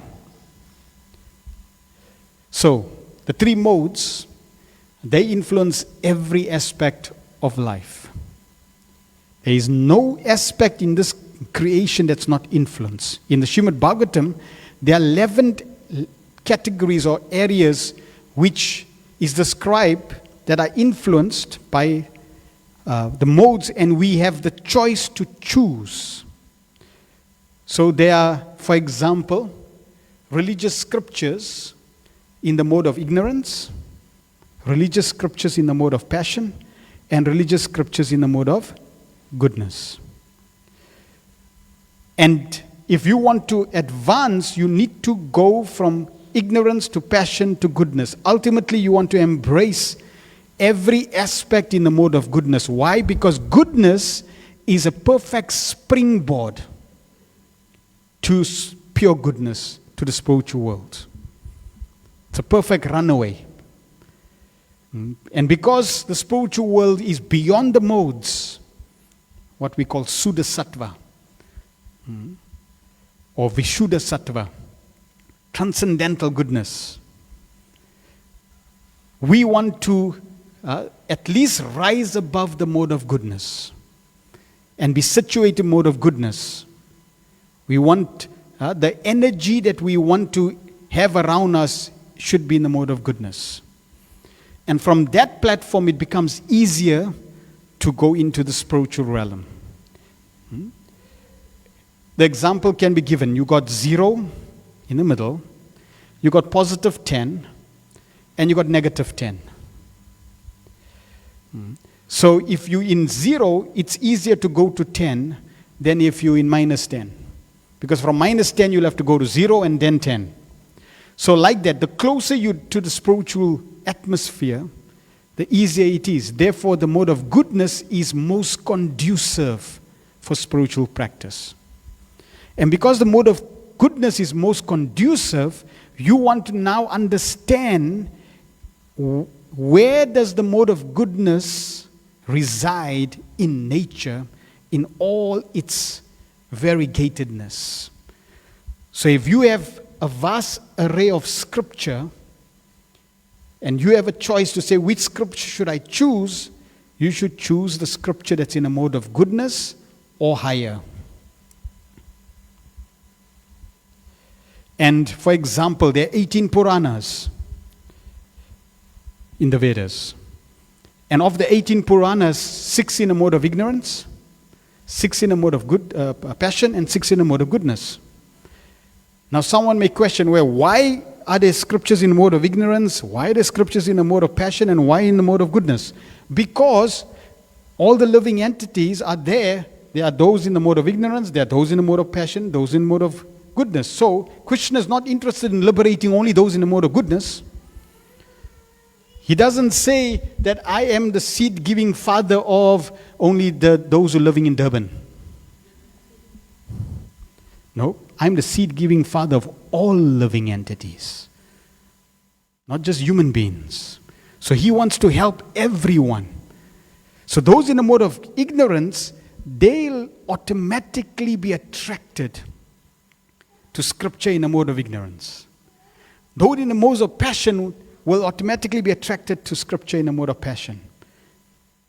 So when they go to the mode of ignorance, scripture in the mode of ignorance, it'll help them, guide them from where they are to the next grade, to the mode of passion. Then they'll read scripture in the mode of passion, guide them to go higher to the mode of goodness. And then you read scripture in mode of goodness, gradually guide you to pure goodness. And Srimad Bhagavatam, Bhagavad Gita is the undergraduate study. The postgraduate study is Srimad Bhagavatam. And of the 18 Puranas, Srimad Bhagavatam is one of them, classified in the mode of goodness category, but it is actually in pure goodness.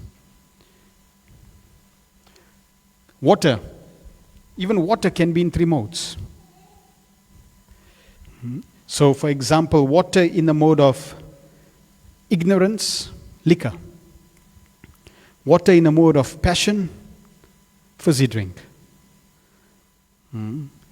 Water in the mode of goodness, spring water. Right? And water in the mode of pure goodness, Maha water. See? So Krishna doesn't say stop drinking. But he's giving us the education of the 3 modes to choose what to drink. Because whatever you consume, they say you are what you eat. So if you consume passion, guess what's going to come out? Yeah. If I take an orange, and if I squeeze an orange, what comes out? Mango juice. Oh, you said juice, so I was wondering. What comes out? Orange juice. Yes, not juice. Orange juice. Okay, so why does orange juice come out when I squeeze an orange?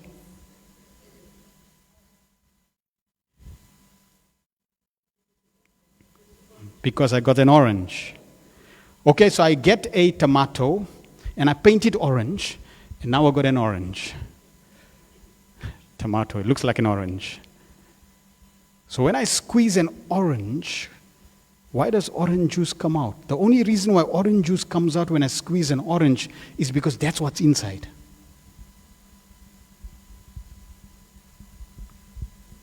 If I squeeze an orange, apple juice doesn't come out because there's no apple juice inside. Only orange juice, because that's the juice that's inside. Similarly, if I squeeze you, what comes out? If somebody tramps your toes, what comes out? Does anger come out? Because if that's what comes out, that means that's what's inside. So you cannot hide the modes. They will come out. So Krishna is giving us the choice. What do you want to put inside? Because whatever you put inside is going to come out. And you don't only put things inside through your mouth. You put things inside through your eyes. You put things inside through your ears, through a sense of touch. Just by being next to someone or something, you also put things inside. Your association is key for advancement. What you associate with, that's what you put in.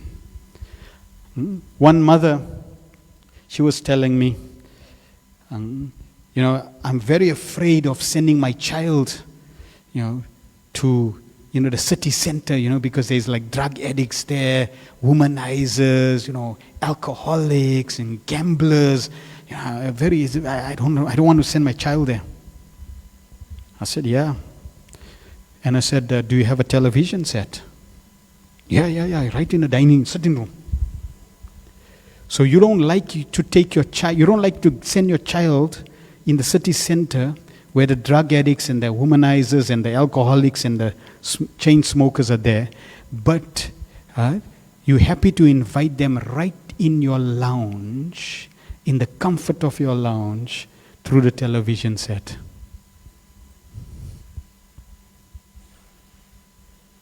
You think by sending your child to the city center, he's getting that association. No.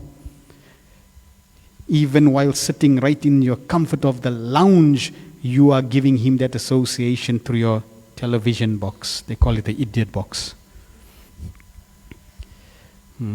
So, we have to be very careful. What we consuming? What are we exposing ourselves?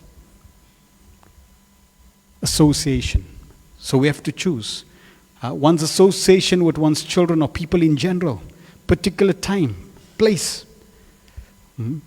So even, for example, here, you'll see, someone is inclined to open up a fruit shop. Someone is inclined to open up a meat shop. Somebody is inclined to open up a restaurant. Why? Why is somebody inclined in different ways? Because the modes of material nature is there. Everyone has a certain nature because everyone has a certain association with the three modes. And it's not that one is the predominant over the other. No, they're all competing. The three modes are competing. Time. We're not going to go through all. I'm just going to do the last one. Time. Early morning hours is the best time, mode of goodness, for practice of spiritual life. Like if you're chanting Hare Krishna, it's always best to chant early in the morning. Because as time starts to tick, morning, now passion slowly starts to come in. Midday, it's a peak of passion.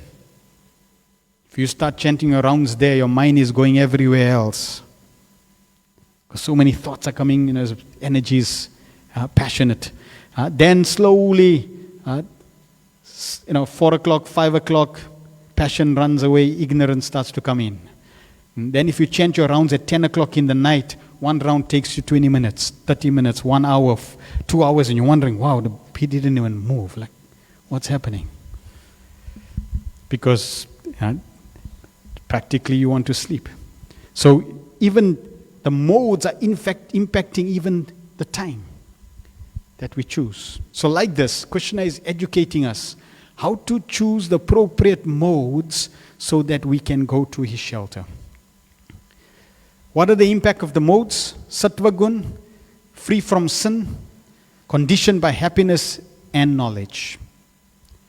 And Krishna gives many. In fact, even in the Bhagavatam, there is many aspects of the three modes. You can go through those sections which are there.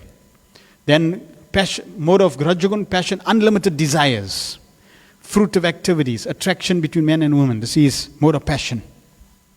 And then the mode of ignorance, madness, laziness, sleep, intoxication. So different individuals impacted by these three modes have these different experiences. So even the mode of goodness can be an obstacle. So we want to transcend even the mode of goodness. Because in the mode of goodness, when you're happy and have knowledge, you can also become proud. I'm better than you. I'm peaceful. You're agitated. So one can become proud, and from there you can fall down. It's described, it's interesting. Every single one of us, believe it or not, were once upon a time Lord Brahma. The first created being. We had that position once upon a time. And from that position of Lord Brahma, who practically, it's like a secondary creator, engineers this creation, we have fallen down. Why? Because when you're in that position and you create, then you get proud. I'm a creator, secondary creator, I'm so powerful. Just see how wonderful I create. That passion drops you down. Okay, so we have to be very careful. And in this way we can go from one mode to another unlimitedly. So these three modes, they called like pinches. So consider, we asked Logan, we're going to give him a nice plate of prasadam to enjoy. And he's going to sit there, and then we call these three modes of material nature. And these three modes, they like to compete with each other. The mode of ignorance wants to overpower the living entity. The mode of passion wants to overpower. And the mode of goodness wants to overpower. And there's a competition. And just like you got, black to white, shades of gray, you got shades of these three modes of material nature. Even in devotional service, I can sweep this temple floor with the mode of ignorance. For, like you practically fall fast asleep. Right? Or you can sweep it with passion. Just see who's seeing that I am such a nice, humble devotee, sweeping nicely. So you can chant, you can engage in devotional service 81 different varieties of ways, according to the modes. So these modes are competing. So they're like pinchers. They like to pinch the living entity. And because they like to compete, then the modes want to compete to see who pinches you the most. Now, if Logan comes here and he's going to sit and honor this feast, and we get these three pinches that are powerful and no one, can overpower. They are really good at pinching, and they start pinching Logan all over. Is he going to enjoy that feast? Nope. Oh, he's going to get pinched all over. He can't enjoy. So we in this material world, and we're getting pinched by the three modes. That's why we will never be able to enjoy in this world. It's not a world of enjoyment because there's these pinches. So we really have to recognize these three modes. So how do we escape the modes? Embrace devotional service. Jai Shishwaranath ki jai.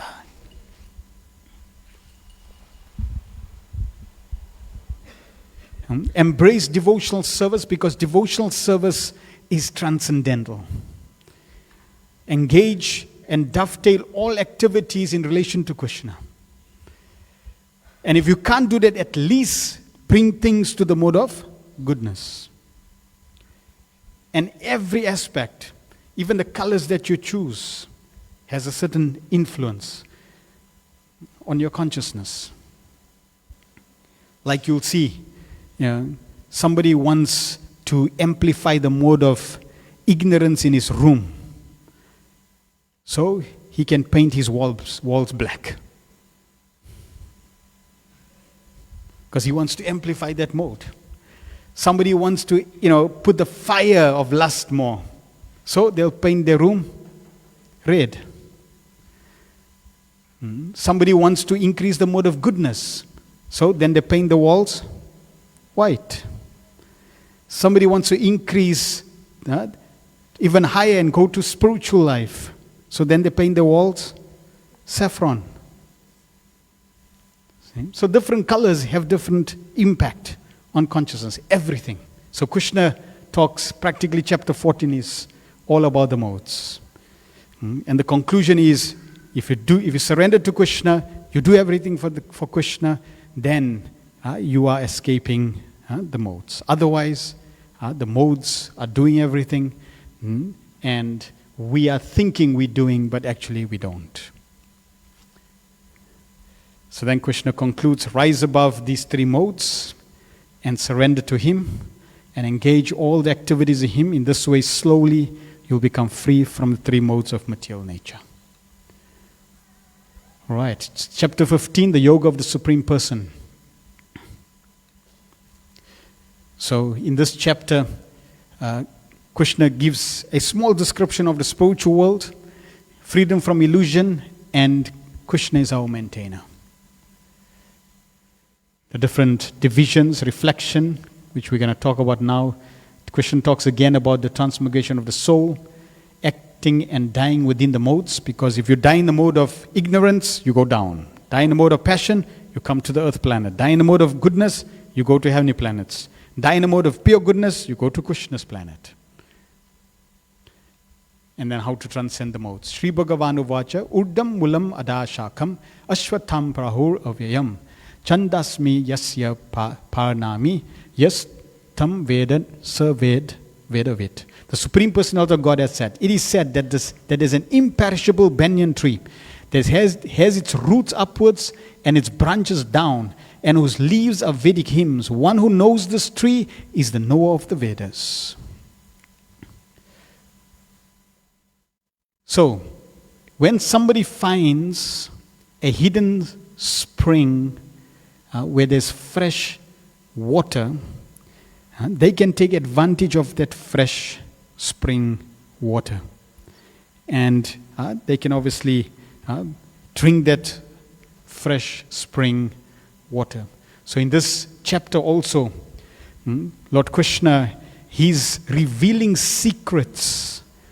He's revealing knowledge about how He is the maintainer of all living entities. Krishna is also going to reveal in this chapter again how to see Him. So it's like finding a hidden stream. And once we find that stream, we can bathe in it. We can quench our thirst. So Krishna is going to give us the wisdom that if we bathe in that wisdom, we can feel the peace. We can feel Krishna's grace upon us. So Krishna starts off by describing the spiritual world, and the material world is diametrically reflected. It's a reflection of the spiritual world. So that means whatever is in the spiritual world is also in the material world, but reflected. There's relationships here. Why? Because there's relationships there. Here the relationships will end up sour because it's a diametrically opposite of the spiritual world. So this is the example Krishna gives. And he says it's like a banyan tree. This is a banyan tree. What's interesting of the banyan tree is it starts off with one tree, and then the branches, the trunk is there, and the branches grow, and the branches then start to go down, and they become roots and trunks again.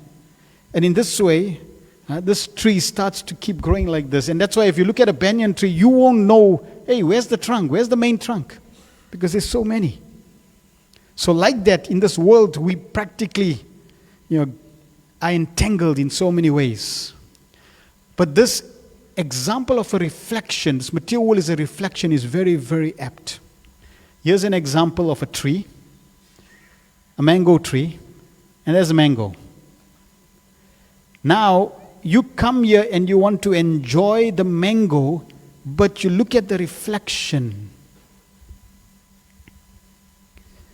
Now, when you look at the reflection of the mango, does it look like a mango? Yes. Does it have the color of the mango? Yes. Now, you go and grab that mango. And guess what happens? There's no mango. But the mango is there, you can see it. It just moved. Okay, then you grab it again. And you're wondering, well, why can't I grab this mango? See? Because it's a reflection. Now, can you enjoy that mango? Yes, you can. Yes, you can only enjoy by seeing. So nice, so juicy. It's a beautiful mango. It's nice and round. Yum, yum, yum. It must be tasty and juicy. That's the furthest you can taste the mango. You can't go further than that. That you enjoying the mango only in your head. There is no substance to that enjoyment. Where is the real mango? It's on the tree. That's where you can enjoy that mango. See, it's in the spiritual world, not the reflections. And the spiritual master, the gardener, he comes by and he sees you trying to get the mango and he says, what you trying to do? No, I'm trying to enjoy the mango. No, that's you can't enjoy. That you can't enjoy. Look up. I see that's the mango. So we here trying to enjoy the mangoes. And really the mango is only enjoyed in your mind. No substance. But the spiritual master is guiding us. Look up. That's where the real mango is. That's where you belong. That's where you can enjoy. Turn your attention to Krishna, to the spiritual world. Then you'll be happy. So that's why Krishna gives us example of the reflection. And it's interesting, the base of this reflection, what is that base? What causes our existence to go from spiritual reality to material reality? It is only one thing and one thing only: desire. You desired to come to this world, and here you are, and you can go back to the spiritual world simply by desire. That's how easy it is to go back home. Desire. Somebody told Prabhupada, but Prabhupada is very difficult. Prabhupada said, no, it's very simple.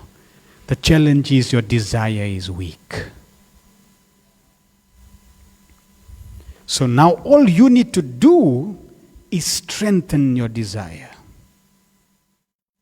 How do you become an expert drunkard? How do you become an expert drunkard? Just associate with an expert drunkard. By associating with an expert drunkard, he'll give you the desire, he'll give you the drinks, he'll show you how to drink, everything. Your desire will become very strong. So similarly, how do you increase your desire to go back to the spiritual world? How do you increase your desire to surrender to Krishna? You associate with those that have strong desire. And if you associate with those that have strong desire, your desire will increase.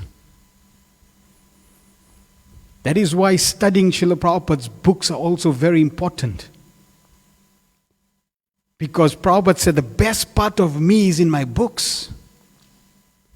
So just by reading his Bhagavad Gita as it is, you're reading his purports, you are getting his association. And the best of his association, your desire will increase like anything.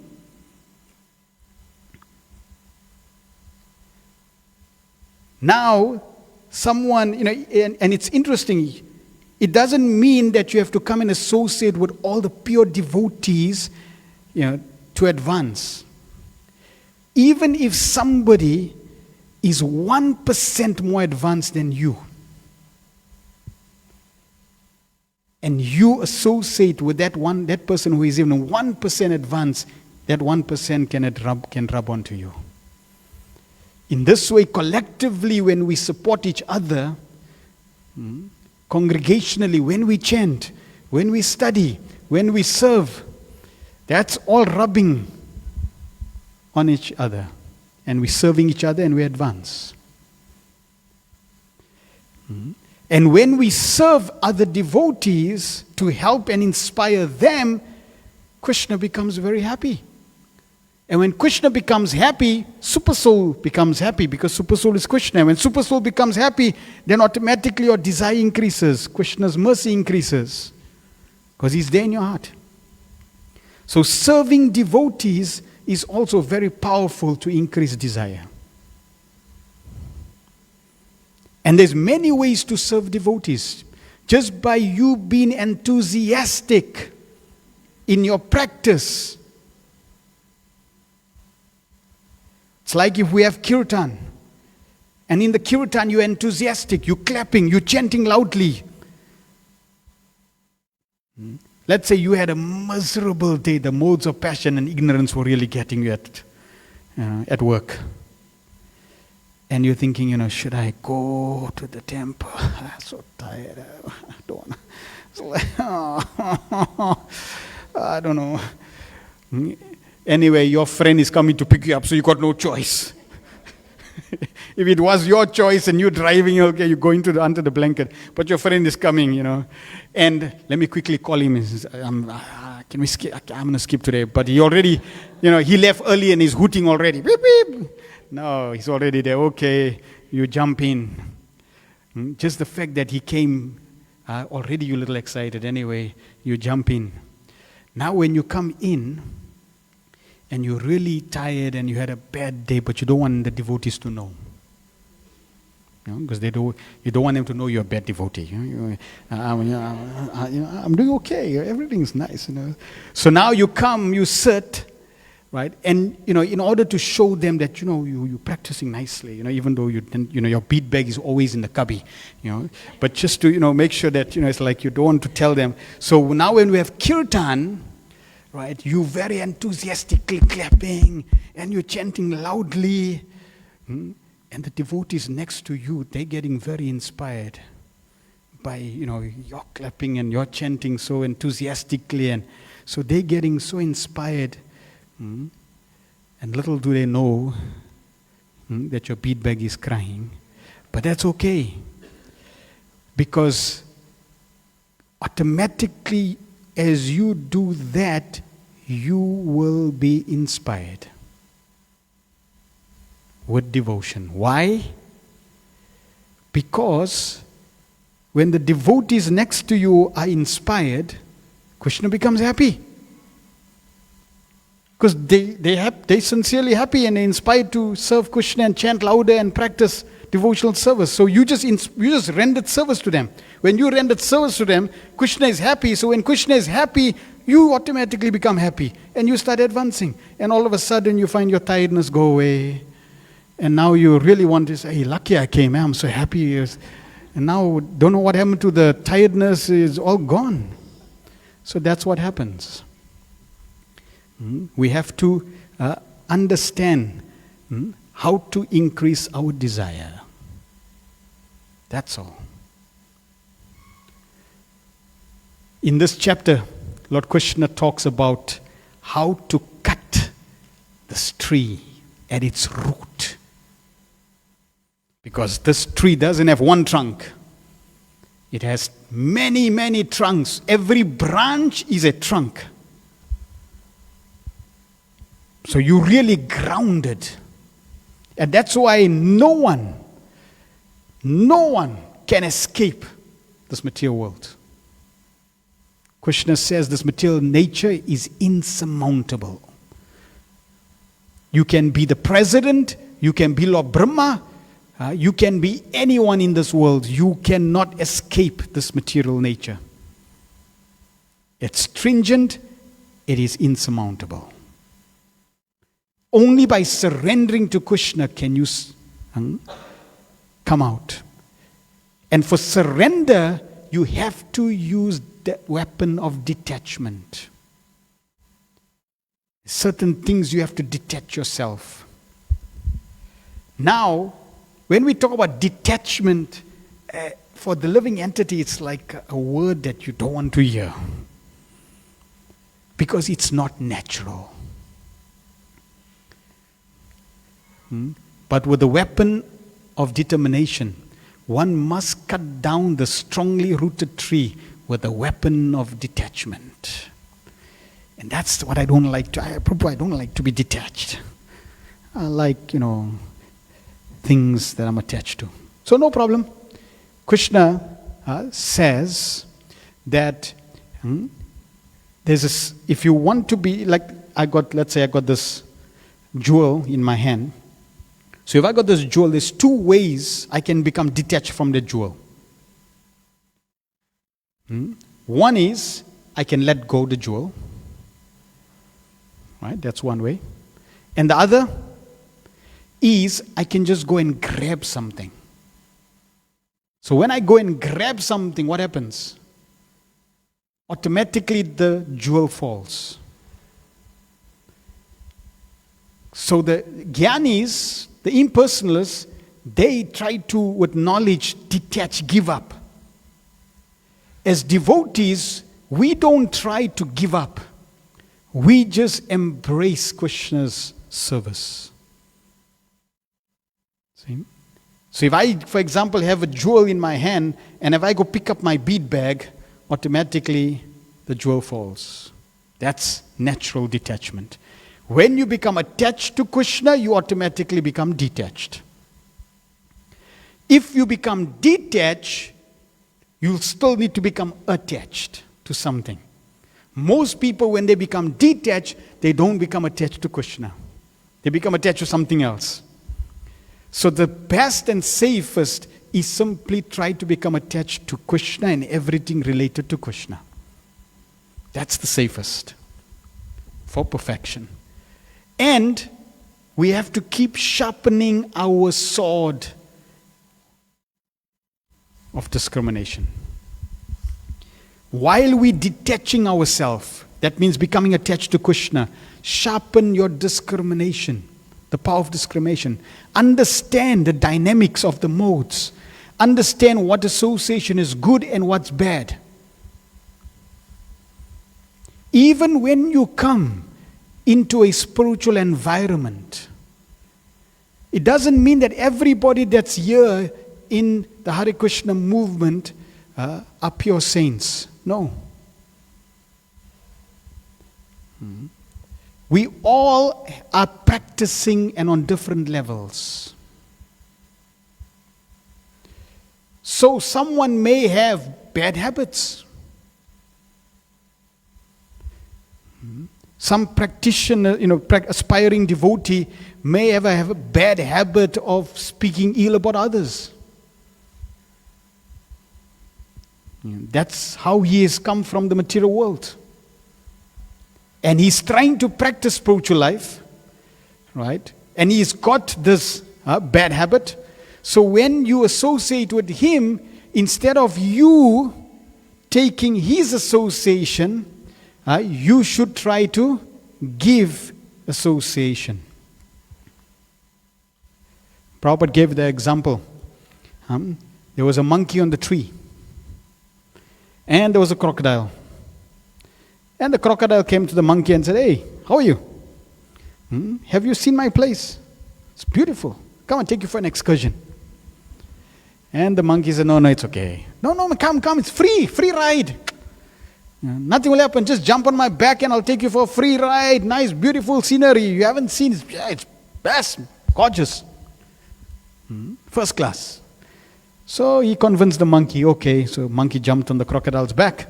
And the crocodile started taking the monkey around. After they gone, a little distance, then the monkey said, "So where we going?" And the crocodile said, "We're going home. I'm taking you to my wife so we can cut your heart out and have it for supper." And the monkey said, "Oh, why didn't you tell me? I left my heart on the tree. Let's go quickly there. And then we'll get it." So the crocodile thought, "Oh yeah, if he doesn't have his heart, what's going to use? Let's go." So the crocodile brought him back. And the monkey jumped on the tree and said, "No, thank you. No more invitation. So Prabhupada gave this small story to illustrate that you can associate with the crocodile, but don't give it your heart. You can associate with people, don't give them your heart. Your heart is only meant for Krishna, no one else. Don't give them your heart. The only reason I'm associating with people out there is to inspire them to also give their heart. Otherwise, I have to be very careful. So, in this chapter, Krishna also tells Arjuna, because Arjuna is now telling Krishna, Krishna, if somebody has knowledge about you, they will surrender. But Krishna, what if somebody doesn't have knowledge about you? Then what? So then Krishna says this.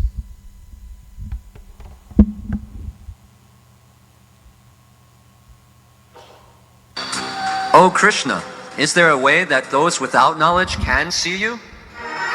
Yes, Arjun.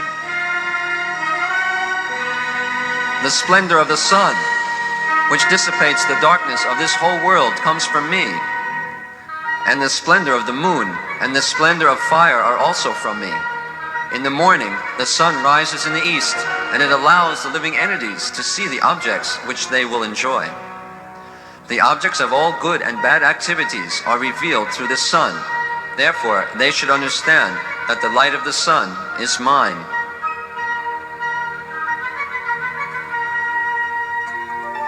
All these opulences are coming through my prowess, and they should remind the living beings of me. I also enter into the earth, which is like a fistful of dust, and hold it together so it can support the living beings.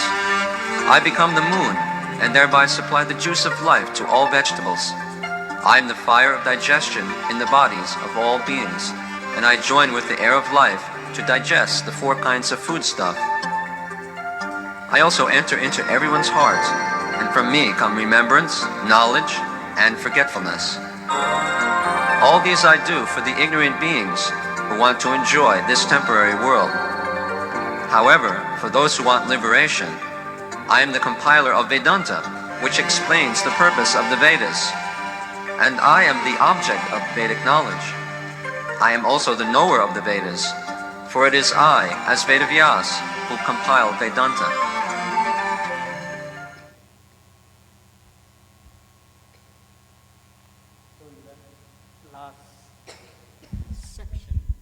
Krishna mentions that he is maintaining the whole creation. And he gives some beautiful example, the fire of digestion. So if you're enjoying a feast,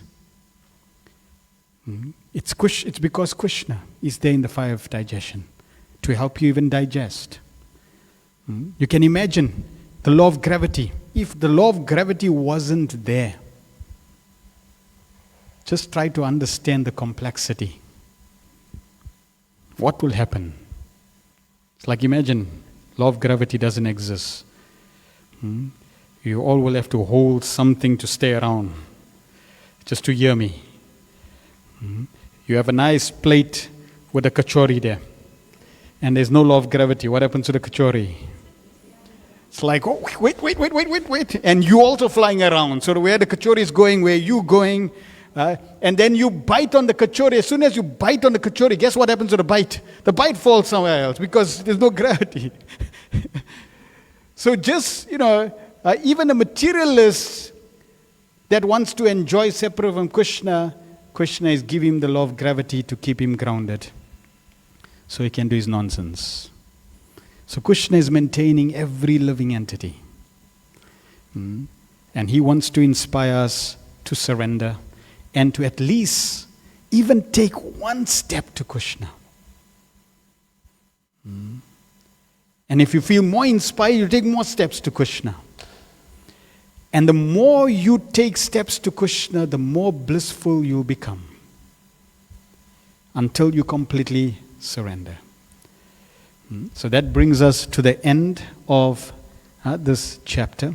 Are there any questions or comments? We've got about 2 minutes. Anyone has any questions? Where's our mic?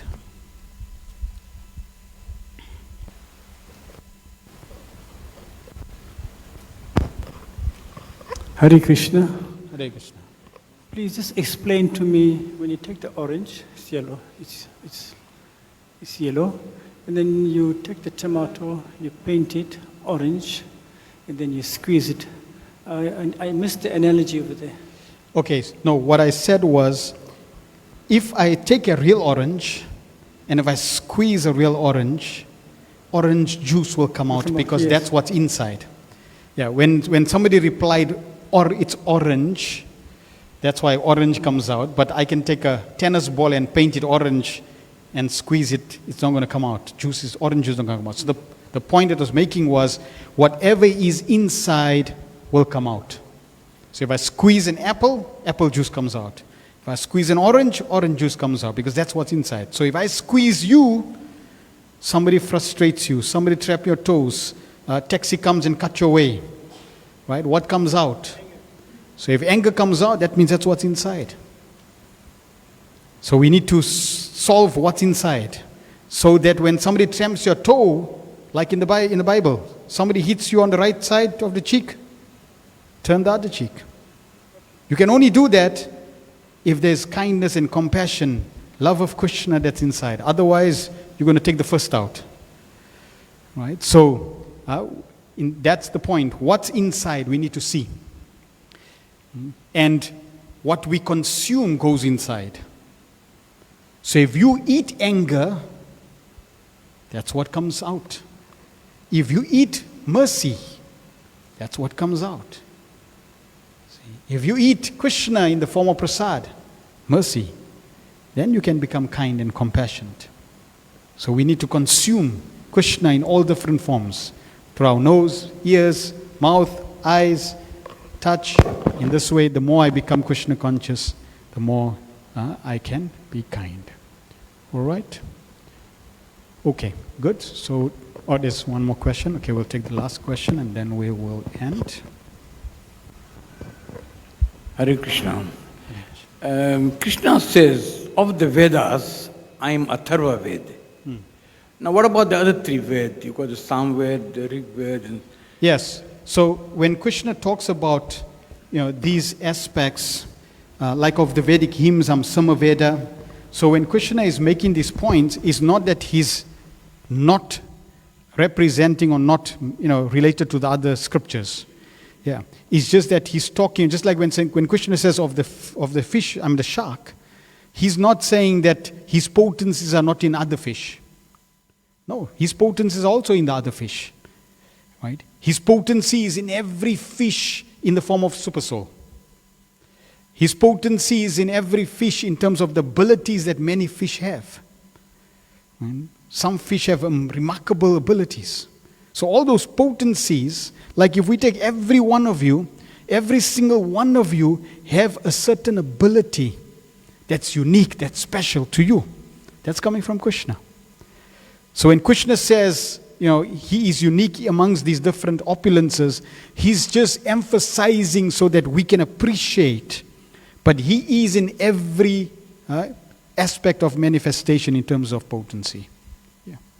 He's just giving us a focus, a lens to see these, because these things are more in the forefront. When you see a shark, it's more majestic. When you see the sun of all the other planets, right? But when you look out, you can see every single star is brilliant.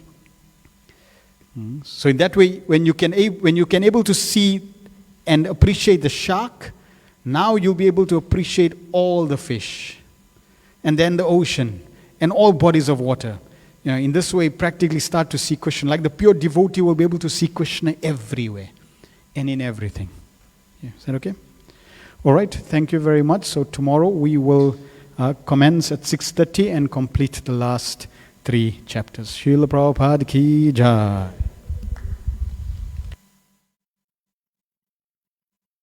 Bihari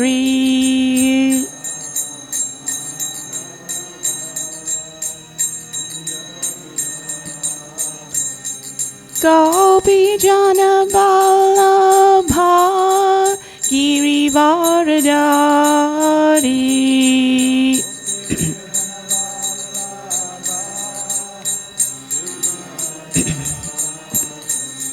Gopi Jana Vallabha Girivardhari.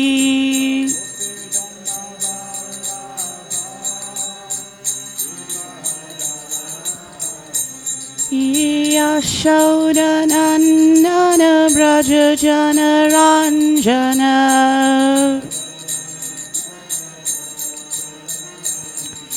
Yashoda Nandana Braja Jana Ranjana.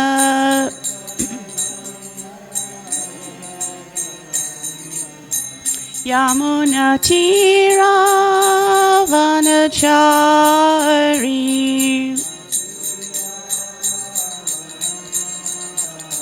Yamuna Tira Vanachari.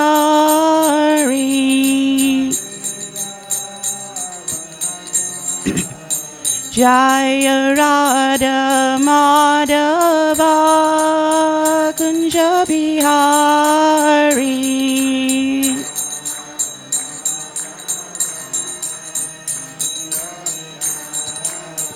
Jaya Radha Madhava Kunja Bihari.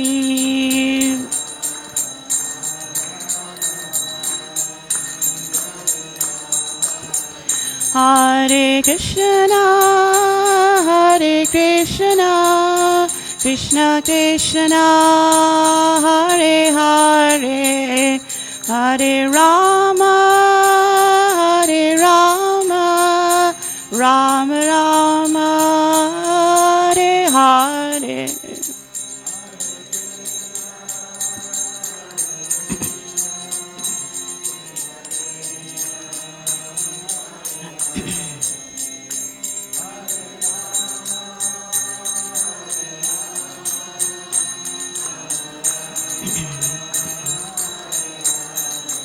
Hare Krishna, Hare Krishna, Krishna Krishna, Hare Hare, Hare Rama, Hare Rama, Rama Rama, Hare Hare.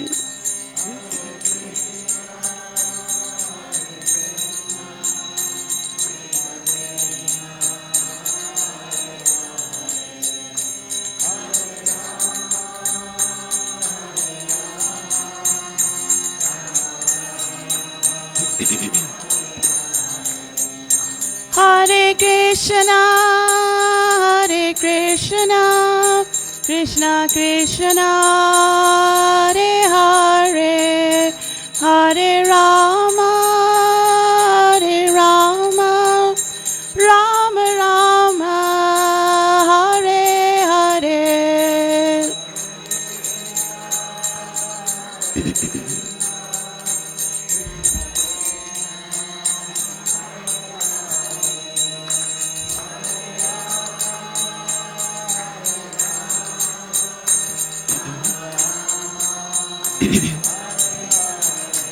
Jaya Prabhupada, Jai Prabhupada, Prabhupada, Jai Prabhupada.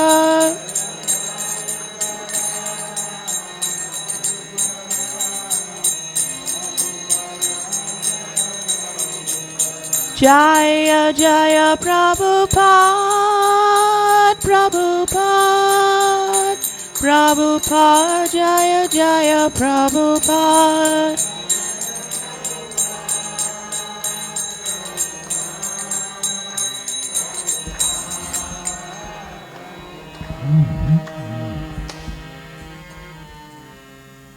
Jai Shri Varvanath ki Jai, Grantaraj Bhagavad Gita ki Jai, Shri Prabhupada ki Jai, Samaveta Bhaktavinda ki Jai, Nitai Gopramanande.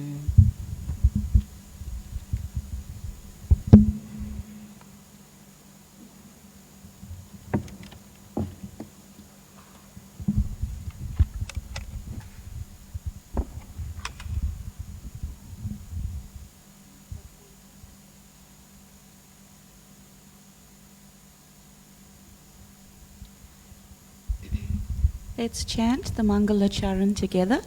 Om Jnana Timirandasya Gyananjana Shalakaya Chakshurun Militam Yena Tasmai Shri Guruve Namaha Shri Chaitanya Manobhistam Stapitam Yena Bhutale Swayam Rupa Kadamayan Dadati Swapadantikam Vandeham Shri Guru Shri Yuttapada Kamalam Shri Gurun Vaishnavamscha Shri Rupam Sahagrajatam Sahagana Raghunatan Vitam Stam Sajivam Sadvaitam Sarvadutam Parijana Sahitam Krishna Chaitanya Devam Shri Radha Krishna Padam Sahagana Lalita Shri Vishakan Vitamscha He Krishna Karuna Sindhu Dina Bandhu Jagatpate Gopesha Gopika Kanta Radha Kanta Namostute Tapta Kanchana Gaurangi Radhe Vrindavaneshwari Vrishabhanu Sute Devi Pranamami Hari Priye Vanshikaupa Tarubhyascha Kripa Sindhubhya eva cha Patitanam Pavanabhyo Vaishnavebhyo Namo Namaha Nama Om Vishnu Padaya Krishna Prestaya Bhutale Srimate Bhakti Vedanta Swamin Iti Namine Namaste Saraswati Devi Gauravani Pracharine Nirvishesha Sunyavadi Paschyatai Deshatarine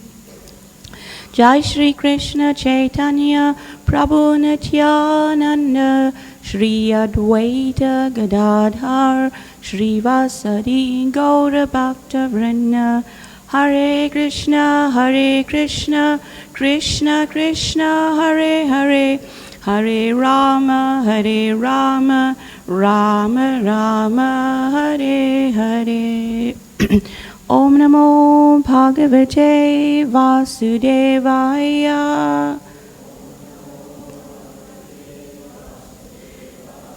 Om Namo Bhagavate Vasudevaya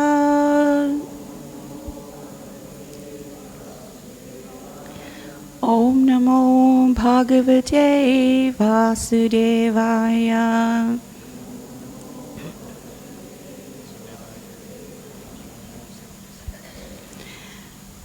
Anyone recognize these personalities?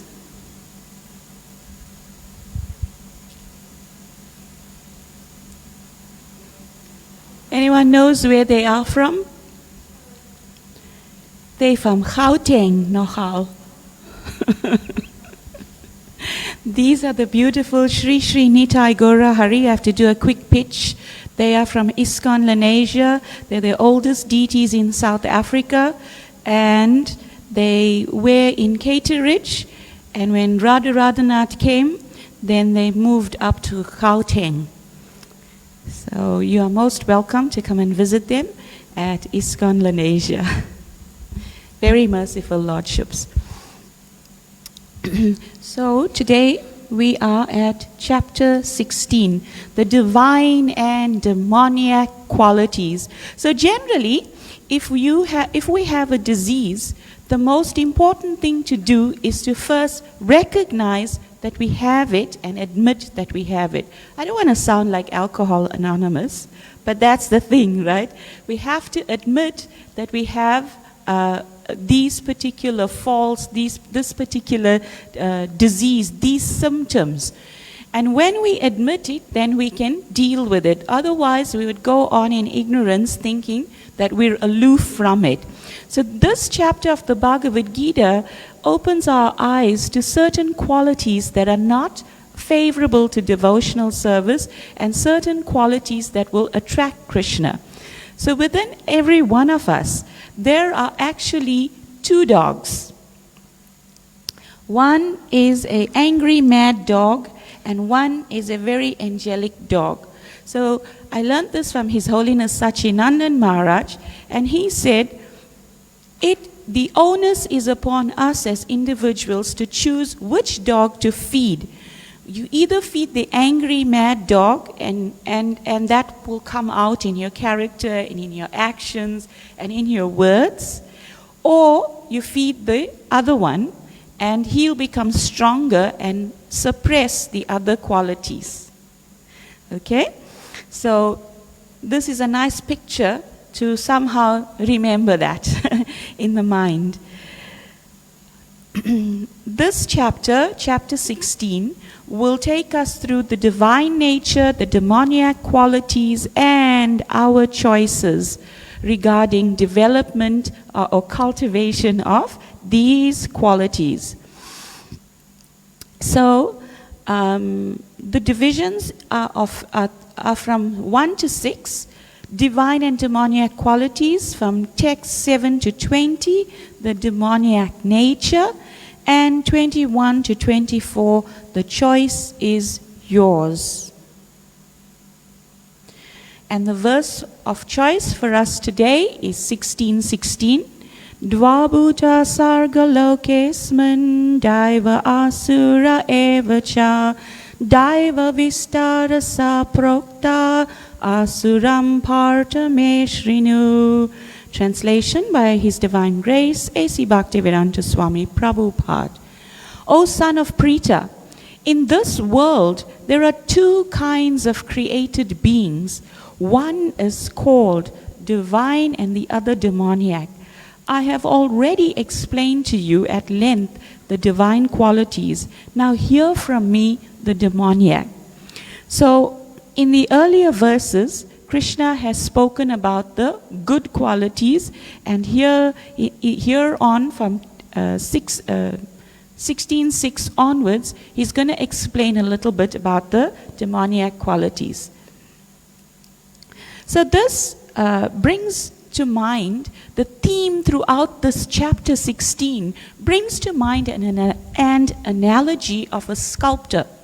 So sculptor takes a piece of stone and he chisels away at all the unnecessary parts. And when he chisels at all the unnecessary parts, he is then left with the essential good masterpiece. So similarly, within the character of a person who is diving into this chapter, chapter 16, they are able to recognize, if you take shelter of the verses that Lord Krishna speaks in this particular chapter, you will be able to recognize the qualities that are worthy of cultivation, and you'll chip away or sandpaper the rough edges that, will spike up every now and again in life. So, Krishna speaks about the royal road to hell. And he mentions those 6 demoniac qualities in those verses before the shloka that we read, 6:16. He mentions ignorance, harshness, anger, conceit, arrogance, and pride. So these are qualities that pave the way to hell, because they are categorized as demoniac qualities by Sri Krishna. So, not knowing what we do and what not, ignorance means not knowing what to do and what not to do. Do all whimsically according to their own desire and do not recognize any authority. So Krishna mentions in one of the verses that if a person chooses to act away from spiritual injunctions, he only causes chaos in his life and in society. So if someone chooses to live that life, their life is not guided, their actions and words are not guided by divine intelligence, the words of Lord Krishna or in scripture. Speak harshly. So the austerity of speech that Krishna describes is that speech should be truthful, beneficial, and imbued with Vedic substantiations. Otherwise, speech is not beneficial to the other person. Then becoming angry over trifle, small things. For example, you see a mosquito and you want to take out a machine gun. So it's overreacting. Most of the time, anger comes about by overreacting to situations, not first pausing, reflecting, and then attending to the situation. One acts impulsively. Then pride. The demoniac want to make a show of religion and advancement in spiritual science, but do not follow the principles. So, proud is possessing some education. I think this was supposed to be arrogance. So proud in possessing some education or wealth, and thus arrogant. Oh, it's right. And then conceit, the desire to be worshipped by others, demand respect, and do not command respect. So Prabhupada explained that we do not demand respect, we command respect by the way we carry ourselves, the way we behave. Then automatically somebody will say, this person's character is beneficial to me, I'd like to respect them. It's not that we should force people to respect. So then, Krishna mentions 3 gates to hell. So he mentions anger. So anger is such a thing that it is so harmful to us. You may have heard time and time again that to become angry is as if you hold poison in your hand or hot coal and you expect the other person to get burnt. When you become angry, you harm yourself more than anybody else. And what happens is that when you become angry, even at a small thing, the thing that causes harm to you on a physical level is that you start producing a lot of acid in your body. Right? And I can speak for so long about how anger is not good for your health, how it affects specifically the liver, etc., etc., etc. But for the purpose of this lesson, we're going to just stick to anger in a more general sense. So it's like this. It requires a paradigm shift. There's a story in motivational circles that my spiritual master once told me.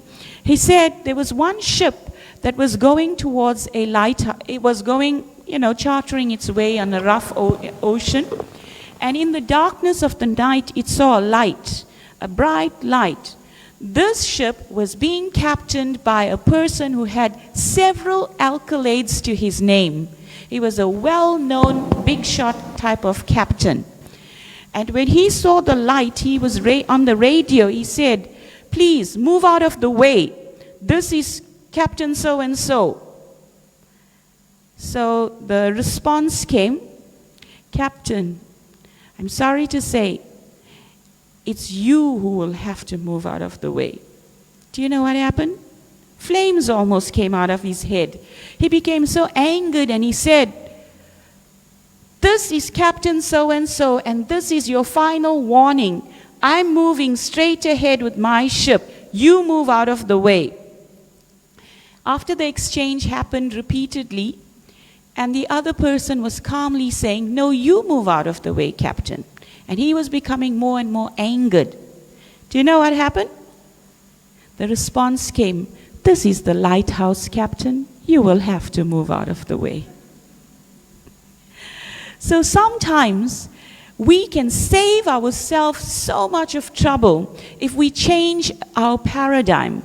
If we understand that the whole world does not revolve around us. Everyone does not have to agree to us. So in this chapter, Krishna is explaining how cultivating anger, which is the converse of tolerance, is not conducive for elevating one's consciousness to the Sudasattva platform that we spoke about in the previous chapters. So then there's lust. In ISKCON, we have a devotee called His Holiness Dhanavir Swami. And he has written a book called Brain Drain.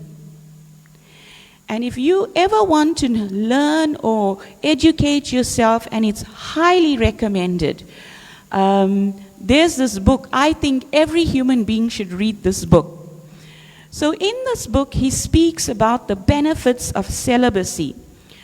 Because they say that, that big disclaimer about how you can't reproduce parts of this book, etc.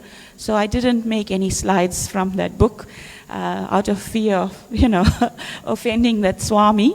So in that book, I'll tell you what's there to some extent to help with this particular obstacle or gateway to hell, to avoid going in that direction. He inspires one by explaining how the loss of vital fluids due to lust in a human being affect one's brain.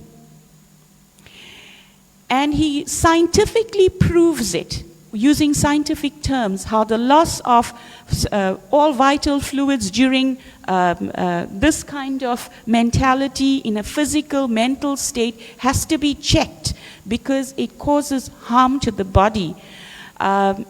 If it's not used in Krishna's service for the procreation of Krishna conscious children. Then he also mentions several people from the secular world who became very, very prominent inventors, etc., etc., etc., great people in society, and they all followed the path of celibacy. So it's a very great read. One can actually do an entire course from that book. It's a brilliant thing. I think it's available on Amazon. If anybody online or here would like to get it, you can research Dhanavir Swami from the Rupanuga College, and the book is called Brain Drain. That can help. So greed. Mohandas K. Gandhi is often quoted by his famous words, "There's enough in this world for everybody's need, but not for everybody's greed." Greed means wanting to acquire more than is necessary. And the Ishopanishad tells us a very nice verse in this regard. Ishavashyamidam sarvam yatkincha jagat yam jagat jena jaktena bunjita magrida kasya sviddanam. Everything animate or inanimate is within the universe, is controlled and owned by the Lord. One should therefore accept only those things necessary for himself which is set aside as his quota, and one should not accept other things knowing well to whom they belong. Obviously to Krishna, right? This brings to mind a story you may have heard.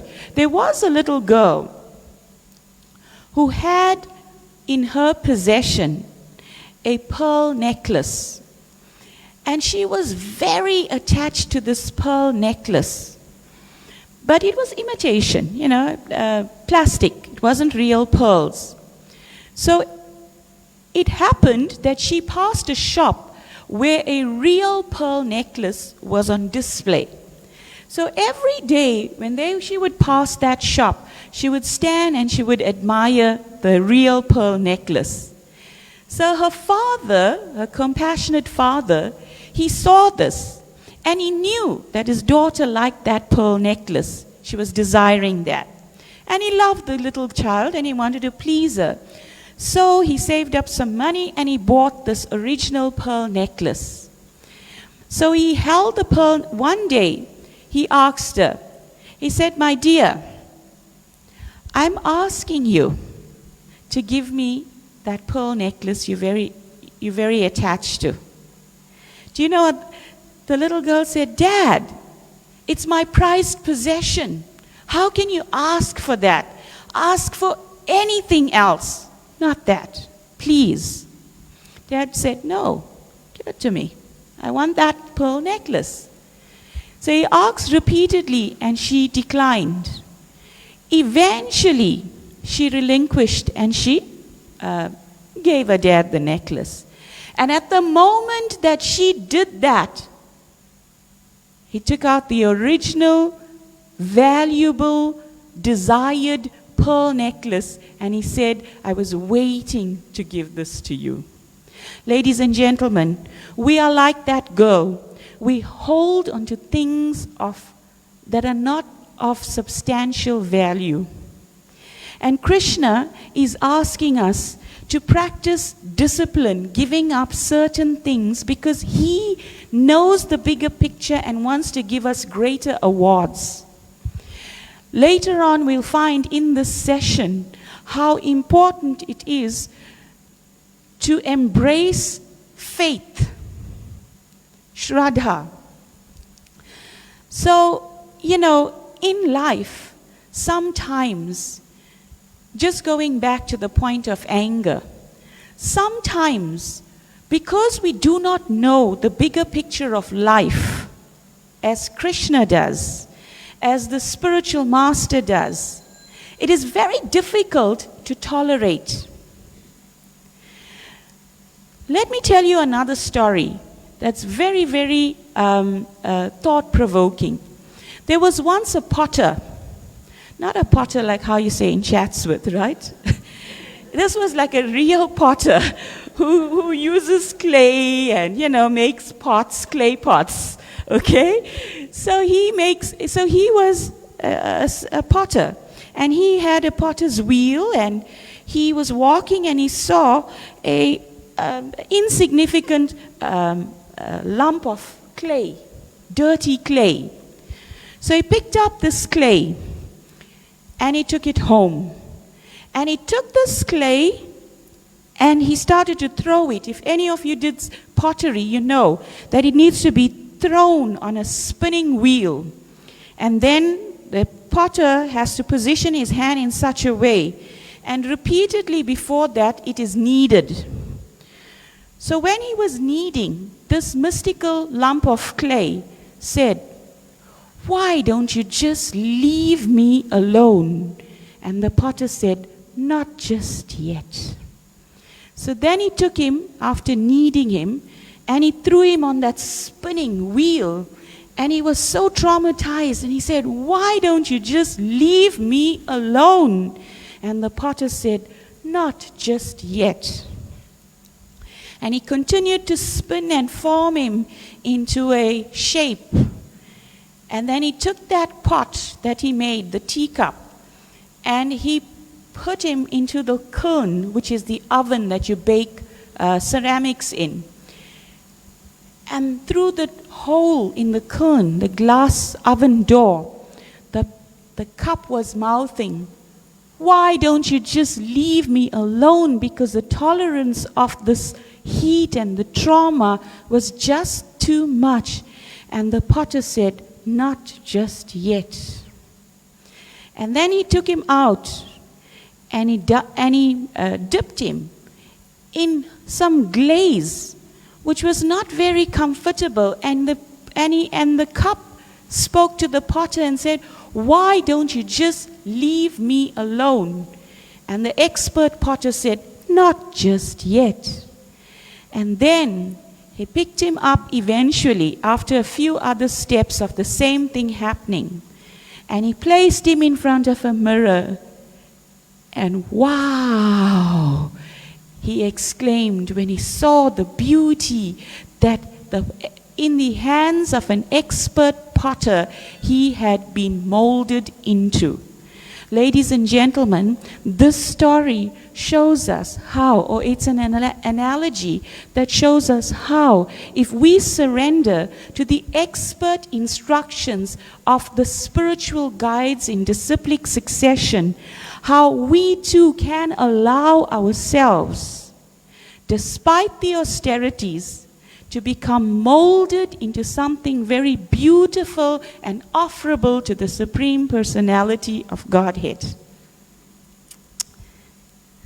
So, not just yet is impatience. If we are patient, like Srila Rupa Goswami explains in the Nectar of Instruction, devotional service should be endeavored with patience, okay, under proper guidance. So the conclusion of this chapter of this is to follow scripture and elevate yourself. Gradual elevation by following scriptures is there. And with an expert guide, because the guide is on a higher step. Generally, when one is endeavoring to climb a steep set of stairs, if there's a person on top, they're able to tell you there's a snake on this layer, or there's an obstacle here, etc. Walk towards the right, walk towards the left, because they know what's ahead. Similarly, we on the lower rungs, if we take help from the spiritual guides on the higher rungs, they're able to guide us to climb with caution and reach higher heights, right? So the acceptance of a spiritual guide, the study of the Vedas or Srila Prabhupada's books, austerity, following of the principles of discipline, sense control, and spiritual knowledge, all are part of the whole package that automatically are benedicted upon one who chooses such a path. Then Shri Shri Radha Radhanath ki jai, Srila Prabhupada ki jai, Srimad Mahaprabhu Giri Govardhana ki jai. So not following the scriptures. When one acts whimsically according to one's own desires and governed by one's own conditioned faulty senses. Previously we discussed that we have 4 defects. It was proven to us that we are defective. So through defective senses, if we choose to not follow the scriptures, then envy, ignorance, anger, lust, false prestige, pride, attachment, and greed very easily pull one down. And in a society, because we live amidst others and we serve amidst others, if we have such a mentality, do you know the story of crabs in a basket? Anyone know the story of crabs in a basket?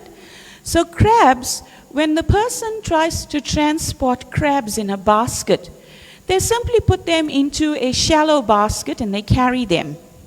Do you know why? The reason is because it is common knowledge that if you put many crabs in a shallow basket, they won't come out. Reason being, they have a very, very evil mentality. As soon as one crab reaches higher heights or tries to, he's pulled down by others. So it is a mentality that keeps them from achieving freedom. It's a mentality that prevents them from reaching higher heights of existence. So such a mentality, if it's bred within us or exhibited towards others, is very, very defective and harmful for growth and enhancement. So in chapter 17, the yoga of threefold faith,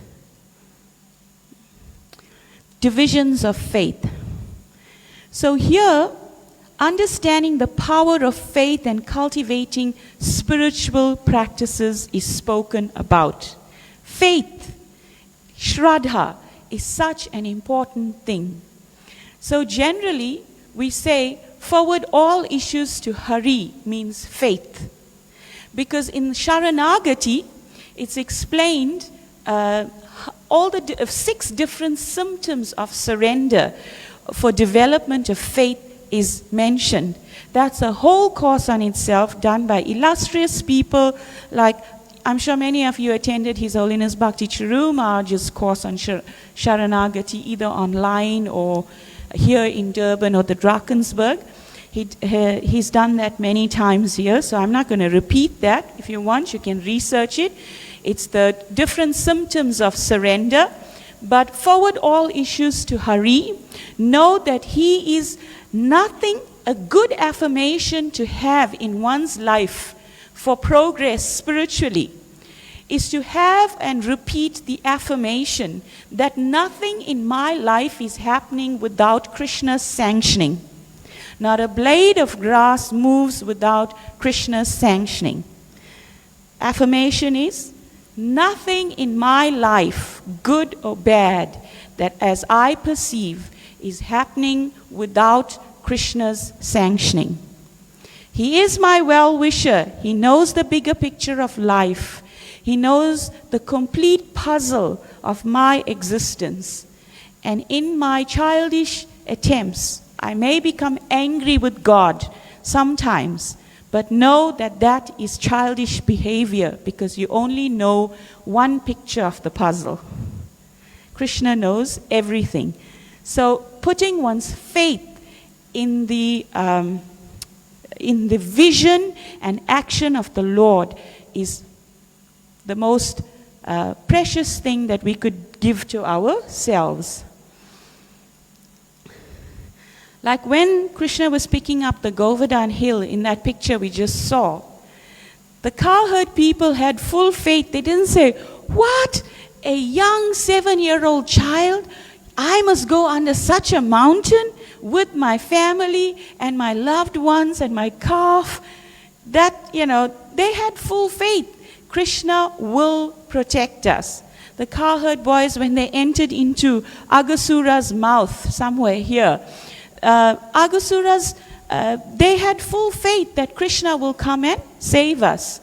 So faith is an essential quality for spiritual growth, and it is the first one we saw in the previous day's slides from the 9 processes from Shraddha to Prema eventually. This chapter 17 has 2 divisions, modifying lifestyle and the Om Tat Sat principle. We'll speak more about that. The chapter divisions, 17, 1 to 2, the principle, the aspect of lifestyle, and the conclusion is given by Sri Krishna very mercifully for us. And the verse of choice is 17:28. Ashradaya hutamam datam tapas taptam kritam chayat asad ichyutyate parta nachatat preya no iha. Anything done as sacrifice, charity, or penance without faith in the Supreme, O son of Prita, is impermanent. It is called asat and is useless both in this life and the next. Anything done as sacrifice, charity, or penance. Krishna says, don't give up sacrifice, austerity, and penance, but do it for Him, because ultimately He is Bhoktaram Yagya Tapasam, as we heard in the previous day's talk. Right? He is. We remember that verse was called the peace formula, that all sacrifices should be dedicated unto Him. So if a person does any type of sacrifice, any charity, any austerity, separate from the Supreme Lord, Krishna is saying that is impermanent. It will eventually lead to frustration. Okay? This chapter, the lessons in this chapter brings to mind the analogy of a compass, that a traveler on a vicious terrain, he may, find it very difficult. And then when he uses a compass and he follows the direction of a compass, it's very easily for him to then reach his destination. Similarly, the individuals who take shelter of this chapter 17 It is like using a compass to direct your thoughts and your actions through life to reach the ultimate goal, which is Sri Krishna. Destination for worshippers. So Krishna categorizes worshippers in the mode of goodness, ignorance, and passion. He says, this is the Supreme Lord, the knower of everything, speaking. And he says, worship demigods for a particular purpose. Example, Brahma, Shiva, Chandra, Indra, and the sun god. That is in the mode of goodness. But you're worshipping them for a particular purpose. That is limited knowledge. Look, there are 333 million devas, and we are dependent on each and every one of them for our existence. We owe each and every one of them a load of gratitude and respect, etc. The problem is we do not have an altar big enough to fit 333 million devas. So it is not very intelligent to pick and choose and then put a few because that's who we think is important. And then you leave out the rest. The intelligent thing to do, to please all 333 million of the devas, to not earn their anger, to offer them respect, to bring happiness to them, they become pacified when their Lord, Sri Krishna, is worshipped. It's pouring the water on the root and all the leaves of the tree become benefited. So, it's not that the Hare Krishna movement picks and chooses and blasphemes demigod worship, etc. We want you to worship the devas in the right way. Worship their maker. And they become happy. So, worship in the mode of ignorance, worshipping ghosts and spirits, worshipping the dead, spirits, ghosts, and sexual service. This is worship in the mode of ignorance. Worshipping the dead spirits, ghosts, etc. Ignorance. Then worship in the mode of passion. Krishna explains worship of demons, a man who is worshipping Hitler during the Second World War, etc.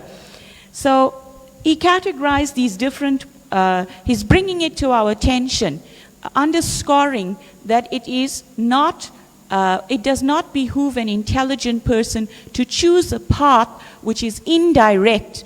If you want to directly please the Lord, Prabhupada would often say, you don't do this to touch the cheek, simply go directly. Okay? Unnecessary endeavor for results that are temporary. Then Krishna goes on to explain in this chapter foods in the different modes. And he explains food in the mode of goodness. What is the benefit of sticking to a diet in the mode of goodness? He explains that it increases the duration of life. It purifies one's existence. It gives strength, health, happiness, and satisfaction. It's juicy, fatty, wholesome, and pleasing to the heart. So those foods are foods in the mode of goodness.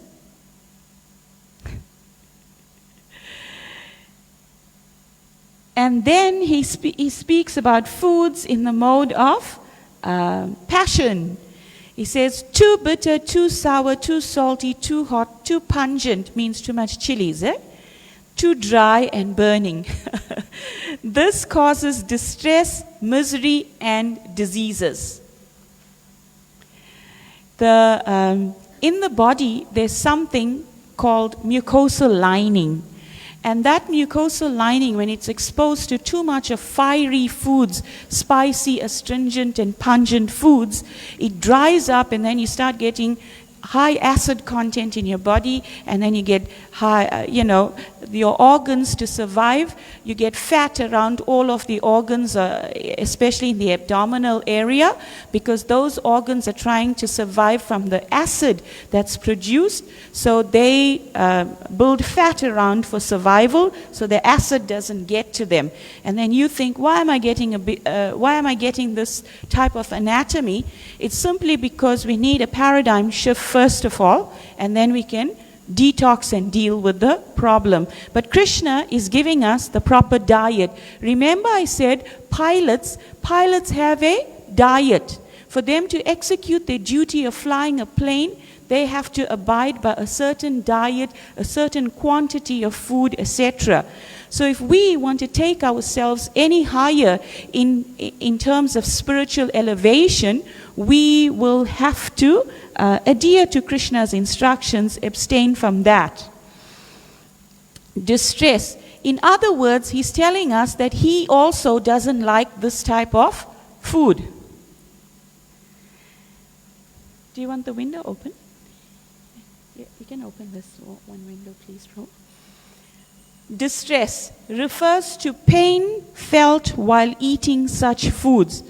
That's self-explanatory, right? You eat something pungent, it's hard to think of Krishna if you eat something too spicy and your tongue is burning and then it enters, it gives you heartburn, etc., etc., etc. It offsets your mind from actually being focused on Krishna.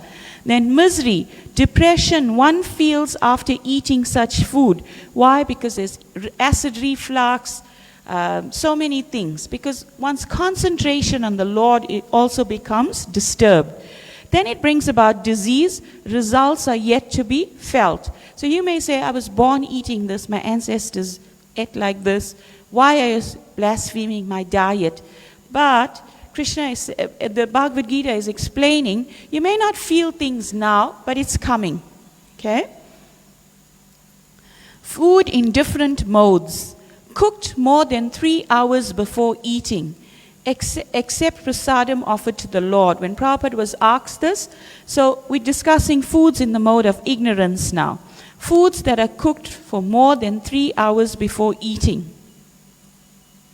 Now, unfortunately, you buy a lot of processed foods. Should I mention the S word, soya? Right? These things are all like processed and pre-cooked, etc., etc. So it's very hard to categorize it in the higher modes, with due respect, except for, so then it's tasteless, putrid, decomposed, consists of remnants of others and untouchable things. So generally, Srila Prabhupada, understanding what Krishna likes, he taught us how to simply get fresh fruit and vegetables, cook it to the best of your ability in the most palatable way so that Prabhupada taught us, offer that with love and devotion to Lord Krishna, and then consume that. You will get longevity, happiness, good health, etc. from simply following Srila Prabhupada's dietary advice. I practice as a certified nutritional therapist as well. Half of the illnesses come from food, eating food like this, that's cooked for, many hours, put into the fridge, microwave, and then eaten. In Ayurveda, it's called ama. It is oxidization of the food. Then, when I scan people, I find that they have various bacteria, especially from lower categories of the bacteria, that's very harmful for the human body. And thereby, I have a lot of faith from, just to simply follow Srila Prabhupada blindly in terms of his dietary recommendation. Because even if you do something a little different from what he says, you will have to face some consequences. So it's very easy. Simply, Prabhupada recommended for lunch, rice, dal, chapati, some salad, according to how you like. Okay? In India, even the poorest person I've seen in my many trips to Vrindavan, the villages, however poor they are, they will cook eat, wash the pot, and by the next meal, they will clean and cook. Small quantities, and and they live very happy and healthily and for very long, worshipping Lord Krishna and doing all of those Govardhan parikrams, etc. So that's foods in the different modes that Krishna educates us about. Then in conclusion, he says the austerity of body, speech, and mind. So with the body, he says worship of the Supreme Lord, Brahmanas, the spiritual master, and seniors like fathers and mothers is important, is considered austerity of the body. Then cleanliness, simplicity, celibacy, and non-violence. If we understand that the body is a temple of Krishna, thereby we want to actually follow this direction that Srila Prabhupada gives in the purports. Srila Prabhupada has given in numerous letters the cleansing of the body outside by bathing regularly, daily, few times a day, if at least twice a day if possible, and bathing after evacuating, etc. And then he explains how internal cleanliness is achieved by transcendental sound vibration, the chanting. Then austerity of speech, speaking truthful words. Process of speaking is spiritual, in spiritual circles, is to say something upheld by the scriptures. Speech, Krishna explains, should be pleasing, it should be beneficial, not agitating to others. Example, a teacher can correct only his students, even if it is agitating, but not others who are not his students. There's a verse, there's a Sanskrit verse that says, if you give good instructions to a fool, he becomes angry. So in English, the common saying is, it's folly to be wise where ignorance is bliss. Isn't that so? So it is important that only give direction. We can't fix the entire world. We can't spend our lives trying to expend our energy and intelligence trying to fix everything in the world. We can only work where the soil is fertile, where your instructions will be received in good spirit. That's what Krishna is educating us about here. Also regularly reciting Vedic literatures. One should study the limitless stock of Vedic literatures that are available. Srila Prabhupada said, if you do not study all of my books, it will be very easy for you to fall down. Maya is so strong. This material world, the material environment is like treading close to a razor's edge. And the insulation, the protection against all of the dangers and the modes of material nature to prevent such a catastrophic event or fall down is to simply adhere to Srila Prabhupada's instructions. Like he told one disciple, simply hold on to my dhoti. What that means? How many of us have Prabhupada's dhoti? It means his lotus instructions. Mind. Gravity in thought, satisfaction, simplicity, self-control, purification of one's existence is the austerity of the mind. So one time they asked Srila Prabhupada, they looked at his, when you travel, the document, what's it called? Passport. The passport picture. So they looked at Prabhupada's passport picture and they said, Prabhupada, you look so angry here. And Prabhupada said, I'm in deep ecstasy in this picture. Because he was taking his picture for his passport to fulfill the instructions of his Gurudev. So generally you can't judge by externals, we judge ourselves. So we don't judge others. Then chapter 18, the yoga of liberation through renunciation and surrender. Chapter 18, is the conclusion, the perfection of renunciation. The yoga of liberation through renunciation and surrender, embracing selfless action and surrendering to the Supreme for ultimate liberation. So in the 18th chapter, Krishna basically summarizes everything he has told. He has delineated several parts of yoga, the entire yoga ladder that we spoke about in the first 6 chapters of Bhagavad Gita. Now he is going to say, Sarva Dharma Parityaja Mamekam Sharanam Vraja Aham Tvam Sarva Papebhyo Moksha Yisyami Masuchaha. He doesn't say abandon all varieties of adharma. He says abandon all varieties of dharma. Why? Because he has spoken of so many different processes. Now he's saying simply, that was for your greater understanding. Now he's guiding us to the real choice. He says, simply surrender. The process is simple. So in chapter 18, the different types of action, renunciation and selfless service, and surrender and detachment is bullseye. Back home, back to Godhead.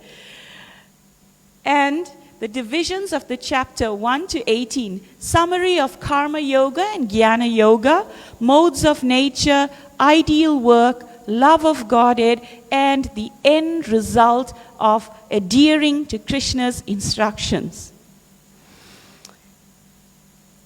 Then the verse of choice, famous verse, Sarva Dharman Parityaj. You know what? Lord Shiva says to Parvati, he says, if you chant even 1/4 of a verse, you can make so much of advancement. So please help me make my own advancement and yours. Chant after me. Sarva Dharman Parityaja Mamekam Sharanam Vraja Aham Tvam Sarva Papebhyo Moksha Yisyami Masucha. Abandon all varieties of religion and just surrender unto me. I shall deliver you from all sinful reactions. Do not fear. Masucha. Do not fear.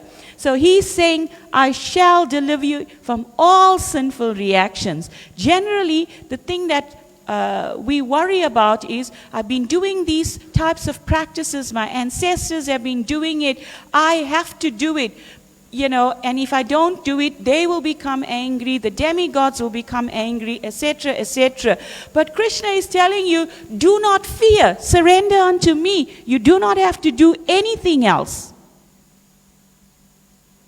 Everything else will be covered, right? And then he's saying, abandon all varieties of religion, not irreligion. He's not speaking about irreligion. Here his instructions are directed to the serious practitioner who has now reached the 18th chapter, the conclusion of his instructions. He's sifting out the cream of everything and he's simply handing it over to us in simple language. This reminds me of the analogy of one drop. One drop of water, when it enters the ocean, it does not lose its molecular structure. Even though seemingly it seems like it has merged with the ocean, its individuality of molecular structure is retained.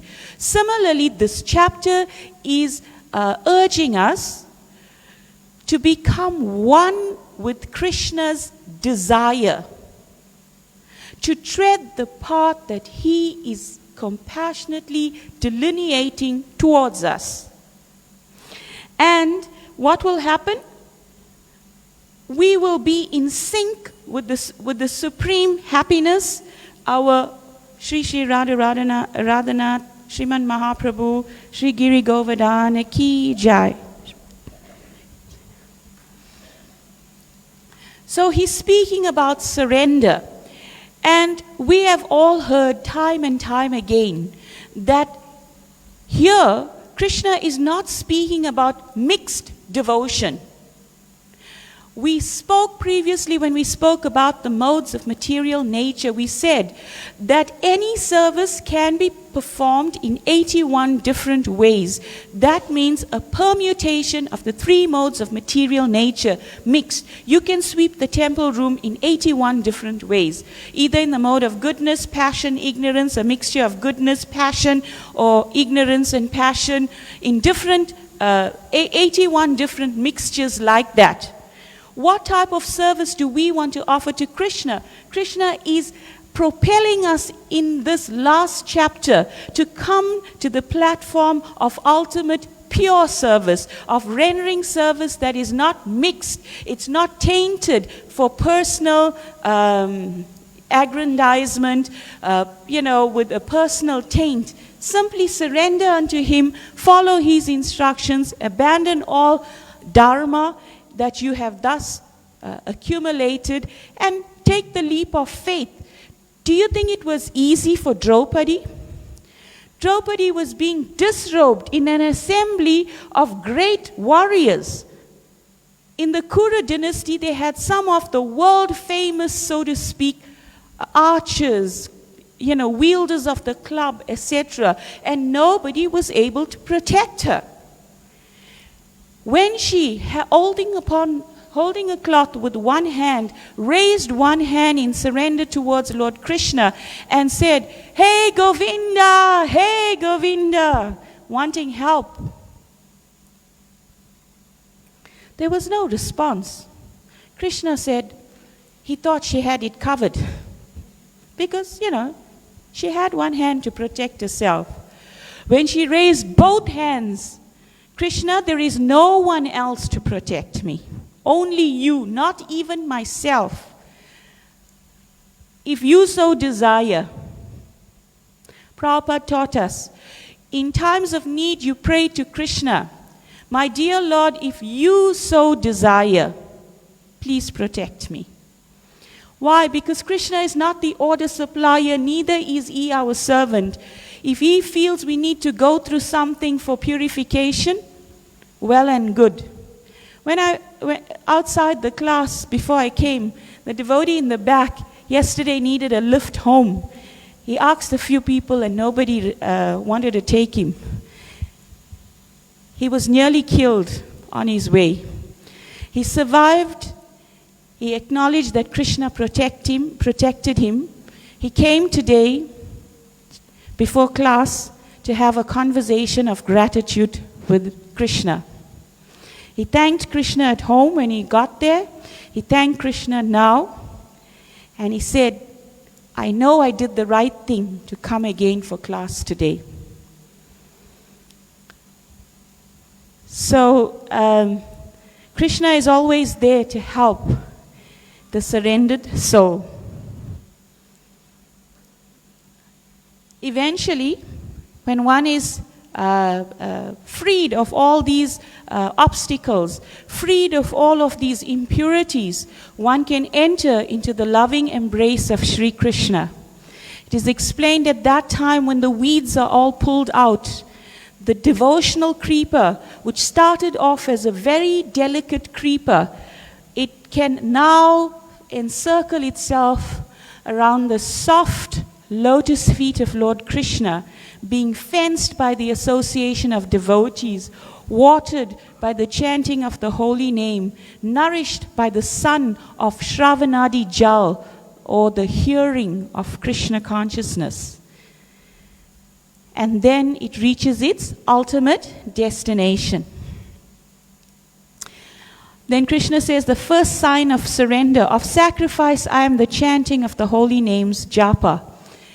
And this is what Srila Prabhupada gave us. At the time of initiation, we do not take any vow other than, I promise to chant a minimum of 16 rounds and follow the 4 regulative principles, which will then facilitate my chanting. Right? According to this 18th chapter, if we obey the diet, the austerities, etc., that is encompassed in the 4 regulative principles, then we automatically protected. So Prabhupada has taken all of this valuable information and he's given us this process and is telling us to chant the holy names. But how must we chant? You know, the common example is given if you're in an interview, and I'm sure you've heard it time and time again, but repetition is the mother of remembrance, so I'm going to repeat it to you. So the example is given that if you go for an interview to an important person, and you pull out your cell phone, you start to read the newspaper, do all kinds of things when you're in the interview, it's highly unlikely that you will qualify for such a prestigious job. Similarly, when you are in an interview with Lord Krishna at that auspicious time when you have set aside to reconnect in holy communion with God, calling upon His names, under the direction of great illustrious spiritual mentors of our disciplic succession. If you choose to create loopholes for inattention, etc., it's simply like shooting blank shots. You polish the gun, you go for the lessons, you aim, the thing makes a bang, it affects your ears, etc., but it's a blank shot. It's not reaching anything. It's not achieving anything. It's useless endeavor. Even the holy name is so merciful that even if you chant it in inattention, in namabas, there will be benefit. But if you want faster benefit, you make a deeper endeavor. Let's face facts. We don't know how long we have to do this. So time is of the essence. The little time that you have to chant Hare Krishna, do it nicely. You see, to go out into the world, to have to deal with the modes of material nature, to have to deal with people who are under the modes of material nature, you have to insulate yourself with great sadhana in a morning program. Make the austerity of waking up, sitting in communion with God, chanting the holy name, and then you are ready for the day. Whatever else happens, you're assured of Krishna's protection, and you can deal with it. So, Krishna has very mercifully given us the chanting and the process of deity worship that he mentions as sacrifices in this chapter. Srila Prabhupada has very magnanimously installed these deities all around the world. And when somebody was once saying the deities are a representative of Krishna, Srila Prabhupada said, no, they are Krishna. This morning, one devotee was telling us of how he became a devotee simply by reading the pastimes of Madhavendra Puri. It is that Krishna, Madhavendra Puri encountered, whom we want to encounter, who is so mercifully and inclined towards his devotees. One time they showed Prabhupada a picture of Krishna in the Paris temple, and his head is very much in this direction because Radharani is on that side. And if you see the picture on their Facebook page, you'll see his head is like way tilted. And when they gave Prabhupada that photograph back in the late 60s or early 70s, Prabhupada said, just look at our Krishna. He's so inclined to his devotee. And Krishna is so inclined. He says so in this 18th chapter. Simply offer your homage unto me, and he guarantees us, right, that we will come to him. He's giving us a guarantee. So the deity worship is an integral part of spiritual growth. One does not have to be initiated to chant for the glory of the God, for the glory of the deities, or dance for them. That's the worship that is recommended for this age. Of course, some devotees will go through many austerities, become brahmanas, and, do the essentials on that side of the curtain. But the most important part of the worship happens on this side of the curtain. And you have to be eager to be part of it. So I thank you very much for your kind oral reception, and I humbly ask for any corrections, comments, or questions.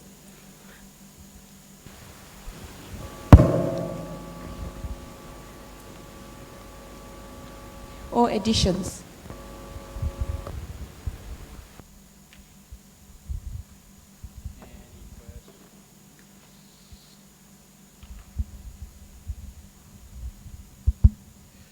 Just in regards to the deities, many people question, why the deities are there, especially other traditions. And Prabhupada gives the example. It's like if you want to send your mail, your letter, you go to the authorized post box and you put it in the red authorized post box, and then it hits its destination. So similarly, the altar and where the deities are, it's like an authorized post box. So when you offer your love and devotion, Krishna accepts it through the altar, through the deities. He's there, he's manifested. Krishna personally appears in this world for us to have a relationship. Krishna's form is completely spiritual, and we cannot see Krishna with these eyes. So Krishna mercifully appears in the form of the Acha Vigraha, in the form of the deity, so that we can see him, we can reciprocate with him, we can offer him gifts, we can celebrate his appearance.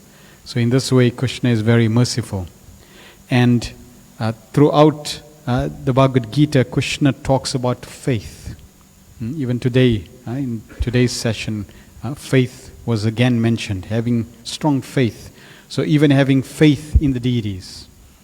When we were in Nairobi, we started the college day in Nairobi, and then in Nairobi there's another place called Kisumu. It's about 30 minutes away. So Srila Prabhupada originally went to Nairobi and started preaching, and then Kisumu, which is 30 minutes away. So we went there for a program as well, the devotees arranged. And they told us a nice pastime in relation to the deities. So they have a nice, center, and they were building a temple.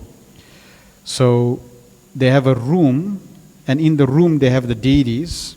It's about, just over half a meter Radha Krishna deities. And on one side, and they have Srila Prabhupada, a small deity, on the opposite side. So one night, a thief broke in, because he knows that the Hare Krishnas, they're very attached to these deities, these idols, and you can take them for ransom. So he got an idea, let me go and break in. So he broke in, and he took the deities. So I'm telling you the story after the thief, told us the story. Okay, so this is what happened. He came in, he broke in, he came in, so he went to go take the deities, Radha and Krishna deities, just about half a meter. He lifted them up, and he started walking out of the temple room.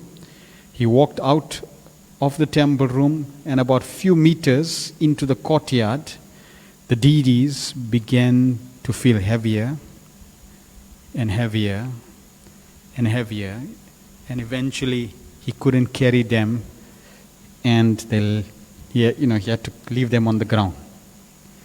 So he was bewildered. He didn't know what happened. Okay. Anyway, he didn't try to understand. Then he thought, okay, maybe there's another one there. So he went back into the temple room, and he saw the deity of Prabhupada. So he picked up the deity of Prabhupada, and then he left. And Prabhupada was happy to go with him. So then, next day he calls the temple. So next morning, the devotees get up, and they come for Mangal Arati, and they see doors open, the deities are here, so they understood something happened. Okay. Then they picked up the deities, and they put the deities back on the altar, and they see Prabhupada is missing, so they knew, somebody broke in. So later on, the temple president gets a call from this thief. And he says, I got your stone statue, old man, ransom. We can exchange some money. I can give him back. So the devotee said, we Hare Krishnas, we non-profit organization, we don't need any money. We got books. So the best you're going to get is books. No money. Yeah, so they're more valuable than the money. So you can get the books, that's it. So the thief thought, okay, looks like he's not going to win with his Hare Krishnas. Okay, might as well take the books.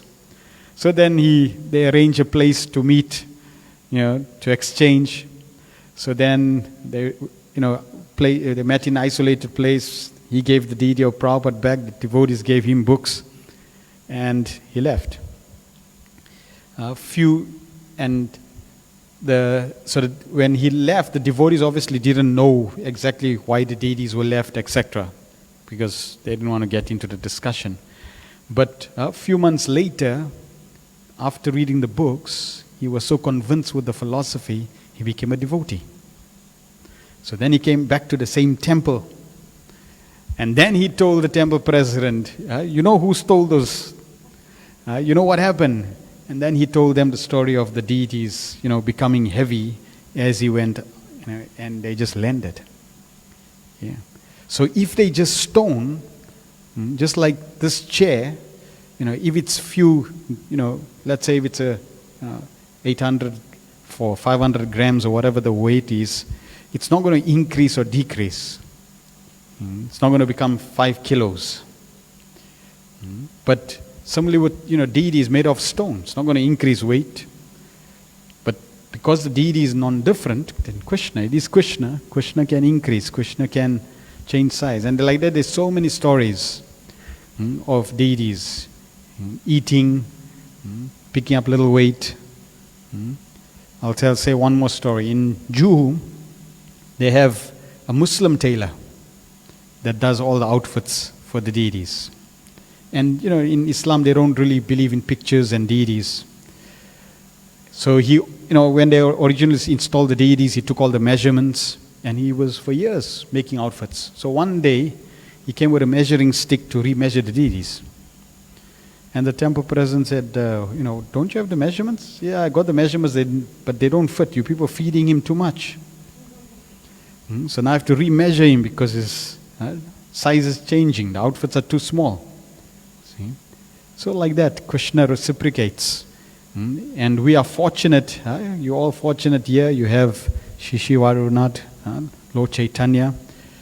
So you can come and develop a relationship. Just like we're developing a relationship with Bhagavad Gita. And Krishna is saying surrender. So there's so much opportunity to surrender, to serve, and to develop a relationship with Krishna. And in this way, progress on the path of spiritual life and perfect our life. All right, any questions or comments anyone has?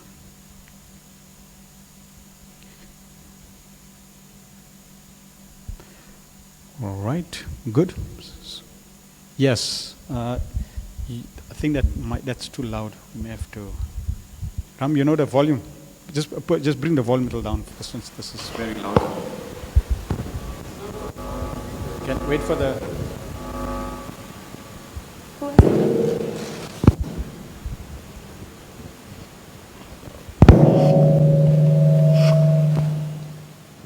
It's just a bit of advice I need.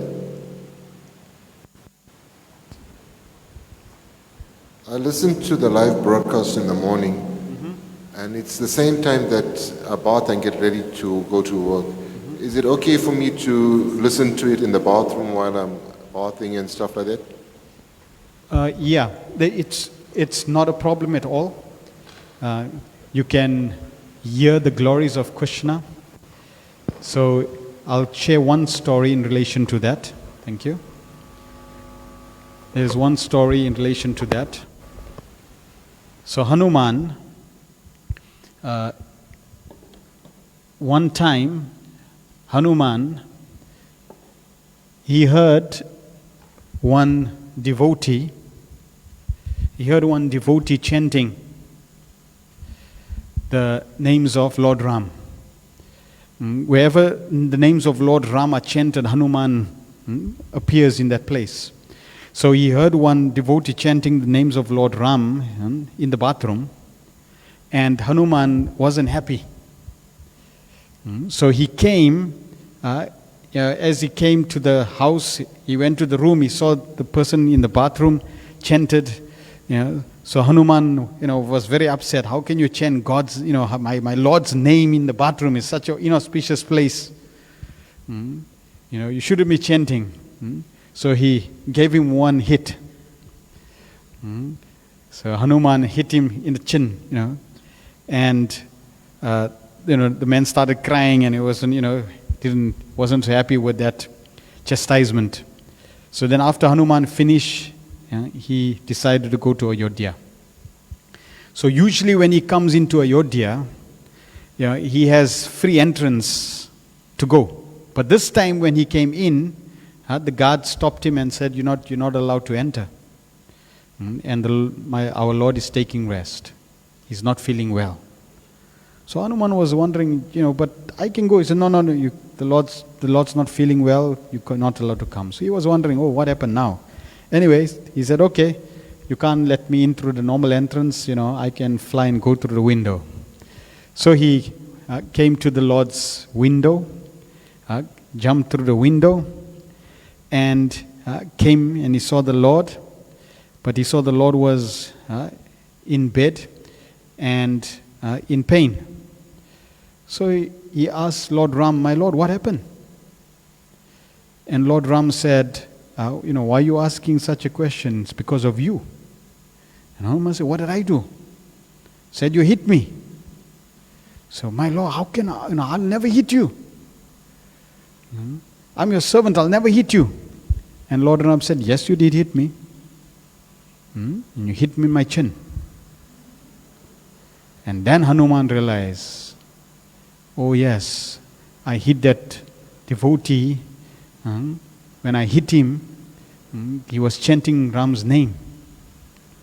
So then he realized that actually, the name of Lord Ram is non-different. And Lord Ram told him that actually, you can chant my name anyway. Because the name which is Krishna, with Lord Ram, never gets contaminated. Just like the sun can evaporate urine and never gets contaminated. So when you wake up and you put the audio, we won't necessarily take the audio into the bathroom, but you can keep it in your room and play it. In this way, while you're bathing, you can hear. While you're brushing, you can hear. Right? Or you can play Prabhupada's kirtan.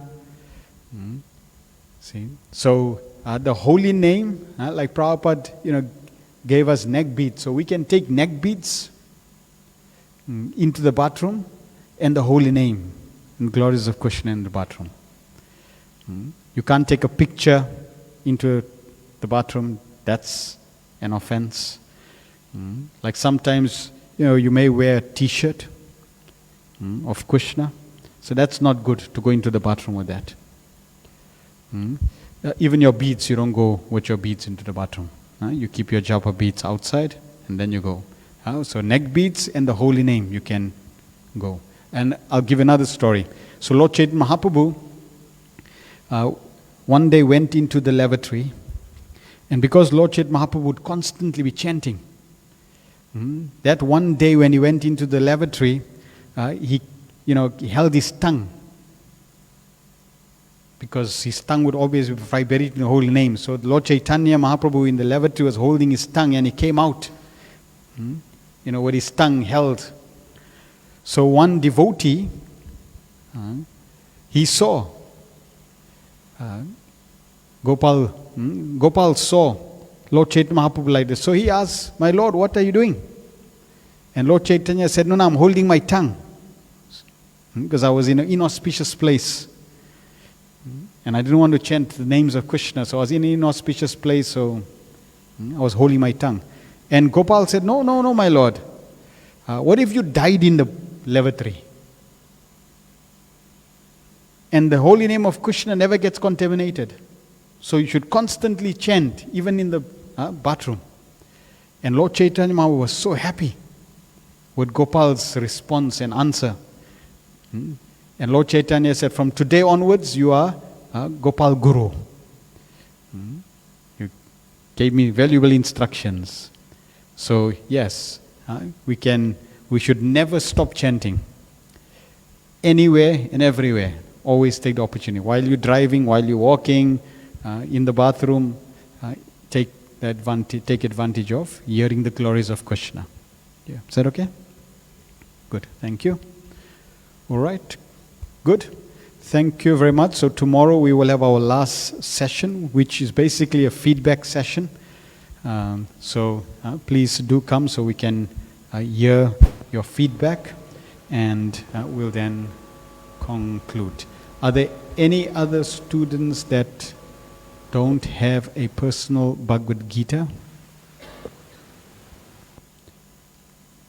Everyone has a personal Bhagavad Gita. We got 3 Bhagavad Gitas. Maybe one of your name may be there. If you don't have a copy, you all have a copy. Okay, good. Thank you. Then we'll see you tomorrow. Srila Prabhupada ki jai.